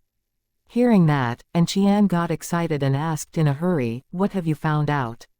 Ji Yuning then told An Qian the rough situation, because she hadn't found out many details yet. And Qian felt disgusted after knowing that Zhu Yinyan had an affair with her own boss. Since she's already her boss's mistress, why can't she leave Zhengyu alone? Why would her boss allow her to do that? And Qian asked with confusion. "I think that her boss probably doesn't care about it, or they must be doing it for a certain purpose. I need to talk to Zhengyu about it first," Ji Yuning said. Ji Yuning wasn't an impulsive person, and she wouldn't threaten Zhu Yinyan once she got evidence, because she didn't know whether Le Zhengyu had realized that there was something wrong with Zhu Yinyan. If Le Zhengyu was aware of the reason why Zhu Yinyan kept bothering him and still stayed in touch with her, he must have his own plan. She might ruin Le Zhengyu's plan if she went to see Zhu Yinyan without his permission. And Qian nodded and agreed. "Should we meet Zhengyu now?" "Yes, call him right now," Ji Yuning said. "Sure," and Qian said and took out her phone. When she was about to call Le Zhengyu called her first and she picked it up at once. "Hi, Zhengyu, are you free now?" "Yes, I just walked my client out," Le Zhengyu said. "How about you? Are you home yet? Do you need me to pick you up?" He knew that An Qian left with Ji Yuning. "I'm on my way home. Since you're free now, can we meet each other right now?" "Ji Yuning has something to tell you," An Qian said.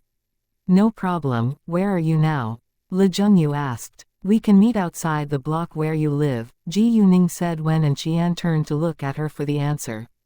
They had almost reached An Qian's home now. An Qian then said to Le Zhengyu on the phone, "We can meet outside my home." "No problem," Le Zhengyu said, then told his secretary to drive him to the block where An Qian lived. Because Le Zhengyu drank tonight, he couldn't drive himself. 5 minutes later, Ji Yuning and An Qian arrived at the appointed place, and Le Zhengyu came about 3 minutes later. Ji Yuning told An Qian to call Le Zhengyu to tell him to get in her car. Le Zhengyu soon found Ji Yuning's car and got in it. "Hi, Miss Ji Yu, what's wrong?" Le Zhengyu asked Ji Yuning the second he closed the car door. "Well, An Qian just told me that there's a woman named Zhu Yinyan who won't leave you alone, and I wanted to help An Qian deal with the woman, then I found out about her affair with her boss through amorous photos.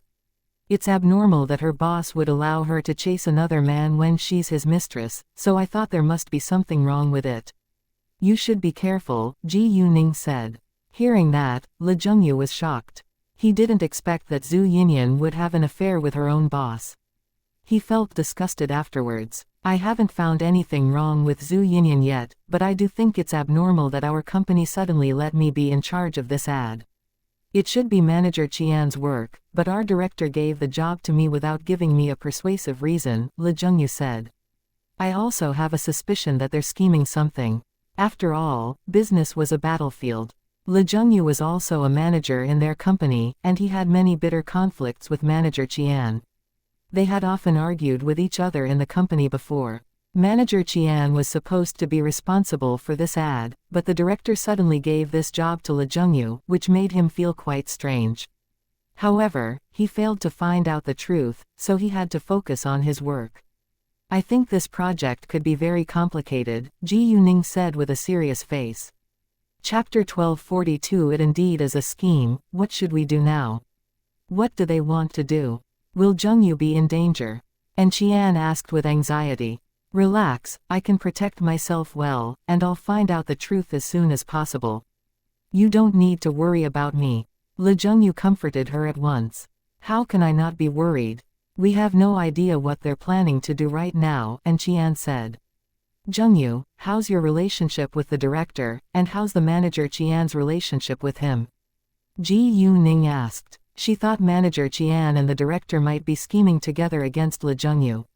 You know we're all good actors in business and nobody knows other people's real thoughts.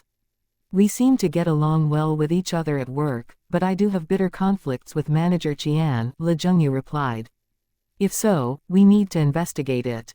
Jungyu, if you don't mind, you can tell me the basic information about manager Qian and the director. I'll call you once I find out anything about their real relationship. If it has something to do with Zhu Yinyan or her boss, I'll give the evidence of their affair to you as well, Ji Yuning said. Since Le Jungyu said that he failed to find out the truth within a short time, it meant that it wasn't easy for him to find out. However, they must find out the truth as soon as possible in case Le Jungyu's enemies trapped him. That'll be much better. Thank you, Miss Ji Yu. Le Jungyu was cheered up, because he could only rely on Ji Yuning to help him. Since Ji Yuning was able to find out Zhu Yinyan's dirty secret, it wouldn't be difficult for her to find out the director's real relationship with manager Qian. After that, Le Jungyu told Ji Yuning their basic information before Ji Yuning left. It was an emergency, so Ji Yuning called Kei when she was driving home, and told him to help her deal with this problem. In order to find out the truth as soon as possible, Ji Yuning briefly told Kei what had happened. It was very late at night, and Ji Yuning arrived at Fenghua Luxury Mansion after a dozen minutes. When she got home, she took a bath and dried her hair before she went to lie down on her bed, but she didn't sleep right away. She was waiting for the result from Kei's investigation. Normally, Kei could finish the job she gave him within an hour if she wanted him to help her find out some information, and it would take him less time if the work wasn't difficult. After a few minutes, Ji Yuning received Kei's call and Kei sent her an email. Ji Yuning checked her emails at once, and got what she wanted. The director indeed. Kei found an important document in the director's email box, and it said that the company made a decision to transfer the director to another affiliated company in another city and Le Jungyu would replace the director in City F. Although this director had received this email, the company hadn't made the announcement yet, so no one else was aware of it. Something happened later, and the project which should have been manager Qian's work suddenly fell into Le Jungyu's hands. Besides, the director frequently contacted manager Qian and Zhu Yinyan these days. Even though Ji Yuning still didn't know the specific reason why the director did it, she had enough evidence to figure out the truth. It was obvious that the director had an agreement with manager Qian to cause Le Jungyu trouble at this time so that Le Jungyu wouldn't be smoothly promoted. In that case, manager Qian could replace him. Without delay, Ji Yuning called Le Jungyu. Le Jungyu couldn't sleep after knowing that it could be a scheme behind his back. Therefore, when Ji Yuning called him, he picked it up right away. Hi, Miss Ji Yu, have you found anything? He asked in a hurry. Yeah, and it turns out to be a scheme, which isn't a surprise, Ji Yuning said. Your director just received an email saying that he'll be transferred to another city and you will replace him. But the official announcement won't be made until a few days later, so the director is working with manager Qian to cause you trouble. They don't want you to become the director. What? Le Jungyu was greatly surprised. He couldn't believe that the director refused to tell him this news and even worked with manager Qian against him behind his back. Give me your email account, and I'll send what I've found out to you. If you still need my help in the following days, feel free to let me know, Ji Yuning said. She was going to leave it to Le Jungyu, but she was still willing to help him if he needed her help. Since Le Jungyu could become the director of a very famous company at such an young age, he had the ability to handle a crisis well. Ji Yuning had Kei's help, so she was able to find out the document before Le Jungyu. Chapter 1243 Qin Zheng's fear and regret. Ji Yuning believed that Le Jungyu could handle it without her in the following days. Thank you so much, Miss Ji Yu. Le Jungyu thanked Ji Yuning with sincerity. My pleasure, Ji Yuning said. She was willing to help Le Jungyu for the sake of Xian. Le Jungyu understood it too. After hanging up the call with Le Jungyu, Ji Yuning received his message and she sent what she had found to his email box. Although Ji Yuning already told Le Jungyu what she had found out, Le Jungyu was still mad when he read the email. Since he was aware of their purpose right now, he absolutely wouldn't allow them to fulfill it. He wanted a promotion with a higher salary, but he had never thought to get it by dirty means. The official announcement hadn't been made yet, but he had to be well prepared in case they successfully trapped him. After that, Le Jungyu called Xian. At this time, Xian was in her apartment thinking about what was happening to Le Jungyu. She knew that Ji Yuning could help Le Jungyu, but she was still worried about him. Her phone was in her hand all the time, so she was able to pick up Le Jungyu's call the second he called her. When she heard about the scheme, she was furious at those who schemed against Le Jungyu behind his back. Because the official announcement about his promotion hadn't been made yet, Le Jungyu didn't tell Xian that he could be the new director in their company. The next day, Ji Yuning got up early to go run. Even though Ji Yuning was improving her martial arts, she still needed to keep exercising. Many kinds of monsters and ghosts had appeared in her life these days, and Ji Yuning didn't know what she would encounter in the future. In that case, she had to better herself in order to protect herself from danger. After running in the morning, Ji Yuning got back to her home and took a bath. She then put on her school uniform and left for her school. Ji Yuning hadn't worn her school uniform for a long time, and she almost forgot that she was still a high school student. She was going to meet Dao Jiayi at 9 a.m., so she would leave for her school at 8 a.m. that morning. Ji Yuning drove her car to her school, because she needed it later. Although many teachers had a car in their school, Ji Yuning thought that it wasn't appropriate to often borrow a car from her teacher. Besides, nobody was willing to lend his or her car to another person, unless it was absolutely necessary. Ji Yuning finished her breakfast on her way to the school. Their school didn't allow random cars to enter it, so students had to park their cars in the nearby parking lot if they drove themselves to school. Therefore, Ji Yuning left her car in the nearby parking lot before she walked into her school. However, once she showed up, many students recognized her. Jesus, isn't that Ji Yuning? She finally came to school. I'm so excited to see her. She's the famous goddess Ji Yu. I'm a big fan of hers. They kept complimenting Ji Yuning and even took photos of her. Ji Yuning, on the other hand, didn't pay much attention to them and walked ahead alone. Coincidentally, Qin Zheng wasn't far away from her and was with his friends, Fuming Liang and Zhang Yiming. He heard the noise and turned to look at Ji Yuning.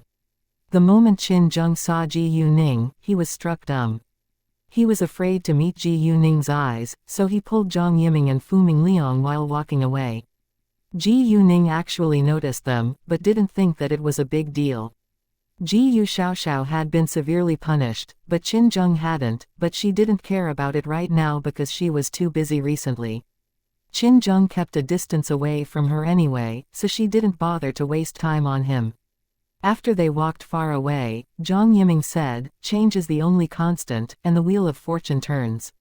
She became a billionaire within just half a year.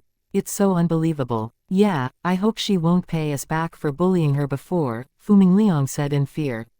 They had hated and bullied Ji Yuning before, but it was undeniable that they were scared of her and admired her right now. I don't think she'll pay us back, because she could have done it a long time ago if she really wanted to do so, Zhang Yiming said. Qin Zheng had mixed emotions of fear and regret right now. Chapter 1244 Too noticeable to be ignored. Qin Zheng regretted hurting Ji Yuning so badly before, because Ji Yuning became very successful now. If she wanted to get revenge, it couldn't be easier. If he hadn't hurt Ji Yuning like that before, he probably could have become rich too, although he didn't know whether Ji Yuning would have abandoned him. However, nothing could be changed now. Besides, the old Ji Yuning really wasn't attractive, so it was hard for him to stay with her. Therefore, Qin Zheng stopped thinking too much about it. The more he thought about it, the worse he felt. Ji Yuning was surrounded by compliments and admiration along her way to her classroom. She was like a superstar in their school. In fact, although Ji Yuning wasn't a star, she was even more popular than a star. She was an excellent student and had saved many people's lives. Moreover, she became a successful businesswoman at an early age and now owned many profitable companies. No matter what trouble she had encountered before, she was able to handle it well and step steadily towards success. When some students wanted to take photos with Ji Yuning, a female voice interrupted them. "No way, Ji Yuning, you're too noticeable to be ignored." It was Chu Peihen's voice, and Ji Yuning couldn't be more familiar with it. Other people didn't recognize Chu Peihen's voice, but they saw her and immediately moved away to let her pass. Chu Peihen hadn't caused trouble recently, but she was notorious for her bad temper, so nobody wanted to mess with her. Chu Peihen understood that Ji Yuning didn't mean to attract much attention, but it was unavoidable. Ji Yuning was too noticeable to be ignored right now, so she was always the focus of people's attention. Ji Yuning smiled and said, "I can't do anything about it." "Hey, why did they all move away once you showed up?" Ji Yuning asked Chu Peihen. "Come on, there isn't anyone who hasn't heard of my name in this school," Chu Peihen said, looking proud. She didn't feel ashamed of it at all. Ji Yuning was amused, but said nothing. She knew that Chu Peihen wasn't actually a rude girl, nor a bully. And even though Chu Peihen often fought with other students, she had a strong sense of justice. When Ji Yuning and Chu Peihen walked away, several students came and they were greatly surprised by the scene. "Ji Yuning is a legendary figure of our school now, isn't she? The principal talks about her every day." The teachers also had a good impression of Ji Yuning. Under people's attention, Ji Yuning and Chu Peihen walked into the teaching building together.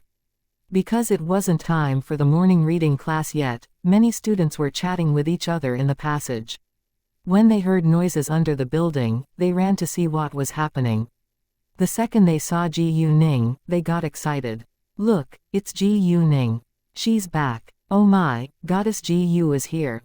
Our boss is too influential," Hao Ran said, shaking his head. "It's because she's too unbelievable," Qin Zixin said. "I'm so proud of our boss," Zhang Tianping said. Hao Ran and Qin Zixin agreed in an instant. Although they knew that Ji Yuning had many friends and they probably weren't very important in her eyes, they were real friends. Ji Yuning also treated them with sincerity, so they felt honored. It was true that Ji Yuning regarded them as her real friends, and she wouldn't hesitate to help them if they needed her help. Even if they couldn't become as successful as her in the future, she was willing to support them and help them live a good life. It wasn't easy to find real friends in a person's entire life, so Ji Yuning cherished them.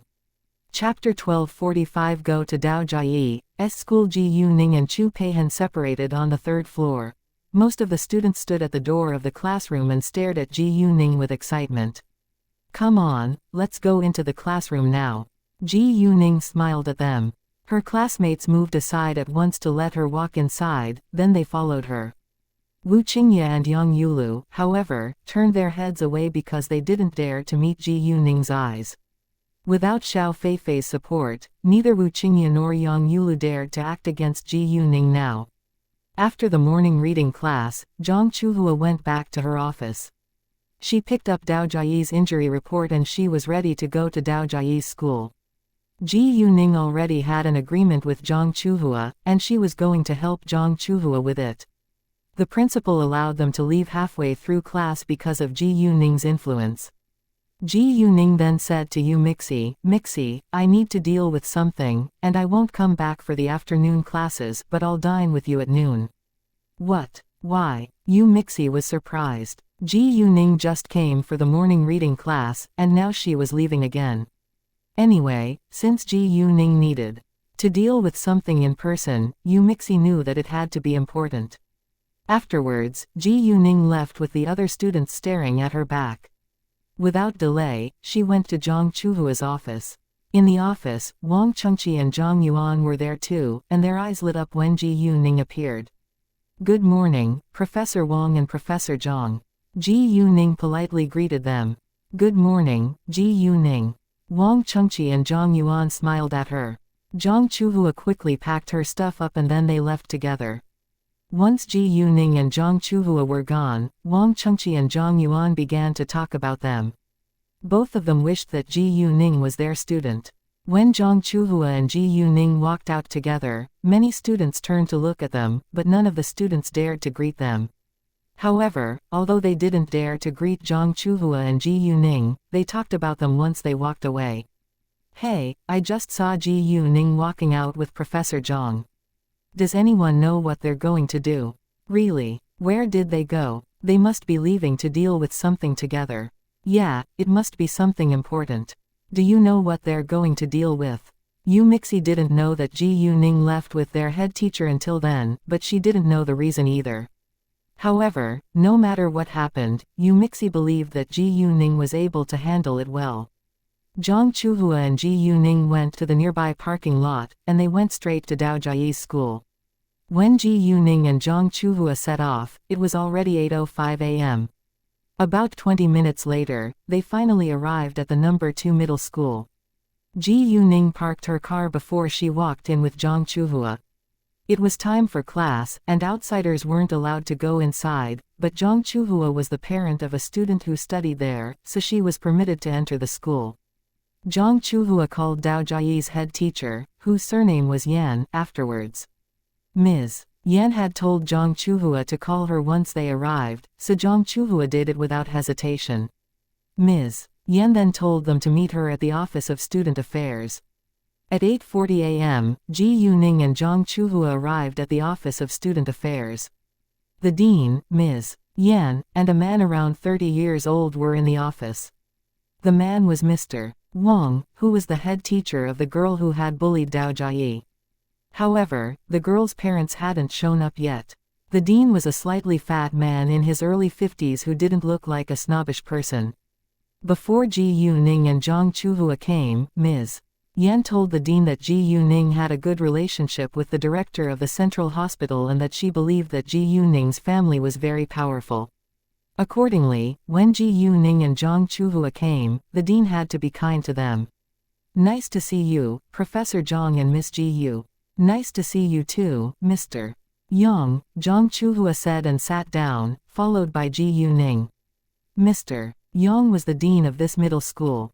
Chapter 1246 Recognize Ji Yuning. Ms. Yan poured 2 cups of tea for Ji Yuning and Zhang Chuhua when they seated themselves. Something which if they were ordinary people, Ms. Yan wouldn't bother to do. "I've already learned what has happened, but we still need to wait for the girl's parents to deal with this problem," Mr. Yang said. Mr. Yang wasn't a bad person, nor was he a good man, because he would definitely side himself with power if he had the choice, but he would become fair when one was not more powerful than the other. It was understandable given that people were selfish. Nobody wanted to act against power. It was the cruel fact of this society that ordinary people had no advantage before powerful people. Sure, Zhang Chuhua nodded. She knew that she needed to talk about this with the girl's parents. During this time, Mr. Yang kept glancing at Ji Yuning with curiosity. He felt that Ji Yuning looked familiar, but couldn't remember where he had seen her face before. In fact, Ji Yuning was the most popular person in City F now, and many TV channels were broadcasting news about her, so it wasn't strange that Mr. Yang felt that she looked familiar. Ji Yuning noticed Mr. Yang's movement, but she said nothing. After observing for a while, Mr. Yang couldn't help but ask, "Miss Ji Yu, may I know your full name and what do you do now?" "No offense, I just feel that you look very familiar." Hearing that, Ji Yuning understood why he always glanced at her. She smiled and said, "My name's Ji Yuning, and I'm a senior student in the number 3 high school. Professor Zhang is my head teacher." Ji Yuning. Mr. Yang got excited in an instant. "Were you the champion in the national math competition this year?" It was a big piece of news when Ji Yuning won the first prize in City F, and the whole city felt proud of her. When Mr. Yang went to have a meeting at the Education Bureau, his leader also talked about it. In addition, his leader talked about many other things concerning Ji Yuning too. They all knew that Ji Yuning was now a successful businesswoman.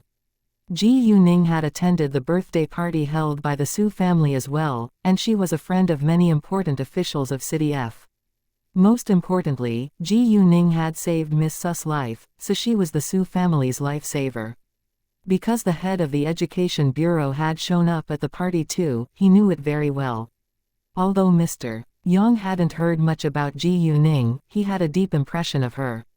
Ms. Yan and Mr. Wang were greatly surprised when they found out that Ji Yuning was the girl who had won the first prize of the national math competition. However, Ms. Yan and Mr. Wang weren't aware of what else Ji Yuning had achieved. "Yeah, it's me," Ji Yuning said. With Ji Yuning's affirmative answer, Mr. Yang abruptly stood up. He walked towards Ji Yuning and said, "Miss Ji Yu, I'm so sorry that I didn't recognize you just then. I've heard a lot about you, you're really unbelievable." Mr. Yang showed great respect, because he understood that Ji Yuning was an important figure. Ms. Yan and Mr. Wang, however, was shocked. It was obvious that Ji Yuning wasn't an ordinary girl given Mr. Yang's attitude towards her. Nevertheless, even though they were curious, it wasn't a good time to ask about it. Ji Yuning stood up too. "Thank you so much for your compliment. Miss Ji Yu, please have a seat." Mr. Yang told Ji Yuning to seat herself when he saw her stand up. Ji Yuning listened to him and sat down. After that, they chatted with each other for a while till 9 a.m. Although the appointed time was 9 a.m., the girl's father didn't show up until it was only 2 minutes away from 9 a.m. The girl's father wasn't late, but he looked very impolite and arrogant. He was a middle-aged man who was in his early 40s. When he walked inside, Mr. Yang stood up to greet him. "Chairman Xiao, nice to see you again.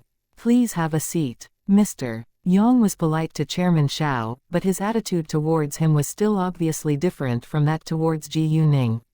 In Ms. Yan's and Mr. Wang's eyes, it meant that Ji Yuning was more important than Chairman Xiao. Chairman Xiao's full name was Xianxia. He was the chairman of a large company with over 100 million yuan in assets. There weren't many people with a fortune in City F, and Xianxia's older uncle was a senior official in the government. Therefore, if Ji Yuning was from an ordinary family, Mr. Yang would side with Xianxia without doubt. However, he didn't dare to do that right now after knowing about Ji Yuning's influence. In addition, it was Xianxia's daughter's fault this time. "Hi, nice to see you again." Xianxia greeted Mr. Yang, but he didn't sit down right away.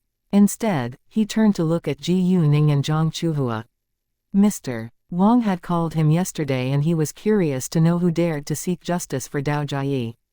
Chapter 1247 Apologies and Compensation. Xianxia was an influential figure in City F, but there were still a lot of people who were more important than him, so he came in person in case he offended someone he shouldn't mess with. He was the same type of person as Mr. Yang, who yielded in front of those who were more powerful than him. If Ji Yuning was more powerful than him, he would apologize and pay the compensation. However, if Dao Jiayi didn't have powerful support, he would simply send his secretary to deal with this problem. In fact, Xianxia was annoyed at his daughter's inappropriate behavior and he also warned his daughter not to bully other students again. Surprisingly, when Xianxia's sight fell on Ji Yuning, he looked shocked. Miss Ji Yu. It was obvious that he knew Ji Yuning. Ji Yuning stood up and stared at Xianxia. "Hi, Chairman Xiao." It turned out that Ji Yuning and Chairman Xiao had met each other before at the birthday party held by the Su family before. "Miss Ji Yu, what a surprise," Xianxia said. He was very polite towards Ji Yuning because Ji Yuning had much more powerful connections than him. Ms. Yan and Mr. Wang were amazed by Xianxia's attitude towards Ji Yuning. They were even more curious to find out Ji Yuning's family background now. "I'm afraid it isn't a pleasant meeting this time," Ji Yuning said. Hearing that, Xianxia felt embarrassed. He understood that Ji Yuning came here to support Dao Jiayi today, while his daughter had bullied Dao Jiayi. Since Ji Yuning came here in person, he had to apologize to them. I'm so sorry for what my daughter did to Dao Jiayi. Miss Ji Yu and Dao Jiayi's mother, please accept my sincere apologies. We won't abdicate the responsibility, and I'll tell my daughter to apologize to Dao Jiayi face to face. Xiao Mingshan took it very seriously, and he promised that it wouldn't happen again. Mr. Yang wasn't surprised by Xiao Mingshan's attitude because he knew how influential Ji Yuning was. Ms. Yan and Mr. Wang, however, were greatly surprised. Although they already had a feeling that Ji Yuning wasn't an ordinary girl, they thought that Xiao Mingshan apologized too fast and without arguing at all. Even Zhang Chuhua, who knew that Ji Yuning could handle it well, was surprised. Xiao Mingshan's daughter was Xiao Beibei, and she was scared of her father. Even though she was unwilling to apologize to Dao Jiayi, she didn't dare to behave against her father. Zhang Chuhua stood up at this time. Chairman Xiao, since you're willing to apologize and pay the compensation, I don't think we still need to argue about it, but I still hope that you can have a look at my daughter's injury report. I'm afraid that what your daughter has done to my daughter might leave a scar in my daughter's heart. Xiao Mingshan had heard of Dao Jiayi's injuries from Mr. Wang, but he still took the injury report out of politeness. He definitely did that for Ji Yuning's sake. When Xiao Mingshan read the report, he was displeased again, because the injuries were all caused by his daughter. As for the medical fee, it was nothing in Xiao Mingshan's eyes. Mrs. Dao, can I visit your daughter someday? Xiao Mingshan asked Zhang Chuhua. He thought that it would be better if he visited Dao Jiayi in person. Sure, my daughter is recovering at home now, Zhang Chuhua said. In that case, this problem was perfectly solved without causing any more trouble or argument, so it wasn't necessary for Ji Yuning to play the surveillance camera Kay gave her. They said goodbye to Mr. Yang later and left together. Once they were gone, Ms. Yan asked Mr. Yang with curiosity, is the girl very influential? Why is Chairman Xiao afraid of her? Ji Yuning is much more influential than you can imagine. Mr. Yang then told them what he knew about Ji Yuning. I don't know what to say right now. Xiao Mingshan's car was parked outside the school, so they walked out together. They soon arrived at the parking lot, and drove towards Zhang Chuhua's home. On the way, Xiao Mingshan told Xiao Beibei to be polite and kind to Dao Jiayi when she apologized to her. Xiao Beibei pouted with annoyance, but she had to listen to her father. Ji Yuning, at the same time, told Zhang Chuhua to inform Dao Jiayi with a call. After taking the pill Ji Yuning gave her, Dao Jiayi was much better now, but she still needed to pretend to be injured and lie in her bed when Xiao Beibei and Xiao Mingshan came. It was because of Ji Yuning's magical pills that Dao Jiayi could recover now, so it was understandable that Ji Yuning told her to act a little right now. If Xiao Mingshan saw Dao Jiayi well and fine after only a day, he would think that they were lying to him. Chapter 1248. My eardrums might break. Dao Jiayi's father was on a business trip yesterday, but he came back today and stayed home with Dao Jiayi. Therefore, Dao Jiayi told her father that they would have several guests. Ji Yuning and Xiao Mingshan stopped their cars under the building where Zhang Chuhua's family lived. When Xiao Mingshan got out of his car, he opened the trunk and took out many boxes of expensive gifts. Mr. Wang had told him that Dao Jiayi had powerful support behind her, so he had prepared many gifts to show his sincerity. It proved that he did the right thing. Xiao Mingshan wasn't dumb, and he knew what he should do to get himself an advantage. Chairman Xiao, you didn't need to do that. Zhang Chuhua was surprised the second she saw the gifts in Xiao Mingshan's hands. She didn't know when Xiao Mingshan had prepared so many gifts in his car, but soon figured it out. It must have been Mr. Wang who had told him to be well prepared. Xiao Mingshan was a successful businessman after all. Mrs. Dao, it's nothing, Xiao Mingshan said with a smile. Zhang Chuhua then said nothing. After that, she guided Ji Yuning, Xiao Mingshan, and Xiao Beibei to her home. Dao Jiayi's father welcomed them once they showed up. Zhang Chuhua already told her husband that Xiao Mingshan was very kind and polite, so her husband didn't seem mad. Although Xiao Mingshan behaved politely because of Ji Yuning, Zhang Chuhua was still satisfied with his attitude. After they were all seated, Xiaomingshan apologized to Dao Jiayi's father again. Without delay, he brought Xiao Beibei to apologize to Dao Jiayi in Dao Jiayi's room. Because Xiao Beibei had bullied Dao Jiayi looked scared when she saw Xiao Beibei. However, Xiao Beibei didn't dare to bully her again from now on. At the beginning, Xiao Beibei hesitated to apologize to Dao Jiayi, but Xiaomingshan gave her a warning look, which scared her. "I'm sorry, Dao Jiayi. I shouldn't have bullied you, and it's my fault. Could you please forgive me this time?" she said. Xiaomingshan taught Xiao Beibei to say that in case Xiao Beibei didn't know how to apologize. Although Xiao Beibei sounded reluctant, nobody paid much attention to it. "Sure," Dao Jiayi said. Afterwards, Xiaomingshan took out an envelope and gave it to Dao Jiayi's father. "Mr. Dao, there is 30,000 yuan inside, which is Jiayi's medical fee and mental damage compensation. I also put my name card in it. If you need my help, please feel free to contact me." 30,000 yuan was a lot, and it was more than enough to pay Dao Jiayi's medical fee. Dao Jiayi had a slight concussion, but it wasn't a serious problem. As for the mental damage compensation, 10,000 yuan was actually enough. Xiaomingshan gave them 30,000 yuan for the sake of Ji Yuning.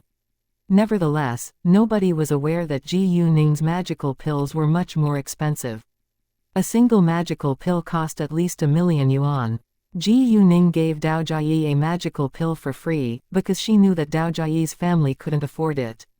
"Thanks." Dao Jiayi's father took the envelope, because his family needed it. Xiaomingshan was a busy businessman, so he didn't stay in Dao Jiayi's home for long. After paying the fee, he left with Xiao Beibei. Ji Yuning and Zhang Chuhua also went back to their school. Before Ji Yuning left, Dao Jiayi's father repeatedly thanked her. If it hadn't been for Ji Yuning, this problem wouldn't have been solved so smoothly. Because it went smoothly, it didn't take Ji Yuning and Zhang Chuhua very long. When they got back to their school, all the students were in the middle of the third class. Ji Yuning was unwilling to interrupt her teacher and classmates, so she went to have a rest in Zhang Chuhua's office. Only Ji Yuning dared to do that, because other students all stayed far away from their head teachers. Ji Yuning went back to the classroom once the third class was over. The moment Ji Yuning showed up in the classroom, her classmates turned to ask her with concern. "Hey, Ji Yuning, we saw you walking out with our head teacher. What did you leave to do? Why did you leave together with our head teacher?" Ji Yuning understood that they cared about her, so she explained. "We left to deal with something together, but it's already done." She didn't bother to tell them details, and the other students didn't ask further either. No matter what it was done now. Even though Ji Yuning didn't want to talk about her relationship with their head teacher, her classmates refused to leave, and they surrounded Ji Yuning to compliment her. As Ji Yuning's desk mate, Mixi almost went crazy. Ji Yuning also felt a little annoyed, but she knew that her classmates were kind people, so she said nothing about it. Luckily, the next class soon began and they left at once. "Ningning, my eardrums almost broke," Mixi complained. Ji Yuning felt embarrassed and touched her nose. "Sorry, I'll tell them not to do that again." She couldn't tolerate it either. Chapter 1249 Zhang Zi chases Zhao Fulin again. The National College entrance examination was around the corner now, so they all focused on their studies once the class began. Although Ji Yuning was the top 1 student in her grade, she hadn't had classes for a long time, so she also needed to review for the exam. Ji Yuning had an unbelievable memory, but it would only give her a big advantage after she read her textbooks. Zhang Chuhua knew that Ji Yuning was an excellent student, but she was worried about Ji Yuning's studies too, given that Ji Yuning had been absent from classes for such a long time. Accordingly, she kept asking Ji Yuning to answer her questions during the class. To her surprise, Ji Yuning could always give her perfect answers. Ji Yuning's classmates were impressed too. Even though Ji Yuning was as outstanding as usual, none of her classmates was jealous of her. Instead, they all admired her. After the class, Ji Yuning and Mixi left the classroom and went to meet Mu Kei and Chu Peihan. They gathered together with their friends and left for the canteen. When other students saw them along the way, they were envious of their close relationship with Ji Yuning. "Oh, Ningning, my family is going to move into a new apartment after the National College entrance examination, so my mother told me to invite you all to share a meal together at my new home," Mixi said to Ji Yuning. Apartments in Jiahua Garden were available on the market now, but it took time for the decoration and furnishing. Although Guangyao had finished the furnishing and decoration for Mixi's family, it still needed another 3 months to air the apartment. Therefore, they couldn't move in until June. "How about your relatives? Have they caused your family more trouble these days?" Ji Yuning asked Mixi. "Nope, they're very quiet," Mixi said. "Glad to know that." Ji Yuning smiled. Mixi's relatives were a heavy burden on her family. "Don't worry. If they dare to cause your family trouble again, we can help you and teach them an unforgettable lesson," Kei said. "Exactly," Hao Ran and the others agreed. On their way to the canteen, Ji Yuning and her friends heard many students talking about her. "Isn't she Ji Yuning? I've heard a lot about her, but I can't believe it. I don't think she's able to be so successful at such an early age without playing some dirty tricks." It was a girl who was bad-mouthing Ji Yuning. She was impressed by Ji Yuning in some aspects, but she refused to believe the other things achieved by Ji Yuning. It was not only Ji Yuning who heard it, but also Chu Peihan and the others, and they were mad at once. They were very familiar with Ji Yuning's personality, and they knew that Ji Yuning was an independent and strong girl. The girl was scared by Chu Peihan's angry look and closed her mouth, but she still believed what she chose to believe. "It's fine." Ji Yuning stopped her friends from arguing with the girl. "Is she an idiot or something?" Qin Zixin said in anger. Actually, Ji Yuning indeed had something other people didn't have to help her succeed. It was the telepathic eye space, which was Ji Yuning's secret. However, the girl obviously attacked Ji Yuning because she thought that Ji Yuning had sold her body for money or fame. How could someone be so dumb in today's society? "If anyone doesn't know how to behave themselves, we can teach them if they need a lesson," Kei said loudly so that everyone around them was able to hear him. He meant to let other students know that Ji Yuning had their support and that Ji Yuning wasn't weak at all now. Other students around them agreed with him. No matter what Ji Yuning had done to gain her success today, she had become successful as she wanted. The girl who had bad-mouthed Ji Yuning behind Ji Yuning's back felt frightened and quickly walked away. She probably wasn't clear about Ji Yuning's family background, but Ji Yuning's friends couldn't be clearer about it now. Ji Yuning was Master Tang's biological granddaughter and her boyfriend was the famous Lord Leng in the capital. Nobody in this country wanted to mess with her. A few minutes later, Ji Yuning and her friends arrived at the canteen. At the same time in City B, Zhang Zi planned to see Zhao Fulin personally, but he thought that Zhao Fulin wouldn't be willing to see him, and he didn't want Zhang Yani to know about it. Therefore, Zhang Zi made an excuse and refused to dine with Zhang Yani that afternoon before he asked one of his acquaintances to call Zhao Fulin to go out and meet in the woods. The acquaintance didn't know what had happened between Zhao Fulin and Zhang Zi, so he agreed. Since he called Zhao Fulin to talk about something with her, Zhao Fulin didn't think further and agreed to see him. However, when she walked to the appointed place and saw Zhang Zi, she realized what was happening and turned around to leave without hesitation. Zhang Zi ran to stop her at once. "Move." Zhao Fulin sounded very cold. Chapter 1250A Python. "Fulin, could you please listen to me?" Zhang Zi said in a hurry. "Why? I already told you that there is nothing to talk about between us." "Please stay away from me," Zhang Yani coldly said. When she wanted to walk away from Zhang Zi stopped her again. "Fulin, you're my real love," but Zhang Yani kept bad-mouthing you behind your back. I believed her words back then, so I had a bad impression of you. I later found out that she was lying to me on purpose. You're totally not the kind of person she described. Can you give me another chance?" Zhang Zi said that to Zhao Fulin because he wasn't afraid that Zhao Fulin might tell Zhang Yani.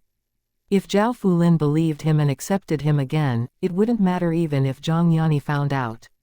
If Zhao Fulin still refused to accept him, he would deny what he had said to her. Zhang Zi was really a selfish man.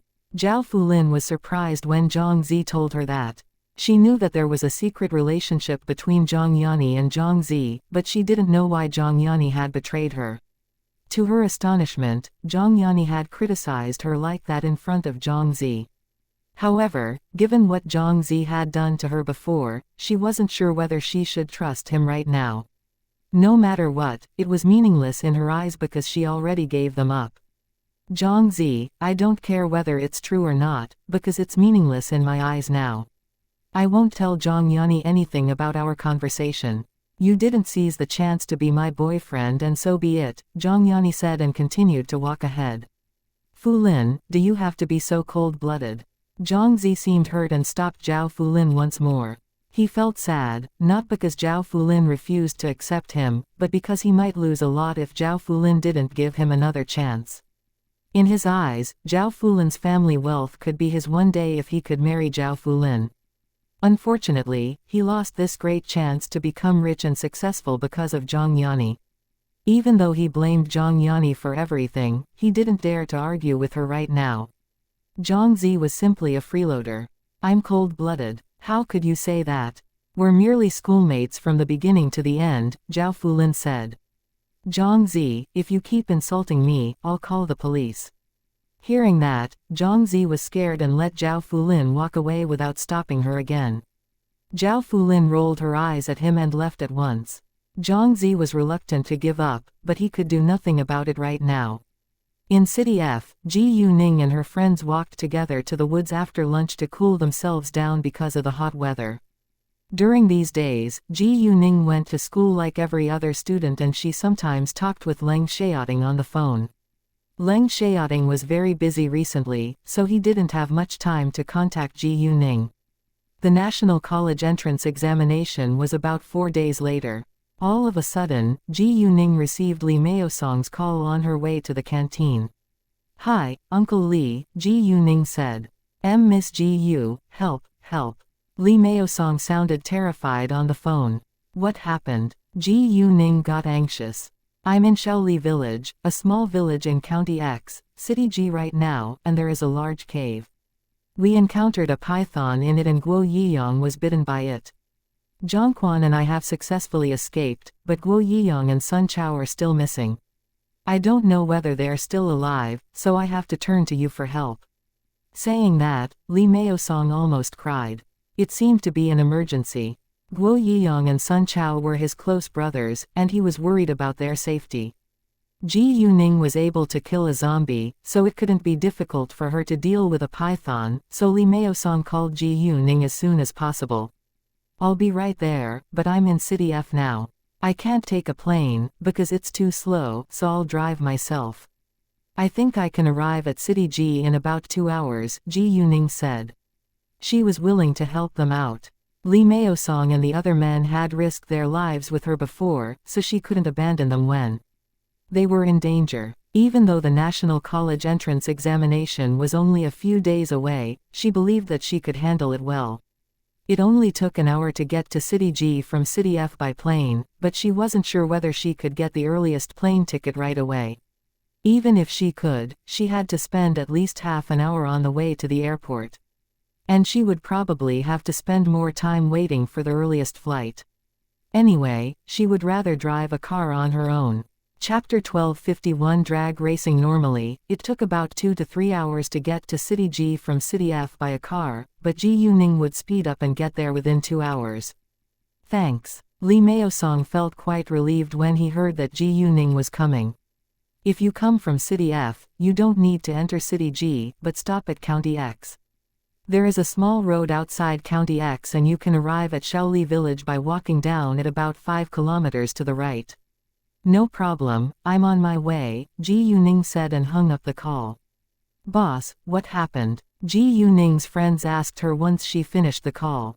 They heard that Ji Yuning was going to City G right away, but didn't know why, so they were worried about her. There's an emergency so I must go to City G right now, Ji Yuning said and left them behind without explaining it further. Chu Peihan and the others couldn't stop her, so they watched her leaving. I hope it won't affect the National College entrance examination, Hao Ran said. Yeah, other people agreed. The National College Entrance Examination was a very important exam in their life, so they had to take it seriously. While Ji Yuning walked out of the school quickly, she called the principal. The principal didn't think that it was a good idea if Ji Yuning left right before the National College Entrance Examination, but Ji Yuning told him that it was an emergency, so the principal agreed in the end. After that, Ji Yuning called her head teacher, Zhang Chuhua. Since the principal already allowed her to leave, Zhang Chuhua said nothing. Ji Yuning drove to her school every day recently, so her car was parked right outside. The second she got in it, she drove towards City G as fast as she could. Along the way, she was caught by many traffic cameras. Ji Yuning understood that she broke the speed limit and that her driving license might be revoked, but she had to do it in order to save her friends' lives. After she got on the freeway, there was less traffic and Ji Yuning accelerated without hesitation. She was simply having a drag race. Many people were amazed by her driving skills, but a lot of people were swearing at her too. Some thought that it was very cool, but others thought that it was very dangerous and they were scared when Ji Yuning's car overtook theirs. It was indeed quite frightening to be overtaken by a fast-moving car on short notice. When Ji Yuning almost reached the freeway of County X, a Lamborghini was driving fast on the road, but Ji Yuning easily overtook it and left it far behind, which shocked its driver. What the fuck? A young man was greatly surprised and couldn't believe his eyes. He sped up at once, trying to chase Ji Yuning. He was driving a sports car, which was supposed to run faster than a Land Rover, but he still failed to catch up to Ji Yuning. Shit. How can a Land Rover be better than a sports car? The young man was annoyed. Ji Yuning obviously saw the sports car behind her, but she didn't care about it, nor pay much attention to it. After 1.5 hours, Ji Yuning arrived at the entrance of the freeway of County X. However, the sports car wouldn't leave Ji Yuning. When Ji Yuning left the freeway, it followed her without delay. Ji Yuning didn't think that it was a coincidence, and the young man must be mad at her behavior, so he followed her. She had to stop at a narrow road outside County X to see what the young man wanted because she didn't want him to continue to follow her. Once Ji Yuning stopped her car, the young man stopped his in front of Ji Yuning's. Then he got out of it and walked to Ji Yuning. He was a handsome young man about 20 years old who looked to be a college student. Ji Yuning also left her car and asked him, "Why are you following me?" The young man was stunned the moment he saw Ji Yuning. To his astonishment, Ji Yuning was a gorgeous girl who looked even younger than him. "Tell me, why did you follow me?" Ji Yuning asked again with impatience. The young man explained in a hurry. "Please don't misunderstand me. I don't want to offend you, but I'm curious to know how you can drive a Land Rover faster than my sports car." Ji Yuning said, "It's not a big deal in my eyes. Can you stop following me?" "Well, my name's Lin Fei, and I live in City G. Can we make friends?" The young man was unwilling to miss this great chance to make friends with someone who was far better than him. Some people might be jealous of those who were more outstanding than them, because they couldn't accept the fact that they weren't the best. Nevertheless, some people thought that it wasn't a bad thing to be friends with those who were better than them. Lin Fei was obviously the latter kind of person. Ji Yuning saw that he was a very nice person, so she gave him her name card. "I'm sorry, but I need to deal with an emergency right now, and I can't waste a second. Could you please stop following me? You can contact me tomorrow, all right?" "Sure." Lin Fei nodded. He had no intention to bother Ji Yuning. After that, Ji Yuning got back in her car and drove away. Lin Fei didn't follow her this time. Chapter 1252 Deal with the Python. After Ji Yuning drove away, Lin Fei stayed at the same place, staring at Ji Yuning's name card, Ji Yuning. He somehow felt that this name was very familiar and he must have heard of it somewhere before. However, Lin Fei couldn't remember it right now, so he stopped thinking about it. He got in his car and drove back home. Ji Yuning still drove as fast as she could to get to Shaoli village. Li Meosong was already waiting for her at the entrance. He looked anxious because Ji Yuning hadn't shown up for a long time. Ji Yuning parked her car, and walked to Li Meosong without hesitation. "Hi, Miss Ji Yu." Li Meosong's eyes lit up the second he saw Ji Yuning. Ji Yuning got there much faster than he thought she would. They didn't chat with each other before Li Meosong guided Ji Yuning to the cave. On the way, Ji Yuning didn't ask anything about it, but Li Meosong explained it to her of his own accord. My family lived in this small village in the past, but we moved away a long time ago to the county and we seldom came back here, especially after my parents passed away. I only come back here on the anniversary of my parents' death. Yesterday was the anniversary of my father's death, so my close bros came back here along with me. We heard from villagers that many people come to the cave for an adventure, so we were curious to find out what's in it. We went there this morning together, but unexpectedly encountered a large python and the accident happened. Nobody knew why outside people came here to have an adventure before the truth came out. They could only hope that Guo Yiyang and Sun Chao were still fine. As long as they could survive, Ji Yuning would be able to save their lives.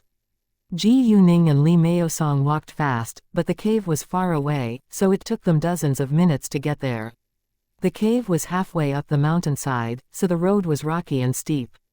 This cave isn't accessible. Some kids often came here to have fun when we were young, but they were always injured or killed by falling into the cave, so not many people dared to come here afterwards, Li Meosong said. Zhao Zhongquan waited outside the cave, and he was excited to see Ji Yuning too. They believed that Ji Yuning could handle everything. Guo Yiyang was bitten by the python, and they hoped that the python wasn't poisonous so that Ji Yuning would have enough time to rescue Guo Yiyang. Miss Ji Yu. Zhao Zhongquan greeted her when Ji Yuning walked towards him. Hi, nice to see you again, Ji Yuning said. How far did you get into the cave when you had the accident? It's very deep, and we had walked for about an hour when we had the accident. There is a cavern about 20 square meters large and a small pond. The python came out of the pond, Zhao Zhongquan said. The structure of the cave is super complicated with many forks. Great, you can wait outside, I'll go inside alone, Ji Yuning said before she got into it. Although Li Meosong and Zhao Zhongquan were slightly worried about Ji Yuning's safety, they understood that they shouldn't burden her. Once Ji Yuning walked inside, she took out her night luminescent pearl to light the cave up and used her jade eyes to lead the way. Because the cave was very dark, it was hard for Ji Yuning to light a long way ahead with a night luminescent pearl. Besides, the python and Guo Yiyang were far away from her right now, so she could see nothing at this moment. Ji Yuning didn't walk slowly, but instead ran. She needed to save as much time as possible in order to rescue Guo Yiyang. Before long, she reached the cavern and pond, but there were 3 branch roads around them, including the one she came from. Along the way, Ji Yuning didn't see Guo Yiyang, nor the python. She thought that Guo Yiyang might have been dragged into the pond by the python. Thinking of that, Ji Yuning used her jade eyes to see the bottom of the pond. Even though the pond didn't seem large, it was very deep and its bottom reached very far. Ji Yuning failed to find the python under the water, so she thought that the python probably swam to somewhere else, so she had to keep on looking for it. Luckily, there were traces left by the python on one of the 3 branch roads, so Ji Yuning decided to chase it. However, right when Ji Yuning was about to do that, she heard noises from the cave. She used her jade eyes at once and saw a large long creature moving fast towards her direction. Since the python, she needed to deal with it first. Within seconds, the python showed up in the cavern with its mouth wide open. It attacked Ji Yuning without delay and its eyes were full of greed. Ji Yuning understood that it did that because of her night luminescent pearl. When the python appeared, Ji Yuning had a close look at it and she noticed that there was no blood in its mouth, which meant that Guo Yiyang and Sun Chao couldn't be in its belly now. It was the best result she could expect. Anyway, Guo Yiyang was seriously injured, and she had to find him as soon as possible. Therefore, Ji Yuning let the Zhao out to fight against the python. Although the python was large, it looked much smaller than the Zhao. Chapter 1253. Still alive. When the python saw the Zhao, it was scared and withdrew in fear.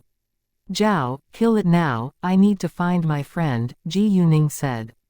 Sure, master, Zhao said, and Ji Yuning left without delay. Once Ji Yuning left, the cavern was full of darkness again, but it wasn't a problem for the python and the Zhao. The python wanted to escape, but it was impossible in front of the Jiao. The Jiao wrapped it up with its tail so it failed to run away.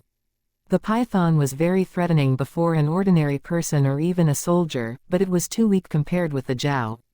Before long, the python was swallowed by the Jiao. Ji Yuning, at the same time, finally found Sun Chao and Guo Yiyang after searching for them for 5 minutes. There was a small stream 10 meters away from Ji Yuning, and a waterfall stood ahead of it.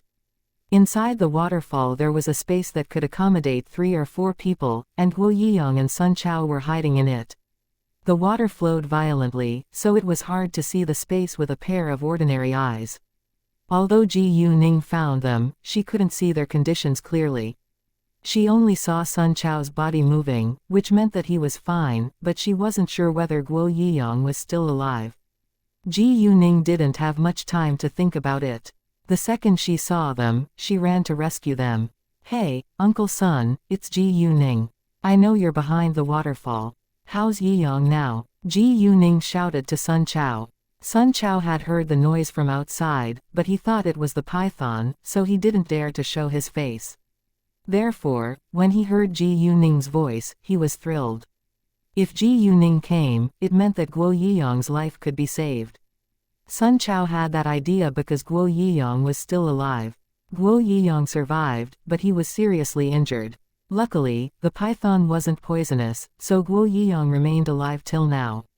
Without hesitation, Sun Chao carried Guo Yiyang in his arms and walked out. Ji Yuning stepped over to help him at once. Because Sun Chao had already seen Ji Yuning's night luminescent pearl before, he wasn't surprised this time. Yiyang is still alive, but he's dying. "Miss Ji Yu, can you rescue him?" Sun Chao asked. "Probably." Ji Yuning didn't give him an affirmative answer, because she wasn't sure whether she could do it. Sun Chao also understood that Guo Yiyang was in a very dangerous situation now. No matter what happened to Guo Yiyang, Sun Chao had to accept the result. The moment Ji Yuning's hand touched Guo Yiyang, she secretly put her magical power into his body. She seized Guo Yiyang's hand in hers the entire time to help him recover. Sun Chao stayed aside and let Ji Yuning do whatever she needed to do. Ji Yuning held the night luminescent pearl with another hand. Afterwards, she put it down and took out a box from her backpack. "Uncle Sun, please open it for me. There are 2 bottles of medicine inside. The white one is solid, and you should take a pill first before you help Yiyang take one. The blue one is liquid. You can apply it to Yiyang's wounds after I deal with them." In addition to 2 bottles of medicine, there was a pack of cotton swabs, a pair of scissors, a roll of gauze, and a small towel in the box. Ji Yuning had prepared all of them well in advance. The python had bitten Guo Yiyang's lap, so it was more appropriate for Sun Chao to cut his pants apart. "No problem." Sun Chao took the box right away. He poured a magical pill out first, but he didn't take it. Instead, he helped Guo Yiyang take it. It showed their friendship. After helping Guo Yiyang take a magical pill, Sun Chao also took one himself. Once he took a magical pill, he felt an obvious change in his body. He soon calmed down and got his energy back. The next second, Sun Chao hurriedly applied the liquid medicine to Guo Yiyang's wounds. He cut Guo Yiyang's pants open where the python had bitten him, and a large area of bloody skin was bare in the air. It clearly hadn't been easy for Guo Yiyang to stay alive till now. Sun Chao cleaned Guo Yiyang's wound with the towel before he applied the magical liquid medicine to it. The wound wasn't big, but it was very deep. As time went by, Guo Yiyang's face gradually went back to normal with the help of Ji Yuning's magical power. The wound also healed rapidly. Although Sun Chao already knew that Ji Yuning had a very effective medicine, he was still amazed by its effect when he witnessed it. However, he didn't ask Ji Yuning any questions, because he knew what he should ask and what he shouldn't. After that, Sun Chao began to dress Guo Yiyang's wound. A few minutes later, Guo Yiyang got his consciousness back. His eyelids moved a little and he slowly opened his eyes. Chapter 1254, Guo Yiyang is saved. Yiyang. Yiyang. Sun Chao was excited when Guo Yiyang gradually opened his eyes. Ji Yuning also moved her hand away and stopped putting her magical power into his body. Although Ji Yuning had adequate magical power, it cost her a lot of energy to save Guo Yiyang, and her face turned a little pale. After a short while, Guo Yiyang was finally able to talk. Miss Ji Yiyang, you're finally awake. Sun Chao almost burst into tears in excitement. What's going on here? Guo Yiyang couldn't remember what had happened to him. Did you forget everything? We just went into the cave and you were bitten by a large python, Sun Chao said. Oh, right. Guo Yiyang remembered it and felt scared. We hid ourselves in the cave for nearly 2 hours and you were about to die when Miss Ji Yu found us. She saved your life. Sun Chao continued. If it hadn't been for Ji Yuning, Guo Yiyang would have been killed. They subconsciously took Ji Yuning as a straw to clutch at. Only Ji Yuning could save them right now. Luckily, Ji Yuning really came and she was willing to help them.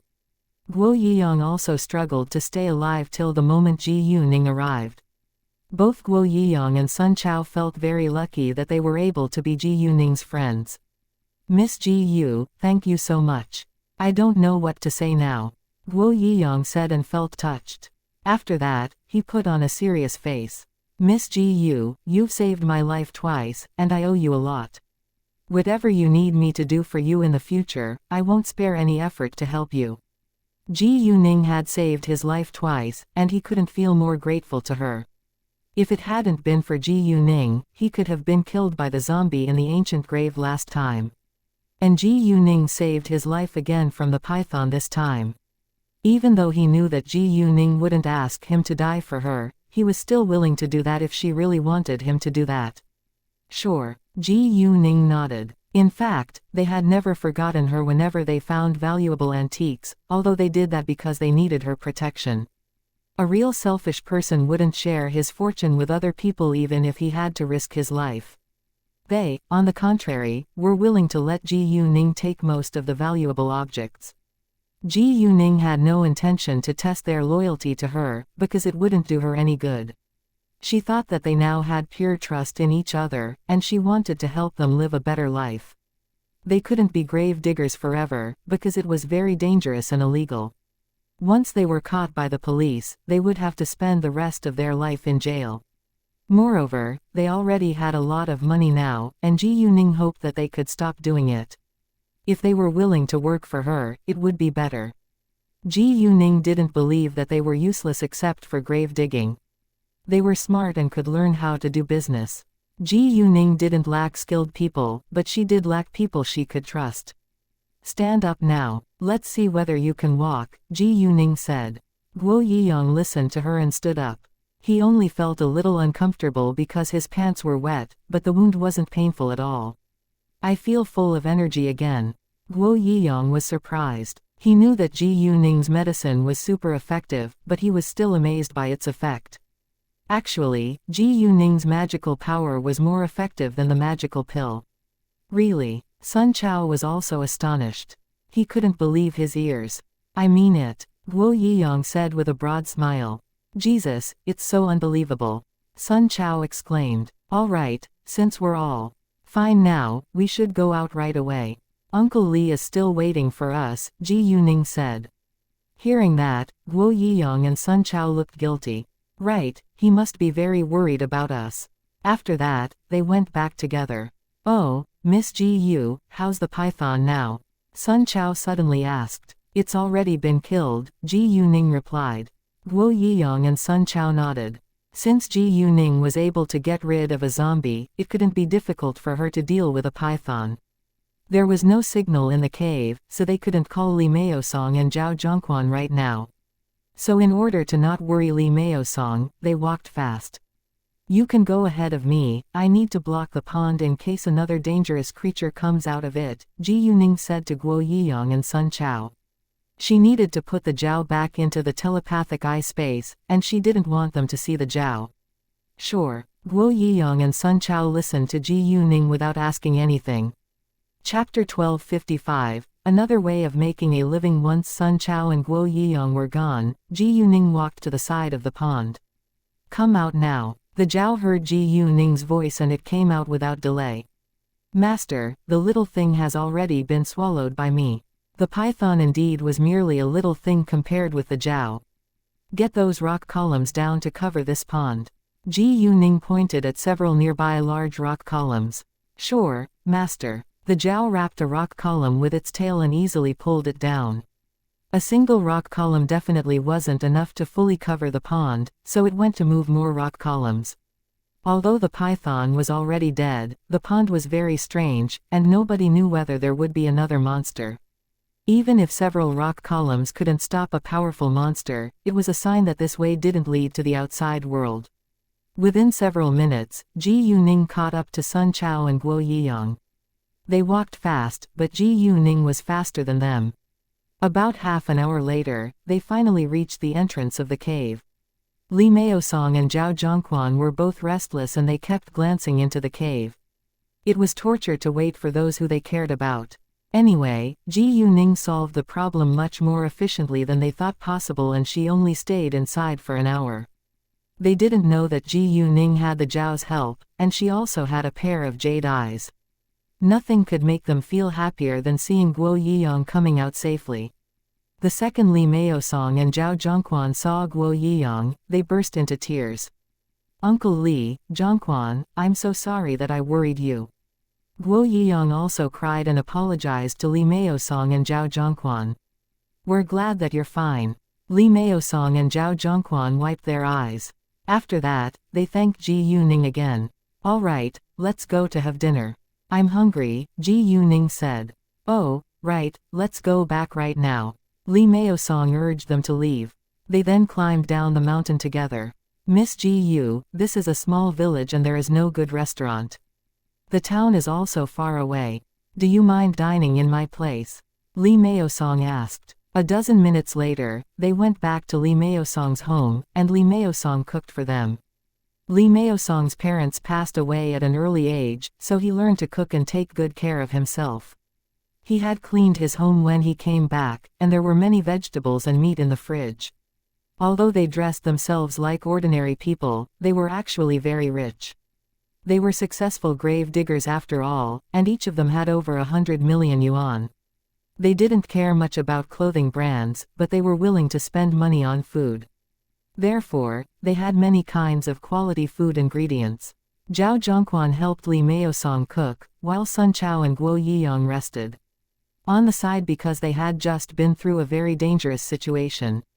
Ji Yuning went to the living room and waited for dinner. When Sun Chao and Guo Yiyang went back to the living room, they began to chat with Ji Yuning. About 40 minutes later, dinner was ready and they started to enjoy it. After dinner, Ji Yuning asked them, do you plan to continue to be grave diggers? Have you ever considered changing your profession? Grave digging is illegal after all and it's very dangerous. You could be killed at any time. I can't go with you every time either, so you won't be lucky forever. Hearing that, they were struck dumb for a second. They indeed had the idea to find another way of making a living, but they didn't have a good idea yet. If Ji Yuning wasn't with them, they might lose their lives in the future. Although they already had enough money, they were reluctant to live a boring life. However, they honestly had no idea what else they could do. Well, we did have the idea to work in another industry. Like you just said, grave digging is illegal and dangerous. We might lose our lives next time without your help, but we don't know what else we can do. We don't know how to run a business, nor do we have other skills. We're not interested in ordinary work either, so we have no idea what to do now, Li Meisong said. Chapter 1256. Follow Ji Yuning's guidance. Li Meisong was the leader of their team, so the others all agreed with him. Well, to be honest with you, I asked you about this for a reason. If you want to continue to be grave diggers, I won't say anything about it, but I'm willing to hire you if you want to live a different life. There are countless skilled people outside nowadays, but not many of them are reliable. I trust you, and you trust me. I think we can work well together. Of course you have the absolute right of choice, and it's totally up to you, Ji Yuning said. Hearing that, Li Meisong and the others were greatly surprised and excited. Actually, they already had the idea to work for Ji Yuning because they knew how unbelievable Ji Yuning was. As long as they could work for Ji Yuning, they were willing to do anything. They only worried that Ji Yuning might not be willing to hire them, so they had never mentioned it. To their surprise, Ji Yuning brought it up herself, which made them super excited. Miss Ji Yu, do you mean it? Guo Yiyang asked. Yeah, Ji Yuning nodded. I'm in, Guo Yiyang said without hesitation. After Ji Yuning had saved Guo Yiyang's life again, Guo Yiyang had a strong desire to return her favor. Miss Ji Yu, we're willing to work for you too. Li Meisong and other people agreed at once. They didn't want to miss this great chance. Li Meisong said, we actually always had the idea to work for you, but we were worried that you might not need us. I'm happy to know that you're willing to work for me, but it doesn't mean that you can't do grave digging again in the future. We can do it sometimes, and I'll go with you, Ji Yuning said. Although she had many antiques in the telepathic eye space, she also owned 2 Xianxia antique stores, so it was impossible for her to stop digging up ancient graves. It was illegal, but Ji Yuning didn't care about it. She wouldn't kill innocent people anyway. Even if they couldn't do grave digging anymore, Li Meisong and the others didn't think it was a big deal. Since you're willing to work for me, I'll arrange work for you. I know you're diligent people, which is your advantage. If you become lazy in the future, I'll abandon you, Ji Yuning said. Ji Yuning said that in a serious tone, so Li Meisong along with his close brothers had to take it seriously. Ji Yuning indeed needed them, but the condition was that they weren't useless. Miss Ji Yu, we won't let you down, Li Meisong said, making a serious promise. Miss Ji Yu, you have our loyalty. The other 3 also looked serious. Great, my business is based in the capital, so I'll leave for the capital after the National College entrance examination. I'll live in the capital afterwards, so you have to follow me there. I can provide apartments for you. If you don't want an apartment, you can buy a house and I'll pay 10% for you, Ji Yuning said. Actually, it was very easy for them to buy a house in the capital around the headquarters of the Xianxia organization. Miss Ji Yu, we're all single and we don't have a family. We're willing to go to the capital with you. Since we're going to live there, we'll buy a house on our own. We don't need your money because we can afford it ourselves, Li Meisong said. Each of us can easily buy a beautiful house in the capital. Miss Ji Yu, we've made a lot of money with your help, so we can't ask you for more money. You can directly tell me where to buy a house, Zhao Zhongquan said. They weren't familiar with the capital, so they needed Ji Yuning's advice. Right. Sun Chao and Guo Yiyang agreed. Since they didn't need her money, Ji Yuning didn't insist.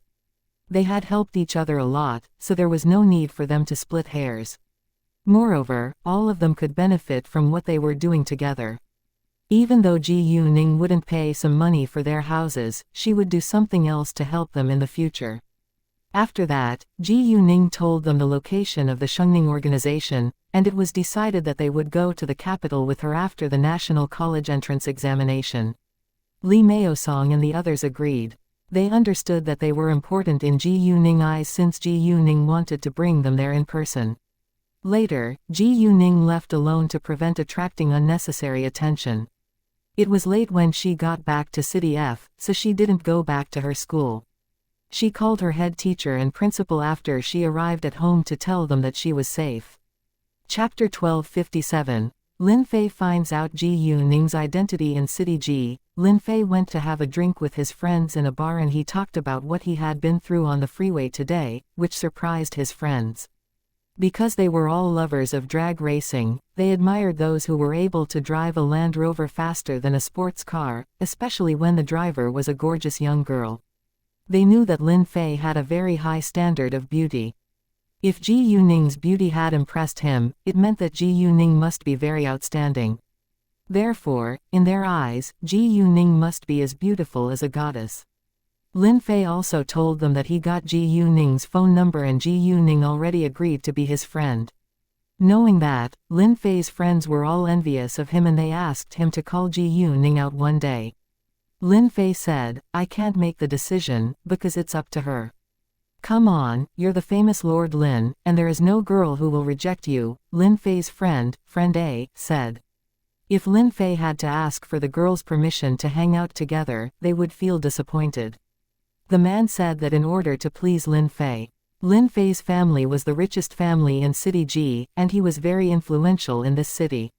Although Lin Fei's friends were from rich families as well, their families were barely comparable to Lin Fei's, so they were used to flattering Lin Fei.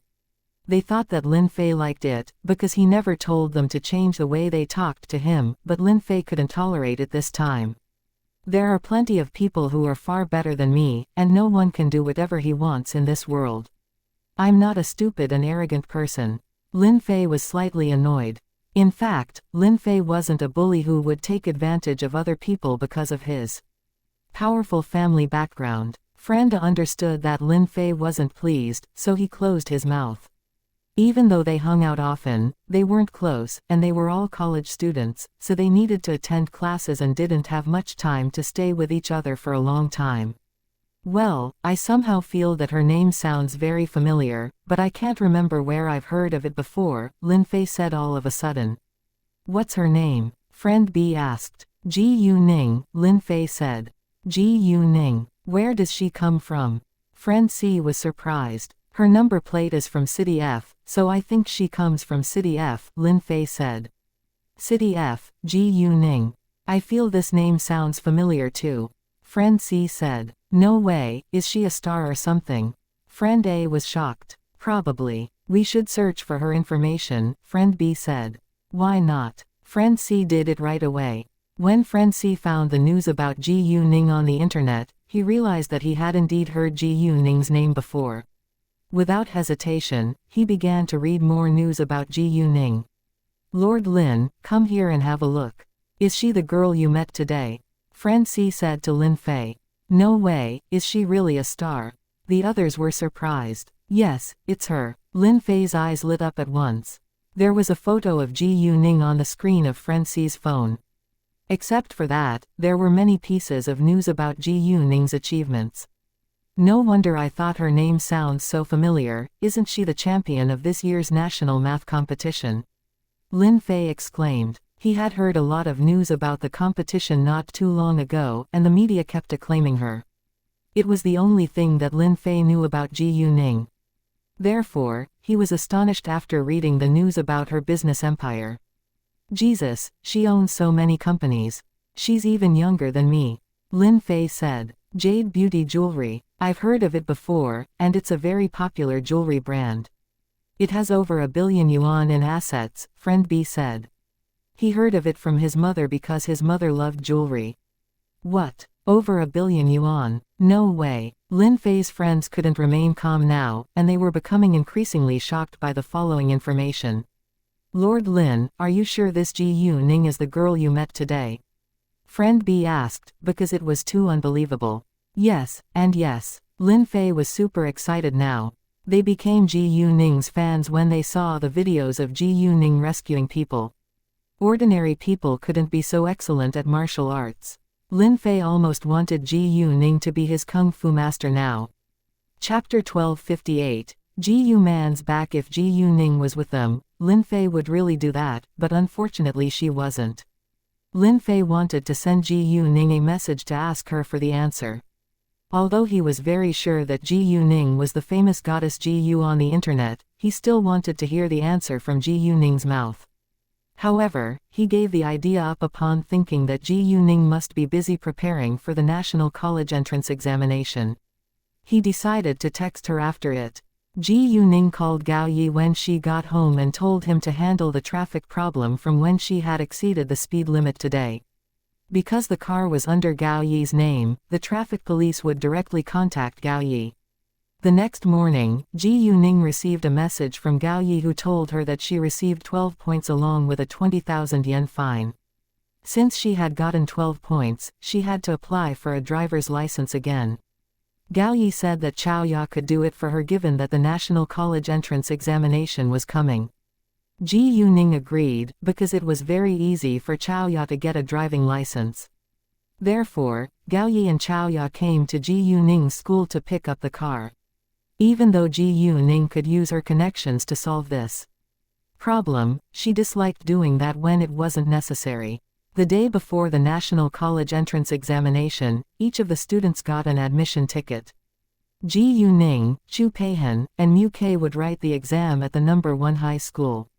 Yu Mixi and Yi were arranged in the number 2 high school, while Hao Ran, Qin Zixin, and Zhang Tianping stayed in their own school. There was no connection between their scores and the places where they would have the exam, but most of the excellent students were put in the number 1 high school. Although Hao Ran and his close brothers were terrible at studying, they were affected by Ji Yuning in this semester and had begun to study hard before the exam. After receiving their admission tickets, they went to the number 1 high school to check the classrooms where Ji Yuning and the others would write the exam before they went to the number 2 high school for Yi and Yu Mixi. Both Ji Yuning and Hao Ran had a car, so it was very convenient. In City F, many people were familiar with Ji Yuning's face, especially those high school students, because the result of the national math competition caused a sensation. As for Ji Yuning's relationship with Jade Beauty Jewelry, not many people were aware of it. Even though not many people knew a lot about Ji Yuning's achievements, they were still impressed by what she had done. Because of this, many students recognized Ji Yuning, so Ji Yuning and her friends attracted a lot of attention once they showed up at the number 1 high school. "Oh, isn't that girl Ji Yuning? Is she the one who won the national math competition for high school students? Yes, she's so beautiful. I'm so envious of her." They kept talking about Ji Yuning with admiration. Some of them were also jealous of Ji Yuning, but nobody dared to say it aloud. After checking the classrooms, it was already 11 a.m. and it was time for lunch. At this time, Ji Yuning suddenly received Ji Yuman's call. "Ningning, where are you now?" Ji Yuman asked. "I'm in the number 2 high school with my friends now, and we're about to go eat," Ji Yuning said. "Come to the Wangdang Hotel. It's located in the city center on XX Road. Your father and grandfather are also here. We came to encourage you," Ji Yuman said. The Wangdang Hotel had just opened a branch in City F not long ago, but Ji Yuning didn't pay much attention to it, so she didn't know that. Tang Yunfan and Tang Haifeng came to City F along with Ji Yuman to encourage Ji Yuning, because the national college entrance examination was tomorrow. It was the most important exam for high school students, and its result could decide the direction of a young teenager's future. Although there were countless college students now, a college diploma was still very useful in today's society. Therefore, all of the high school students' families cared a lot about it too. Ji Yuman didn't tell Ji Yuning that they would come to visit her, so Ji Yuning was surprised when Ji Yuman told her the news. In Ji Yuning's eyes, the national college entrance examination was a very simple exam, and she wasn't worried about it at all. Ji Yuman also understood that Ji Yuning was an excellent student in her school and that the national college entrance examination wasn't a problem for her, but they would feel guilty if they didn't come to keep her company. "Sure, we're on our way." Ji Yuning agreed with happiness. After that, Ji Yuning invited her friends to go to the Wangdang Hotel and dine with her family. When her friends heard that Ji Yuning's parents and grandfather came, they got nervous in an instant. The Tang family was a well-known powerful family after all, so it was very normal that they were nervous. They were a bunch of teenagers after all. Chapter 1259, Meet Yuan Jisong. In fact, their social statuses weren't comparable to Ji Yuning, but they had become close friends before Ji Yuning became a successful businesswoman and joined the Tang family. If they met Ji Yuning right now, they probably would be very nervous in front of her too.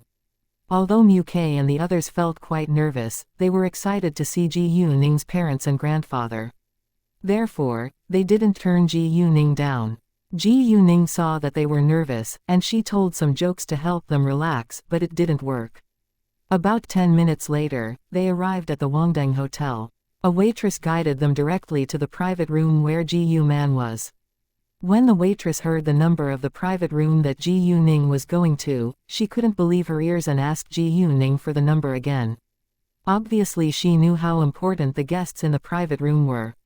As a result, she had doubts when a bunch of high school students told her that they were going to the same private room. The waitress couldn't believe it, but she still remained polite, and Ji Yuning gave her an affirmative answer once more. Since Ji Yuning was very sure about it, the waitress had to lead the way. 4 bodyguards were standing outside the private room, and they called Ji Yuning Lady Ning with great respect the second they came close. At this moment, the waitress realized that Ji Yuning wasn't an ordinary girl. She left once Ji Yuning reached the private room. A bodyguard opened the door for Ji Yuning, who walked inside followed by her friends. It was the most luxurious private room in the hotel, so it was very large and beautifully decorated. There was a round table in the middle, big enough for 20 people to dine together. Tang Haifeng, Tang Yunfen, and Ji Yuman were waiting for them. "Hi, Ningning." Tang Haifeng's eyes lit up at once when Ji Yuning walked to him. He hadn't seen Ji Yuning for days, and he missed his granddaughter. "Hi, Grandpa, Dad, and Mom," Ji Yuning greeted them with a broad smile. Chu Peihan and the others politely greeted them as well. "Nice to meet you, Master Tang, Mr. Tang and Mrs. Tang." Tang Haifeng and Tang Yunfen gave them a kind smile as their response. "All right, have a seat now." Ji Yuman told them to seat themselves. "We've already ordered some dishes, but you can order some you like now," Ji Yuman said, and a waiter handed over the menu at once. "Thanks, Mrs. Tang, but we're not picky. We can enjoy what we have right now," Mu Ke said politely. He actually felt too nervous to order dishes he liked. "Yeah, we're not picky." The others agreed. All of them wanted to pretend to be relaxed, but they all failed. "Well, let me do it." Ji Yuning took the menu and ordered some dishes for her friends. A while later, Ji Yuqing's family came. During this meal, Ji Yuning received many messages from her friends. Although it wasn't polite to play on her phone during the meal, she was curious to read those messages. Her friends all wished her the best for the National College entrance examination. Ji Yuning smiled and planned to reply to them after lunch. When they finished the meal, they walked out together and ran into Yuan Jisong. 5 men came with Yuan Jisong, and 3 of them were about 40, while 2 of them were around 30. Ji Yuning had met the 3 men who were about 40 at the birthday party held by the Su family before. One of them was a senior manager of a famous company, and he walked to them the second he saw Tang Yunfen. Yuan Jisong also noticed them and walked towards Ji Yuning as well. "It's my honor to meet you today, Master Tang, Chairman Tang and Mrs. Tang." The senior manager greeted Tang Yunfen. Hearing that, Yuan Jisong was greatly surprised. Chairman Tang, the chairman of Tangguang. Quan Mingkai had called him in person when the car accident happened, and Yuan Jisong had thought that Tang Yunfen might be an important figure from Tangguang. Now he was sure that Tang Yunfen was in a very important position in Tangguang.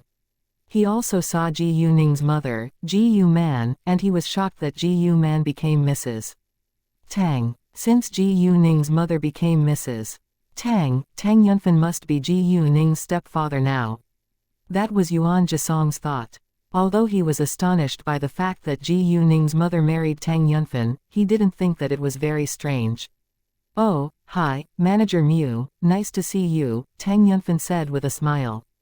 "Chairman Tang, nice to see you. I'm the secretary of the Municipal Party Committee in City F, Yuan Jisong." Yuan Jisong introduced himself to Tang Yunfen.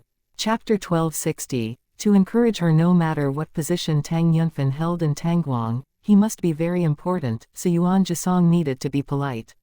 "Nice to see you, Secretary Yuan. I've heard about you from my secretary and I need to thank you for your help when I was caught in the car accident last time," Tang Yunfen said to Yuan Jisong, and they shook hands with each other. "You're welcome. Actually I did nothing, and the credit should go to Miss Ji Yu," Yuan Jisong said. "You're being too modest. Although it's Ningning who saved my life, your help was also very essential." Tang Yunfen thanked Yuan Jisong again. Without Yuan Jisong's timely help, he might not be saved. Even if Tang Yunfen didn't prepare a gift for Yuan Jisong, it was necessary for him to thank Yuan Jisong face to face. "Uncle Yuan, you don't need to be so modest. It's true that you've helped us a lot," Ji Yuning said. Well, Yuan Jisong didn't know what to say. They chatted with one another for a short while before they left.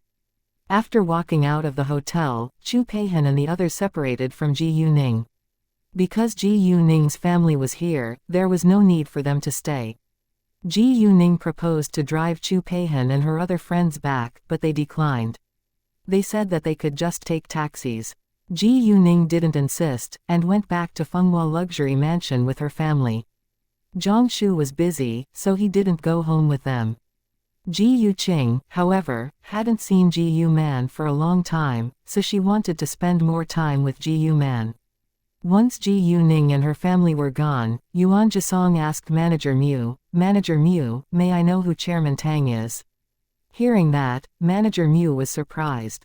"Secretary Yuan, you don't know Chairman Tang's background." "I don't know much about him." Yuan Jisong felt a little embarrassed. Chairman Tang is the chairman of Tangguang, the most famous business group in City B, and his full name is Tang Yunfan. The old man is his father and the woman who just stood by his side is his wife. Miss Ji Yu is their daughter, Manager Mu said. "What? Ji Yuning's Tang Yunfan's biological daughter?" Yuan Jisong couldn't believe it. He had thought that Ji Yuning was Tang Yunfan's stepdaughter. Ji Yuning was indeed a girl who was full of surprises. Yuan Jisong had a deeper impression of Ji Yuning now. Ji Yuning didn't have time to reply to her friends' messages until she was home. She then thanked them for their care.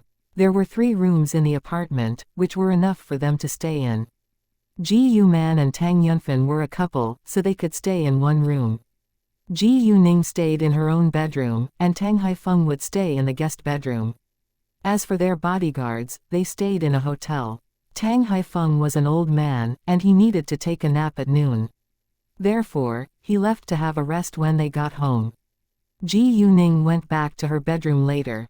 She soon received Leng Xiaoting's call, and Leng Xiaoting told her that he was in City F now. He came to encourage her for the National College entrance examination.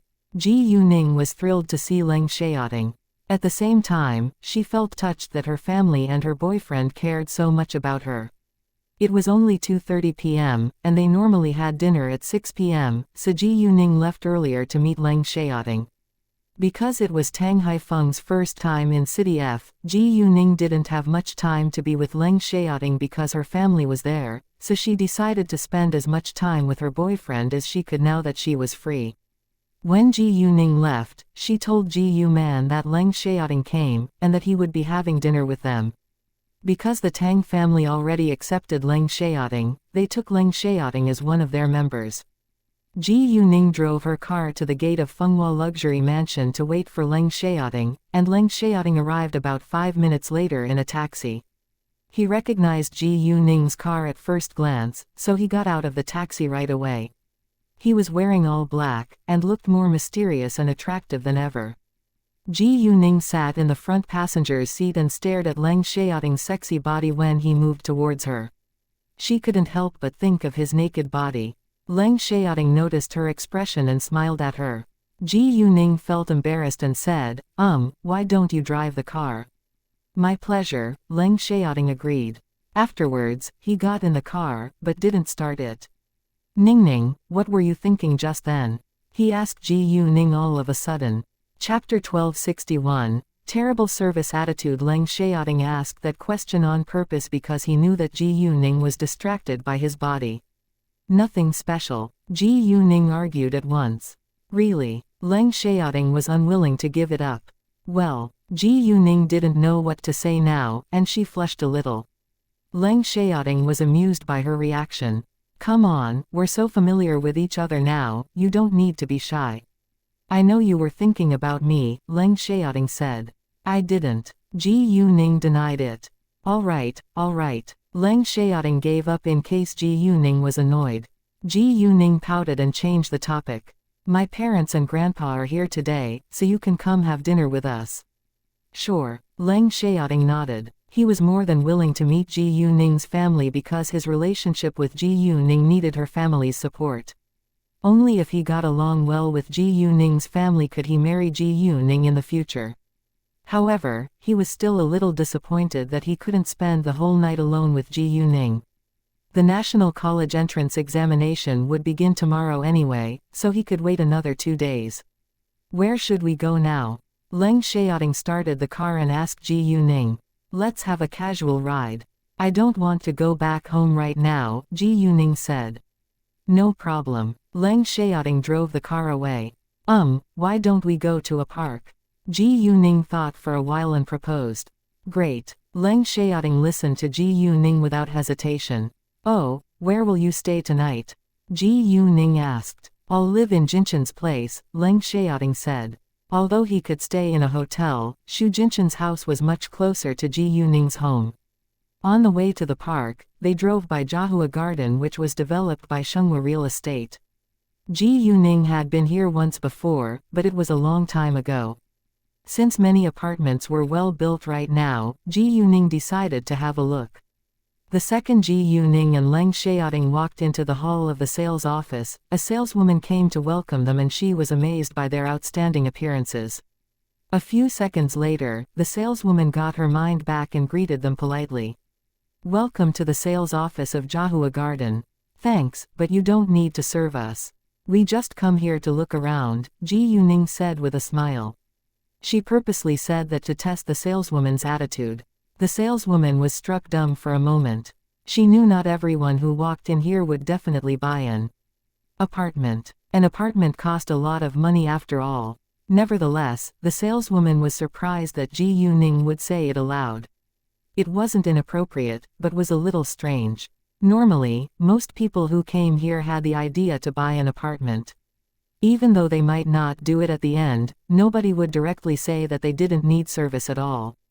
Sometimes, they would change their mind once they found a suitable apartment with a good price. The saleswoman understood that Ji Yuning didn't want to be bothered, but she couldn't leave them alone because it was her job to serve the clients. It's fine. You're our guests, so I won't bother you if you don't want me to do so. If you need my help, please feel free to tell me, the saleswoman said with a kind smile. Ji Yuning nodded and was satisfied with her attitude. Unfortunately, not everyone had a nice attitude towards Ji Yuning's behavior. Another two saleswomen who stood not far away from them began to talk about Ji Yuning. I hate this kind of person the most. If they have no intention to buy an apartment, they shouldn't walk inside. Saleswoman B said. Right, they're merely wasting our time, saleswoman C said with obvious disdain on her face. Ji Yuning heard their discussion and she was displeased. Saleswoman A felt embarrassed, but she didn't know what to say now. It was not only them, several other people in the hall also felt uncomfortable. Mind your attitude. It's not an easy decision to make to buy an apartment. Your terrible attitude just ruined my good mood. Ji Yuning walked straight towards the two saleswomen and coldly asked, do you think people who currently have no intention to buy an apartment shouldn't walk in here? Chapter 1262. Fire them. If you aren't buying an apartment, why did you come in here? Saleswoman B said, and she looked at Ji Yuning with jealousy. She was jealous of Ji Yuning because Ji Yuning was very stunning and there was an unusually handsome man standing beside her. This saleswoman wasn't smart, nor did she have the correct opinion about herself. If she was outstanding, she could have an excellent man as her boyfriend too. I didn't say that I won't buy an apartment. Ji Yuning argued. I just said that we want to look around by ourselves. Maybe I'll buy one if I find a suitable one. Can you really afford an apartment? Do it to show us your ability. Saleswoman C said in a provocative tone. Don't be so aggressive. They're our potential clients, and we should be polite to them. Saleswoman A was annoyed, but she wasn't their leader, and her words didn't work. It's exactly because you don't know who can really afford an apartment, that you can't sell a single apartment, saleswoman B said with disdain. Great, I'll buy an apartment to show you whether she can sell an apartment, Ji Yuning sneered. She was mad and she decided to teach the two stupid saleswomen a lesson. Hearing that, saleswoman B and saleswoman C were both surprised. However, they didn't think that it was a big deal. So what? It has nothing to do with us. Saleswoman B said. If I can afford an apartment here, you two should quit your job right away. You aren't qualified to work in Shenghua Real Estate, Ji Yuning said. Right, they're rude and unprofessional. We don't want to look at the apartments anymore if they still work here. Several other people in the hall supported Ji Yuning. Saleswoman B and saleswoman C were displeased, but they thought it was just a joke. Who do you think you are? Why should we quit our job just because you can afford an apartment? Saying that, they turned to the other people who just supported Ji Yuning and said, if you don't want to look at the apartments, you should leave now. We won't force you to stay. Many people in the hall were furious. And they wanted to walk out, but Ji Yuning stopped them. Please stay here. They should leave, instead of you. Ridiculous. Saleswoman B and saleswoman C snorted with disdain. Ji Yuning put on a cold smile. Do you want to know who I am? You'll know very soon. After that, Ji Yuning said to saleswoman A, I need 2 houses, A05 and A06. These 2 houses had the best locations, and Guangyao kept them for Ji Yuning. Saleswoman A, nevertheless, apologized to Ji Yuning. Miss, I'm sorry, both A05 and A06 are reserved for another client. Would you please look at other houses? It's fine. You can tell your manager to meet me, and see whether he'll sell them to me, Ji Yuning said with confidence. Although saleswoman A didn't believe it, however, she couldn't handle this on her own, so she left to report it to her manager. Saleswoman B and saleswoman C, on the contrary, still had no idea that they were in big trouble now. Miss, even if your family is rich, I don't think that you can buy these 2 houses, because our boss kept them for a special client. They were talking about Guangyao without doubt. However, Guangyao kept the 2 houses exactly for Ji Yuning. You'll know later, and you're going to lose your job today, Ji Yuning said. The 2 saleswomen now felt a little scared. Ji Yuning looked too confident, so they started to think that Ji Yuning might really have the ability to make them lose their job. Before long, their manager came. The sales manager didn't know that Ji Yuning was actually the real boss of Xianxia Real Estate, but he was aware that both A05 and A06 were reserved for her. Nice to see you, Miss Ji Yu. The sales manager politely greeted Ji Yuning. Guangyao had told him to treat Ji Yuning as best as he could, which meant Ji Yuning was a very important figure. He had heard a lot about Ji Yuning before, and he also knew that Ji Yuning was the founder of Jade Beauty Jewelry. Hi, I come here to see A05 and A06, Ji Yuning said. No problem, you can have a look at them first. If you're satisfied, we can go fill out the forms, the sales manager said. Hearing that, all the saleswomen were shocked. They finally realized that both A05 and A06 were reserved for Ji Yuning. Saleswoman B and saleswoman C were frightened now. We don't need to rush, Ji Yuning said, then pointed at saleswoman B and saleswoman C. I don't think they're qualified to work here, because they're very rude to potential clients. The sales manager understood Ji Yuning's intention, so he said to saleswoman B and saleswoman C without delay, you 2 are fired. Chapter 1263, Look at houses. The sales manager didn't doubt Ji Yuning's words. Even though he wasn't familiar with Ji Yuning, he knew Ji Yuning wouldn't do it for no reason. Please. Saleswoman B and saleswoman C tried to defend themselves, but they were nobodies in front of Ji Yuning. They were unwilling to leave Xianxia Real Estate. Disappear, now. The manager lost his patience. He had told them to be polite to their potential clients many times before, but these 2 saleswomen ignored the rules.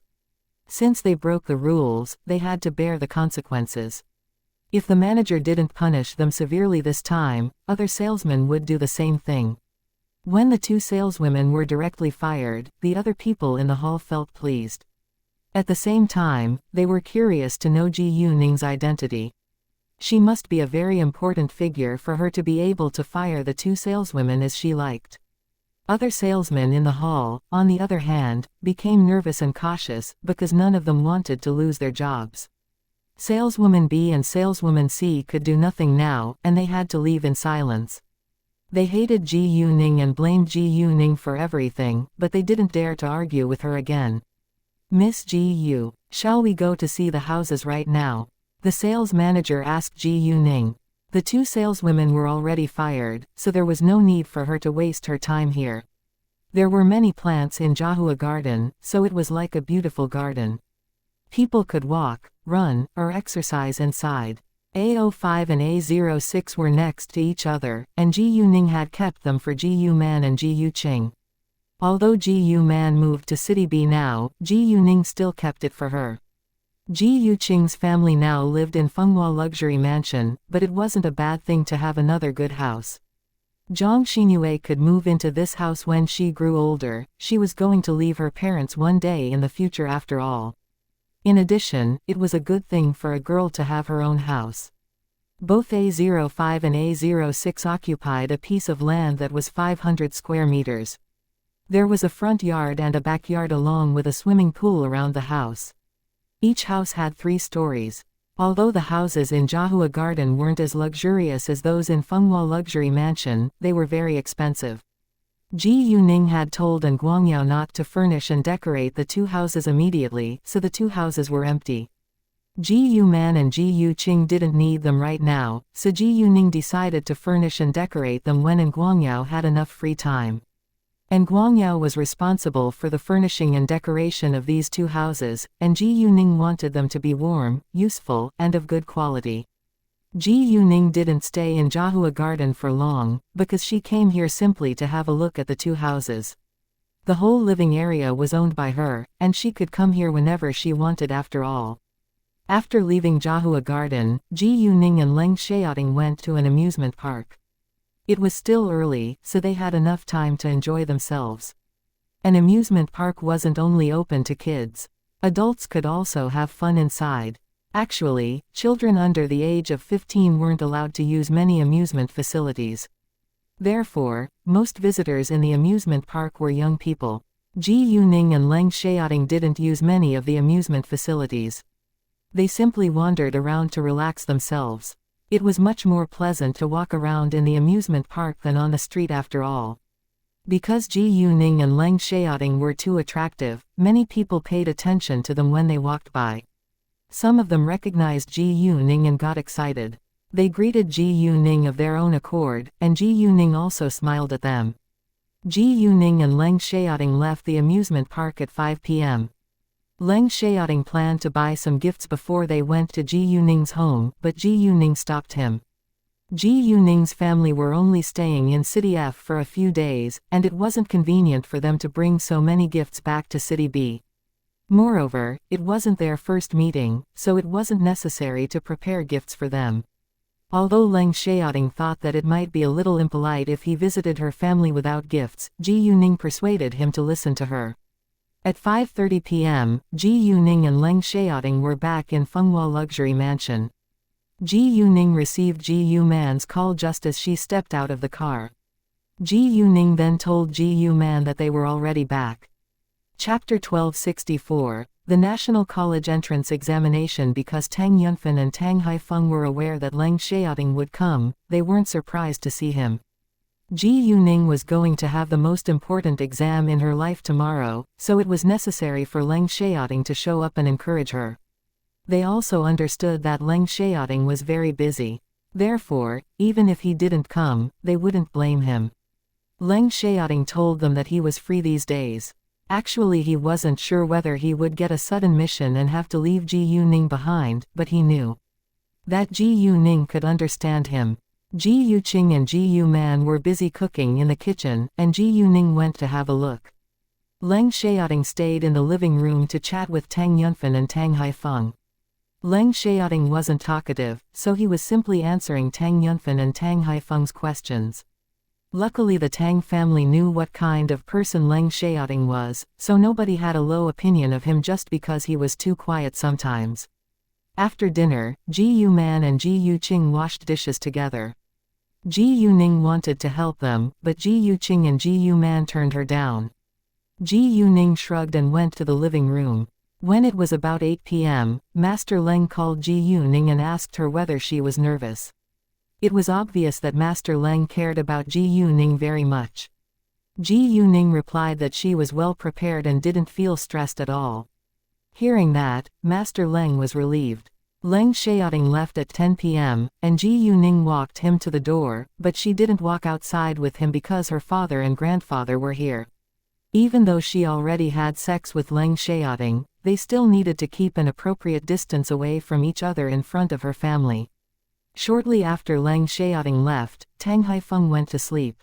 Tang Yunfan also told Ji Yuning to go to bed early tonight, because the National College Entrance Examination was right tomorrow. Ji Yuning sent a message to Leng Xiaoting when she was in her bedroom. Because Ji Yuning's family were staying with her tonight, Leng Xiaoting couldn't call her. The next morning, Ji Yuman prepared breakfast for them. Knowing that Leng Xiaoting stayed in Fenghua Luxury Mansion too, Ji Yuman told Ji Yuning to invite Leng Xiaoting to share breakfast together. After that, they went to the school with Ji Yuning. Ji Yuning thought that it wasn't necessary for them to go to the school with her, but her family insisted on doing it. They were unwilling to be absent at the most important day of Ji Yuning's life. Luckily, Ji Yuning would be able to finish the exam papers very fast, so her family didn't need to wait for her for too long. Tang Yunfan's bodyguard drove a MPV because it was large enough to accommodate them. The exam would begin at 9 a.m., so they set off at 7:40 a.m. Leng Xiaoting became the driver, and Ji Yuning sat on the front passenger's seat, while the others sat in the rear seats. Because the number 1 high school was a little far from Fenghua Luxury Mansion, they didn't arrive there until half an hour later. At this time, there were countless people outside the gate of the number 1 high school, and they were all students' parents. Leng Xiaoting parked the car at the nearby parking lot, then they walked Ji Yuning to the school. They had confidence in Ji Yuning, so they didn't ask her whether she was nervous. Once Ji Yuning showed up, many students recognized her. "Look, isn't she Ji Yuning?" "Yes, are they her parents?" "Her parents look so young." "I think that they must be her parents, because Ji Yuning closely resembles the middle-aged man." "I'm curious to know who's the handsome young man by her side." "Maybe he's her older cousin. Could he be her boyfriend?" People kept talking about Ji Yuning, and some of them took photos of Ji Yuning and her family. Ji Yuning didn't bother to stop them. Mu Ke, Chu Peihen, and Su Anya, who were waiting for Ji Yuning at the gate, noticed Ji Yuning and walked towards her along with Su Anya's mother at once. Su Anya would write the exam at the number 1 high school too. Mu Ke's parents, on the other hand, were occupied by work today, so Mu Ke came alone. Chu Peihen had a very special identity, and Chu Xuanfeng wasn't in City F, so she also came here alone.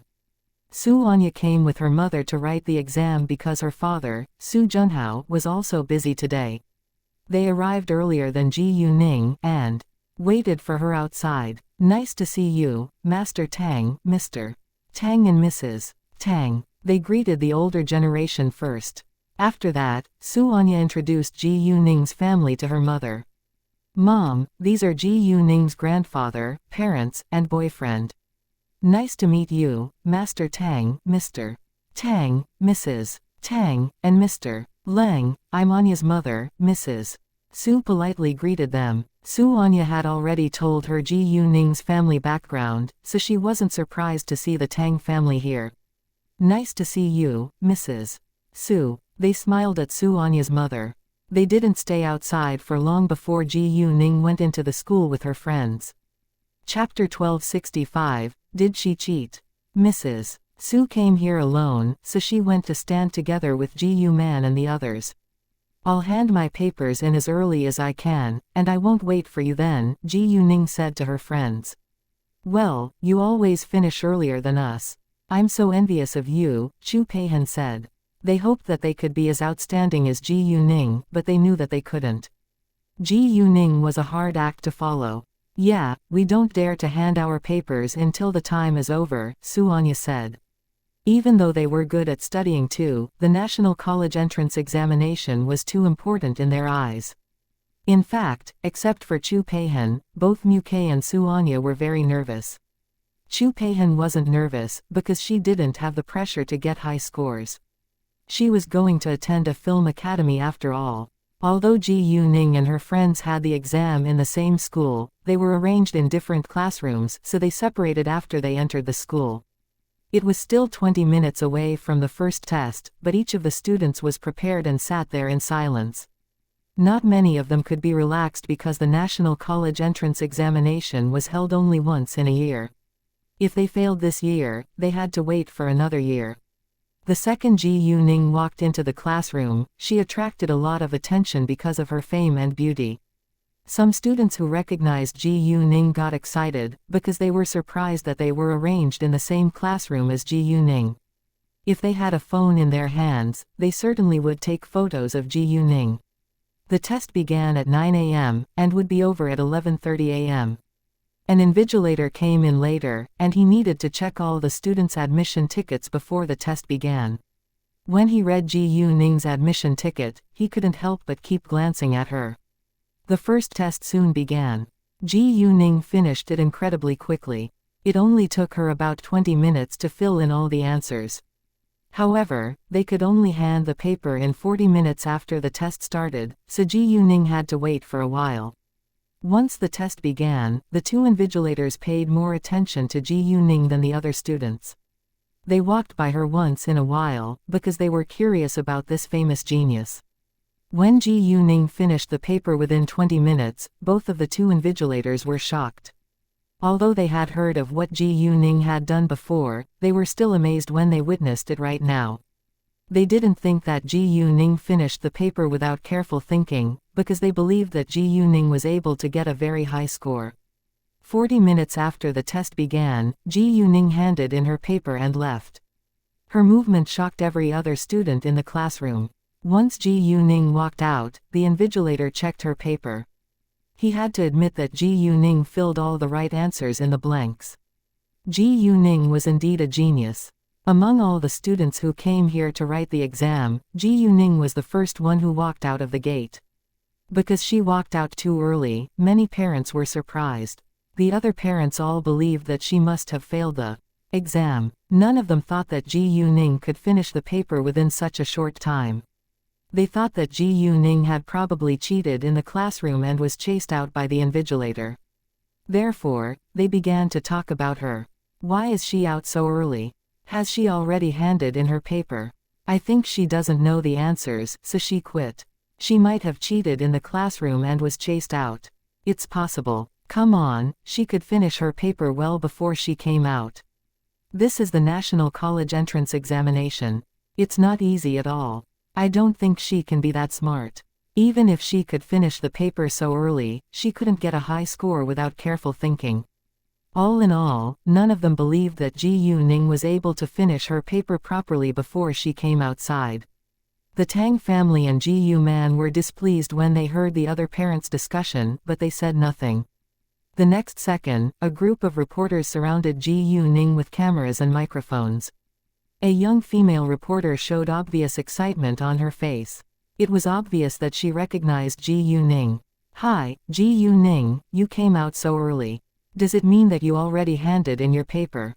she asked. "Yeah." Ji Yu-ning smiled at her. Hearing that, many parents snorted. Even though Ji Yu-ning finished the paper within a short time, they didn't believe that she could get a high score. "We all know that you won the championship in this year's national math competition. Do you have confidence to get high scores in the National College Entrance Examination as well?" the female reporter asked again. Chapter 1266, Jealous of Ji Yu-ning. All the parents outside the school were shocked.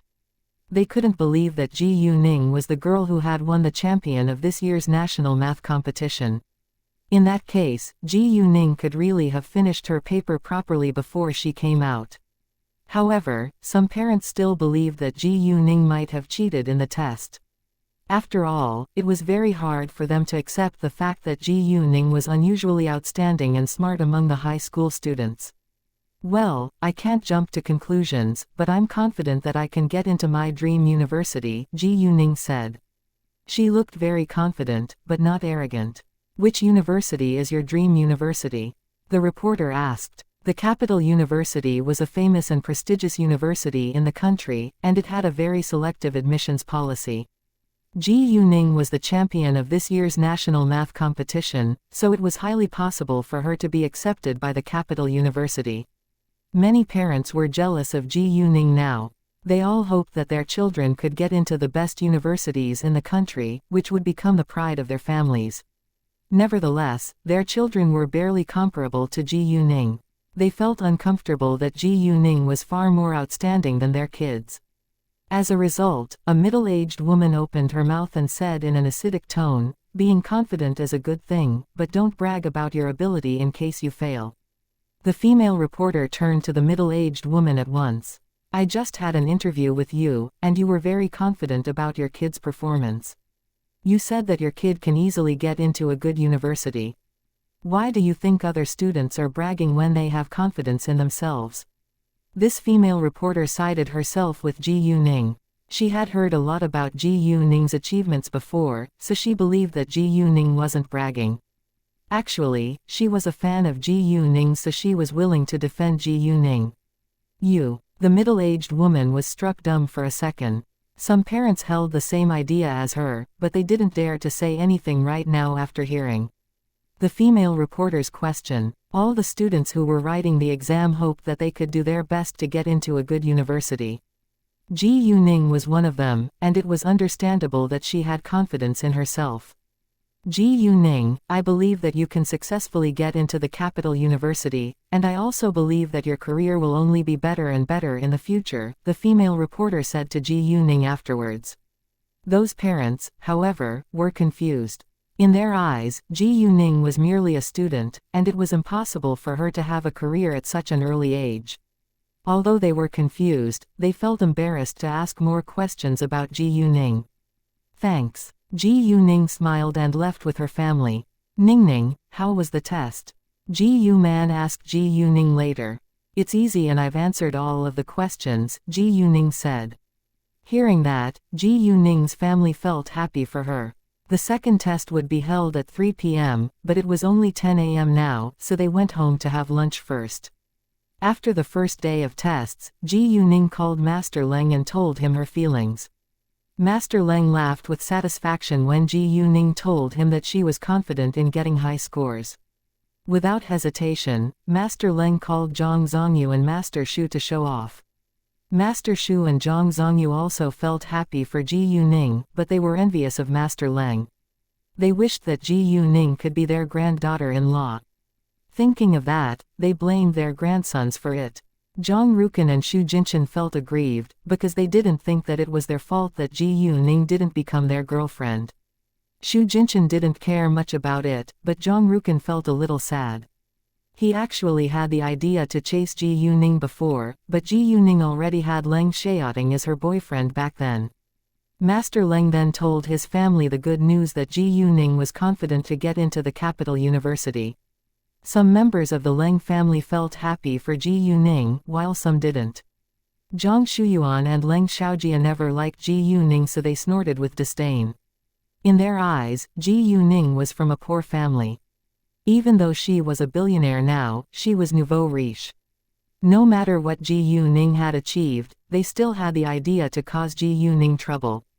After 2 days, the National College entrance examination was over, and Ji Yuning handed her paper in much earlier than the other students as always. Other students were greatly surprised the first time, but they gradually accepted it. Tang Yunfan, Tang Haifeng, Ji Yuman and Leng Xiaoting stayed by Ji Yuning's side during these 2 days. At the same time, there were many pieces of news about Ji Yuning on TV. Chapter 1267. How Ran's bitter enemy. Some students who watched the news about Ji Yuning thought that the National College entrance examination was different from the math competition. Even though Ji Yuning was the champion this year, it didn't mean that she could also get high scores in the National College entrance examination. Besides, the results of the National College entrance examination weren't out yet, so many people said that Ji Yuning was bragging. They believed that it would be super embarrassing if Ji Yuning failed to get into the capital university. At the same time, many people were willing to support Ji Yuning. Since Ji Yuning could win the championship in this year's math competition, it showed her outstanding ability.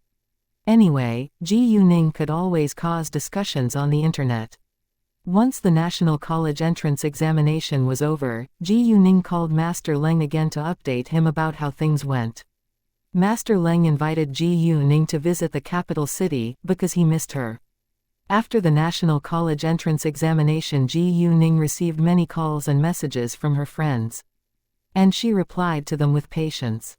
Chu Peihan and the others also proposed to hang out together to celebrate. Although the National College entrance examination was indeed more difficult than normal tests, they weren't afraid that they might not get into a good university. They had many choices after all. Tang Yunfan and the others were going to leave the next morning, because Tang Yunfan was still busy with his business, so Ji Yuning stayed home for dinner. She would meet her friends later in a bar. Chu Peihan and the others understood, so they decided to gather together after dinner. Ji Yuning was still going to have a meal at Yu Mixi's home, so she wouldn't leave for City B along with Tang Yunfan tomorrow. She would go back to City B the day after tomorrow. Tang Yunfan said nothing about it, and let Ji Yuning make decisions on her own.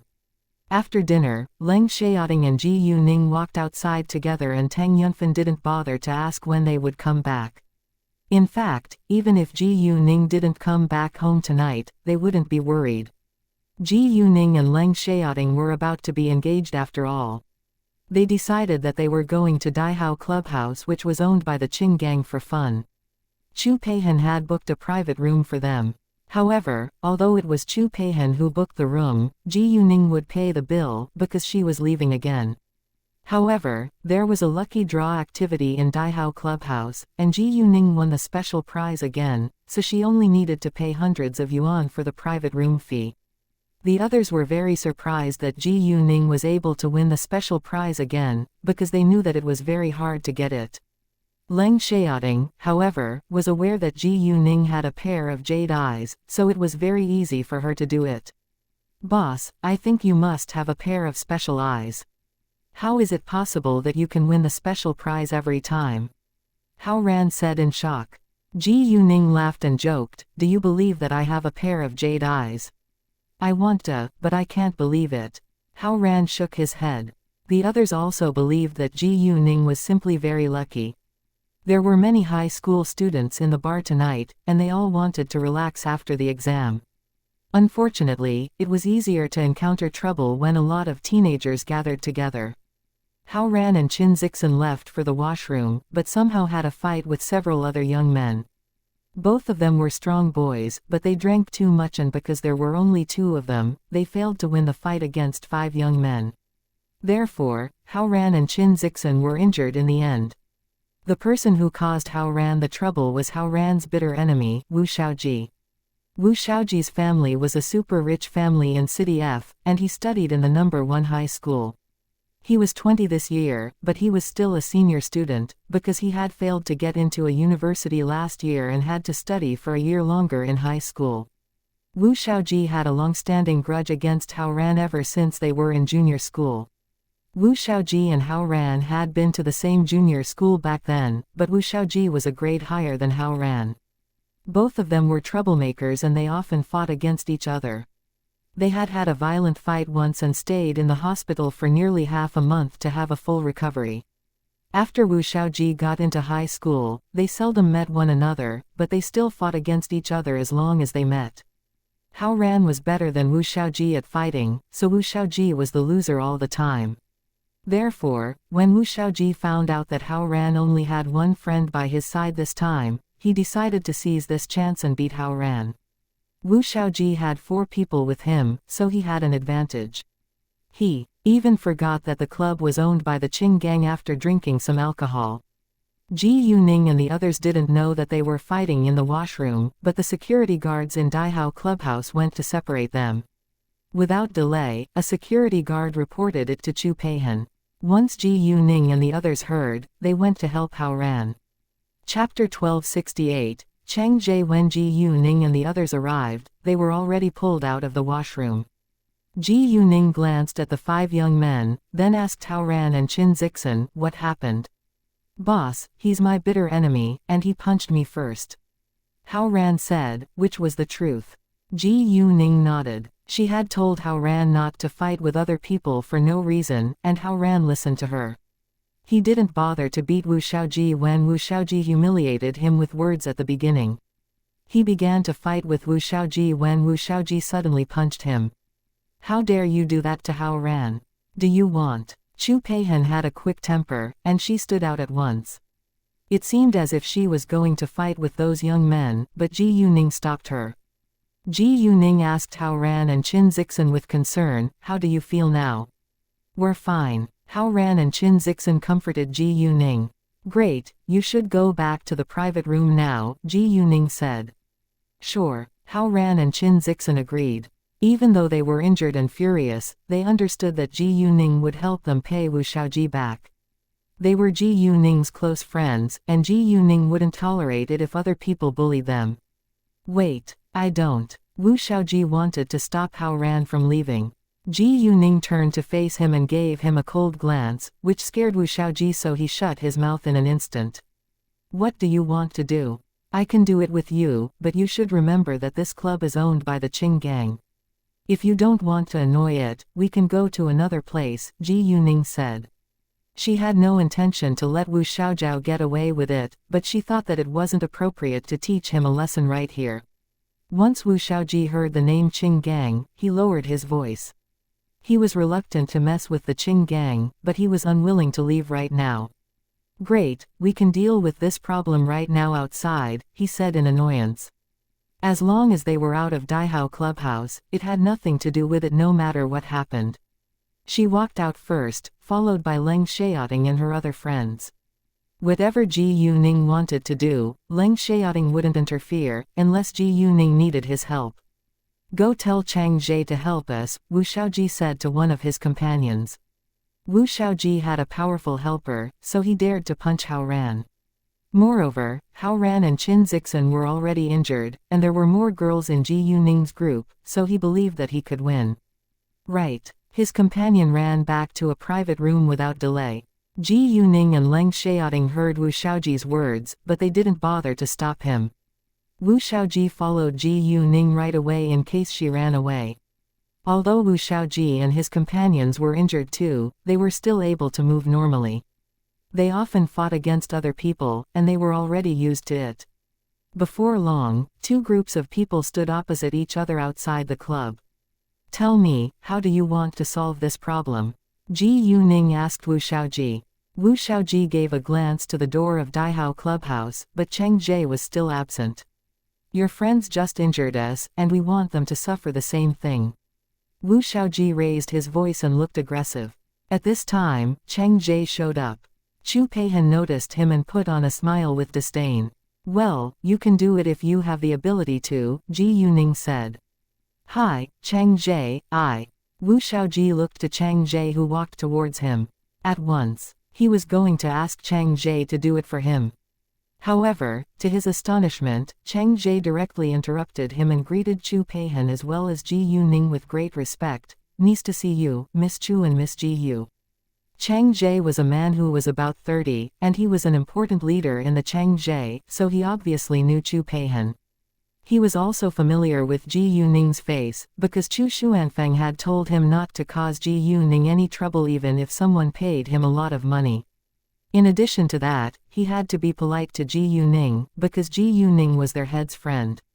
Chang Jie had learned a lot about Ji Yuning from the internet and he remembered Ji Yuning's face.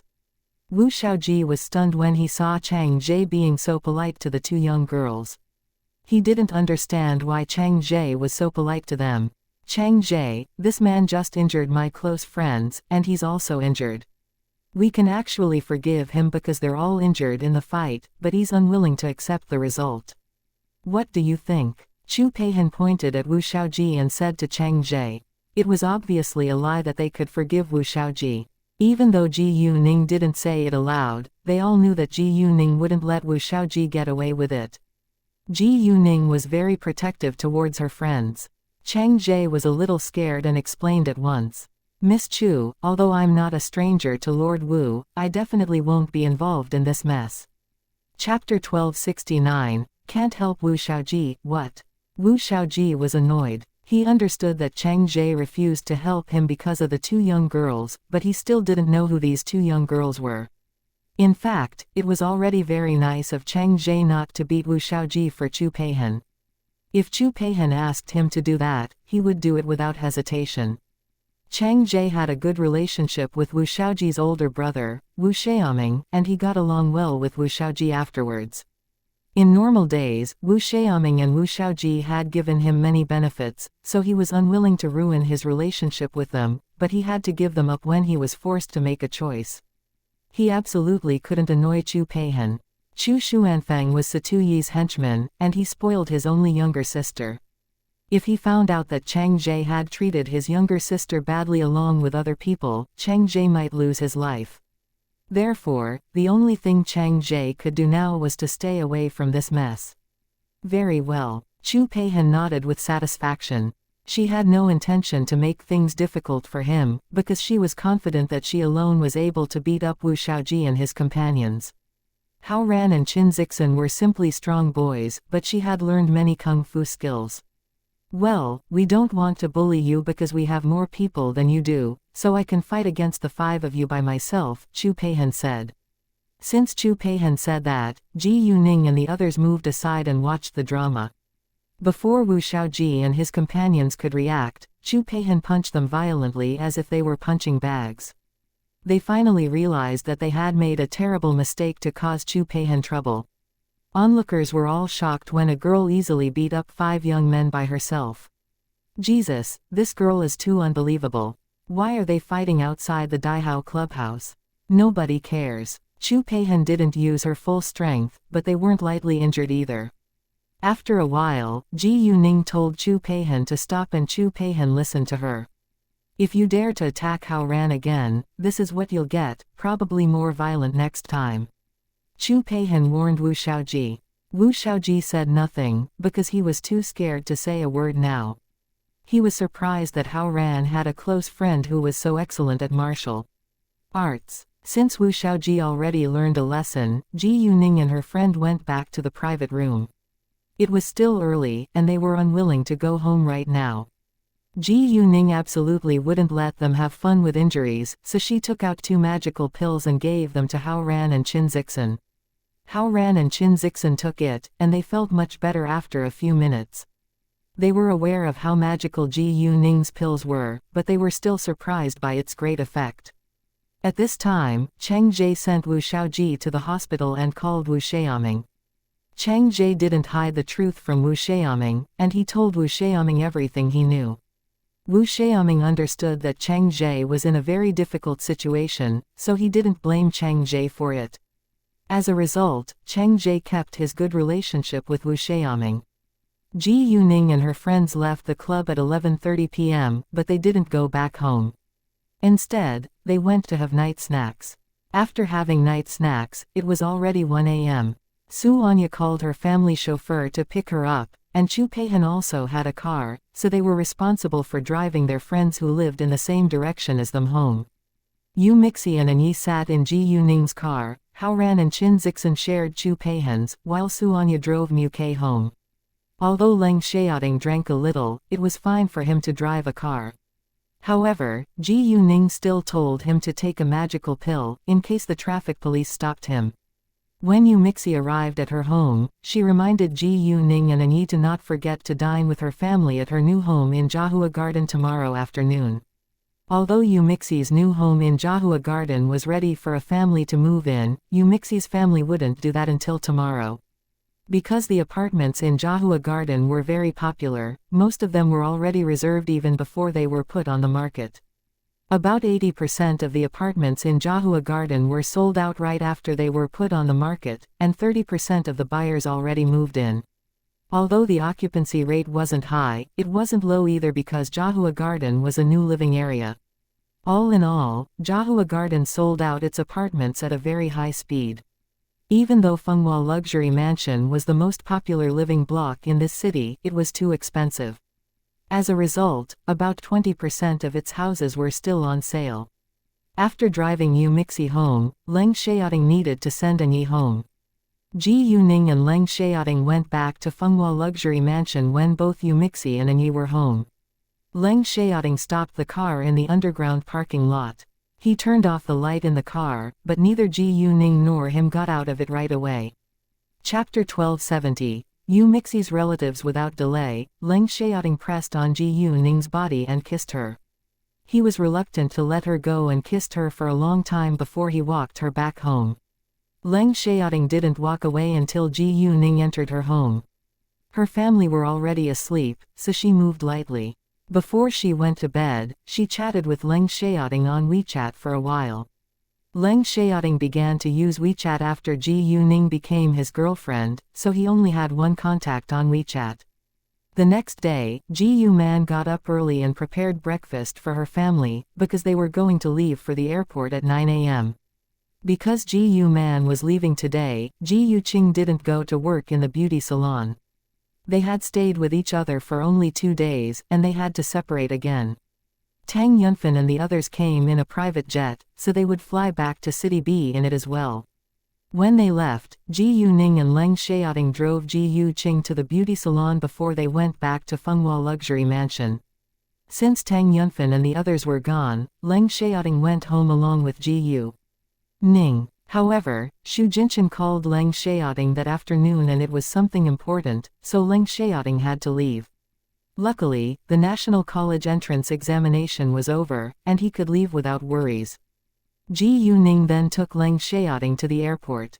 When she went back to the city center, it was already 5 p.m. so she directly went to Yu Mixi's new home in Jiahua Garden.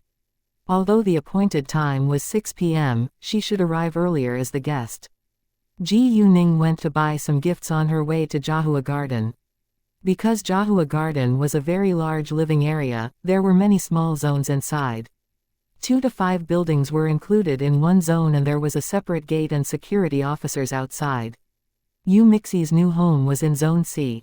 When Ji Yuning drove her car to the underground parking lot, she saw several familiar figures looking around at the gate.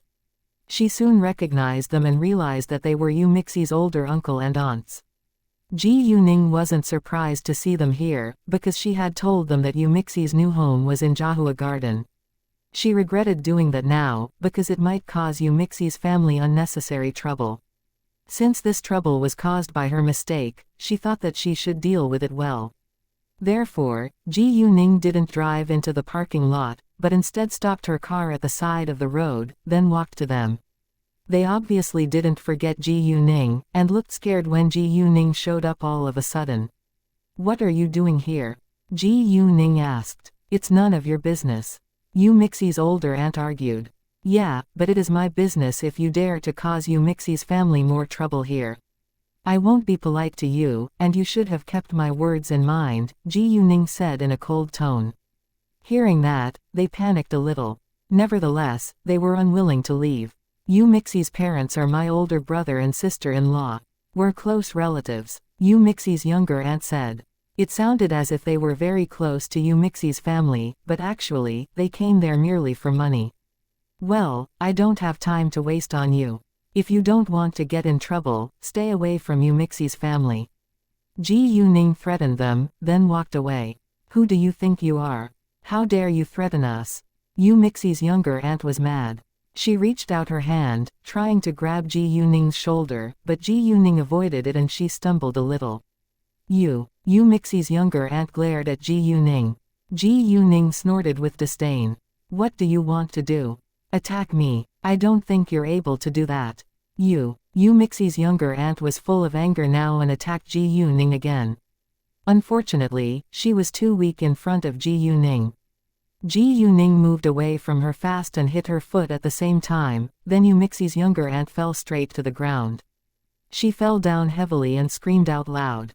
Many people were attracted to her loud scream, but they didn't know what was happening here. Yu Mixi's older uncle and aunts thought that Ji Yuning was just a young girl, but Ji Yuning was much stronger than they thought. "Are you all right?" When Yu Mixi's younger aunt fell, Yu Mixi's older uncle and aunt ran to support her at once. Although they actually weren't close either, their relationships with each other were better than those with Yu Mixi's family. All of them thought that they were better than Yu Mixi's family, because Yu Mixi's family was poorer than them. Yu Mixi's father only had a simple breakfast stand to earn some money, while Yu Mixi's mother was sick all the time. Besides, Yu Mixi's mother had stayed in bed for years.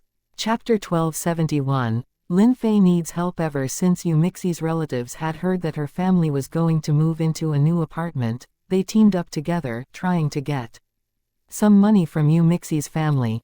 Therefore, Yu Mixi's older uncle and aunt were angry when Yu Mixi's younger aunt fell on the ground. Yu Mixi's older uncle shouted at Ji Yuning, "How could you push her down?" "I pushed her down. Ridiculous. It's she who wanted to attack me and I just avoided it," Ji Yuning said. She indeed hadn't pushed Yu Mixi's younger aunt, but she secretly hit her foot. However, since Yu Mixi's older uncle didn't see it, she wouldn't admit it. After all, Yu Mixi's younger aunt had attacked her first, and she was simply protecting herself. Actually, if a man dared to attack Ji Yuning wouldn't hesitate to be more violent. Yu Mixi's older uncle didn't know what to say now. Boss, do you need help? At this time, Hao Ran, Qin Zixin, and Zhang Tianping ran over. They came here in Hao Ran's car, and they saw Ji Yuning's car at the side of the road. They felt strange and looked around for Ji Yuning, then found that Ji Yuning was arguing with Yu Mixi's relatives close by. Therefore, Hao Ran stopped his car well and they went to help Ji Yuning. Yu Mixi's older uncle and aunts felt scared when Hao Ran and the other strong boys walked over. Do you have anything else to talk about with me? If not, I need to go now. Ji Yuning stared at Yu Mixi's older uncle. Yu Mixi's older uncle opened his mouth, but didn't dare to utter a word. Ji Yuning snorted and left. When Ji Yuning, Hao Ran and the others visited Yu Mixi's family with many gifts, Yu Mixi's parents felt flattered, and they repeatedly thanked Ji Yuning because she helped them get their new home. Even though Ji Yuning said that it was a benefit for Yu Mixi's parents still felt grateful to her.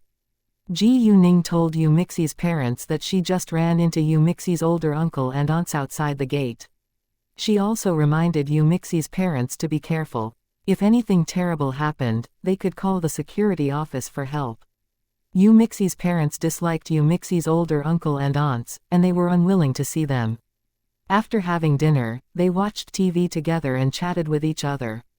A while later, Ji Yuning received a call from a strange number that belonged to City Ji. Ji Yuning picked it up and figured out who its owner was the second she heard his voice. Hey, is this Ji Yuning? A man sounded nervous on the phone. It was Lin Fei. Lin Fei absolutely knew that this was Ji Yuning's number, but he still asked that question to make sure of it. This is Lin Fei. Do you still remember me? We met each other at the freeway to County X the other day, Lin Fei said. Yeah, may I help? Ji Yuning asked. The National College entrance examination is just over. How do you feel now? Lin Fei asked with concern. When Lin Fei wanted to say something else, he was interrupted by a loud sound as someone kicked the door open and said, Fei, what happened? How could you injure yourself right before tomorrow's competition? Hearing that, Ji Yuning frowned. Lin Fei called her today because of tomorrow's competition he was going to have. Sorry, please excuse me for a second. Lin Fei apologized to Ji Yuning. It's fine, Ji Yuning said, then she heard Lin Fei talking to another man. I'll explain it to you later. Leave me alone now. The man didn't know that Lin Fei was talking to someone on the phone when he just came in, so he spoke loudly. Now he saw Lin Fei talking on the phone, he closed his mouth at once. Afterwards, Lin Fei turned to talk to Ji Yuning again. Ji Yuning, actually I called you for your help. I know we just got to know each other and we aren't familiar at all, but it's an emergency, and I honestly don't know what I can do now. Ji Yuning hesitated for a while. Just as Lin Fei said, they just met each other and now he asked her for help all of a sudden, which was a little strange. However, since she already agreed to make friends with him, she was unwilling to directly refuse to help him. Can you tell me what has happened? The thing is that an exchange student from Country R came to City G University a few days ago. Lin Fei sounded very angry when he talked about this student from Country R. He's a good racer, and we had a disagreement at the racetrack yesterday. He verbally abused us in our country. Saying that, Lin Fei was angrier. Even Ji Yuning felt displeased too. Lei Fei continued, I was too mad so I agreed to have a car race against him tomorrow, but I was attacked by a group of people later and they injured my hand. I can't drive now. Could you please help me? No matter what you want, I'm willing to do it for you as long as I can. This competition was very important in Lin Fei's eyes. Chapter 1272, Have the competition on behalf of Lin Fei. Lin Fei understood that it must have something to do with the exchange student from Country R that he was suddenly attacked by a group of strange men. However, he didn't know why the exchange student did that since he was confident to win. It was a very dirty trick. Ji Yuning agreed that the exchange student from Country R must be the mastermind of this sudden attack towards Lin Fei. He did that in case Lin Fei won the game. No problem, I'm willing to help you. If I need your help in the future, I'll let you know, Ji Yuning said. Ji Yuning agreed to help Lei Fei because she hated people from country R too. Really? Lin Fei was thrilled. With Ji Yuning's help, he was confident to defeat the exchange student from country R. When and where will the competition be held? Ji Yuning asked. Lin Fei then told Ji Yuning the time and place. The competition would be held at XX racetrack at 2 p.m. After hanging up the call with Ji Yuning, Lin Fei's friend asked him, "Lin Fei, who did you invite to have the competition for you?" "Ji Yuning, the girl I just told you about, and I believe in her," Lin Fei said. He believed that Ji Yuning was more likely to win the game than him. His friend said nothing, but he hadn't seen Ji Yuning before, so he still worried. Nevertheless, they were left no choice now. When it was about 8 p.m., Leng Xiaoting called Ji Yuning and told her that he had arrived in the capital. Ji Yuning and her friends stayed in Yu Mixi's new home till 9 p.m., before they went back to their own homes. Ji Yuning called Gao Yi after she was home, and told him to be prepared to go to City Ji tomorrow. Gao Yi didn't ask for the reason and did whatever Ji Yuning told him to do. The next day, Ji Yuning and her 2 bodyguards set off at 9 p.m., and they arrived at City Ji 2 hours later. Ji Yuning didn't contact Lin Fei right away, instead they went to have lunch first.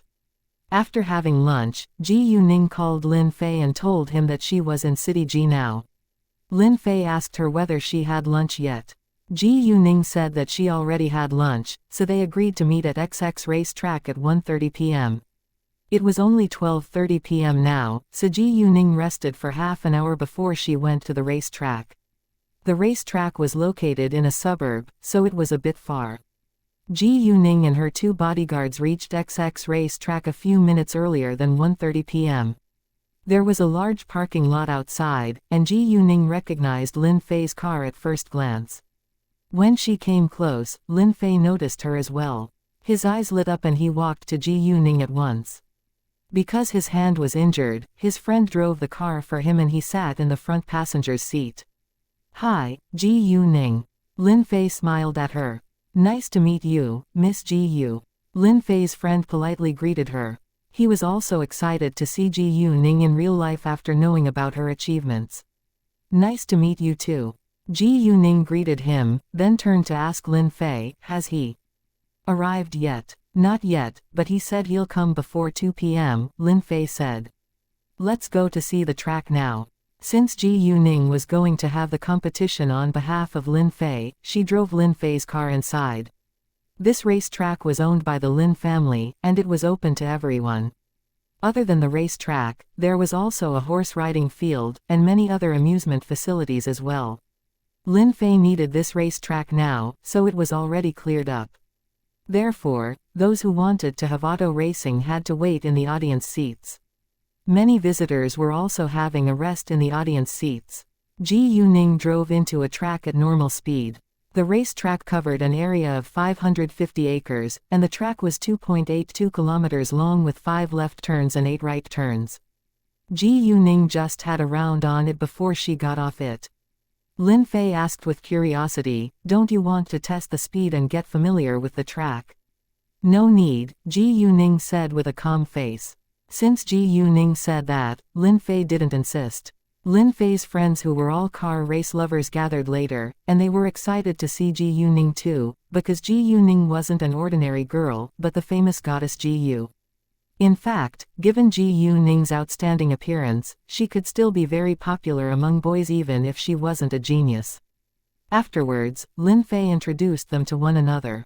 Although Lin Fei said earlier that he needed to ask for Ji Yuning's permission if his friends wanted to see her, it was an accident today. His friends came to support him today because he was going to have the game with the exchange student from country R.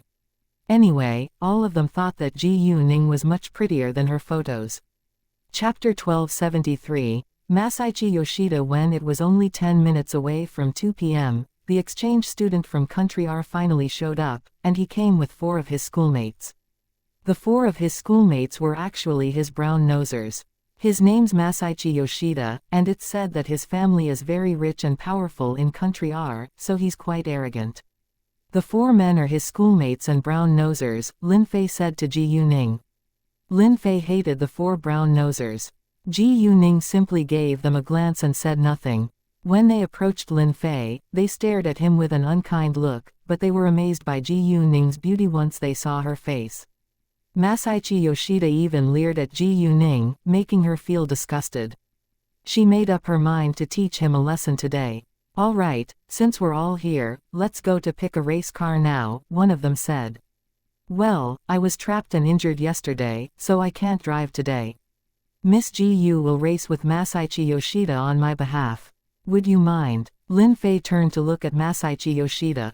Lin Fei clearly knew that the trap was set by them, but he didn't have evidence, so he couldn't question them. It wasn't difficult for him to find the evidence, but he didn't want to worry his family. He had no intention to swallow the humiliation either, and was determined to pay Masaichi Yoshida back. Masaichi Yoshida and his brown nosers panicked a little when Lin Fei said that he was trapped.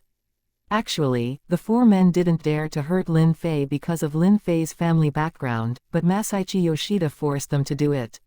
They couldn't act against Masaichi Yoshida, so they paid a bunch of hoodlums to do it for them. However, because of Lin Fei's family background, they only injured his hand so that he couldn't drive. "I don't mind if this miss races with me, but there is one condition," Masaichi Yoshida said. Ji Yuning pulled her lips. "What is it?" she asked. "If I win, you need to sleep with me for a night," Masaichi Yoshida said. He didn't bother to hide his desire at all. He had domestic servants and thought about sex all the time. Ji Yuning wasn't surprised. Lin Fei, on the contrary, was furious. When he was about to argue with Masaichi Yoshida, Ji Yuning stopped him. "It's fine. Trust me, it won't happen." Hearing that, Lin Fei calmed down a little. He trusted Ji Yuning, but wouldn't allow other people to humiliate her like that. Ji Yuning stared straight at Masaichi Yoshida and said, "What if you lose? I need to cut one of your fingers. Do you agree?" Since he was shameless, she wouldn't be polite. Moreover, Ji Yuning wasn't a weak girl at all, and it was impossible for him to take advantage of her. Masaichi Yoshida was struck dumb for a second. Masaichi Yoshida is an exchange student. How can you set such a condition? One of Masaichi Yoshida's schoolmates defended him. His argument amused everyone. "What? Do you think that Masaichi Yoshida is doomed to fail?" Ji Yuning said with disdain. "If so, I don't think you should have the game with me." Hearing that, Masaichi Yoshida was displeased. "Nonsense, I didn't say that." The man denied it without delay. "Since you didn't say that, you better be quiet now. Masaichi Yoshida can make the decision on his own, right?" Ji Yuning cocked her eyebrow. "You." The man was mad. "Don't you know that you're annoying and noisy?" Ji Yuning lost her patience. "Shut your mouth now," Lin Fei said to support Ji Yuning at once. "You." The man was full of anger, but he didn't know what to say now. He was too weak in front of Ji Yuning. Ji Yuning rolled her eyes at him, then turned to look at Masaichi Yoshida. "Masaichi Yoshida, do you accept it or not?" she asked. "No problem." Masaichi Yoshida looked confident. Although he knew that Ji Yuning wasn't an ordinary girl since she came here to have the race on behalf of Lin Fei, he didn't think that he was going to lose. He was determined to win the race. In addition, he was attracted by Ji Yuning's beauty. It was very exciting for him to subjugate her. "Great, we can go to pick a car right now," Ji Yuning said. Chapter 1274, Ji Yuning is the winner. After that, Ji Yuning and Masaichi Yoshida went to pick a car, but Masaichi Yoshida gave his schoolmate an unpleasant look, which meant that he was dissatisfied with his behavior. Although Masaichi Yoshida also understood that he was flattering him, his behavior had embarrassed him. The schoolmate felt aggrieved, but didn't dare to complain. All the racing cars were of the same brand. Both Ji Yuning and Masaichi Yoshida started a car to see its performance. After they picked a car, they drove it out to the starting line on the racetrack. Ji Yuning's car was number 2, while Masaichi Yoshida's was number 5. Although Lei Fei and his friends believed in Ji Yuning, they still felt quite nervous at this moment. They didn't know how good Masaichi Yoshida was at racing, so they were afraid that Ji Yuning might lose the game. If they only lost the game, they could accept the result, but there was another agreement between Ji Yuning and Masaichi Yoshida. Therefore, Lin Fei was more worried about Ji Yuning's safety. Masaichi Yoshida's schoolmates, on the other hand, weren't concerned at all, because Masaichi Yoshida had won many prizes in car racing competitions before. The second they heard the starting gunshot, Ji Yuning and Masaichi Yoshida drove their cars as fast as they could. The audience got excited, seeing the scene. Within seconds, Ji Yuning overtook Masaichi Yoshida's car. Lin Fei and his friends felt relieved. Masaichi Yoshida's schoolmates, on the other hand, got nervous. Masaichi Yoshida was also anxious and sped up without hesitation, but he still failed to catch up to Ji Yuning. Ji Yuning's car increased the distance between them over time, and Masaichi Yoshida got more and more worried. "Oh, he's going to lose this time," Lin Fei said. "Don't jump to conclusions. It's too early to say that," one of Masaichi Yoshida's schoolmates argued. However, he was also worried that Masaichi Yoshida might lose. "Fang Tianshang, don't you know that you look disgusting when you become a brown noser?" Lin Fei snorted with disdain. "What did you say?" Fang Tianshang was mad. "I said it very clearly. Don't you understand?" Lin Fei disliked Fang Tianshang very much. "How dare you humiliate me right in front of my face?" Fang Tianshang raised his voice. "You became a brown noser in front of an exchange student from country R just because his family is rich and powerful. I know that you hired a bunch of hoodlums to attack me," Lin Fei said in annoyance. "You." Fang Tianshang's face turned pale. He knew that Lin Fei wasn't dumb, but Lin Fei didn't have evidence. So even if Lin Fei knew that he was the mastermind behind the attack, Lei Fei could do nothing about it. However, he forgot that Lin Fei wasn't a coward. Lin Fei didn't have evidence, but it didn't mean that he would let them get away with it. Fang Tianshang felt scared now, because his family wasn't comparable to Lin Fei's family. "Wow, number 2 is so awesome. It's already so far away from number 5. A person's sudden exclamation interrupted Lin Fei and Fang Tianshang's argument. Lin Fei left Fang Tianshang and focused on the game. Ji Yuning was still accelerating. She didn't bother to slow down when she passed by a dogleg 1. "Jesus, I can't believe my eyes. The race driver of number 2 must be experienced. I think she might be professional." People kept complimenting Ji Yuning. In their eyes, number 2 was certainly going to win. Masaichi Yoshida was totally shocked in his car. To his astonishment, Ji Yuning was able to overtake him within seconds and left him far behind along the way. No matter how he wanted to catch up to her, he was still far away from her. Lin Fei and his friends were more excited than ever now, because they were sure that Ji Yuning would win. A few seconds later, the number 2 racing car stopped at the ending line. Ji Yuning was the winner. Masaichi Yoshida's car, however, was still hundreds of meters away behind Ji Yuning's. Yes, she won. Ji Yuning won. She won. Lin Fei and his friends jumped up with excitement. Chapter 1275, cut a finger. Once Ji Yuning got out of the car, Lin Fei and his friends surrounded her. "Ji Yuning, you're so awesome. You're much better than I thought. Are you a professional race driver?" "Ji Yuning, I'm your fan from now on." The audience didn't know that the race driver in the number 2 racing car was a girl until Ji Yuning showed her face, and everyone was shocked. "Jesus, the winner is a girl.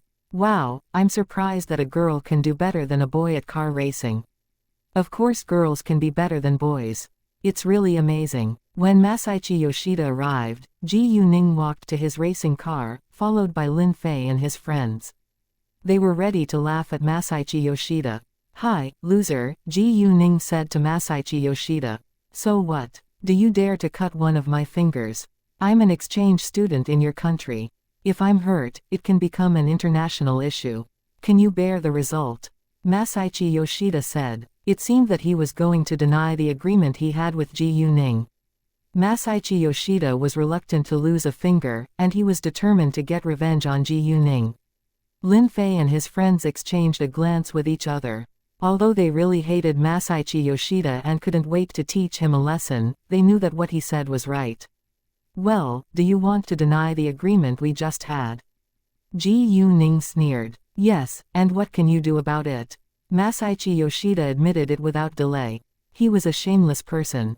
Besides, he still looked very arrogant, as if he was confident that Ji Yuning couldn't do anything to hurt him. "What if I lost the game?" Could I deny it as well? Ji Yuning asked. Are you kidding me? Of course you can't, Masaichi Yoshida said. Ji Yuning was displeased. I'm afraid you can't deny it either this time. The next second, Ji Yuning moved towards Masaichi Yoshida and caught his hand like lightning. Without hesitation, she cut his little finger with a knife. Ji Yuning moved too fast so nobody could see her movement clearly. Even Masaichi Yoshida didn't realize what had happened until his little finger was cut off. He screamed in pain, which scared everyone. Gao Yi and Chao Ya, however, stayed calm. After all, it wasn't the first time that Ji Yuning had taught shameless people a lesson in a cruel way. The second Ji Yuning cut Masaichi Yoshida's little finger, she secretly put her magical power into the wound to relieve the pain. Ji Yuning did that, not because she was nice to him, but because she just needed to cut one of his fingers off and was unwilling to make the situation worse. Masaichi Yoshida was full of anger now, so he didn't pay attention to what Ji Yuning was doing. Ji Yuning then let him go and went back to her previous position. Don't humiliate your country by being a coward. Ji Yuning looked down her nose at Masaichi Yoshida. It was Masaichi Yoshida who set the bet before the game anyway. He also had the intention to sexually assault Ji Yuning. Ji Yuning was simply protecting herself. Masaichi Yoshida was still in shock. He couldn't believe that Ji Yuning really dared to cut his finger. He felt angry and humiliated at the same time. In Masaichi Yoshida's eyes, Ji Yuning was inferior to him, so she shouldn't act against him. Masaichi Yoshida was self-centered and ridiculously stupid. Masaichi Yoshida, don't you know that you're very disgusting and shameless? Nobody likes you here, because you don't behave yourself at all. Don't you have any sense of manners? Ji Yuning said. Actually, onlookers were also very mad at Masaichi Yoshida. He didn't know how to respect other people, and believed that he was superior to others. It was true that nobody liked him there. Fang Tiansheng and the other brown-nosers were also like rats crossing the streets. Chapter 1276, Ass Kisser, You. Masaichi Yoshida was annoyed by being humiliated in public. Call the police, now. He yelled to Fang Tiansheng. Because of Ji Yuning's magical power, he was able to yell right now. Although Ji Yuning didn't care about Masaichi Yoshida at all, he still believed that he was a very important figure and insisted on calling the police. Call the police, please. Ji Yuning wasn't afraid of it. She took out her phone and shook it in front of Masaichi Yoshida. I have a voice recording of our argument, so the police will know who did the right thing. In that case, Ji Yuning would only need to pay the medical fee at the most. Fang Tiansheng hesitated for a while, because he thought that it was useless to call the police. Masaichi Yoshida's little finger was already cut off, and it was impossible to put it back now. Seeing Fang Tiansheng hesitating, Masaichi Yoshida was mad. He snapped at Fang Tiansheng, didn't you hear me? Call the police. Oh, right. Fang Tiansheng didn't dare to act against Masaichi Yoshida. Fang Tiansheng, you're really disgusting when you behave like an ass kisser. Don't you have any sense of shame? Lin Fei laughed at Fang Tiansheng again. He disdained ass kissers. Besides, the grudge between him and Masaichi Yoshida was made worse by Fang Tiansheng. Fang Tiansheng's hand stopped for a second, because he indeed felt humiliated when Masaichi Yoshida treated him as if he was his slave. Masaichi Yoshida was displeased. Fang Tiansheng, what are you doing? Do you forget who has helped you out? Didn't you say that you're willing to serve me as my slave? Masaichi Yoshida was humiliating Fang Tiansheng right in front of everyone. However, it was Fang Tiansheng who abased himself before Masaichi Yoshida first. Therefore it was impossible for Masaichi Yoshida to treat him as his close brother. Fang Tiansheng was willing to do small things for Masaichi Yoshida, but he was reluctant to be his slave. Even though he had made that promise, he thought that Masaichi Yoshida wouldn't really treat him as a slave. Fang Tiansheng finally realized that he was merely a slave in Masaichi Yoshida's eyes. In other people's eyes, he was a disgusting ass-kisser. Fang Tiansheng was furious, and was unwilling to accept the truth, but Masaichi Yoshida had helped out last time, so he had to listen to him. Therefore, Fang Tiansheng swallowed the humiliation and called the police. Ji Yuning, do you need me to call my father? He can easily solve this problem, Lei Fei asked Ji Yuning. Although he knew that Ji Yuning wasn't an ordinary girl, he thought that she was involved in this trouble because of him, so he should deal with it. It's fine, I can handle it, Ji Yuning said. He's an exchange student after all, and I don't want your family to be affected. I can deal with it and I have the evidence to protect myself. I think I'll just need to pay the medical fee at the end. It's not a big deal. Hearing that, Lin Fei nodded. They were all rich people, and didn't care about the medical fee at all. Ji Yuning didn't leave, but stayed and waited for the police. Masaichi Yoshida also told Fang Tiansheng to call an ambulance because he still wanted to deal with his wound. There was a police station not far away from the race track, so 2 policewomen soon arrived. Oh, hi, Lord Lin. They recognized Lin Fei the moment they walked near. Because this race track belonged to the Lin family, and Lin Fei came here often, the policemen in the nearby police station were very familiar with him. Hi, Policewoman Zhang, Policewoman Wu. Lin Fei greeted them with a smile. Hey, you, it's us who called the police. Masaichi Yoshida was mad when the 2 policemen were so polite to Lin Fei. The policewomen then turned to look at him, and Masaichi Yoshida pointed at Ji Yuning. This girl just cut off one of my fingers, and you should arrest her and give me an explanation. It sounded like an order. Masaichi Yoshida treated the policemen as if they were his servant. The 2 policewomen were displeased after hearing Masaichi Yoshida's tone, and they knew that he was a foreigner. The next second, their sight fell on his little finger, which was still bleeding. Chapter 1277, Pay the medical fee. Policewoman Wu asked Ji Yuning, is it true? What happened? Policewoman Wu saw Ji Yuning standing with Lin Fei, so she knew that Ji Yuning had a relationship with Lin Fei, so she didn't dare to question Ji Yuning, but simply asked her with a serious face. Yeah, I did cut off his little finger. Ji Yuning didn't deny it. We came here to have a car race competition, but Masaichi Yoshida asked me to sleep with him for a night if I lost. Since he laid out such a shameless condition, I also said that I'd need to cut off one of his fingers if he loses. He agreed, and I have a voice recording of our agreement as evidence. Afterwards, Ji Yuning played the recording out loud so that everyone could hear it. So what? You injured me, and you should pay for it. Masaichi Yoshida shouted. He didn't care about the agreement now. The 2 policewomen frowned with dissatisfaction when Masaichi Yoshida was so rude and aggressive. In fact, they had no sympathy for Masaichi Yoshida after hearing Ji Yuning's explanation. After all, he asked for it. However, since it was true that Ji Yuning had cut off one of his fingers, she still needed to be punished for her behavior. I know I shouldn't have done it. And I'm willing to pay his medical fee, Ji Yuning said of her own accord. If she was willing to take the responsibility, it would be much easier to solve this problem. Great, so be it. You can pay the medical fee for Masaichi Yoshida, Policeman Wu said. No, I don't want money. I want to cut off 2 of her fingers. Masaichi Yoshida argued. Masaichi Yoshida, you agreed with Miss Ji Yu on the condition, so you should bear the result since you lost. It is Miss Gu's fault that she directly cut off your little finger, but she's willing to pay the medical fee. It's enough, so you shouldn't cause any more trouble here, Policewoman Wu said. No, I don't accept this result. Masaichi Yoshida was mad and threatened them. I'm an exchange student. If I'm not satisfied with this result, I'll report it to our government, and it'll become a foreign issue. Do you think that you can bear the result? Hearing that, the 2 policewomen exchanged a glance with each other. Ji Yuning, instead, felt like it was ridiculous. So, you're just an exchange student and you've brought shame to your country and people. I don't think your government will be willing to protect such a shameless person like you. Ji Yuning had no intention to give in. Our government won't allow a foreigner to humiliate our people. Do whatever you want or can do, and let's see who will be punished. Ji Yuning added. She had a bad impression of Country R, but she still didn't think that Country R would protect Masaichi Yoshida. In addition, Ji Yuning wasn't an ordinary girl. She had powerful connections to protect her.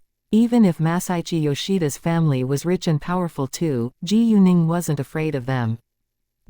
Masaichi Yoshida was mad. Although he was unwilling to admit it, he couldn't deny it either. What was worse, his family background wasn't powerful enough to persuade their government to defend him.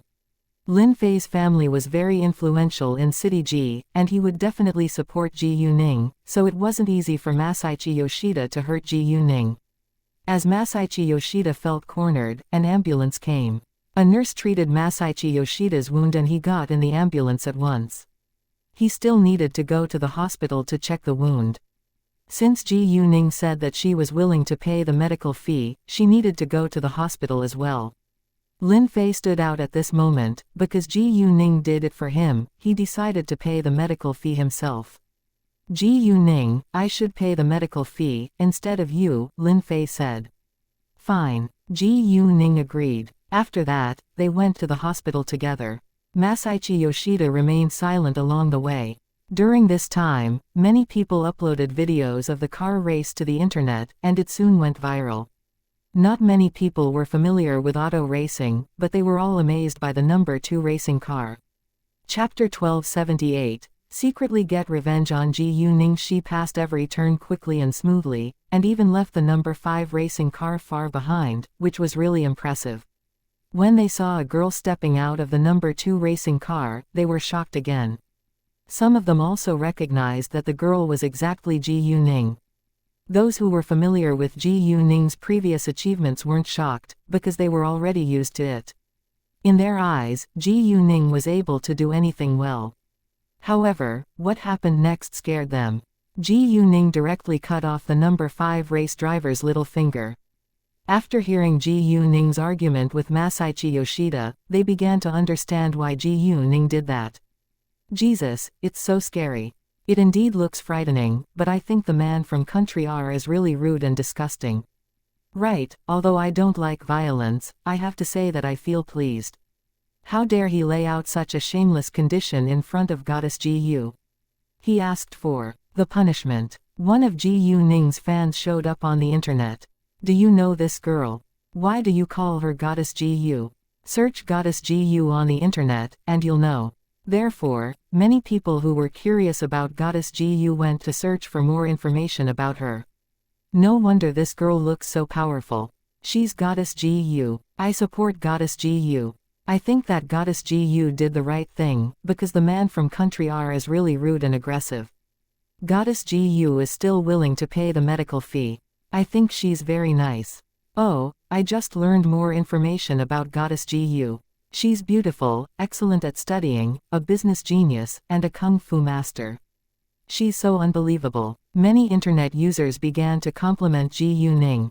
At the same time, haters were also active. Goddess Ji Yu. Ridiculous. She's so young and so cruel. She isn't qualified to be an idol. Right, she should be put in jail. They criticized Ji Yuning simply because they hated her, and they completely ignored what Masaichi Yoshida had done. However, Ji Yuning's fans defended her without hesitation and those haters had to close their mouths. Although it was inappropriate that Ji Yuning cut off Masaichi Yoshida's little finger violently, Masaichi Yoshida was too shameless and aggressive. Many internet users mentioned some famous race drivers on Weibo and they were amazed by Ji Yuning's driving skills too. As for Ji Yuning's cruel behavior, they didn't think it was a problem and hoped that she wouldn't be involved in more trouble in the future. In the hospital, Masaichi Yoshida called his father after the wound was treated. He didn't dare to hide the truth from his father, nor did he distort it because he knew that it would only make the situation more complicated and difficult to deal with. Although Masaichi Yoshida's father was very angry when he heard the bad news, he also understood that it was Masaichi Yoshida's fault. Nevertheless, he was unwilling to give in, so he decided to secretly get revenge on Ji Yuning for Masaichi Yoshida. Masaichi Yoshida's family wasn't the most powerful family in Country R, but it was still very rich and influential, and Masaichi Yoshida came to City G with 4 bodyguards. The 4 bodyguards didn't show up until Masaichi Yoshida needed them. Because Masaichi Yoshida was a student, it wasn't suitable for the 4 bodyguards to follow him all day long. Masaichi Yoshida listened to his father and told his bodyguards to secretly get revenge on Ji Yuning. He didn't know much about Ji Yuning, so he turned to Lin Fei. However, before he left to do that, he he saw the news on the internet and got angry again. He and his schoolmates were amid criticisms now. In this way, he accidentally learned Ji Yuning's real identity. To his surprise, Ji Yuning wasn't an ordinary girl. In that case, it wouldn't be easy for him to get revenge on her. Nevertheless, he was unwilling to give up. No matter what would happen, Masaichi Yoshida still wanted to try. He didn't tell his father and made the decision on his own. When Ji Yuning wanted to leave, Lin Fei invited her to share a meal together in order to thank her. Lin Fei's friends also hoped that Ji Yuning could stay here for a while longer. They truly admired Ji Yuning, so they wanted to spend more time with her. Lin Fei brought Ji Yuning to the Wangdang Hotel. As a first-tier city, there were many 5-star hotels in City Ji, but most people still preferred the Wangdang Hotel. The Wangdang Hotel was famous for its service and dishes. Chapter 1279, Lin Fei's father. During the meal, Lin Fei received a call from his father. There was no doubt that his father called him because of what had happened at the racetrack this afternoon. His father seldom called him, because his father was very busy normally. And he was already a grown-up. Lin Fei excused himself and left to answer his father's call. "Hey, Dad," Lin Fei said. "Tell me everything about it," Lin Fei's father, Lin Juntang, asked him in a serious tone. Lin Juntang wasn't mad because he had watched the video and he understood that it was the fault of the exchange student from country R. In addition, it was the girl who had cut the exchange student's little finger off, so there was no reason for him to be angry at Lin Fei. However, Lin Fei came to the racetrack along with the girl, and the girl must be his friend, so Lin Fei was still involved in this trouble. Because it happened at the Lin family's racetrack, Lin Juntang had to figure it out. He only watched the video on the internet, so he knew little about Ji Yuning. Lin Juntang was actually also mad at the exchange student's behavior, so he had no sympathy for him. At the same time, he was impressed by Ji Yuning's bravery and cruelty. Lin Juntang believed that Ji Yuning wasn't an ordinary girl, and he was worried that Lin Fei might be in danger if Ji Yuning stayed by his side. "Dad, the girl is my new friend, and she helped me finish the race against Masaichi Yoshida. Masaichi Yoshida is the exchange student from country R, and he verbally abused me in our country right in front of my face. They had an agreement before the game. If my friend lost, she would have to sleep with Masaichi Yoshida for a night. If she won, she would cut one of Masaichi Yoshida's fingers off, but Masaichi Yoshida denied it after he lost the game. He's so shameless," Lin Fei said in anger. "Your new friend is indeed very brave and confident, but I'm afraid that she might have done many things like that before," Lin Juntang said worriedly. Lin Fei understood his father's worries. "Dad, you don't know much about her yet. Why don't you search her name on the internet first? You'll change your opinion about her." Lin Fei believed that his father would get a better understanding of Ji Yuning after knowing what she had achieved. Lin Juntang was curious about Ji Yuning now, so he ended the call with Lin Fei and went to learn more about Ji Yuning. Although Lin Fei walked aside to talk with his father on the phone, Ji Yuning was still able to hear them. She didn't think that it was a problem, and kept on eating and drinking. Before long, Lin Juntang found more information about Ji Yuning. She was an excellent student in her school, and she had also won the championship in this year's national math competition. There were many pieces of news about her businesses as well. After reading them, Lin Juntang was amazed. He had to admit that Ji Yuning was even more successful than him in business. Even though Lin Juntang was the richest man in City Ji right now, he was very modest. Moreover, he was able to become the richest man in City Ji because his family business was super profitable, and he simply took it over from the older generation. Ji Yuning, on the other hand, built her own business empire within just half a year. It was obvious that she was going to be more successful in the future because she was still very young. Therefore, Ji Yuning was a young girl who was worth making friends with. Ji Yuning and her 2 bodyguards went back to City F at 7:30 p.m. Shortly after they left the hotel, they noticed that some people were following them. Ji Yuning used her jade eyes and saw 4 young men sitting in the car behind them. They were strong and looked serious, and Ji Yuning knew that they weren't ordinary people. Ji Yuning thought of Masaichi Yoshida at once, and she had a feeling that these people were sent here by him. Although Masaichi Yoshida stopped arguing with her after he was sent to the hospital, Ji Yuning didn't think he would be willing to accept the result. Ji Yuning had cut his little finger off after all, so it was impossible for him to let it go. Even though it was his fault, he still blamed Ji Yuning for it. Chapter 1280. Du Jingtong is stabbed. Selfish people never thought that they were wrong, and they even refused to admit their faults. Ji Yuning ignored them and told Gao Yi to drive ahead. She knew that they wouldn't attack her right now because they were in the city center.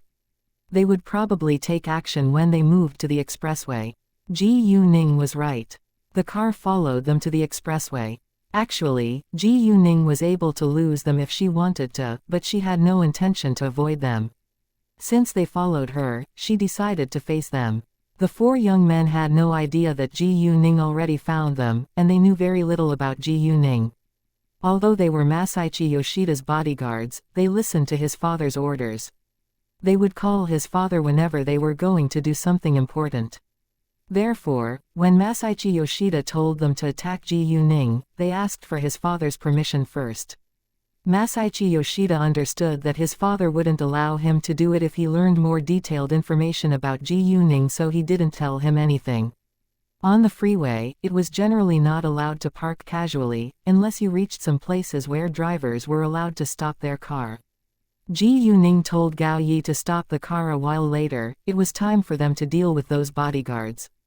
Masaichi Yoshida's bodyguards didn't know why Ji Yuning suddenly stopped, but it was exactly what they wanted, so they didn't think further and blocked Ji Yuning's way.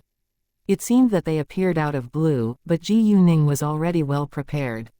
Each of the four bodyguards had a steel stick in their hands, because they knew that Ji Yuning had cut off Masaichi Yoshida's little finger by herself, which meant she wasn't weak at all. Therefore, they carried steel sticks with them. In fact, they had no intention to kill Ji Yuning, they just wanted to injure her. However, they were doomed to fail because their opponent was Ji Yuning. They went straight to Ji Yuning once they got out of the car, and Ji Yuning along with her two bodyguards waited for them in silence. Even though they had steel sticks and more people than Ji Yuning, they were still no match for her. Ji Yuning and her two bodyguards didn't have any weapons, but they still easily beat up those bodyguards within a few minutes.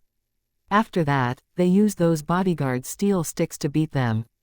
A short while later, those bodyguards were all beaten on the ground. Ji Yuning and her two bodyguards only injured them severely, but left them alive. The four bodyguards were shocked by Ji Yuning's strength and fighting skills. "I know that you were sent here by Masaichi Yoshida.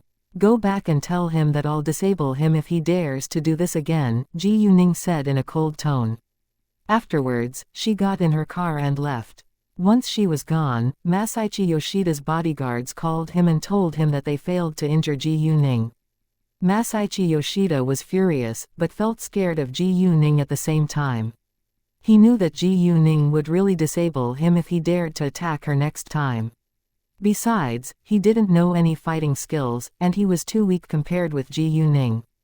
The four bodyguards were seriously injured, so they couldn't drive now, and Masaichi Yoshida had to send a car to pick them up. When Lin Fei got home, Lin Junteng asked him with care, "Fei, how's your relationship with Ji Yuning? We just got to know each other a few days ago, today is the second time that we've met," Lin Fei said. "Why did she help you since you just got to know each other?" Lin Junteng asked. "Because she cares about friendship and is a very nice girl," Lin Fei said with admiration. He became Ji Yuning's fan now. Lin Junteng nodded and agreed with Lei Fei. "This girl named Ji Yuning is really unbelievable, you must forge a closer relationship with her. Do you understand?" Lin Junteng said. "I know," Lei Fei replied. Even if Lin Junteng didn't remind him to do that, he would still do it of his own accord. When Ji Yuning was back in City F, she booked a plane ticket to City B for the next day. The next noon, Ji Yuning and her two bodyguards arrived back in City B. After the National College entrance examination, Ji Yuning needed to go back to her school to finish the college application. She could tell someone else to do it for her, but it was very important for her future, so she decided to do it herself. It was time for lunch when Ji Yuning got back to City B, so she went to dine with her 2 bodyguards. During lunch, Ji Yuning heard other people talking about the latest news which happened the day before yesterday. A female SWAT named Du Jingtong was stabbed by a criminal when she went to rescue a girl. She had been in the emergency room for 6 hours, but her life was still in danger. Everyone had sympathy and respect for her. When Ji Yuning heard it, she frowned with worry. Although she didn't get along with Du Jingtong, it was undeniable that Du Jingtong was a very professional and responsible SWAT. Chapter 1281. Help Du Jingtong. Ji Yuning took out her phone at once to search for the news about Du Jingtong. She soon found out a lot of news about the horrible news, and there were many photos of the injured Du Jingtong on the internet as well. Although Du Jingtong's face was pixelated, Ji Yuning still recognized her. Du Jingtong's real name was also in the headlines too. She was stabbed in the heart, so her life was in great danger now. After making sure of it, Ji Yuning called Li Zongwei without hesitation. "Hi, Miss Ji Yu, may I help?" Li Zongwei was surprised that Ji Yuning would call him all of a sudden. "Mr. Li, I just read a piece of news on the internet about Du Jingtong." "How's she now?" Ji Yuning asked. "Not good," Li Zongwei sounded sad. "She has been in the emergency room for 6 hours, and her life was saved, but she's still unconscious now." "Where is she? I need to visit her," Ji Yuning said. Li Zongwei knew that Ji Yuning didn't get along with Du Jingtong, so he was surprised when Ji Yuning said that. Anyway, since Ji Yuning was willing to visit Du Jingtong, it meant that she didn't bear grudges. Li Zongwei then told Ji Yuning the address of the hospital where Du Jingtong was. At this time, Li Zongwei and several of his colleagues were also in the hospital, so he decided to wait for Ji Yuning. Ji Yuning and her 2 bodyguards took a taxi to the hospital right away. She left her suitcase in the restaurant and would pick it up later. Because Gao Yi and Chao Ya stayed by her sides, it wasn't convenient for her to put her stuff in the telepathic eye space. In an intensive care single room, Du Jingtong was lying on the patient bed with a pale face and weak breath. A middle-aged woman who was her mother sat next to her. Du Jingtong's mother hadn't slept for 2 days and looked very haggard. Li Zongwei and his colleagues stood outside, because they weren't allowed to stay in the intensive care room for long. In fact, Li Zongwei's colleagues could leave before him, but they insisted on waiting for Ji Yuning. Ji Yuning was their idol and they wanted to see her again. It also wasn't time for them to go to work yet. Li Zongwei said nothing about it, and let them stay. About 20 minutes later, Ji Yuning, Gao Yi and Chao Ya showed up. "Hi, Miss Ji Yu, nice to see you again." They excitedly greeted her at once. "Hi, nice to see you all." Ji Yuning also politely greeted them. After that, Li Zongwei walked into the ward with Ji Yuning. The others, instead, stayed outside.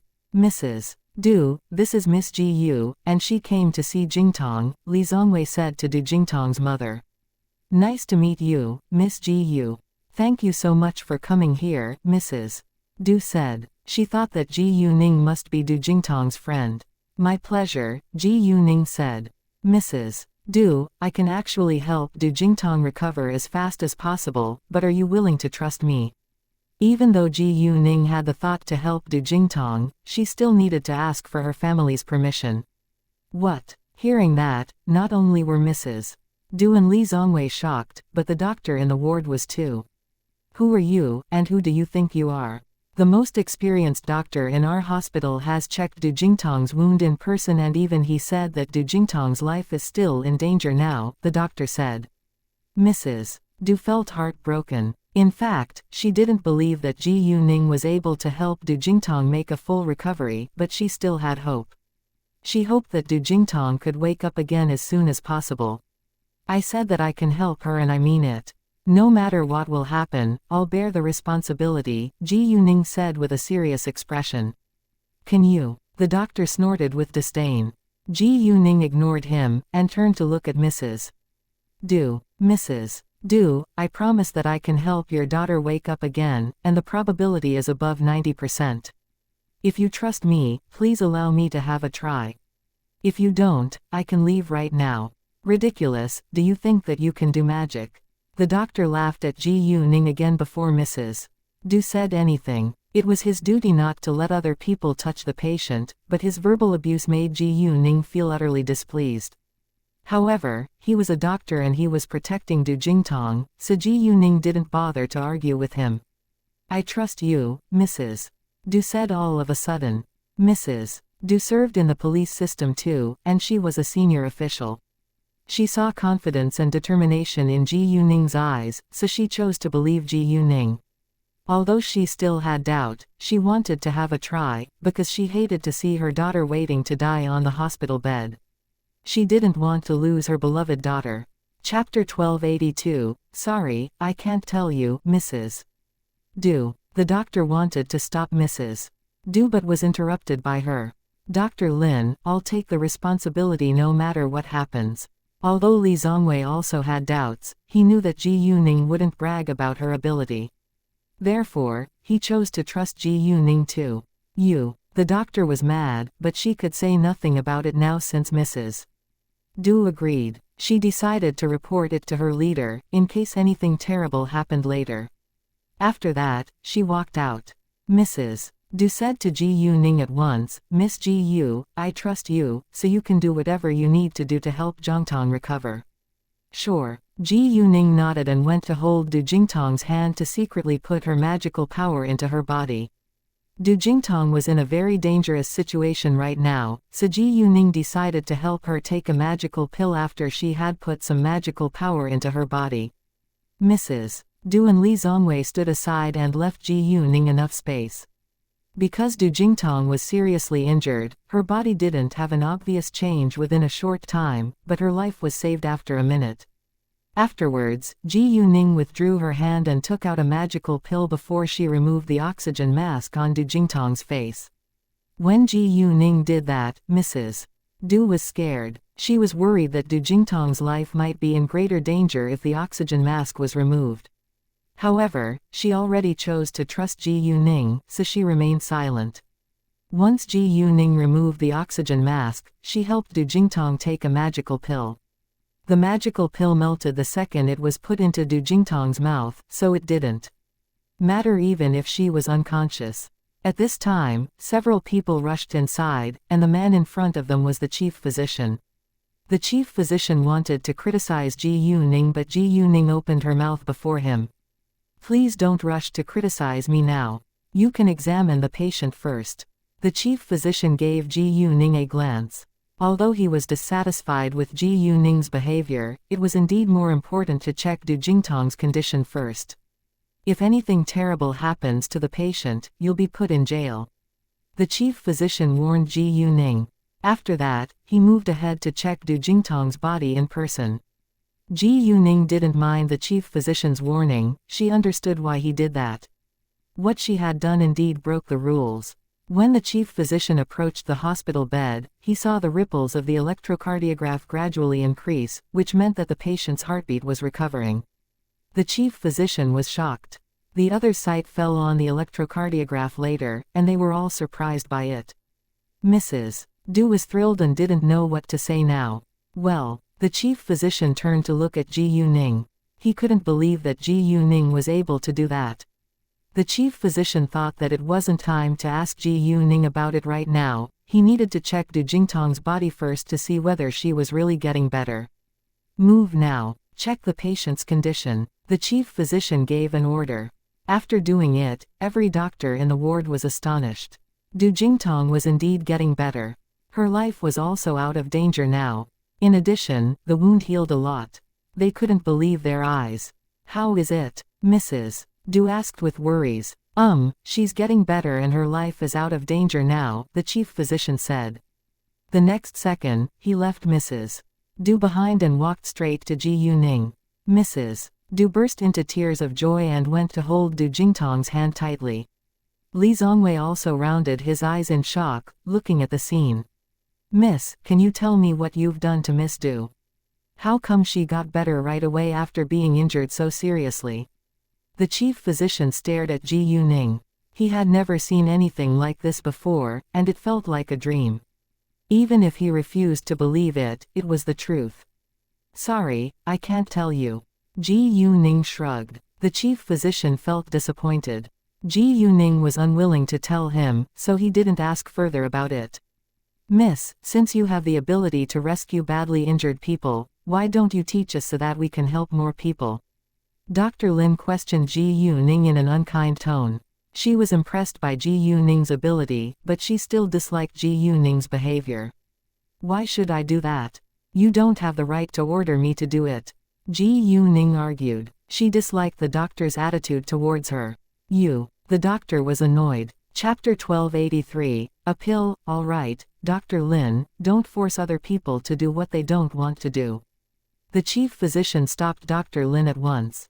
Dr. Lin had to close her mouth, but she gave Ji Yuning a glare. Mrs. Du stood up and thanked Ji Yuning with sincerity. Miss Ji Yu, I don't know how to thank you for what you've done. Thank you for rescuing my daughter. Saying that, Mrs. Du bowed to Ji Yuning. Mrs. Du, you don't need to do that.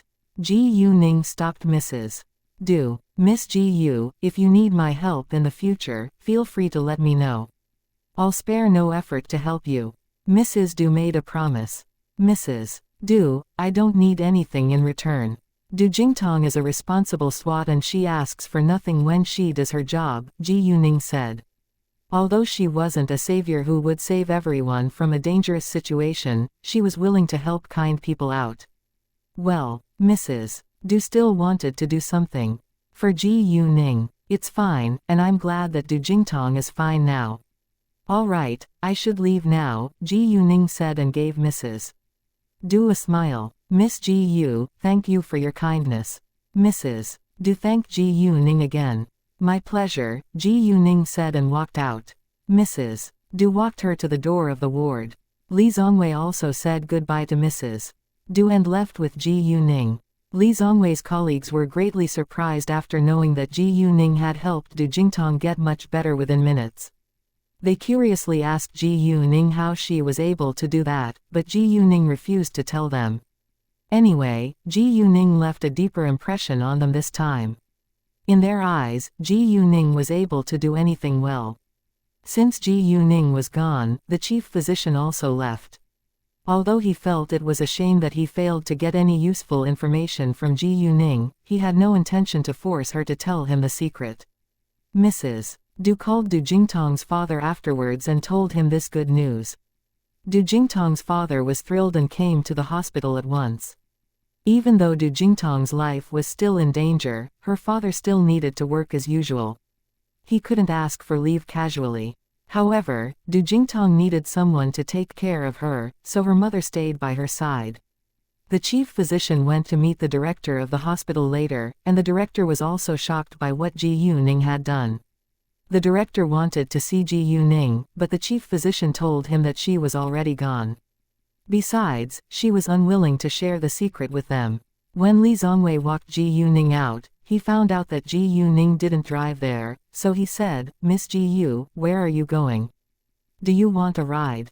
Thanks, but we'll take a taxi, Ji Yuning said. Since Ji Yuning said that, Li Zongwei didn't insist.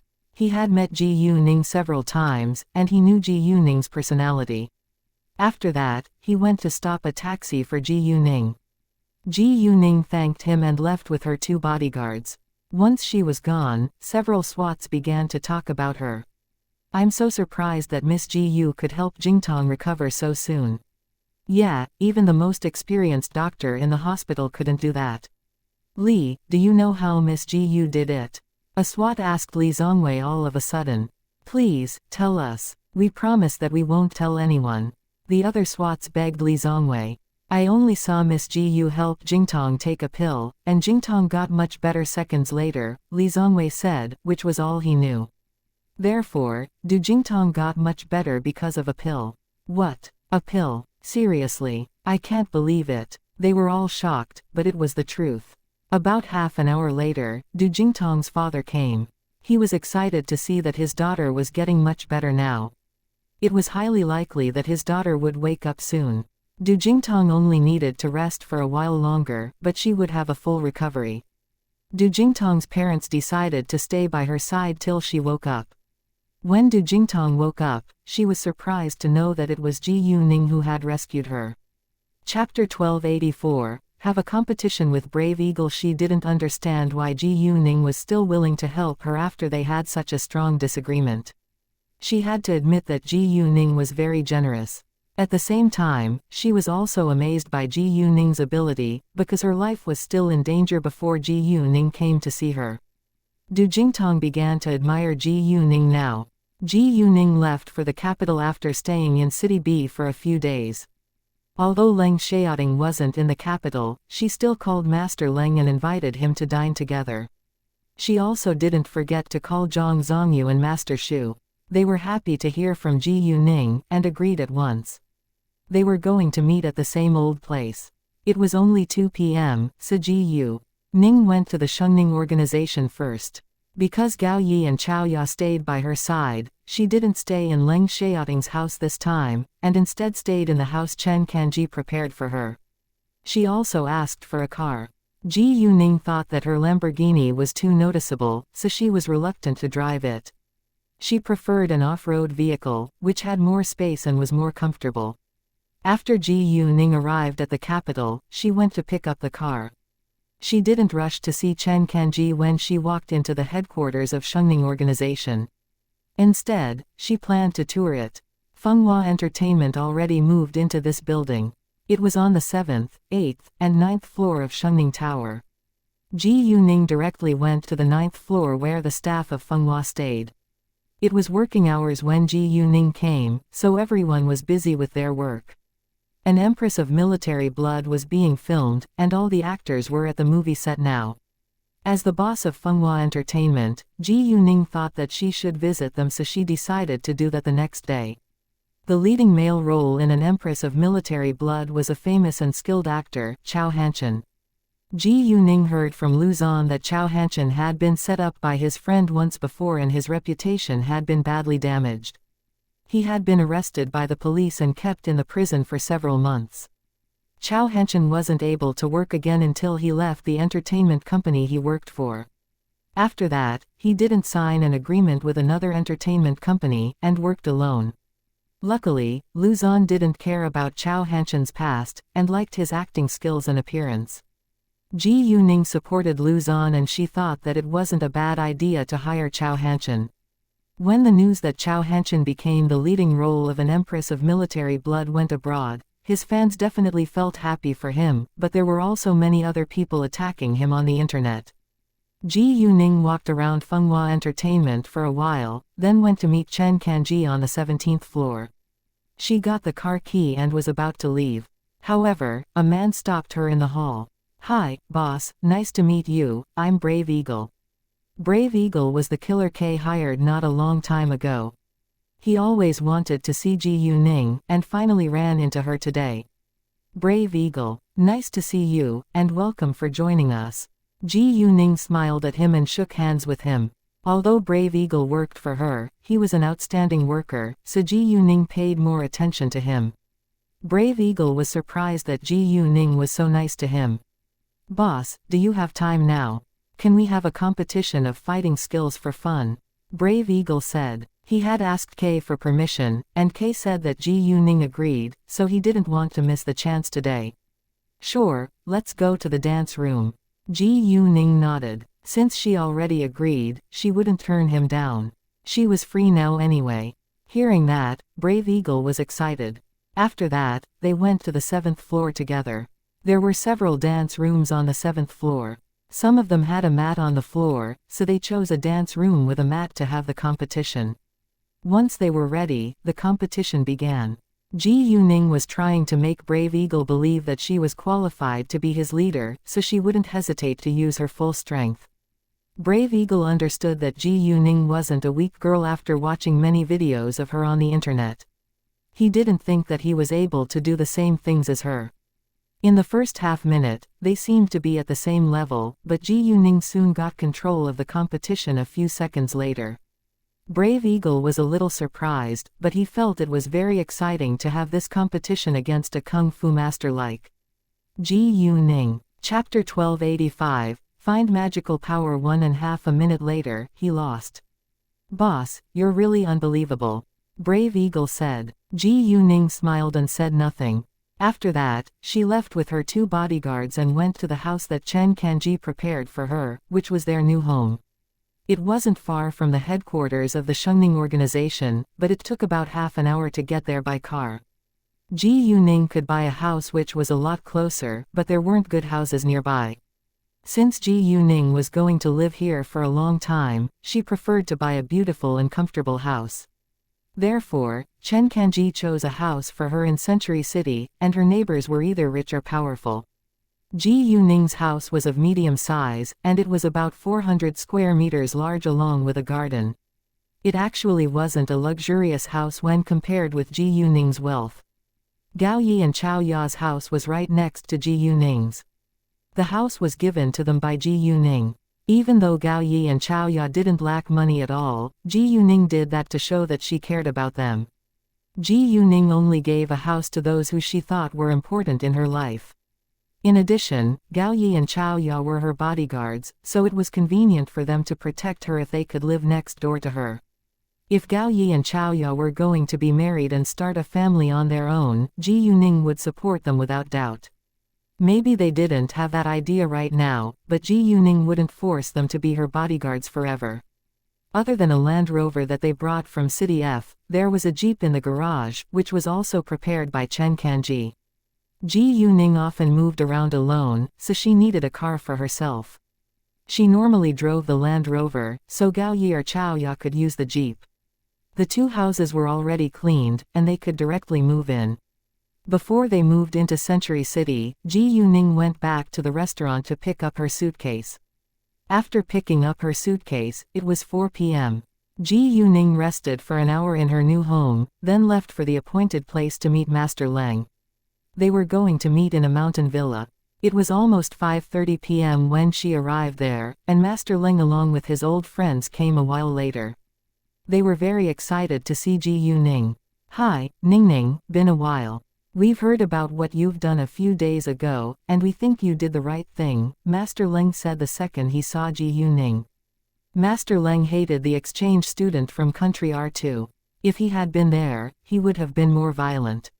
Master Leng paid a lot of attention to the latest news about Ji Yuning on the internet, so he was able to know what she was doing recently. Although Ji Yuning had been a little violent, he didn't think it was a big deal. The exchange student from Country R was very rude and aggressive, and he asked for the result himself.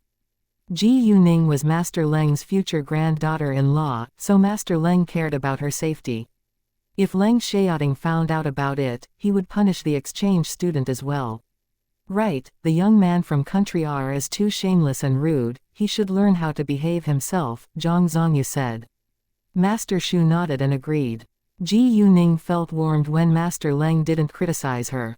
It wasn't legal according to the law after all, and she thought that Master Leng might criticize her. After having dinner, Ji Yuning walked them to their cars before she left. Ji Yuning hadn't heard from Leng Xiaoting for many days, but she didn't call him either, because she knew he must be busy. As long as Leng Xiaoting was free, he would call her. Ji Yuning understood that Leng Xiaoting's job was very special, but she was also worried about his safety.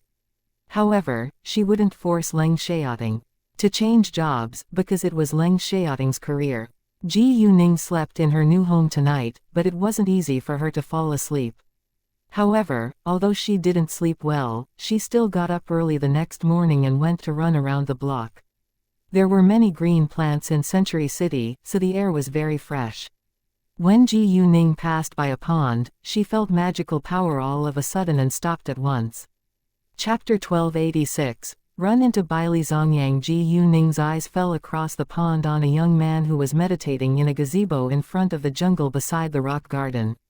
He looked very young and handsome, and the magical power came from his body. He had the same magical power as Dongfang Ziyu, which meant that he was a cultivator too. The man sensed Ji Yuning's gaze, but he didn't feel it was strange, because many people paid attention to him when he was meditating. However, he couldn't help but look to Ji Yuning this time. The second he opened his eyes, he met Ji Yuning's eyes. He was amazed by Ji Yuning's beauty the next second. At the same time, he recognized Ji Yuning as the famous goddess Ji Yu on the internet. She was also the real boss of the colorful jade provider that he was looking for. To his surprise, Ji Yuning was much younger and more attractive than he thought. Ji Yuning moved her eyes away when the man noticed her and she ran ahead to avoid seeing him. However, since Ji Yuning was the person he was looking for, he definitely wouldn't let her disappear. Before long, the man caught up with Ji Yuning, which surprised Ji Yuning. "Hi, you must be the famous goddess Ji Yu on the internet, right?" the man asked. "Yeah, I am." Ji Yuning stopped. She was very famous now, so it was very normal that some people would come to strike up a conversation with her on the road. Nevertheless, Ji Yuning was aware that this man was a cultivator, so he must have come to talk to her for a reason. Cultivators loved jade, and Ji Yuning was curious to know more about them. "I really admire you because you were able to achieve a lot at such an early age," the man said. "Thanks." Ji Yuning smiled at him. "My name's Bailey Zongyang, and it's my honor to see you today. If you don't mind, we can be friends. Please don't worry, I'm not a bad man. I'm a businessman too, and we might cooperate in the future." The man introduced himself. "Bailey Zongyang." Ji Yuning was struck dumb for a second. Bailey Zongyang was the man Dongfang Ziyu had talked about before.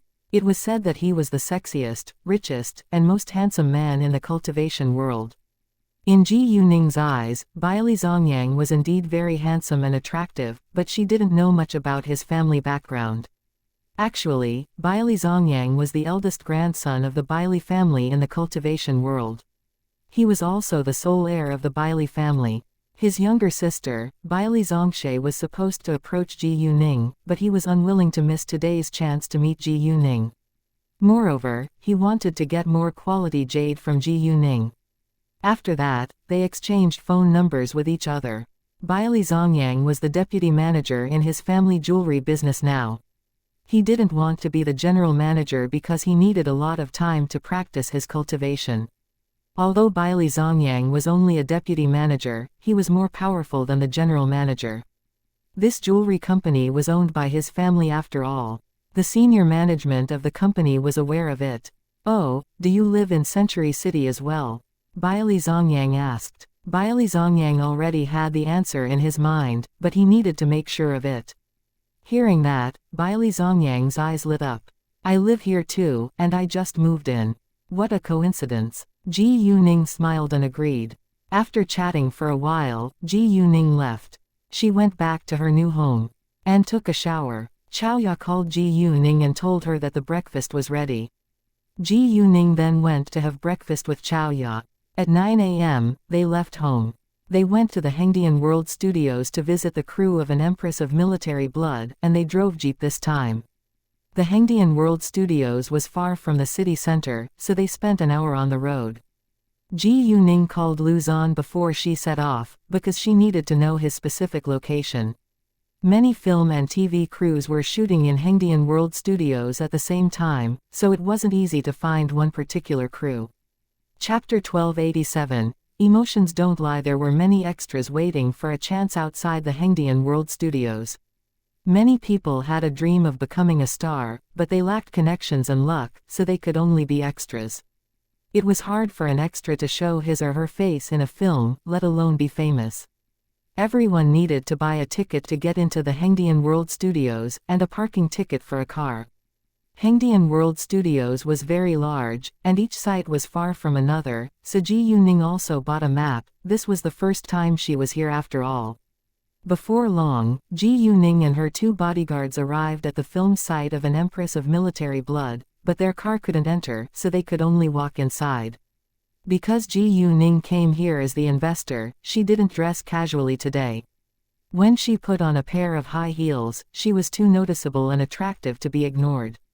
So once she stepped out of the car, she attracted a lot of attention from the people around her. Several people took out their phones to take photos of Ji Yuning at once. "Wow, she's so beautiful. Is she an actress?" "No idea, but she's even prettier than all the actresses I've seen before. I think that given her outstanding appearance she can be popular soon if she's really an actress." There were countless beautiful men and women in the entertainment industry, but Ji Yuning was still more noticeable than them. Ji Yuning and her 2 bodyguards soon walked inside. The film site of an empress of military blood was in a palace. Ji Yuning didn't see its crew until she had walked through many gates. They were going to shoot a dining scene today, so many major roles were waiting in the lounge. Extras and unimportant actors, however, could only wait outside. Therefore, Luzon didn't see Ji Yuning when she came over because there were too many people around them. The current scene was an action scene. A woman disguised herself as a maid to murder one of Emperor's concubines. Both of them were good at kung fu, so they needed to use wires. However, the actress who played the role of the assassin had acrophobia, so she made mistakes once she was lifted up high in the air. Luzon was displeased and lost his patience. Although this assassin wasn't an important role, it was shown many times in the scene. The actress actually acted well normally, but she couldn't conquer her fear when she was in the air. Because this actress was a contributing actor, there was no body double for her, so she had to finish the scene on her own. Luzon was the director, and he normally didn't allow actors to use a body double in his crew unless it was necessary. Ji Yuning walked into the crowd and watched aside, then she heard a girl saying, "Come on, if she's afraid of wire work, she shouldn't be an actress. You were the top one on the list, but she used a dirty trick to make you miss the chance. You took her as your friend, but she didn't hesitate to set you up once you have a conflict of interest." This girl was a little fat, but wasn't ugly. Instead, she looked quite adorable. She was talking to another girl who was tall and beautiful. Both of them were very young and in their early 20s. Before this fat girl could finish, the other girl interrupted her. All right, stop saying that again. I don't want other people to hear it. Although I lost a role, I got a great chance to clearly see what kind of person she is." In fact, she was unwilling to accept the result, but it was what it was now. Even though this role wasn't important, the actress could show her face in front of the camera, which was a great opportunity for contributing actors. Most importantly, it was a fair game to choose actors in the crew of an empress of military blood, and she was the top one on the list, while her friend was ranked next to her, so she became the stumbling block in her friend's eyes. In the beginning, she didn't understand why her friend went to the audition of the same role as her, but she said nothing because everyone had a chance to compete for the roles. However, to her astonishment, her friend trapped her in order to get the role. Ji Yuning squinted at the actress who kept making mistakes after hearing their conversation. She didn't expect that someone would play a dirty trick to get a role in the film invested by her. Ji Yuning didn't doubt the fat girl's words, because the fat girl said it in a very low voice. In addition, emotions didn't lie, and the fat girl was obviously very mad. Chapter 1288. Let her have a try, xianxia. If you can't finish the scene, we have to replace you, Luzon said at this moment. He had a high standard of his work, and he couldn't tolerate it when an actress kept making mistakes. He had many other choices as the director. "Director Liu, please give me another chance." Xianxia begged Luzon. However, even her voice was trembling now. "I've given you many chances, but your performance disappoints me," Luzon said. "All right, you can go now. I'll tell the finance worker to pay you the remuneration you deserve."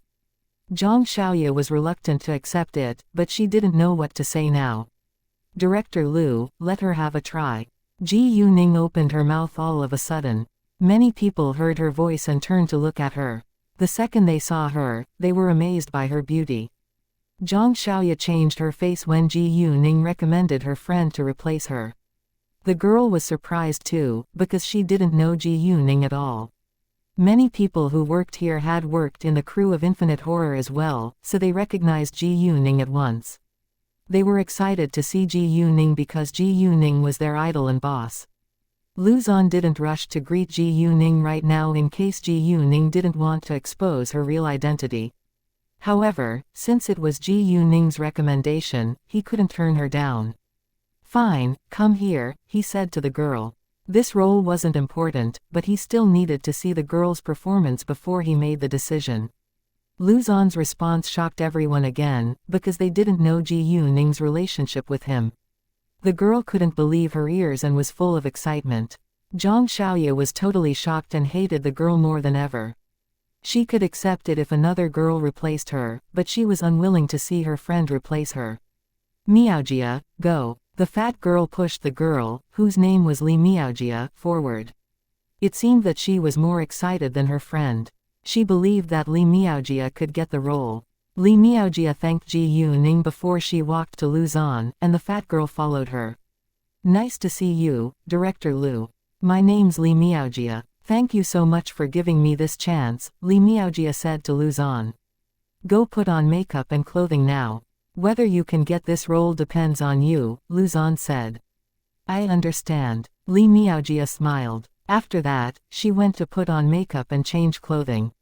When Li Miaojia walked by Zhang Xiaoya, she stayed calm and said nothing. Zhang Xiaoya, on the other hand, was full of hatred towards Li Miaojia. Unfortunately, she could do nothing about it now. She had been fired and replaced by Li Miaojia. What are you still doing here? Go now, Luzon shouted at Zhang Xiaoya. Zhang Xiaoya had to leave. Ji Yuning walked to Luzon at this time. I just heard from the fat girl that Li Miaojia was the top one on the list for this role, but she had a bad stomach ache and missed the chance. I think she deserves a second chance. Ji Yuning was telling Luzon that Li Miaojia was merely a stranger to her, so Luzon could make the decision without considering her influence. Well, let's see how her performance with the wire work is, Luzon said. When other people saw Ji Yuning talking with Luzon, they realized that they were close to each other. Luzon asked Ji Yuning later, did you come here as the investor or a visitor? He didn't know how to greet Ji Yuning now. Ji Yuning smiled. As the investor. Great. Luzon also smiled. Boss, do whatever you want, I need to go back to work now. Afterwards, Ji Yuning left to see the leading actors. All the leading actors had their own lounge, which was also a makeup room. When a makeup artist was about to put makeup on Li Miaojia's face, Zhang Xiaoya walked over.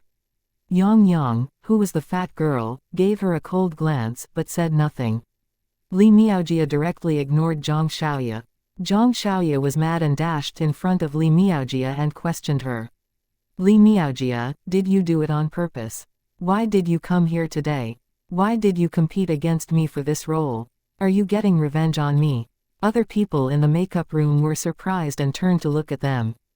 Chapter 1289. Zhang Xiaoya is jealous of Li Miaojia. They didn't know the truth, so they thought that Li Miaojia had stolen the role from Zhang Xiaoya and looked at Li Miaojia with disdain. It wasn't uncommon in the entertainment industry, but people still hated it. Zhang Xiaoya, don't you know what you did to Miaojia behind her back? You were fired by the director, and Miaojia was recommended to the director. Yang argued. She was afraid that Li Miaojia's reputation might be damaged by Zhang Xiaoya's words. Although Li Miaojia wasn't famous now, she could be famous in the future. In fact, Li Miaojia had an outstanding appearance and good acting skills, so it wouldn't be difficult for her to become an A-list actress as long as she had powerful support and luck. Once Li Miaojia became famous, Zhang Xiaoya's slander would be a stain on her past. Other people then began to look at Zhang Xiaoya with disdain. She was fired directly by the director, then Li Miaojia was recommended to the director. It was completely different. In that case, Zhang Xiaoya shouldn't blame Li Miaojia. Zhang Xiaoya was mad, but she couldn't deny the truth. In addition, why should Miaojia get revenge on you? Aren't you clear about the reason? Yang said loudly. Only the three of them were aware of Zhang Xiaoya's dirty trick. If anyone else found out about it, Zhang Xiaoya's reputation would be ruined and nobody would hire her again. Other people in the room were confused. Bullshit. Zhang Xiaoya panicked a little. Nevertheless, although she denied it, her reaction proved everything. Yang, enough, I need to work now. Li Miaojia stopped Yang because she didn't want to waste time on arguing. Yang then closed her mouth. Zhang Xiaoya didn't dare to criticize Li Miaojia again in case her dirty trick was exposed, so she left soon. However, she didn't go far, but stood in the crowd. She was still curious to see Li Miaojia's performance. Ji Yuning went to lounge number 1, where Tang Xiaoxiao, Han Lengxuan, Bai Lin, and Su Tongnuo stayed. They were all happy to see Ji Yuning, because it was Ji Yuning who had changed their lives. Tang Xiaoxiao and Su Tongnuo were already working for Ji Yuning, and Han Lengxuan along with Bai Lin would soon join them. They got along well with each other, and didn't bother to attack one another. Ji Yuning only wanted people who were beautiful both on the interior and exterior. She didn't allow her people to play dirty tricks in her companies. Tang Xiaoxiao and Su Tongnuo were going to act in the next scene, but they needed to wait for a while longer because of what had just happened. They didn't care and were willing to stay in the lounge for a while longer. In addition, they could chat with Ji Yuning. Li Miaojia didn't need to wear too much makeup, so she walked out half an hour later. Because she was beautiful, she looked very attractive even if she only put on a little makeup. Li Miaojia was very satisfied with her appearance. Zhang Xiaoya, on the other hand, was super jealous of Li Miaojia now. She had to admit that Li Miaojia was much prettier than her, which was exactly the reason why she was jealous of Li Miaojia. Ji Yuning chatted with Tang Xiaoxiao and the other actors in the lounge for nearly half an hour. When the scene was about to be shot, Lu Yichen came to ask her whether she wanted to see it. Ji Yuning walked out with Tang Xiaoxiao and the other actors. Since she recommended Li Miaojia, she definitely needed to see her performance. Visitors got excited the moment they showed up, because they were all famous actors now, and it wasn't easy for ordinary people to see famous actors. Some extras and contributing actors were also looking forward to meeting some famous actors. At the same time, they were curious to know Ji Yuning's identity. Ji Yuning seemed very close to the director, and she was able to stay with the leading actors in the same room so she couldn't be an ordinary person. Li Miaojia was surprised when she saw Ji Yuning walking out with those leading roles. She didn't realize that Ji Yuning wasn't an ordinary girl until now. Oh, isn't it Goddess Ji Yu? What is she doing here? Someone recognized Ji Yuning and exclaimed excitedly. It was obvious that she was one of Ji Yuning's fans. I'm so excited, the girl's friend said. Goddess Ji Yu. Who is Goddess Ji Yu? Someone asked them curiously. Chapter 1290. Li Miaojia gets the role, the girl with a ponytail right next to Tang Xiaoxiao. One girl answered with admiration. Goddess Ji Yu is even more beautiful than her photos. Right, I'm in love now. Who is she? Why do you call her Goddess Ji Yu? Another person asked again. Is she a star or something? She isn't, but she's more famous and popular than a star. She's the boss of Fenghua Entertainment and this TV series was invested in by Fenghua, someone said. She was Ji Yuning's fan, and she felt proud of Ji Yuning.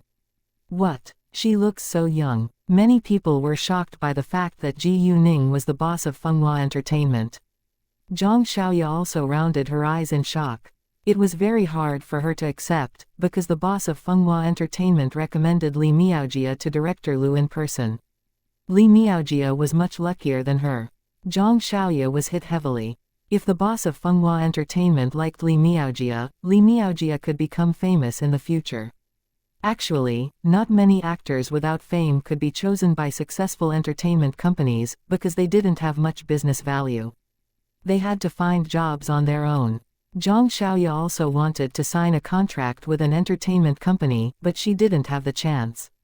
On the other hand, Li Miaojia was recommended by the boss of Fenghua Entertainment right in front of her. Although Fenghua Entertainment wasn't very large right now, it was a well-known company in the industry. In addition, Tang Xiaoxiao joined Fenghua Entertainment not a long time ago. Therefore, Fenghua Entertainment had a bright future ahead. When they were talking about Ji Yuning, a staff member walked over and said, "Quiet now. We're about to shoot the scene." Since they came here to watch the shooting, they had to obey the rules. Within seconds, they fell into silence. Ji Yuning went to sit on the chair next to Lu Zan. Tang Xiaoxiao and the other actors sat behind them.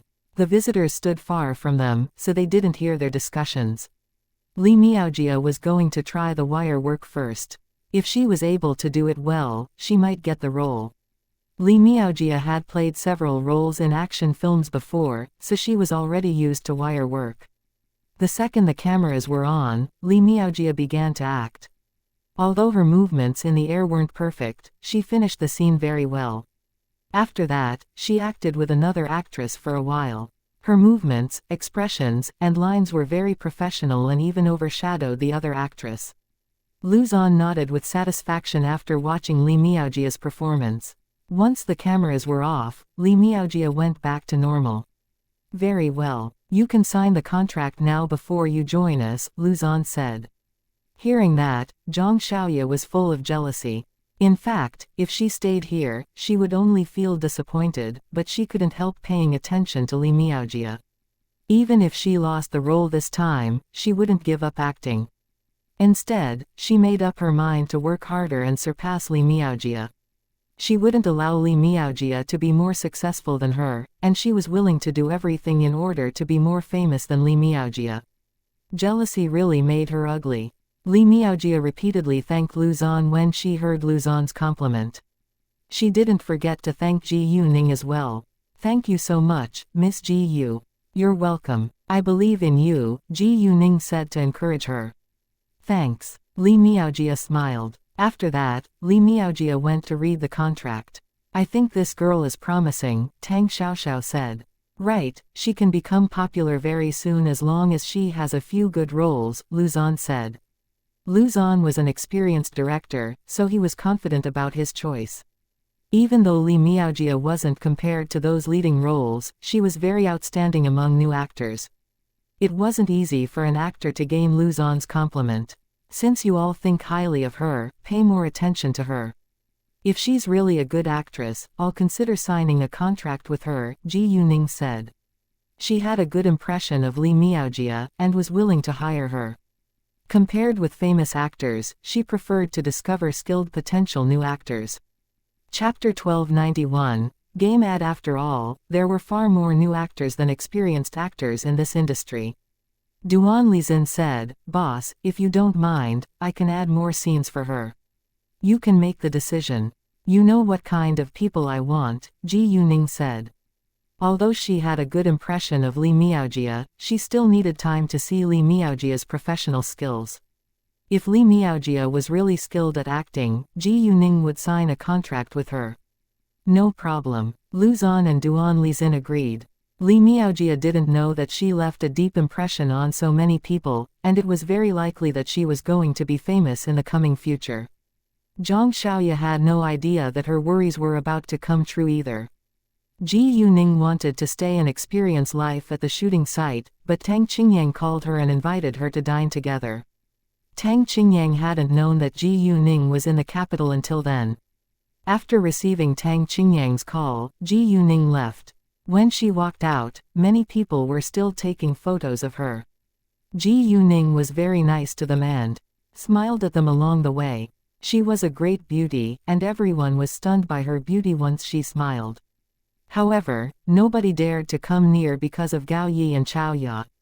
Ji Yuning's fans posted photos of her on Weibo to show off, causing many internet users to be envious of them. Tang Qingyang arrived at the appointed hotel earlier than Ji Yuning. The Hengdian World Studios was a little far from the hotel, so Ji Yuning arrived 40 minutes after Tang Qingyang. Ba Tianyang stood behind Tang Qingyang and greeted Ji Yuning with great respect. There was no need for Ji Yuning and Tang Qingyang to talk about business without them being there, so they stayed in the private room. How's your life in the capital these days? Ji Yuning asked. Tang Qingyang put on a wry smile. I'm nearly useless in the company. Don't worry, it won't last long. Ji Yuning comforted him. Once she came to the capital, she began to fight against the Tang organization. Tang Qingyang was also aware of it, so he didn't bother to think further about it. He trusted Ji Yuning. Oh, Chi Ziyu and Tang Yaxin are going to be married on the 18th next month. It's about 20 days away, Tang Qingyang said. Married. Ji Yuning wore an evil smile. Great, I'll send them a great gift then. She had waited for their wedding for a long time. She would send them an unforgettable gift. Tang Qingyang didn't know what gift Ji Yuning was going to send them, but he knew that it must be bad news for the Tang family. You should be prepared, because I'll need you later, Ji Yuning said. Sure. Tang Qingyang nodded. He was already prepared. After having lunch with Tang Changyang, Ji Yuning went back to the Shengning organization. Since she was in the capital now, she should begin to work in the Shengning organization. Her office was on the 18th floor, the top floor, and Gao Yi and Chao Ya were acting as her secretaries. Once Ji Yuning showed up, Kay came to talk about the advertisement of their game with her. They needed to advertise the game before it was put on the market. Highspeed Tech already had an official website and Weibo account, so they could rely on Weibo to post the latest news about their game company. Moreover, they could work with the largest video website to advertise their game. As for the release time, they set it for a week later. During this week, they would focus on advertising it. Afterwards, Ji Yuning told Kay to investigate the senior management of the Tang organization, especially Qi Ziyu and Tang Yaxin, to find their dirty secrets. Ji Yuning knew that both Qi Ziyu and Tang Yaxin weren't loyal people, so it should be very easy to find their dirty secrets. Kay agreed, because it was very easy for him to do. Ji Yuning told him to do it slowly, because she needed enough evidence. Therefore, it wasn't necessary for Kay to finish this task as soon as possible. Ji Yuning received a call from Ning Chengkai at 5 p.m., who told her that the test report of their makeup products was out. Great, arrange a news conference before they're put on the market. Oh, put them into all the direct sale stores of Kuzi in the capital and city B first, Ji Yuning said.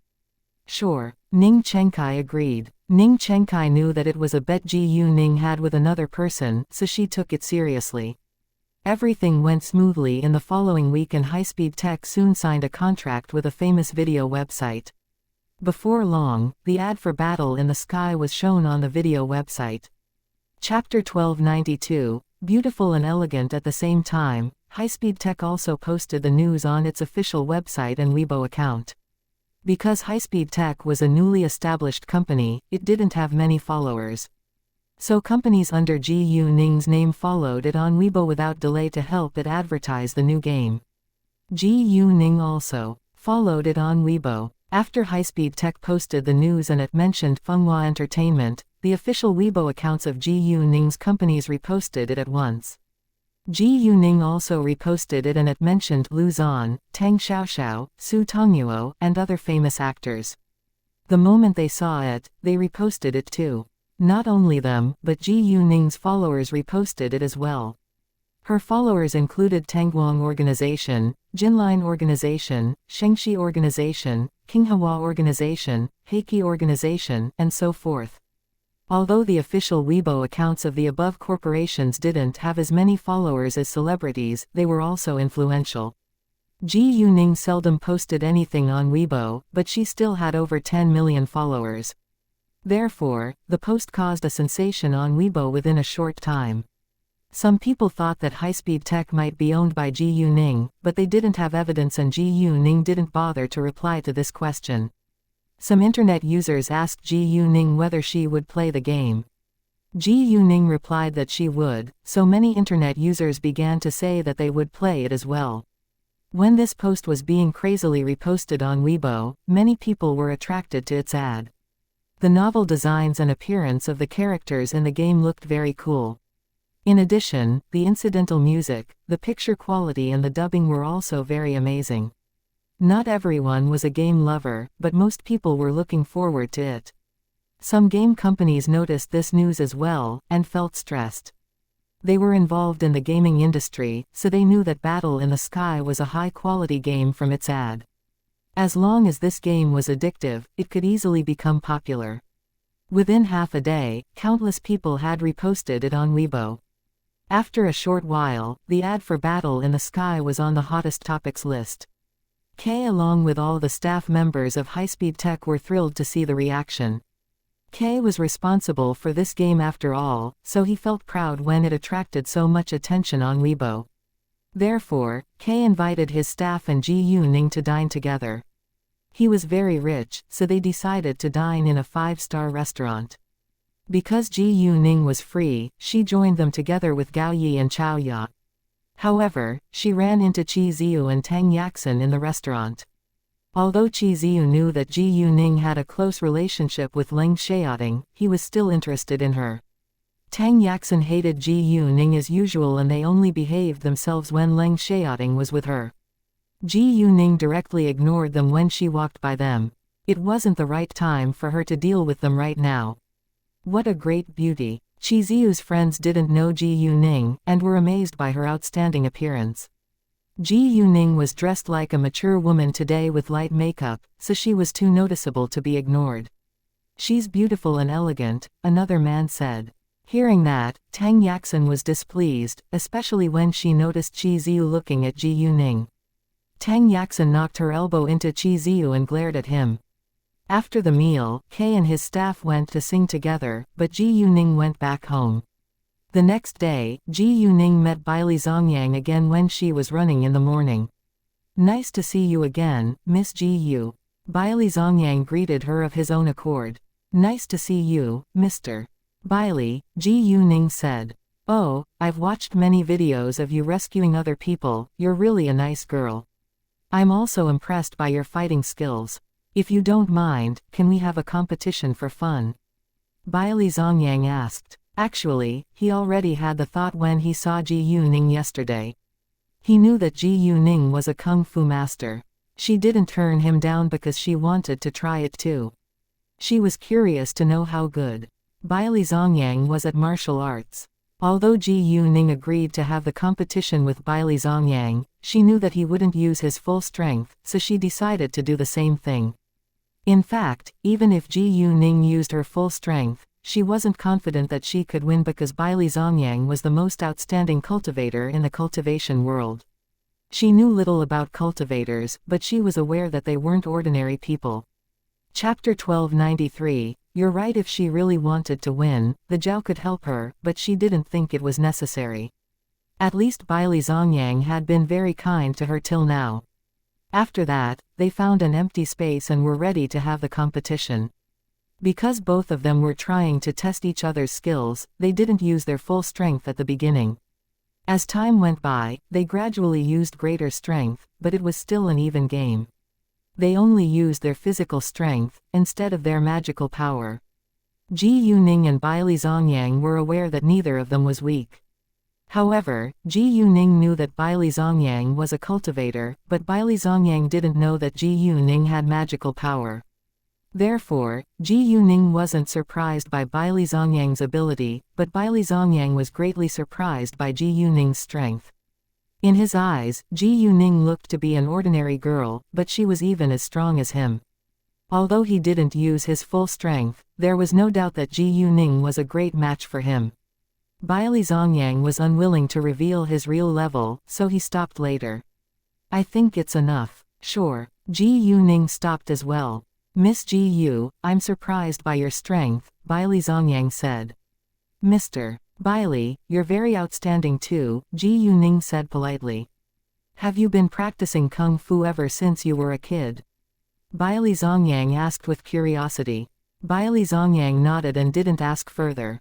He had no intention to find out Ji Yuning's family background, because he had no conflict against her. May I have the honor of having breakfast with you? Bailey Zongyang asked again. I'm sorry, I'll dine at home, Ji Yuning said. Fine, we can do it next time. Bailey Zongyang didn't seem disappointed. Because of Master Shu Qinyan got to know that Ji Yuning was in the capital now. She called Ji Yuning at once and invited her to dine together that evening. Shu Qinyan had been to the Shengning organization before, so she knew that high-speed tech was owned by Ji Yuning. High-speed tech was one of the hottest topics on Weibo now, so she was afraid that Ji Yuning would be very busy these days. Ji Yuning had planned to dine with Shu Qinyan and Ji Yuana when she was totally free, but she accepted Shu Qinyan's invitation since Shu Qinyan called her first. Afterwards, they agreed to meet each other at a Western restaurant. In the afternoon, Ji Yuning told Gao Yi and Chao Ya to go back home before her, and she went to see Shu Qinyan. When Shu Qinyan met Ji Yuning, she said, Ningning, do you still remember Shen Baixiang? The man you saw last time when I went to see you at your company. Yeah, what's wrong? Is he still bothering you? Ji Yuning asked. You're right. I frequently run into him these days, and I don't think it's a coincidence. He always tries to talk to me and tell me how regretful he feels now. I think he probably found out about my family background, Shu Qinyan said. She wasn't dumb after all. Well, he must have found out your family background, so he's unwilling to give you up. Ji Yuning pulled her lips. I think so. Ji Yuana joined in their discussion. He doesn't say it clearly, so I don't know how to reject him, Xu Qinyan said. Just ignore him then, Ji Yuning said. That's the only thing I can do now, Xu Qinyan sighed. It was still early when they finished dinner, so they decided to go to a shopping mall together. They didn't go back home until it was 11 p.m. 2 days later, the news conference about Kuzi's makeup products was held. Ji Yuning then sent Zhang Jiamen a message to tell her to pay some attention to it. Zhang Jiamen read Ji Yuning's message when she was back in her bedroom for a nap. She was surprised by the news and went to watch the video of the news conference at once. To her astonishment, Kuzi indeed launched makeup products within a month, which meant that Zhang Yutong lost the bet. Zhang Jiamen was very satisfied and ran to see Zhang Yutong without hesitation. Chapter 1294. Zhang Yutong loses the bet. At this time, Zhang Yutong was about to go shopping with her friends, but Zhang Jiamen stopped her. Hey, do you still remember the bet you made with Ji Yuning the other day? Zhang Yutong frowned. She didn't understand why Zhang Jiamen mentioned it right now. She thought that Kuzi might really have released a makeup line within a month, but she was unwilling to accept it. So, Zhang Yutong cocked her eyebrow. Great, save some money for 100 sets of Kuzi products, Zhang Jiamen said and gloated over Zhang Yutong's failure. What do you mean? Zhang Yutong panicked. She couldn't believe that Kuzi really released a makeup line within a month. In that case, she would lose a lot of money. I think you know the answer. Kuzi just had a news conference about its makeup products yesterday. You can check on its official website, Zhang Jiamen said. After that, she turned around and left. Zhang Yutong took out her phone at once to watch Kuzi's news conference. After watching the video, she was shocked. At the same time, she was also mad at Kuzi. She blamed Kuzi for her failure, and she still had no idea that Kuzi actually was owned by Ji Yuning. Other women, on the contrary, were excited to see the makeup products from Kuzi. Many of them ran to Kuzi counters, but it took about a week for cosmetic counters to get the new products. Luckily, direct sale stores of Kuzi told them that the new products would be delivered tomorrow. That was the advantage of the direct sale stores. Although Kuzi only had 2 direct sale stores right now, it still sold its products at cosmetic counters in large shopping malls. And it was Ning Chengkai's job to make the arrangements. In fact, not every cosmetic counter was directly managed by the brand, because there were too many shopping malls around the country. Kuzi wasn't a very influential brand right now, so it only had a few cosmetic counters in some big shopping malls. It wasn't easy for a brand to join a large shopping mall after all. However, because Kuzi was becoming increasingly famous, more and more shopping malls were willing to work with it. Therefore, Kuzi was still able to have a place in many well-known shopping malls in big cities. Other than for the cosmetic counters, Kuzi also had more and more direct sale stores. Once some Kuzi fans heard that the new products would be delivered to its direct sale stores tomorrow, they got excited. However, they didn't leak the information to other people, in case they failed to get the new products. A staff member of Kuzi told them that the amount of the first batch of Kuzi makeup products was limited, so nobody wanted to share it with other people. The next day, many women went to wait at the door of Kuzi direct sale stores in the early morning even before they were open. They didn't know when the new products would be delivered, but they were reluctant to miss them. Moreover, they were willing to wait a long time for the new products. Actually, all the staff members were already busy putting the new products on shelves at midnight yesterday. Kuzi's direct sale stores opened at 8:30 am, and staff began to work at 9 p.m., so a staff member who came to open the door was surprised by the large group of Kuzi fans. She soon realized that they came here for the new products. Even though she was aware of Kuzi's popularity, she was still amazed by the long line. Because she was wearing her casual clothing, nobody knew that she was a staff member of Kuzi. So when she tried to move through the large group of women to open the door, the women were furious and surrounded her. The staff member was scared and explained that she came to open the door. Knowing that, the large group of women were excited and allowed her to pass right away. The staff member was amused by their attitude and opened the door at once. She was also a woman, but she still couldn't understand the women's obsession with Kuzi. Nevertheless, she loved to see them being so crazy about Kuzi, because she could get more commission. Once the door was open, the large group of women swarmed inside. It seemed like they were going to rob everything in their sight. There were too many people running forward, and a short girl couldn't see anything. She shouted all of a sudden, "I want a lipstick of each color, an eyeshadow palette of all color systems, and the whitest pressed powder." Kuzi lipstick had 12 colors in all. The eyeshadow palette had 3 color systems, namely earth tone, peach bloom tone, and red brown tone. There were 12 colors on each eyeshadow palette. And almost every girl had at least one pressed powder. Chapter 1295, The Bet. "No problem, miss, but I'm afraid you need to wait for a while longer, because there are too many people ahead of you." The staff member felt that it wasn't easy to satisfy this girl's needs. She was the only staff member in this store right now. "Fine, but don't forget to give me what I want." The girl understood. She didn't bother making things more difficult for the staff member, because she only wanted the new products of Kuzi. "Sure." The staff member agreed. The other women also wanted to do the same thing as the girl, but they didn't need so many makeup products. After a short while, other staff members came to work, and were amazed by the scene as well. Even though it wasn't working time yet, they had to begin to work right away. Before the first group of customers got what they wanted, the next group of customers came. Those who already bought what they wanted immediately posted photos of Kuzi makeup on their social media to show off. They were the first group of people who had Kuzi makeup. Within a short time, they attracted more people to come. During this day, the direct sale stores of Kuzi were completely crowded.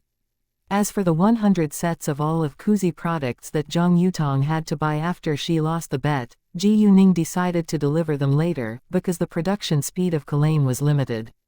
The news that Kuzi couldn't keep its makeup products on shelves soon went abroad. More and more people wanted to buy them, but they were out of stock. Most importantly, there were only direct sale stores in the capital and City B. Kuzi also had an official website, but its makeup products were out of stock everywhere now. Zhang Yutong heard the news about Kuzi later, but she didn't want to fulfill her promise, and she even planned to deny it. However, she was unwilling to annoy Ji Yuning because of Ji Yuning's family background, so she felt cornered. Zhang Jiamen said to her, "Well, you can't forget the bet, right? They're out of stock now." Zhang Yutong argued, "It's not a problem. You can pay the deposit first, and they'll get a 100 sets of Kuzi for you within 3 days, Zhang Jiamen said. Zhang Yutong was mad, because she knew that Zhang Jiamen said it on purpose. Because they were talking in the living room, their mothers heard it as well. Zhang Yutong's mother glared at her. "What? Why do you want to buy 100 sets of Kuzi? Why do you need so much of it?" Although she also had several sets of Kuzi, 100 of them were too many. They couldn't use all of them before the expiration date. Zhang Yutong hesitated for a while. She didn't know how to explain it to her mother, but Zhang Jiamen interrupted her. Zhang Yutong had a bet with Ji Yuning a few days ago. If the makeup line of Kuzi is put on the market within a month, Zhang Yutong loses the bet and she has to buy 100 sets of all of Kuzi's products. If not, Ji Yuning will send Zhang Yutong a 100 sets of all of Kuzi's products. It's their agreement, and many people are aware of it. Since Kuzi really released a makeup line within a month, Zhang Yutong has to fulfill her promise. Zhang Jiamen was gloating over Zhang Yutong's failure and she didn't bother to hide it. The Zhang family knew that Zhang Jiamen and Zhang Yutong never got along with each other, so they were already used to their arguments. "What? Why did Ji Yuning make such a bet with Yutong?" Zhang Yutong's mother asked with obvious dissatisfaction. Hearing that, Zhang Jiamen understood that Zhang Yutong's mother blamed Ji Yuning for it, so she explained further. "It's not Ji Yuning's fault. Zhang Yutong challenged Ji Yuning when we were talking about Kuzi." Zhang Yutong didn't deny it. Zhang Yutong's mother closed her mouth now. In that case, it was indeed Zhang Yutong's fault. "Well, it's Yutong's fault, but 100 sets are too many," Zhang Yutong's mother said. She was still blaming Ji Yuning. Since Ji Yuning is a successful businesswoman, she shouldn't be so mean.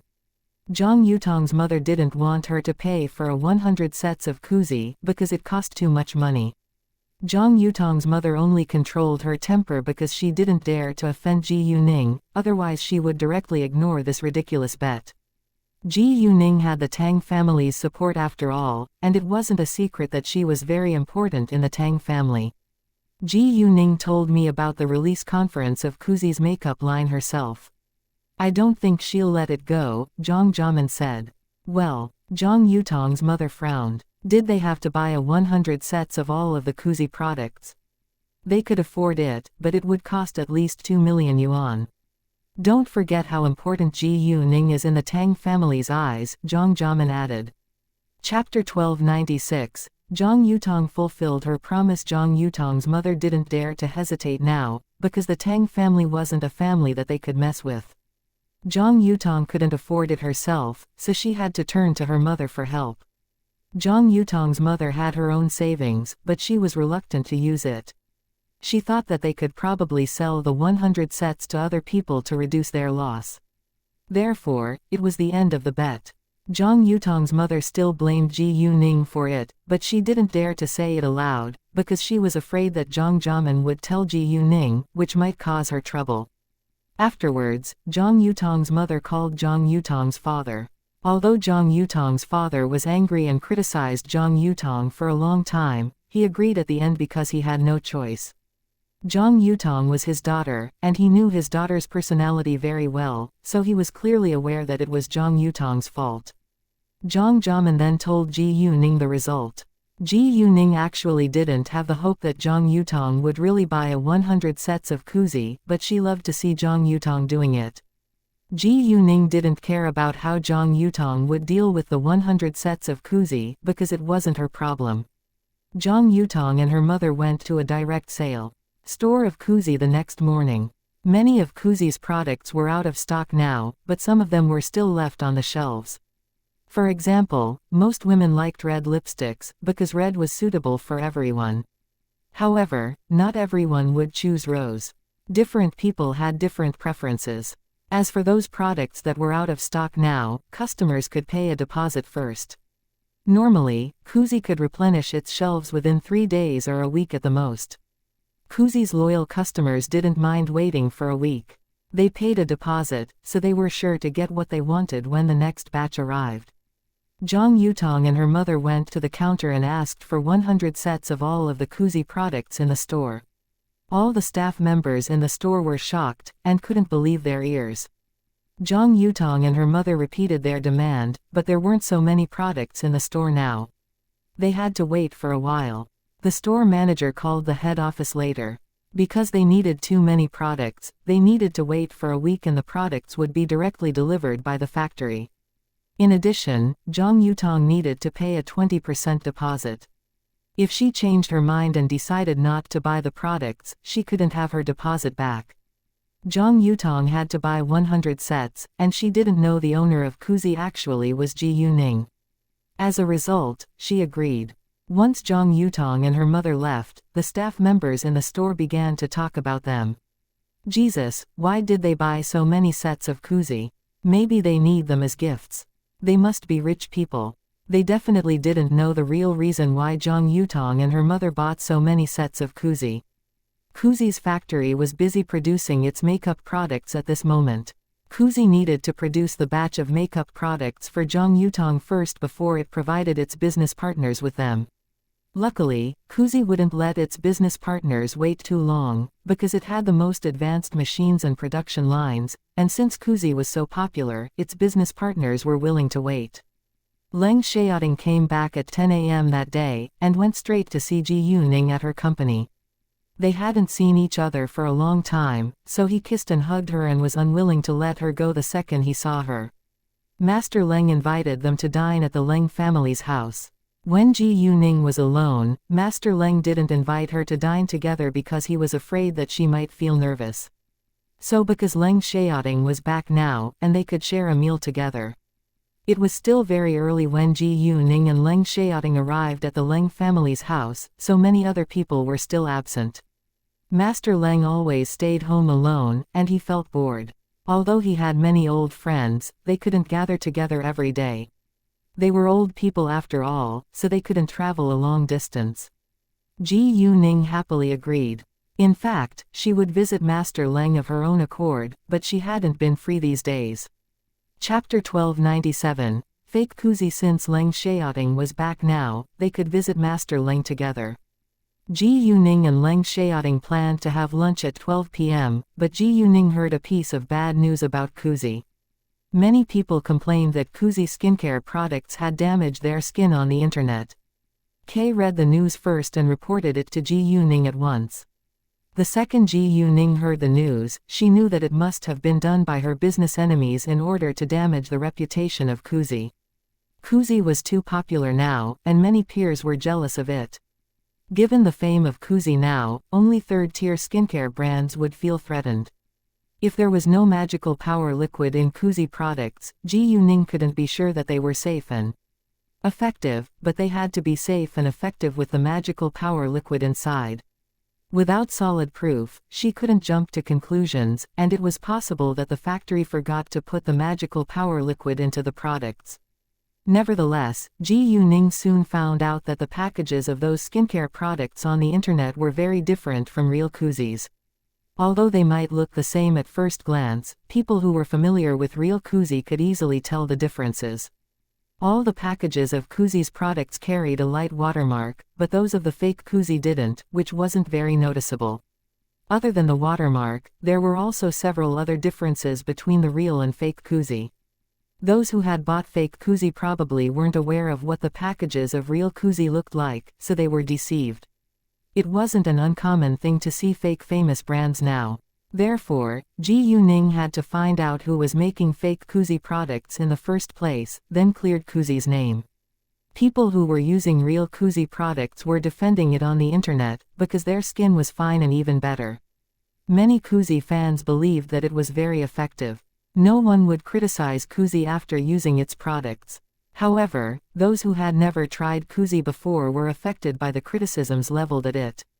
Many people joined those who were criticizing Kuzi on the internet.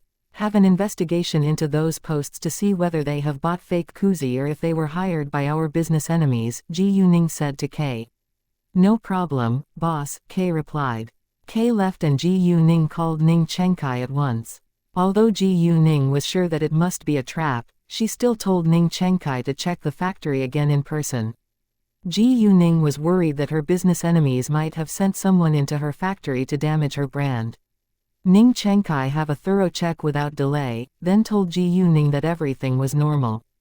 They needed to make an official explanation on Weibo to comfort their customers, but Ji Yuning told Ning Chenkai to wait until Kay had the result of the investigation. Ji Yuning remained calm from the beginning to the end, because it was simply a minor problem that she could encounter in business. By the time Ji Yuning finished having lunch with Leng Xiaoting, Kay had the result. Those who criticized Kuzi on the internet had indeed bought fake Kuzi, but they bought Kuzi from surrogate shoppers instead of its direct sale stores. There were countless fake products now, and it was hard to avoid them outside direct sale stores and counters in big shopping malls. Those who chose to believe surrogate shoppers weren't smart enough. After that, Ji Yuning told Ning Chenkai to post their reply on Weibo. Kuzi official. After the investigation, we found that many internet users who claim that their skin has been damaged by Kuzi products have actually bought fake Kuzi. According to the trademark law and market competition law, we'll maintain our right to sue the producers of fake Kuzi. Anyone who still believes that Kuzi has hurt your skin, please show us your proof, including the invoice or bill. We promise that we'll protect your interests and rights as our customer. There were photos of real and fake Kuzi products attached to the post as well. In fact, many people were aware of rampant fake skincare products, so most of them chose to believe Kuzi's official explanation. Moreover, Kuzi was willing to help its customers to sue the evil producer of the fake Kuzi. Chapter 1298. Master Leng is disappointed at Leng Xiaojia. However, the Internet Water Army was unwilling to stop attacking Kuzi on the internet, because it was paid for after all. It said that it was a pure act directed by Kuzi, and Kuzi sold its real and fake products at the same time to lower the cost. Some internet users believed it, while some had doubts, but more people still chose to trust Kuzi. Actually, if they knew that Kuzi was owned by Ji Yuning, they wouldn't be suspicious at all. The producer of fake Kuzi wasn't afraid, because it thought that Kuzi could do nothing to punish it. Unfortunately, Kuzi was Ji Yuning's brand, and she was determined to punish those who dared to act against her. Even if the mastermind wanted to stop, it was too late, because the reputation of Kuzi was already damaged. It would take some time for Ji Yuning to handle it, so there was no final result today. In the afternoon, Ji Yuning went to the Leng family's house along with Leng Xiaoting. Master Leng was thrilled to see them, but he was displeased when Ji Yuning came inside with bags of gifts. Ji Yuning understood that Master Leng already took her as a member of the Leng family, but she thought that she should still not forget her manners.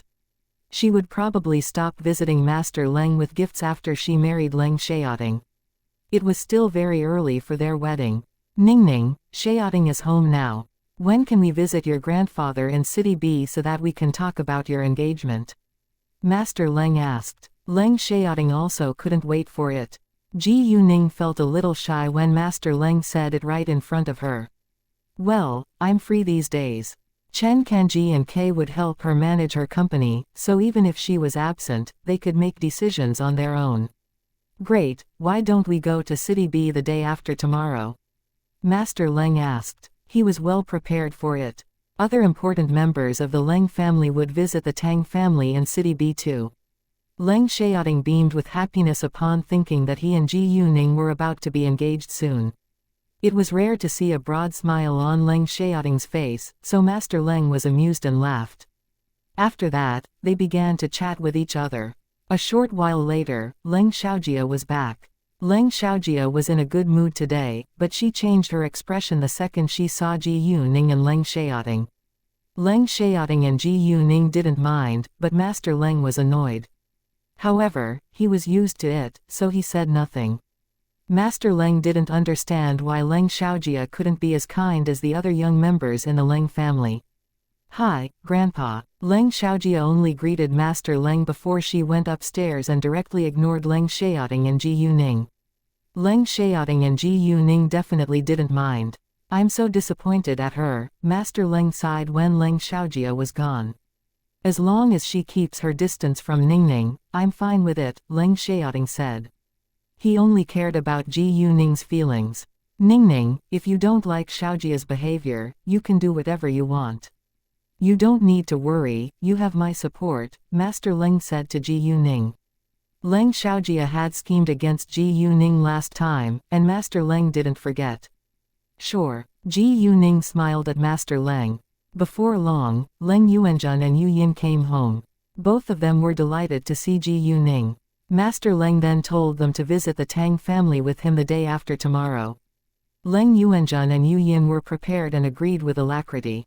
Leng Yuanqin's family wasn't aware of Ji Yuning's real family background, and Master Leng didn't bother to tell Leng Yuanqin. Although Leng Yuanqin didn't treat Leng Xiaoting badly, he saw Leng Xiaoting as a threat. Besides, once Leng Yuanqin found out Ji Yuning's real family background, Zhang Shuyuan would know as well. Master Leng didn't want to hear them arguing anymore. What a shame that Ningning is too young to get married now. Yu Yin said with a smile. She also thought that Leng Xiaoting and Ji Yuning were a perfect match. Chapter 1299, the fifth place. Although Yu Yin rarely talked to Leng Xiaoting, she didn't think that he was a thorn in her side. Leng Yuanjun and Yu Yin treated Leng Xiaoting as a close relative, but Leng Xiaoting wasn't used to it and always stayed alone. Compared with Leng Yuanqin and his wife, Leng Yuanjun and Yu Yin were much kinder. Leng Xiaoting actually also had the idea to marry Ji Yuning right now, but Ji Yuning was only 19 this year, so he had to wait for another 3 years. 3 years were a very long time. Ji Yuning was amused by Leng Xiaoting's reaction, but she could do nothing about it. It was fate. A while later, Zhang Shuyuan got back, and she seemed displeased to see Ji Yuning and Leng Xiaoting as well. However, she behaved better than Leng Xiaojia. Hi, father, Zhang Shuyuan greeted Master Leng and closed her mouth. Hi, Master Leng said lightly. Oh, is Xiaojia home? Zhang Shuyuan asked. She went upstairs the moment she got back, Master Leng replied. Father, did Xiaojia tell that she ranked 11th in the national gown design competition till now? Only 20 designers are selected for the final round. If she can be one of the top 10 in the final, her designs will directly be sent to Paris Fashion Week and she'll be famous. Zhang Shuyuan said with great pride. Great, it's good news. Master Leng, however, didn't think it was impressive. Zhang Shuyuan was upset when Master Leng didn't seem excited at all. Ji Yuning, however, thought about whether Yuzi was in the competition as well. Coincidentally, Yuzi called her at this moment. Ji Yuning excused herself and left to answer her call. Hey, boss, good news. I ranked 5th in the national gown design competition among the top 20 till now. If I can have a position in the top 10 at the end, my designs will directly be sent to Paris Fashion Week. It's a great honor, Yuzi said with excitement. Yuzi called Ji Yuning at this time, because all of the contestants heard the news just then. Leng Xiaojia went back home in a good mood precisely because she ranked 11th in the competition. She planned to tell Master Leng the good news, but her good mood was ruined by Ji Yuning and Leng Xiaoting's appearance. Congratulations. I believe that you can do better, Ji Yuning said. With Ji Yuning's help, Yuzi was becoming increasingly successful and famous. She met Jason afterwards, which meant she was very likely to become the next well-known international clothing designer. Yuzi was full of hope and anticipation now. Thank you, boss. Yuzi thanked Ji Yuning and even sobbed on the phone. I wouldn't have today's success without you. I promise that you have my loyalty forever. Ji Yuning had helped her a lot, and she felt grateful to her. In fact, nobody could be more influential than Ji Yuning now given her family background and connections. It was a smart decision for Yuzi to follow Ji Yuning. Great, I'm glad to hear that. Ji Yuning smiled. After talking with Yuzi, Ji Yuning walked back to the living room. What's wrong? Do you need to deal with something else? Master Leng asked her with concern. Oh, no, it's one of my subordinates. She also participated in the national gown design competition and reached the final, Ji Yuning said on purpose. Really? What's her place? Master Leng asked with surprise, but Zhang Shuyuan looked mad. Master Leng's attitude changed once he heard that Ji Yuning's subordinate had also reached the final. Zhang Shuyuan glared at Ji Yuning. Ji Yuning didn't mind, but Leng Xiaoting was annoyed and gave Zhang Shuyuan a cold look, which scared Zhang Shuyuan and she moved her eyes away at once. Zhang Shuyuan didn't dare to offend Leng Xiaoting. She ranked 5th, Ji Yuning said. She said it calmly, like it wasn't a big deal. Zhang Shuyuan, on the contrary, felt like she just made herself a joke because Leng Xiaojia only ranked 11th. She ranked 5th. Good for her, Master Leng complimented. I think she's going to win a place in the top 10 since she already ranks 5th now, Yu Yin said. Thank you for listening and supporting the Cultivation audiobook channel. If you'd like to support us, 1 cup of coffee can make a big difference. Please check the PayPal link in the YouTube description.